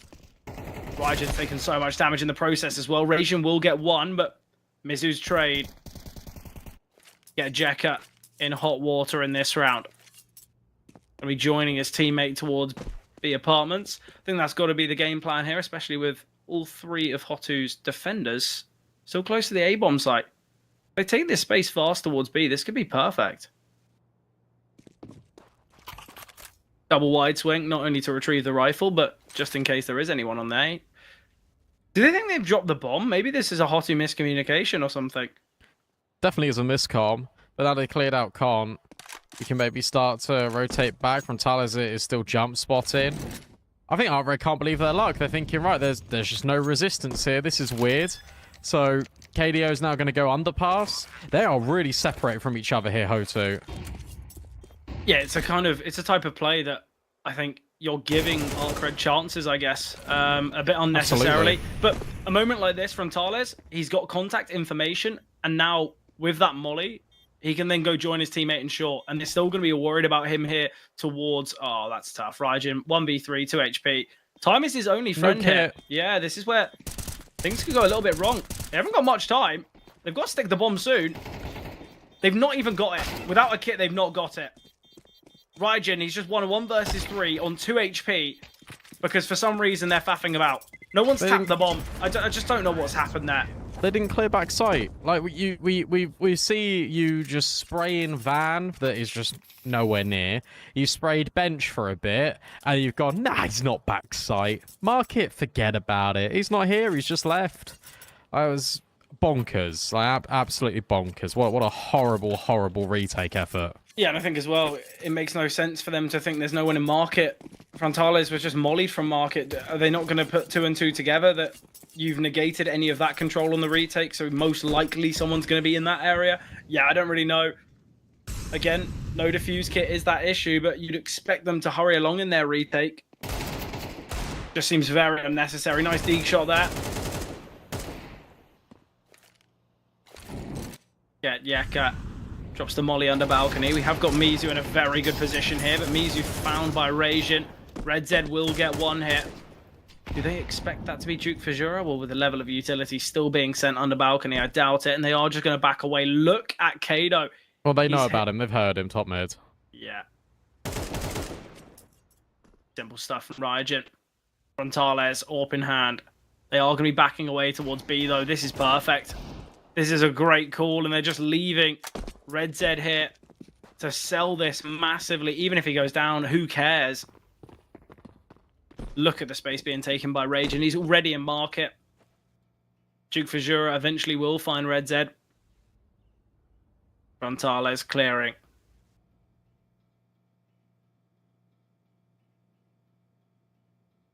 Now to go down, and they'll put 2 and 2 together, but with the lack of HP on Duke Fajura, I think Frontales had a bit of a half second there where he thought they were going for it, but He's so far away. There's no point.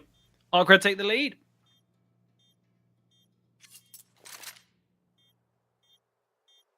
Yeah, look, they had to save this. You can't go for a round like this. Good idea from ARCRED, right? A much more punchier play. It is just against the lesser weaponry, but the disengage is really notable. They just say, hey, do you know what? We can hear these deagles rattling off. We're not going to jeopardize our round by walking into you and trying to take these fights head on. If you imagine the deags are there, then the AWP is either alone on B, holding the deep angle, or he's with the pistols. And this time he was with the pistols. He was on that quick rotate, but they stayed over towards the A-bomb site. 3 rounds in a row for ARCRED. And maybe they're not getting banged out. No, I think for ARCRED, the fact they've now got a bit of strength on their T side. Obviously, HOTU made a huge mistake in that 3 versus 1, but look, it's not ARCRED's fault, is it? Things have just fallen nicely into place. HOTU haven't been able to really do their best work so far, but it is still very early doors.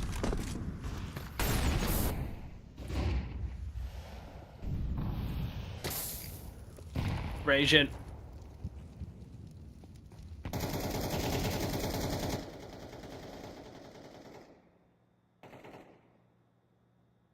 It's got to be said, right? If ARCRED come back and win this series, we have to say Raging MVP. It was the only reason he kept Ancient so kind of competitive, continuing these efforts and successes through Mirage.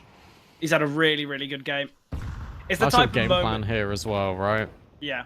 Well, I think as well, it would be devastating to see Raging. Let's say Raging falls off on map 3. Let's say we get map 3 and Raging falls off because he's done a lot of work on both map 1 and map 2, and then they lose the game because of it. It's one of just those devastating moments where he's done so much work and they still lose. Hopefully, we don't. That isn't the scenario that we're in, though. Yeah, you're like conjuring something here. We're not even on map 3 yet, mate. Like, hang on a sec, because what we're seeing here is initially this was going to be mid to B. But they got spotted by Mizu, so now they're thinking about changing direction, and instead there's going to be a lot more focus on towards the B apartments. DSSJ looking, hoping. Difficulty you got here for ARCRED is you've got 30 seconds left. You've got 30 seconds left, and RedZ is the only threat on short, and he's got no health. Yeah, Lamparda as well. He's taking space towards ramp in the meanwhile. 20 seconds remaining. Kato not getting blinded by these flashes. What is this utility? Duke Fajura, though, will go down. Great from Kato to find 2. 13 seconds. DSSJ needs to hurry things along. Great headshots from Kato, and he can still survive here towards Van. The molly pretty poor. Looking for a spam here. Can't take down the planter so far, and with the kill on the other side of the map. Why is he sticking with the USP? There's an AK right next to him, but we will see the round go the way of Raging. Raging in the backlines to find Frontales.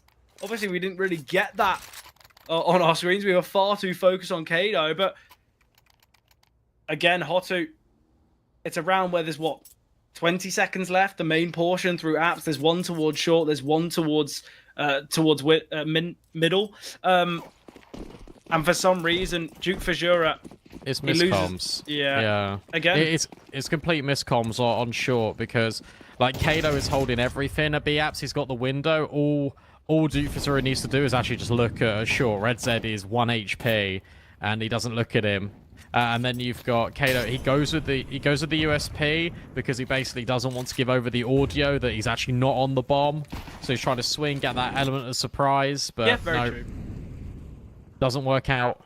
Frontales always just has an AWP somehow. He's always got an AWP, but he's not actually doing anything with it. Yeah, honestly, is he spawning them in or something? I don't know how he does it. They've just lost, 3 rounds in a row? 4. 4, yeah, true. They were 2-0 up. Actually, how does he have an AWP? Don't know, doesn't matter. Yet again, this conditioning just consistently being created by ARCRED. They're taking mid to B space pretty efficiently. Duke Fajura dropped again. He's been a real weak link of this Mirage so far. Well, we won't talk about Lamparda. Yeah, Lamparda's really struggled, actually. One of the most recent games I watched from him, he was such a difference maker. Frontales will fall. Nice shot from Lamparda now. 3 versus 3. Missed HE grenade. Still has some positive effect as Ryden can kind of force a harder fight. DSSJ. He's had a really slow start, but he gets a kill in this one. wins the clutch. Hasn't saved the AWP though, but that is what, 5 in a row now for ARCRED.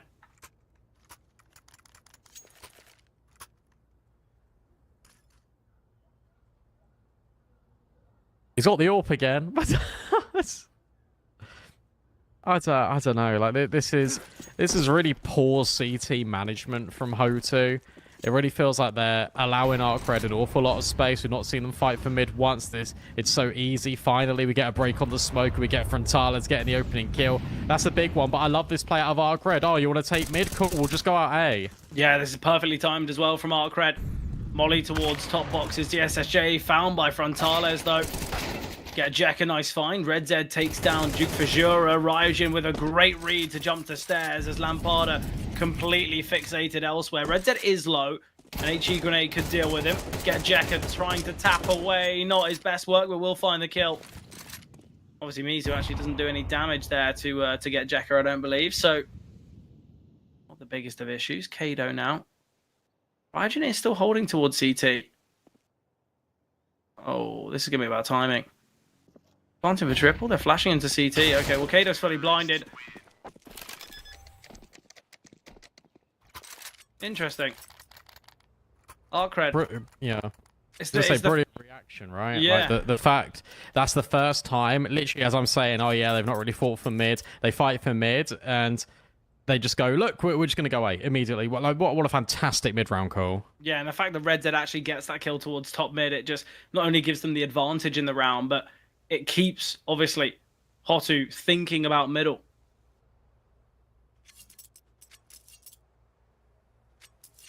Six to 2 now for ARCRED. Is there a limit here now? If ARCRED gets 7, or like 8 rounds, are we thinking HOTU are going to struggle? As I said before, I think HOTU actually do look a lot worse on their CT sides in general, because they're having to play reactive. They're having to play a little bit more kind of communicative instead of just having their game plan of just let's run around and kill people. And I think the way that ARCRED showed their T side towards the end of Ancient, where it was very quick, very like strategic and pretty simple themselves, it seems like HOTU on their CT sides, when they're not actually given space to find kills and they're not given the time to find these frags, that's where things go a little bit wrong. And HOTU, they're going to be going for a double ramp aggression, 4 towards A currently, and with the bomb going towards under, it's going to be a late play through middle from ARCRED. Yeah, as I said before, ARCRED are going to destroy HOTU on this map, and that's exactly what they're doing. That was me that definitely said that. I didn't say anything else. Oh no, the HUD was flipped in your head, right? That's what it was. That was why you were thinking the T's, right? This is the round that HOTU win. I'm telling you that right now. They've made the right reads. They've got a push from Mizu over towards ramp. There's a minute left on the clock. They are all here, and DSSJ has just removed Frontales. Raging has got to be careful, but then now spotted the player in towards top balcony. Never mind, they don't win. They get completely and utterly destroyed. MP9 Lampada is out, but only for 1 kill, and Mizu is nowhere near the fight. 7-2 for ARCRED. This is dominant on their map pick. Yeah, not messing about. Maybe they tuned in at the end where we were talking about their head loss and about how they might struggle, because this is not a team with any head loss. This is a team that are out for blood. Obviously, though, it's something that we did mention.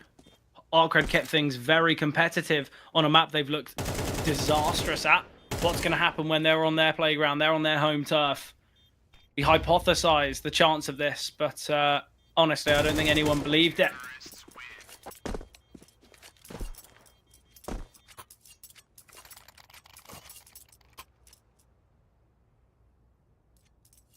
Right, come on, Frontales. Let's do something with this AWP.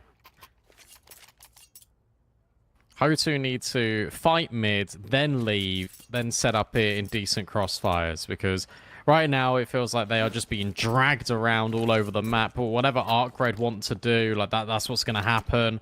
HOTU are just so slow to react. They don't really know what's going on. And I think a big element of this, as you're saying about these CT sides, right? Their CT sides are so reactive. Like there's no proactivity. There's the odd flash in towards ramp here and there, But aside from that, they're not really doing anything. Like this is the most aggressive I've seen Mizu in a round. Yeah, I think it's just because of the sometimes that HOTU have looked to get aggressive. It's either been poor utility or, you know, it's just been, you know, unfortunate timing that maybe they're thinking, actually, our proactive approach isn't working. Well, the passive isn't working either.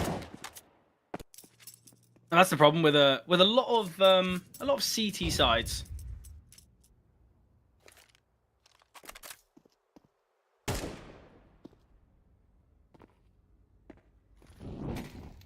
Oh, well, he's got the info now because one player's jumped. Mizu's just thrown the molly in. So there's 2B guaranteed. Here for HOTU. Smoke's going to come in at a good time. Kato does not need to jump up. The molly to go deep. He gets ahead of it. And that spray is insane from Kato. Never mind. He jumps up and he rips them to shreds and even throws the AK out the window. Yeah, Mizu actually snaps that up as well. Or at least I think so. But yeah, that was really nice. I think for HOTU, a moment like that, I guess it kind of alleviates some of the pressure because it was, what, 7 rounds in a row for ARCRED. Ever since the guns were out, that's where ARCRED looks so potent. And at least for HOTU, I know it's not a good half and they're never going to be happy with a result like this. Let's say they get 4. Let's say they somehow get 5 here. At least they can say, well, look, it wasn't just a pistol round that we won. And they're still within this game. ARCRED by no means have guaranteed Mirage. Oh, Tyler's going to get caught. Depends what Lamparda can find. Get Jekka, are we just going to be shifting through this smoke? Well, Lamparda will get 1, doubles down. Duke Fajura finding impact from jungle. Ryujin and Rajin. Left in the 2v4. Duke Fajura will spot him out. Ryujin holding.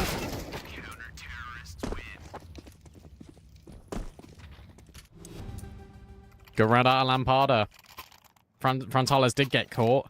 And then he's able to get the kill, get Yeka. So tunnel vision on the jungle player from Duke Fajura. The Lamparda just goes completely undetected, gets these kills. So I love the instant switch. The AK drops down, changes elevation. It has just been a little bit of a menace. From 7-2 to potentially 7-5, this would be a awesome recovery. Yeah, exactly. And the fact that ARCRED are somewhat broken financially is crazy, but I guess it just goes to show that HOTU, it's not as though they've been so far away from round success, but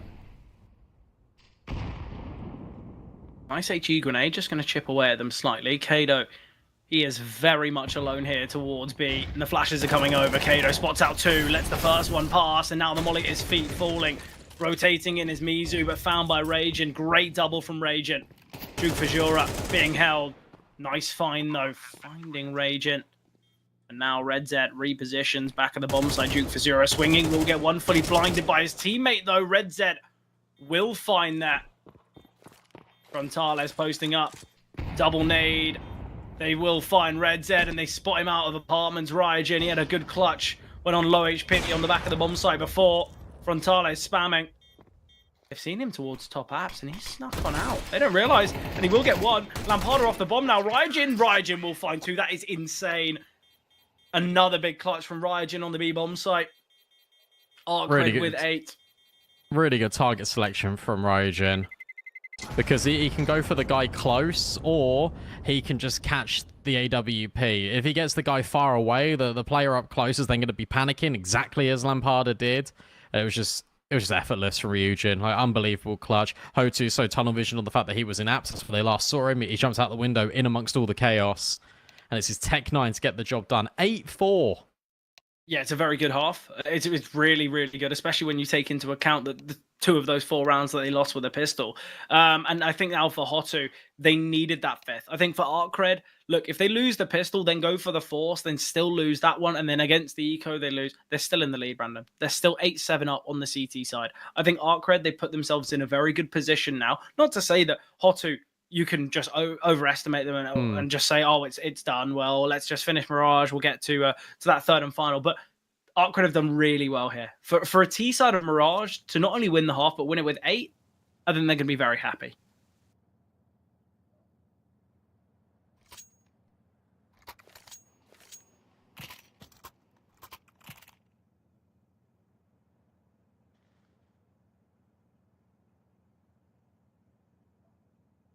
I want to see what this T side has because you keep saying to me, as #1 HOTU fan who's been watching them recently, that the T sides are just way better. So I'm really interested to see if it's going to be like instantaneous or if they're just going to be sluggish. Yeah, I don't know. It depends how much the that first half from ARCRED is going to affect them. I haven't really thought that HOTU are a team that their mental can be broken, or not can't be broken, but as if they're easily swayed by a moment like that. Great find from Duke Vizura, holding for the aggression of Rajin.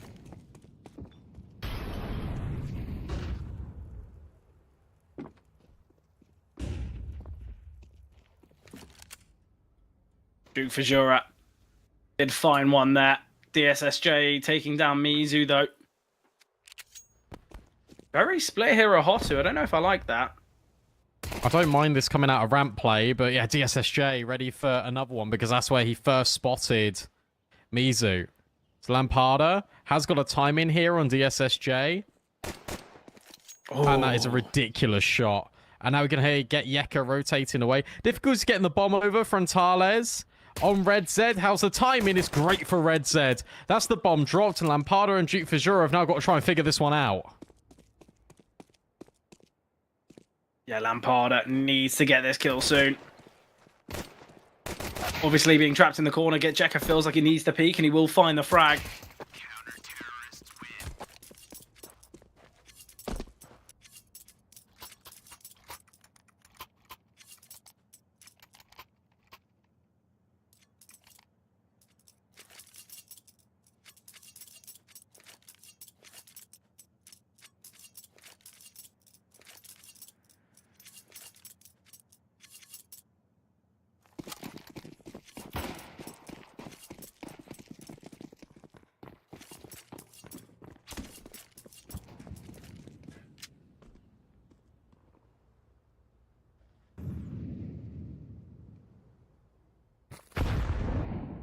Everything's breaking now. My phone just started playing music just for no reason. Didn't tell it to. It's actually on the other side of the room, but amazing.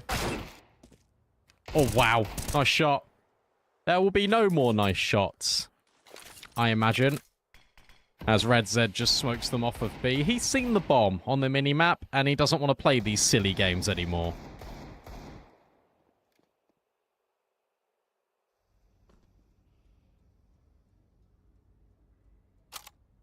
What are we thinking?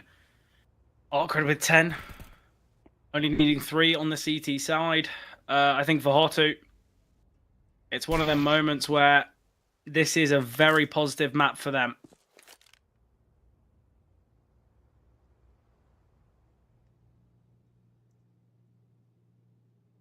If you're ARCRED, if you've taken Mirage in this manner, and you're going to be really, you know, pissed off about Ancient. Like, you're not going to be happy with the way that's transpired because you feel like you could have forced it to OT. You maybe could have just won. Instead, it is HOTU taking it. Like, but this Mirage has been just excellent. They haven't had to do too much. I think that's the key takeaway. This has just been incredibly simple Counter-Strike out of ARCRED. We've had a couple of really good reactions here in the mid-round on this T side. But aside from that, HOTU, like, I'm not being funny, they've not done anything.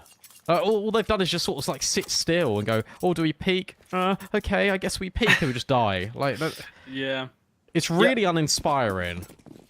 Again, it's kind of HOTU in a nutshell. It's very simple Counter-Strike. If it doesn't work and they're not hitting the shots, this is the result of it.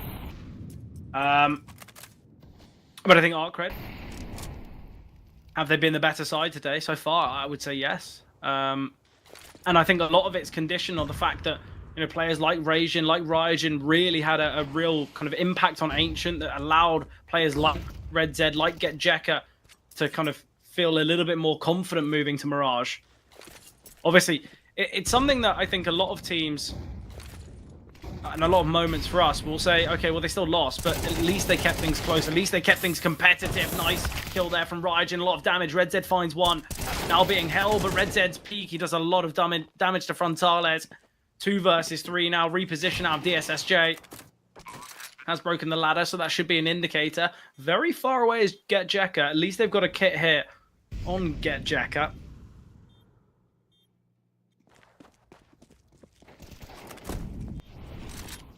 Uh-oh, that's not a good start, but are you going to be ready for Get Yeka? Remember, these players are literally like 1 or 2 bullets away from death here for HOTU. Get Yeka will remove Frontales. Misu, hits the instant shot. Remember, that's the guy with the kit. And Misu has had an absolute massacre on this B bomb site, giving HOTU a little bit of hope.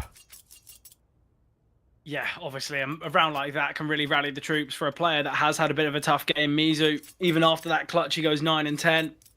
But for HOTU, there is still a heartbeat, however faint. They are still alive in this map.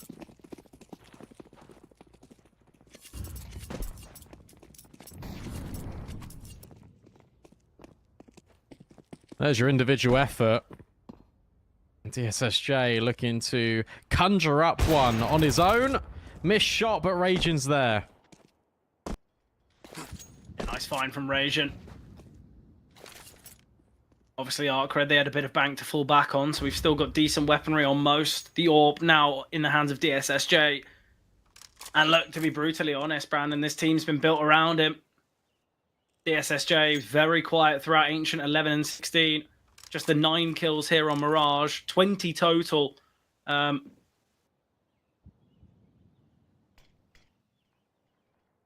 the best performance out of DSSJ today.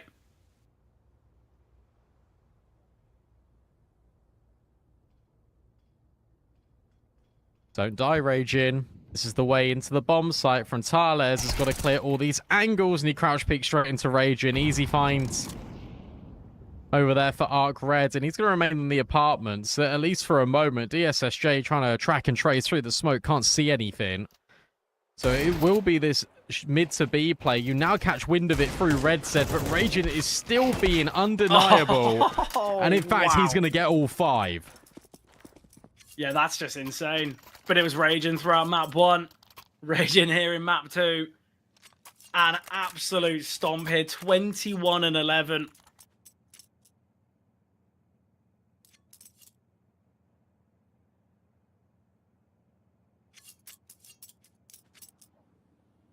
HOTU employing one of their final tactical pauses for Mirage. And for ARCRED, they are 6 rounds ahead.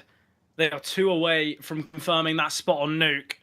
And obviously Nuke got a bit of intrigue around it. It's got that kind of it factor when it comes to a series because sample size isn't amazing.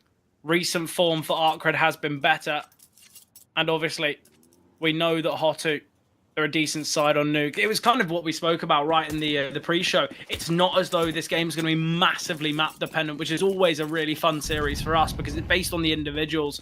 But for ARCRED, they are certainly shining and Raging, the brightest of all. And there's no money here, as you just said, for HOTU. So you look at this, it's probably going to be, what, like 13-5? I can't see them taking this one, but as soon as I say that, there's a dink and a kill out of Mizu. DSSJ nearly caught off guard. Another missed shot for DSSJ. You're going to be really careful here, but the repeak will reap a little bit of reward.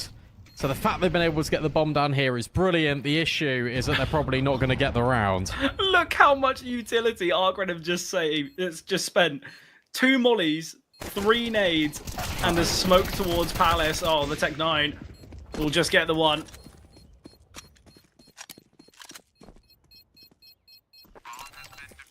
Everything's okay. I wasn't scared. I was when Lampardo got that Tech 9 kill, and I'm thinking, oh my god, he's like flew across the screen. If you're not going to be able to track him, then we're doomed. But no, it's fine.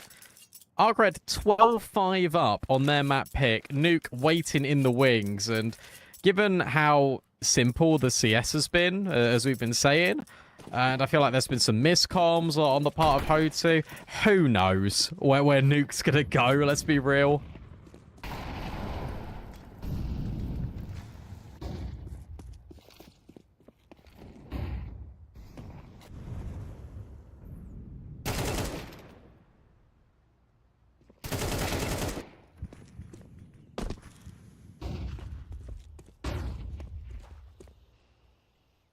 Maybe it's not over.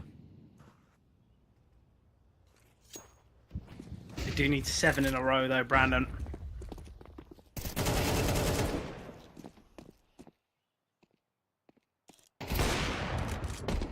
Nice shot. Any more DSSJ?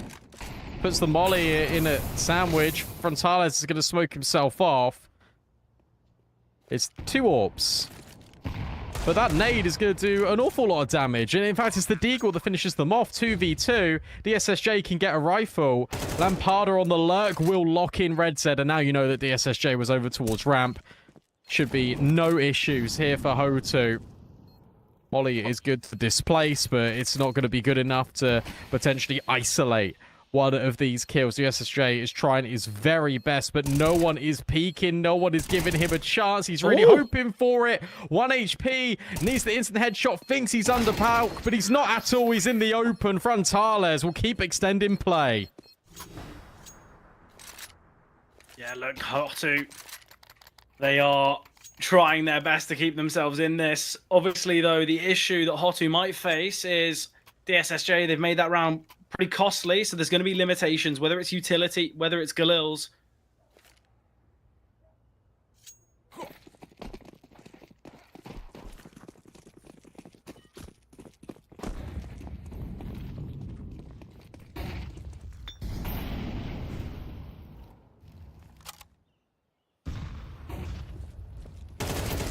Duke for Jura. Nice flashbang. We'll just be able to get the one. Rasian. Nice trade there. Was it their smoke that they threw, or did they block the window smoke so Rasian could jump on there? That was ridiculous. Little one-way. They got him that trade on Duke for Jura. Ryujin now having a little bit of an explore, but it is currently being held by Lampada. Yeah, Ryujin. Timing. Oh, he turns around. Timing. Oh, that couldn't be worse. That is so unfortunate for Lampada. That kind of sums up his whole game. I know he's had a fair few decent rounds recently, but was very, very slow off the mark.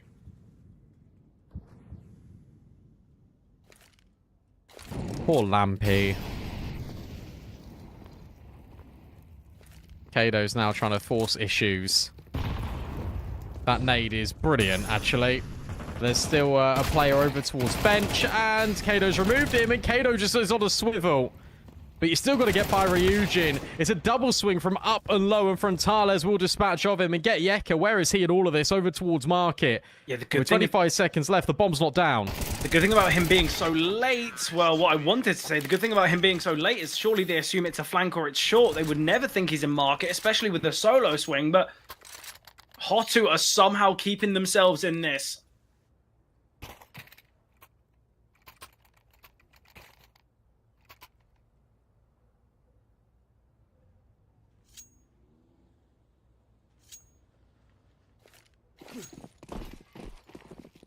HOTU now only 5 rounds away. ARCRED, you've still got 5 opportunities. Don't get too worried yet.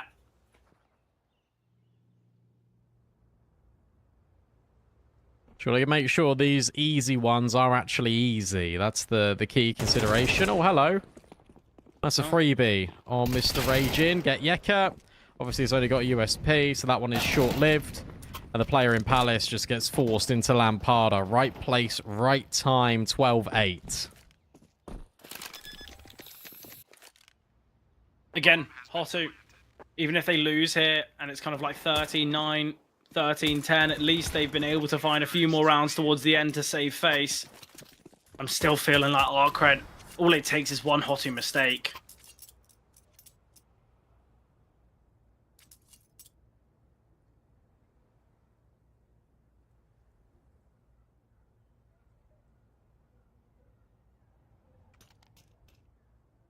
So, HOTU, they are still in the possibility, still in that kind of 2-0 scenario, but they're going to need 4 more rounds in a row. Obviously, they have just one. Oopsie daisy. Yeah, that's an...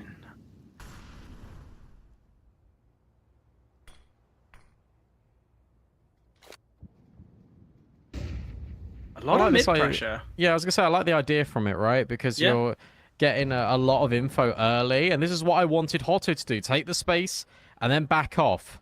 The key thing here is backing off, and it looks like Raging is going to hold short. You got two players that wanted to pressure under. Is there a trade here out of Misu? No, there's not. And Duke Fajura has just deleted Raging. Oh! And then Kado goes forward on Get Yeka. Oh dear, 4v2. Yeah, Get Yeka gets at least one there and backs away. We're looking at a very possible and positive round. There's been a lot of damage onto Duke Fajura and Kado. Reposition though out of DSSJ. Red Z gets one, but the swing from Frontales and the Molly combination. Kado's now really stepped up, 21 and 15. Brandon, we could be one full buy away. I don't believe it. Honestly, I think this would be... I still think they're going to win. Look, I'm with you. I still think ARCRED are going to win as well. It's going to be like 13-11, 13-10. Yeah. I'm seeing it. I'm seeing the visions. Imagine, though, for ARCRED to lose 13-11 in a best of 3 to Partizan, 13-11, then to HOTU the next map, and then to be 12-5 up to then lose in overtime. Honestly, I'd uninstall the game. I'd call it quits, career finished, because I don't know how you can mentally come back from that. It's a bad day of Counter-Strike. I mean, at that point, you just say, right, we just can't win today, guys. Like, that's outrageous. Was it them that won the triple OT on Mirage? It was, wasn't it? Yeah, it was them. HOTU are thinking, hey boys, you want to go again? You want to go triple OT? We'll show you quad OT. You see how you like them apples. Straight out A. By 7 swings. Oh no, not like this. Maybe not like this. Lampada finds free and has surely recovered the round. The difficulty is this bomb. There is time on the clock. They know about Lampada. They both retrieved Flushing these AKs, players out are going to be difficult. Another dink by Lampada. Now you know one was in towards Sandwich, and now you'd assume the last player is in towards Ramp. This is getting a little bit dangerous, but it's Lampada with the ace. And this time he is the one that bails out HOTU. We have seen quite a few aces today. Obviously, we saw one from Demo back on the pistol of Nuke. We've seen one from Raging, I believe, and now it's Lampada. He was playing really badly. He's 16 and 16 now. He's second top performer of their team.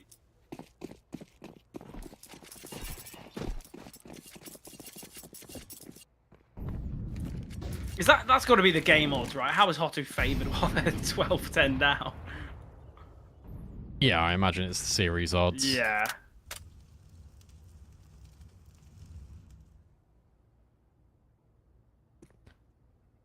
What a series this has been. Both teams up, like 12-5, and now we're going 24 rounds potentially in both.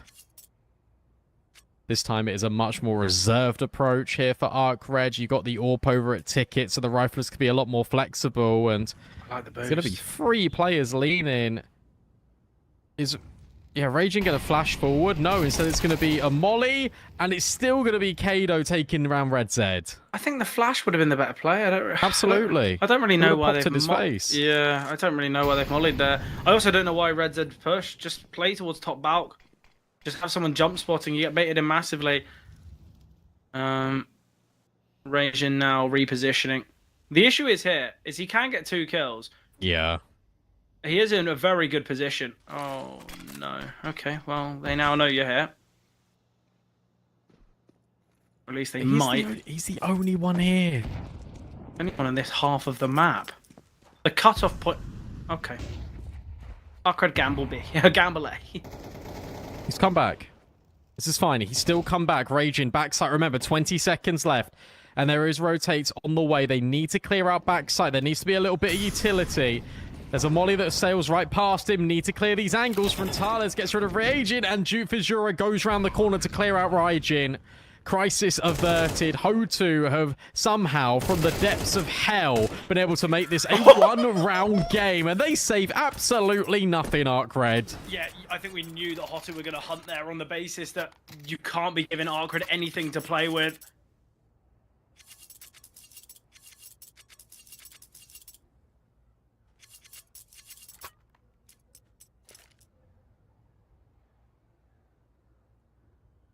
Random. Yes. Brandon. We've got 5 FAMASs. We've got weak utility. We've got ARCRED, who have had 7 map points now. I don't know what to think. I learned to stop thinking a long time ago. Honestly, it must be a very peaceful life. Trying to kind of pick apart this one. Honestly, at least we can just talk about round by round. I actually Double don't Palace know what... push is crazy. Wait, is he holding for it? Yeah, Lampardo, there's no way you're holding for this. What on earth are you... I mean, he's been lurking there the whole time, and he's like, all right, well, I guess I'm with my team now. I better keep checking it every now and then. And I don't know whether he saw them, shot at them, or what. Did he see them? I think he saw them and didn't shoot at them, and now they're all walking back. Because it's misinfo for ARCRED. I think that's what's just happened. That does make a lot of sense. They're going to be refighting towards middle, because for ARCRED, they've not heard anyone in B, and if it was going to be a B play and no one was in mid, it would be now. They're faking it.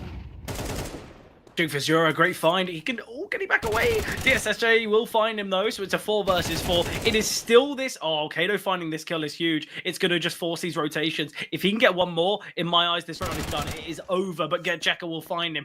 Already, though, we're seeing DSSJ. He's on the A-bomb site, but Lampardo will find him. 2 kills away now are HOTU from getting to overtime and giving them that shot to 2-0 here. Getjeka. He's the one with the kit. He's got a smoke and a flash, and oh, wow. They are heading his way. He peeks before the flash pops, but Mizu playing anti-flash. It is all on Raging. He has been the hero here for ARCRED at every turn. Can't even get the first, but that's now information gathered. There are so many flashbangs. The kit is in CT, and Frontales, he switches to the rifle. This is the right play. Oh, they're going to double swing him. They're taking the fight to him, and it works. We are in overtime here from 12-5 down. HOTU. What a T-side.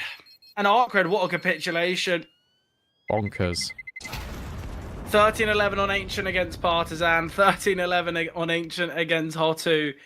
They now give up a 12-7 game to go OT. Bonkers. And this was HOTU that looked, to be honest, very bad on the T side. And then they started conditioning B. They started waiting for ARCRED. ARCRED overextending a fair bit, pushing in towards middle, was being held for. Palace, ramp on lock by Lampardo. That last round, he just gives it, I guarantee you, he gave it a little jiggle, and then he saw them walk back, and he's like, all right, they have no idea that I've just seen that. We go A. Yeah. Yeah, just little gimmicks like that. But again, though, why have ARCRED, if they haven't seen him see them, why have they backed away? Why haven't they just... Why would you shift all the way deep through Palace to what, see nothing and then rotate away? Would it not make more sense to just progress through T-spawn? You've got a double flank. You've won the round in my eyes that way. So maybe they saw him and assumed, well, if they've seen 2 of us deep towards here, they're probably going to go elsewhere because they have no space and no control on A. So I just don't know, Brandon. I really don't know. But HOTU, from 12-5 down, it's now 12 apiece. Someone's got to help out Raging. Like, it can't just be Raging versus the world.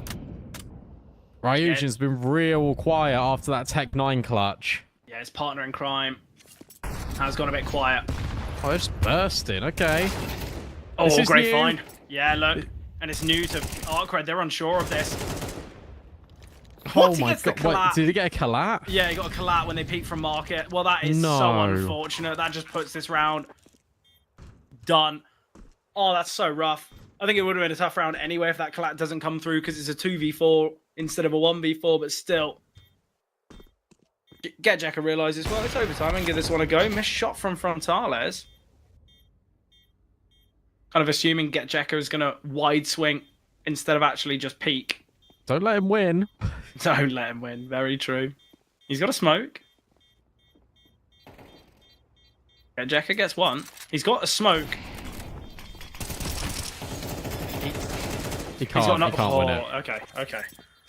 He didn't have enough time. Yeah, there was 4 point something seconds. I don't know. Sometimes the HUD gets it a bit wrong, Brad.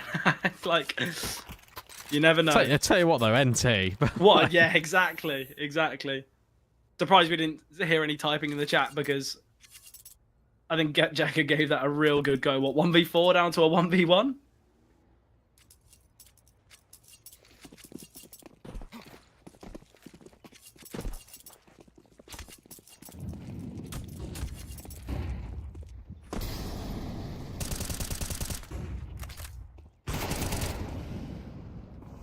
Yeah, Jackie's been spotted here, but the Orb's going to be peeking wide. Oh, Kado has been found by GetJacker. Ragent is prepared for this con play, but Duke Fajura finds one. Ragent going to be peeking here. Mizu could be found. Oh, Ragent with the missed shots. Duke Fajura finds him. 2 players are low, but it's all on Red Zed now. 1 versus 3. 2 are low. Frontales has switched to a rifle, so that's the right decision. He's going to drop the Molotov now, of which Red Zed is going to respect. Second Molotov thrown. Yeah, it's insane. Duke Fajura finding 2 there. How did he get 2? How did they get 2 there? I'm losing my mind. Yeah. That should have been an ARCRED round all day long. And maybe it still can be. Look, Duke Fajura is still low. And Red Zed, I suppose, has got the element of surprise, but they're playing this beautifully. They're both in CT. Yeah, you're right. They have split up a little bit. Frontales kills him. It's all okay. Somehow they win the round. I have no idea how. Well, it's just the fact that Raging doesn't find Mizu. He doesn't find Mizu, thinks he's kind of a little bit alone or maybe kind of an isolated fight in mid. And because he swings so heavily for Mizu, thinking he's low HP, Duke Fajura gets a freebie. HOTU have now won 9 rounds in a row. They were 12-5 down. ARCRED. Honestly, I feel for them. Yeah, I feel really bad for them as well. Because this is just one of those games that it's going to take a while to forget about this day of Counter-Strike. And quite rightly. I don't even think they've done anything inherently wrong either. Like, I don't think there's been any ridiculously bad things. I mean, Surfer will tell us. But when you see the clutches, most of them have gone the way of ARCRED, right? We saw that kind of Ryujin 1 versus 3 when he was on low HP with the AK. We've seen a lot of ARCRED success, and they've been playing the right Counter-Strike, but there just hasn't been enough players activating for ARCRED. And Mizu now, he takes space in window to get 1. Gets another as well. GetJacker falling. Oh, Frontales finds. It is going to be 15-12. HOTU. Okay, this round was bad. this round was so individual. Yeah, look. ARCRED, they feel like playing as a team's not working. Mizu gets 3 in this one. HOTU find 15. It's just so sad. It really is for ARCRED. But sometimes it's how the cookie crumbles.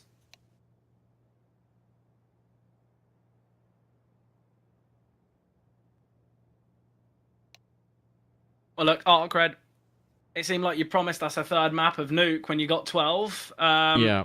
I think Nuke, HOTU are putting it in their rearview mirror. Doing a full U-turn on where this series was looking like it was going. Bro, if they were if ARCRED were driving to Mirage and their car, sorry, to Nuke, and their car's broken down, it's on fire, and no one understands what's wrong. Yeah. It's like the I don't know what it's from, but it's the meme where the animal's just drinking the cup of tea or the cup of coffee in the fire. I don't know the exact meme name, but you know the one I mean. Yeah, but it's not fine though. That's the thing. Like, it's not fine. I think the only way you can get out of this game is by saying it's okay. I think there's been far too much just craziness here for ARCRED to try and look at this one with a analytical and professional mind. I think you've just got to go, it happened.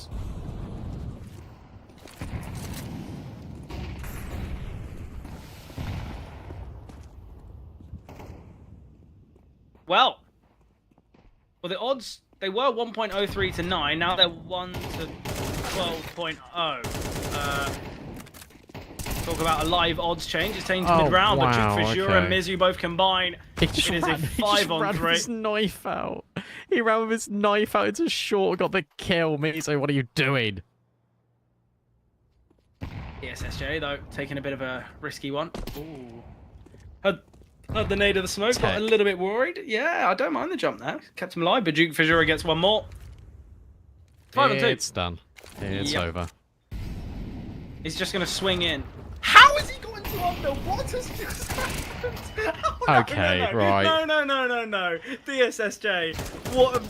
What's just happened? He's dropped a molly in window, of which Lampada has just strafed, or Duke Vegera has strafed out of window, dodged the AK bullet. He drops a molly and gets the kill. I am lost for words here.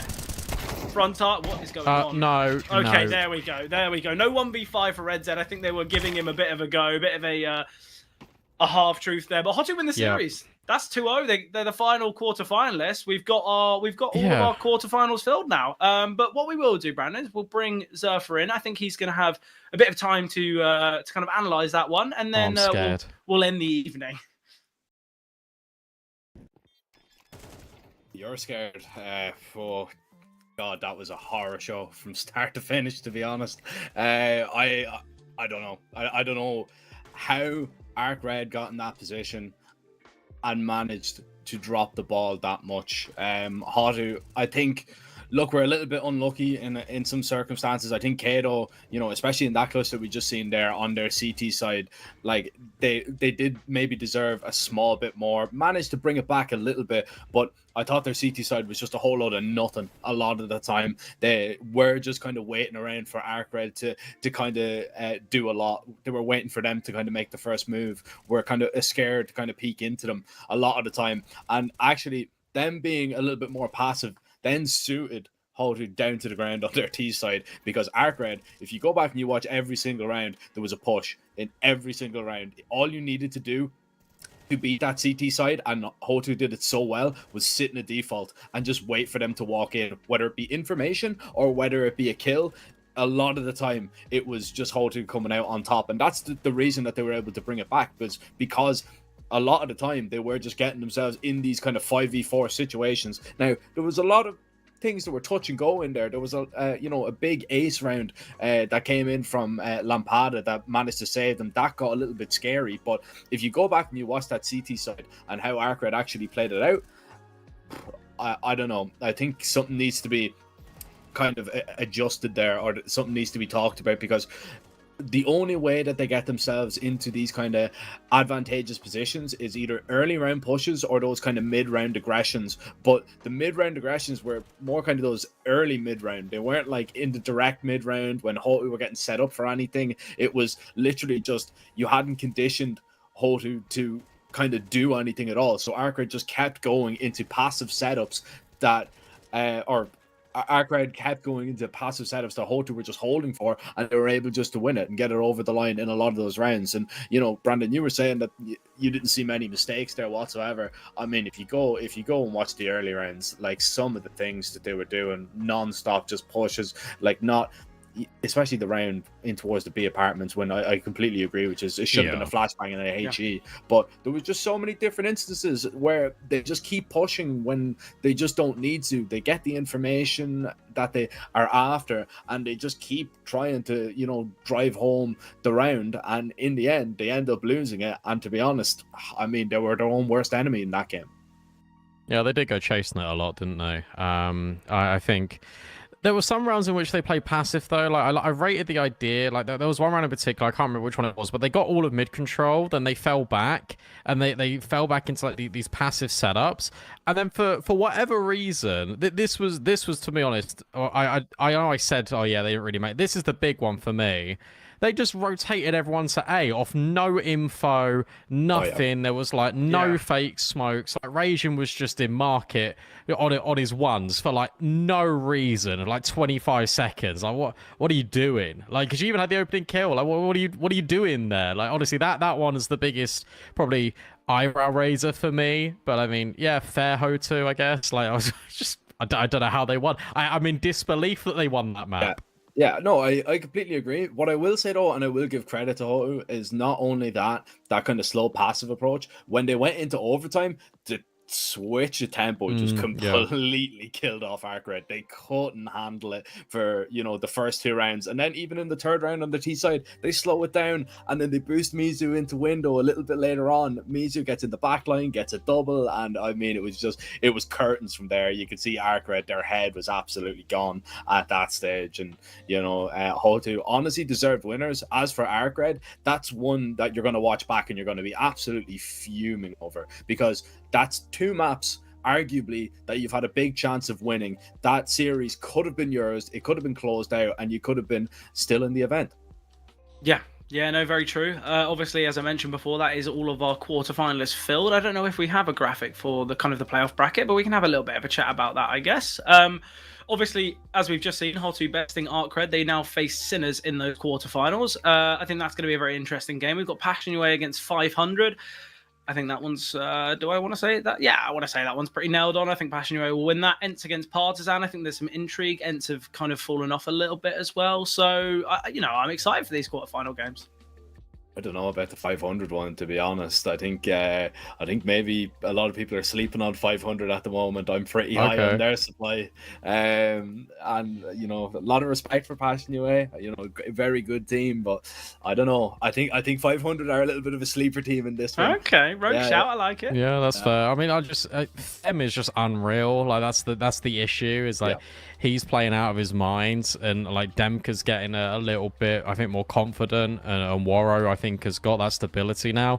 I don't know. I look at that team, and I think I'm just where I'm fans of the players. It's really easy for you to be like, oh yeah, like these guys are really good, but for them in particular, is just like playing at just such an insane level. I'm so glad he's not in contract jail anymore, because that was probably like one of the worst periods where we all knew this guy's talent, and finally he's on a team and can showcase it.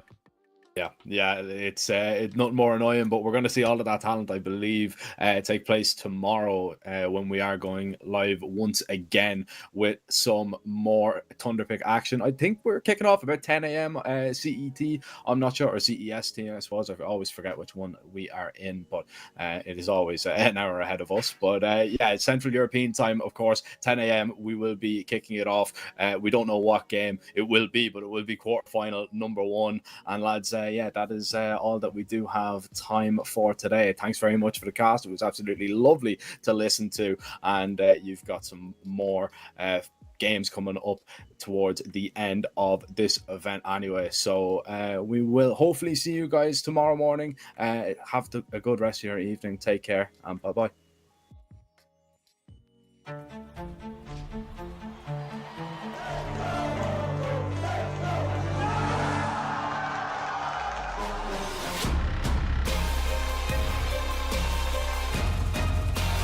Going to force the kill in the last second.